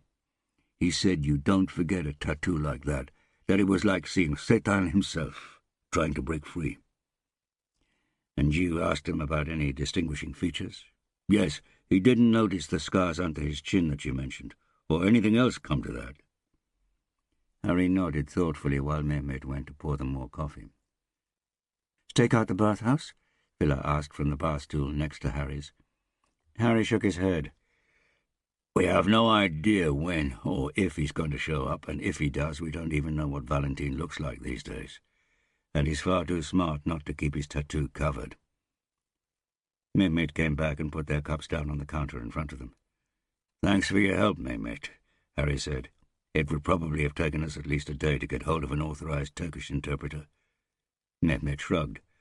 "I feel I ought to help. After all, this was where Eliza was before she got murdered." Harry looked down into his cup. "Hannes." "Yes?" Hannes Villa seemed pleased, possibly because this was the first time he'd heard Harry use his first name. "Can you go and get the car and drive up to the door?"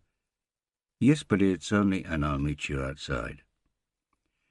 Once Villa had left, Harry took a sip of coffee. "This is none of my business, but are you in trouble, Mehmet?" "Trouble? You have no criminal record, I checked, but the guy who was here and then vanished the moment he saw us arrive does. And even if he didn't stop to say hello, Daniel Banks and I are old acquaintances. Has he got his claws into you?" "What do you mean?" "I mean that you've just opened a bar, and your tax history shows that you aren't sitting on a fortune, and Banks specializes in lending money to people like you." "People like me?" "People the banks won't touch. What he does is illegal. You know that. Usury, paragraph 295 of the Penal Code. You could report it. Then you'd be free of him. Let me help you." Mehmet looked at the blue-eyed policeman. Then he nodded. "You're right, Harry. Good. It's none of your business. Sounds like your colleague's waiting for you." He shut the door of the hospital room behind him. The blinds were down, letting only a little light filter into the room. He put the bouquet of flowers on the nightstand at the top end of the bed. He looked down at the sleeping woman. She seemed so alone, lying there like that. He closed the curtains, sat down on the chair beside the bed, took a syringe from his jacket pocket and pulled the cap off the needle, took hold of her arm, gazed at the skin. Real skin. He loved real skin. He felt like kissing it, but knew he had to restrain himself. The plan. Stick to the plan. Then he stuck the point of the needle into the woman's arm, felt it slip through the skin without any resistance. "There, now," he whispered. "Now I'm going to take you from him. You're mine now. All mine." He pushed the plunger and watched as the dark contents were forced out, injected into the woman, filling her with blackness and sleep. "Police HQ," Villa said. Harry looked at his watch. 2 o'clock. He'd arranged to meet Oleg at the hospital in an hour. "Woodhall Hospital," he said. "Are you unwell?" "No." Villa waited. Then, when nothing more was forthcoming, he put the car into first gear and pulled away. Harry looked out through the window while he wondered why he hadn't told anyone. He'd have to tell Katrina for practical reasons. Anyone apart from her? No. Why should he? "I downloaded Father John Misty yesterday," Villa said. "What for?" "Because you recommended it." "Did I? Must be good then." Nothing more was said until they were stuck in traffic, slowly creeping up Ullevålsvägen, past St. Olaf Cathedral and Nordalbrunnsgata. "Stop at that bus stop," Harry said. "I can see someone I know." Villa braked and pulled into the right, next to a shelter where some teenagers were waiting to catch the bus after school. Oslo Cathedral School, yes, that was the one she went to. She was standing slightly apart from the noisy crowd, with her hair hanging in front of her face. Without having any real idea what he was going to say, Harry lowered the window. "Aurora!" A twitch ran through the girl's long-legged frame, and she took off like a nervous antelope. "Do you always have that effect on young girls?" Villa asked, as Harry told him to drive on. "She's running in the opposite direction to the car," Harry thought, watching her in the wing mirror. She didn't even have to think, because she'd thought this through in advance, that if you want to run from someone in a car, you run away from the direction the car is facing. But what that meant he didn't know. Some sort of teenage angst, perhaps? Or a phase, as Stoller had called it? The traffic grew lighter further along Ullevålsvägen. "I'll wait in the car," Anna said, after he pulled up in front of the entrance to Block 3 of the hospital. "It might take a while," Harry said. "You wouldn't rather sit in the waiting room?" He smiled and shook his head. "Bad memories of hospitals." Your mother?" "How did you know that?" Harry shrugged. "Had to be someone you were very close to. I lost my own mother in a hospital when I was a boy." "Was that the doctor's fault as well?" "No, she couldn't be saved. So I shouldered the guilt myself." Villa nodded wryly. "With my mother it was a self-appointed god in a white coat. That's why I won't set foot in there." On his way in, Harry noticed a man leaving, holding a bunch of flowers in front of his face.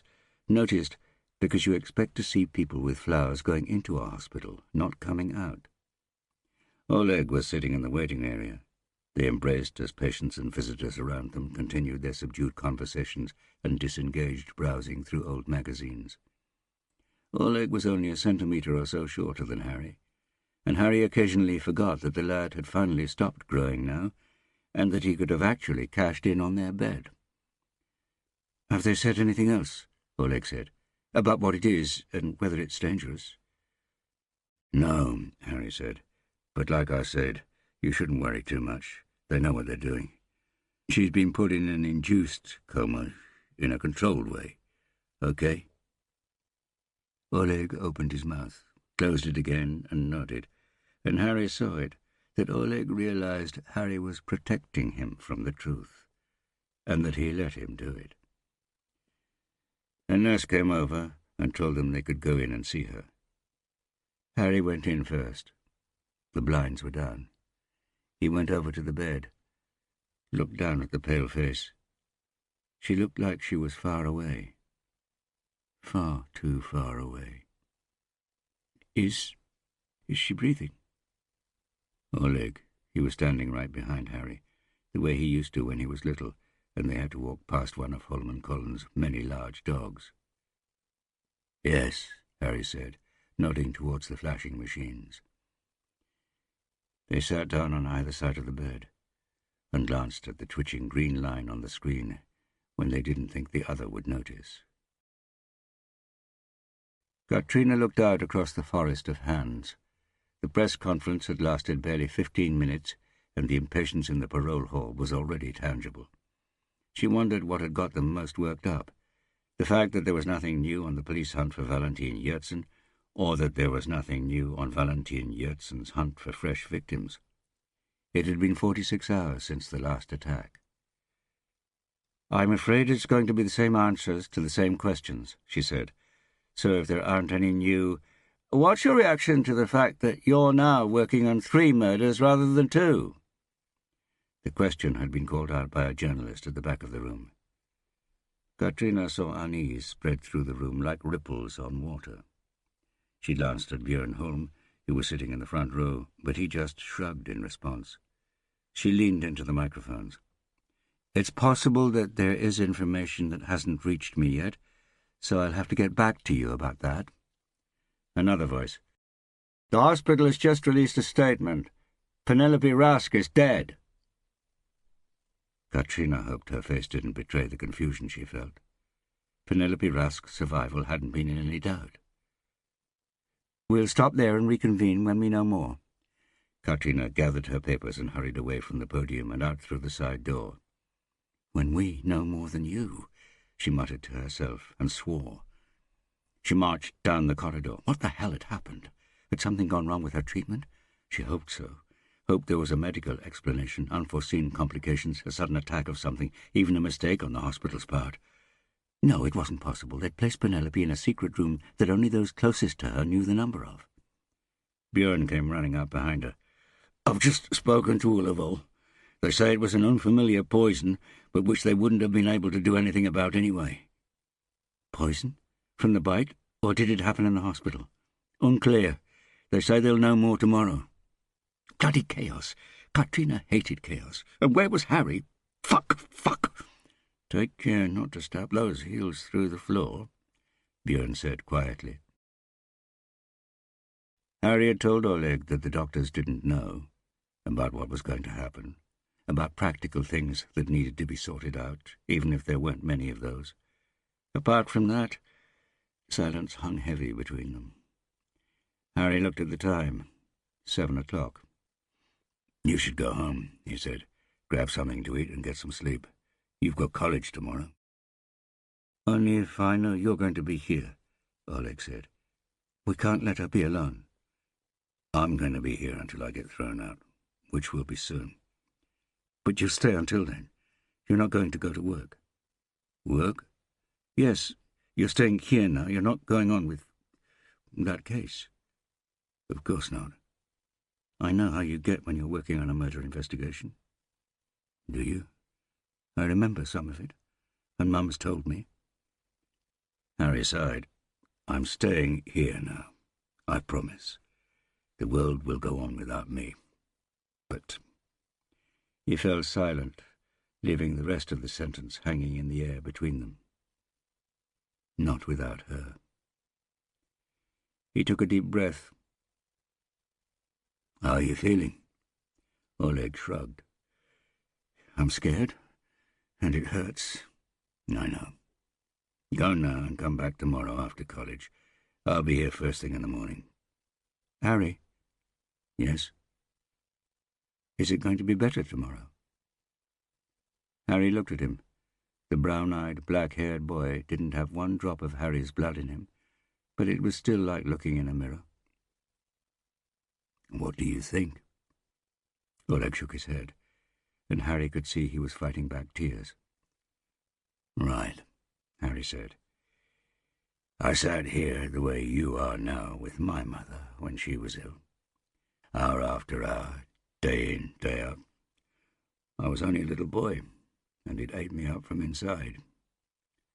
Oleg wiped his eyes with the back of his hand and sniffed. "Do you wish you hadn't done it?" Harry shook his head. "That's the weird thing. We couldn't talk much. She was too ill. She just lay there with a weak smile and faded away a little bit at a time, like the colour from a photograph left out in the sun. It's simultaneously the worst and best memory from my childhood. Can you understand that?" Oleg nodded slowly. "I think so." They hugged each other goodbye. "Dad," Oleg whispered, and Harry felt a warm tear against his neck. But he himself couldn't cry, didn't want to cry. 45%. 45 wonderful percentage points. "I'm here, my boy," Harry said, in a steady voice, with a numb heart. He felt strong. He could manage this. Chapter 19, Monday evening. Mona Dore had put her trainers on, but her footsteps still echoed between the containers. She had parked her little electric car by the gate and walked straight into the dark, empty container terminal, which was really a cemetery for defunct harbour equipment. The rows of containers were tombstones for dead and forgotten shipments to recipients who had gone bankrupt or wouldn't acknowledge the consignment, from senders who no longer existed and couldn't accept returns. Now the goods were stuck in eternal transit here at Ormøya, in marked contrast to the redevelopment and gentrification of Bjørvika next to it. There, costly, luxurious buildings were rising up, one after the other, with the icy slopes of the Opera House as the jewel in the crown. Mona was convinced it would end up as a monument to the oil era, a Taj Mahal of social democracy. Mona used the torch she had brought with her to find the way, with the help of the numbers and letters painted on the tarmac. She was wearing black leggings and a black tracksuit top. In one pocket she had pepper spray and a padlock, in the other the pistol, a 9mm Walther she had borrowed without permission from her father, who had served 1 year in the sanitation department of the military after his medical studies and never returned his gun. And under the tracksuit top, beneath the transmitter belt, her heart was pounding faster and faster. H-23 was located between 2 rows of containers, stacked 3 high. And sure enough, there was a cage. Its size suggested it had been used to transport something big, an elephant, maybe a giraffe or a hippo. The whole of one end of the cage could be swung open, but it was locked with a huge padlock that was brown with rust. In the middle of one of the long sides, though, was a small, unlocked door that Mona assumed was used by the people feeding the animals and cleaning the cage. The hinges shrieked as she grabbed hold of the bars and pulled the door open. She looked around one last time. Presumably he was already here, hidden in the shadows or behind one of the containers, checking that she was alone, as agreed. But there was no longer time for doubt and hesitation. She did the same thing she did when she was about to lift weights in competition, told herself the decision had been taken, that it was simple, the time for thinking was behind her, and action was all that remained. She got inside, took the padlock she had brought with her out of her pocket, and fastened it round the edge of the door and one of the bars.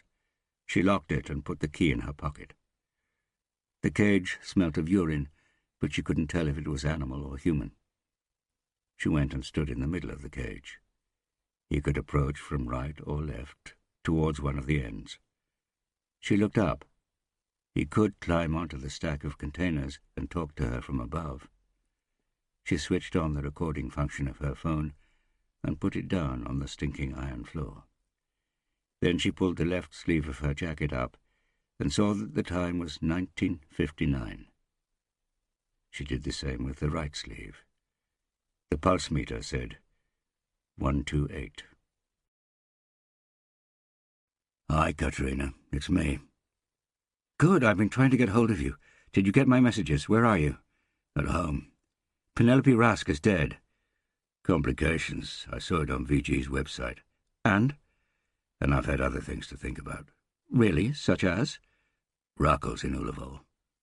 Shit. Is it serious? Yes. Bloody hell, Harry. How bad? Don't know, but I can't be part of the investigation anymore. I'm going to be at the hospital from now on. Pause. Katrina? Yes? Yes, of course. I'm sorry, it's just a bit too much to take in all at once. Naturally, you have my full support and sympathy. But bloody hell, Harry, have you got anyone there to talk to? Do you want me to? Thanks, Katrina, but you've got a man to catch. I'll disband my team and you'll have to run with what you've got. Use Smith. His social skills are probably even worse than mine, but he's fearless and dares to think outside the box. And Anna's villa is interesting. Give him a bit more responsibility and see what comes of it. I've been thinking of doing that. Call if you need anything at all. Yep. They ended the call and Harry stood up. He went over to the coffee machine, heard his own feet drag on the floor. He never used to drag his feet. Never. He stood with the jug in his hand and looked around the empty kitchen. He'd forgotten where he'd left his mug. He put the jug down again, sat at the kitchen table, and rang Mikhail Bellman's number. He reached his voicemail, which was just as well. He didn't have much to say. This is Hurler. My wife's ill, so I'm leaving. This decision is final. He remained seated and looked out through the window at the lights of the city. Thought about that 1-ton water buffalo standing there with a solitary lion hanging from its throat. The water buffalo was bleeding from its wounds, but it had a lot of blood, and if it could just shake the lion off, it could easily trample it underfoot or spear it on its horns. But time was running out. Its windpipe was being squeezed, and it needed air. And there were more lions on the way. The pride had caught the scent of blood. Harry saw the lights, but thought they had never seemed so far away. The engagement ring. Valentine had given her a ring and had come back, just like the fiancé. Damn. He pushed it away. Time to switch his head off now. Turn the lights off, lock up and go home. It was 2014 when Mona heard a noise. It came from the darkness, which had grown more dense while she had been sitting inside the cage. She saw a movement. Something was approaching. She had been through the questions she had prepared and wondered what she was most frightened of, him coming or not coming. But she was no longer in any doubt. She felt her pulse throbbing in her neck and clutched the pistol in her jacket pocket. She had practiced firing it in her parents' basement, and from a distance of 6 meters she had hit what she had been aiming at, a half-rotten raincoat hanging from a hook on the brick wall. It came out of the darkness and into the light from a freight ship that was moored by the cement silos a few 100 meters away.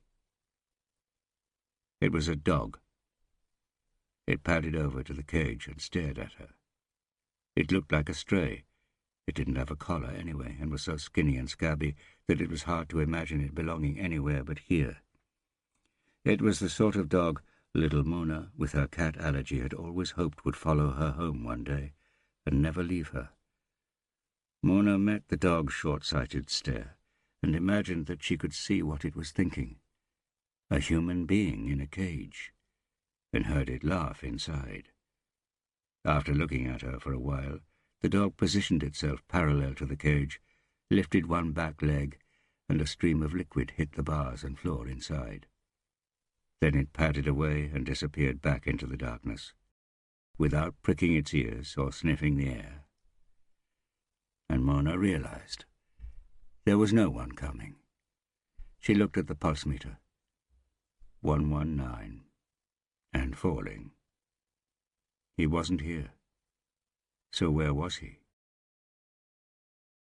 Harry could see something in the darkness. In the middle of the drive, beyond the light from the windows, and by the steps, he could make out the shape of someone standing with their arms by their sides, motionless, as they stared at the kitchen window and Harry. Harry lowered his head and looked down at his mug of coffee, as if he hadn't seen the figure outside. His pistol was upstairs. Should he run and get it? On the other hand, if it really was the hunted man who was approaching the hunter, he didn't want to frighten him off. Harry stood up, stretched, aware that he was easily visible in the well-lit kitchen. He went into the living room, which also had windows facing the driveway, picked up a book, before taking 2 rapid strides towards the front door, grabbing the garden shears Raquel had left next to her boots, yanking the door open and running down the steps. The figure still didn't move. Harry stopped, peered. "Aurora?" Harry rummaged through the kitchen cupboard. "Cardamom, cinnamon, chamomile. Raquel has a lot of teas, starting with C, but seeing as I'm a coffee drinker, I don't really know what to recommend." "Cinnamon would be fine," Aurora said. "Here," Harry said, handing her a box. She took out a tea bag, and Harry watched her as she dunked it in the mug of steaming water. "You ran off from Police HQ the other day," he said. "Yes," she said simply, pressing the tea bag with a teaspoon. "And from the bus stop earlier today." She didn't answer. Her hair had fallen in front of her face.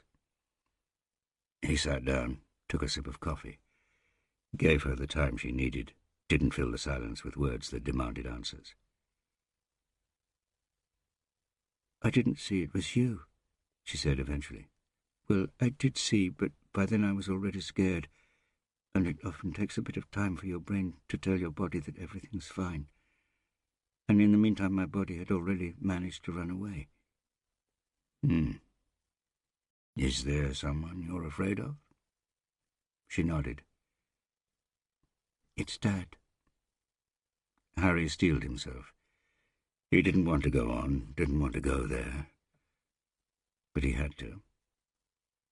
"What's your dad done?" Tears welled up in her eyes. "He raped me and said I must never tell anyone, because then he would die." The nausea came so suddenly that Harry lost his breath for a moment, and bile burned in his throat when he swallowed. "Your dad said he would die?" "No!" Her sudden angry exclamation threw a short, hard echo off the walls of the kitchen. "The man who raped me said he'd kill Dad if I ever told a soul. He said he'd nearly killed Dad once before, and that nothing would stop him next time." Harry blinked, tried to absorb the grim mixture of relief and shock. "You were raped?" he said, with feigned calmness. She nodded, sniffed, and wiped her eyes. "In the girls' toilet when we were playing in a handball tournament. It was the day you and Raquel got married. He did it, and then he left." Harry felt like he was falling. "Have you got somewhere I could get rid of this?" She raised a dripping, dangling tea bag above the cup. Harry just held his hand out. Aurora looked at him uncertainly before letting go of the tea bag. Harry clenched his fist, felt the water burn his skin and run out between his fingers. "Did he hurt you? Besides," she shook her head. "He held me so tight that I got bruises. I told Mum they were from the match." "You mean you've kept this to yourself right up to now? For 3 years?" She nodded. Harry felt that he was on the verge of getting up, going round the table and wrapping his arms round her. But a second thought had time to kick in, picking up on what Smith had said about closeness and intimacy. "So why have you come to tell me about it now?" "Because he's killing other people. I saw the drawing in the paper. It's him. It's the man with the funny eyes. You've got to help me, Uncle Harry. You've got to help me protect Dad." He nodded, breathing with his mouth open. Aurora tilted her head with a worried look on her face. "Uncle Harry?" "Yes?" "Are you crying?" Harry could taste the salt of the first tear at the corner of his mouth. "Damn." "Sorry," he said in a thick voice. "How's the tea?" Then Harry looked up and met her gaze. It had changed completely, as if something had opened it up, as if for the first time in a very long while she was looking out through those beautiful eyes of hers, not in. as she had done the last few times they had met. Aurora stood up, pushed the mug away, and walked round the table, leaned over Harry and wrapped her arms around him. "It's going to be okay," she said. "It's going to be okay." Martha Rude went over to the customer who had just walked in through the door of the otherwise empty Schroeder's restaurant. "Sorry, but we stopped serving beer half an hour ago and we're closing in 10 minutes. "Give me a coffee," he said, and smiled. "I'll drink it quickly." She went back to the kitchen. The cook had gone home over an hour ago, as had Rita. They usually only had one member of staff working this late on Monday evenings, and even though it was quiet, she was still a bit nervous, because this was her first evening on her own. Rita would be coming back just after closing time to help with the till. It didn't take more than a few seconds to boil enough water for a single cup in the kettle. She added freeze-dried coffee, went back out and put the cup down in front of the man. "Can I ask you something?" he said, looking at the steaming cup. "Seeing as it's just the two of us here." "Yes," Martha said, even though she meant no. She just wanted him to drink the coffee and go, leaving her to lock the door and wait for Rita so she could get home. Her first lecture started at 8:15 tomorrow morning. "Isn't this where that famous detective drinks? Harry Hula?" Martha nodded. To be honest, she hadn't actually heard of him before he showed up, a tall man with an ugly scar on his face. Then Rita had told her all about Harry Hula, in great detail. "Where does he usually sit?" "They say he sits over there," Martha said, pointing at the corner table by the window. "But he doesn't come as often as he used to." "No. If he's going to catch that wretched pervert, as he puts it, he probably hasn't got time to sit here. But this is still his place, if you understand me." Martha smiled and nodded, even though she wasn't sure that she did understand. "What's your name?" Martha hesitated, unsure if she liked the direction the conversation was taking. "We're closing in 6 minutes, so if you're going to have time to drink your coffee, maybe you—" "Do you know why you have freckles, Martha?" She froze. How did he know her name? "You see, when you were little and had no freckles, you woke up one night. You'd been having a kabuslar, a nightmare. You were still frightened when you ran into your mother's bedroom so that she could tell you that monsters and ghosts didn't exist. But in her bedroom, a naked blue-black man was sitting hunched up on your mother's chest, long pointed ears, blood running from the sides of his mouth. And as you just stood there staring, he puffed up his cheeks, and before you could get away, he blew out all the blood he had in his mouth, covering your face and chest with tiny drops. And that blood, Martha, it never went away, no matter how hard you washed and scrubbed." The man blew on his coffee. "So that explains how you got freckles. But the question is, why?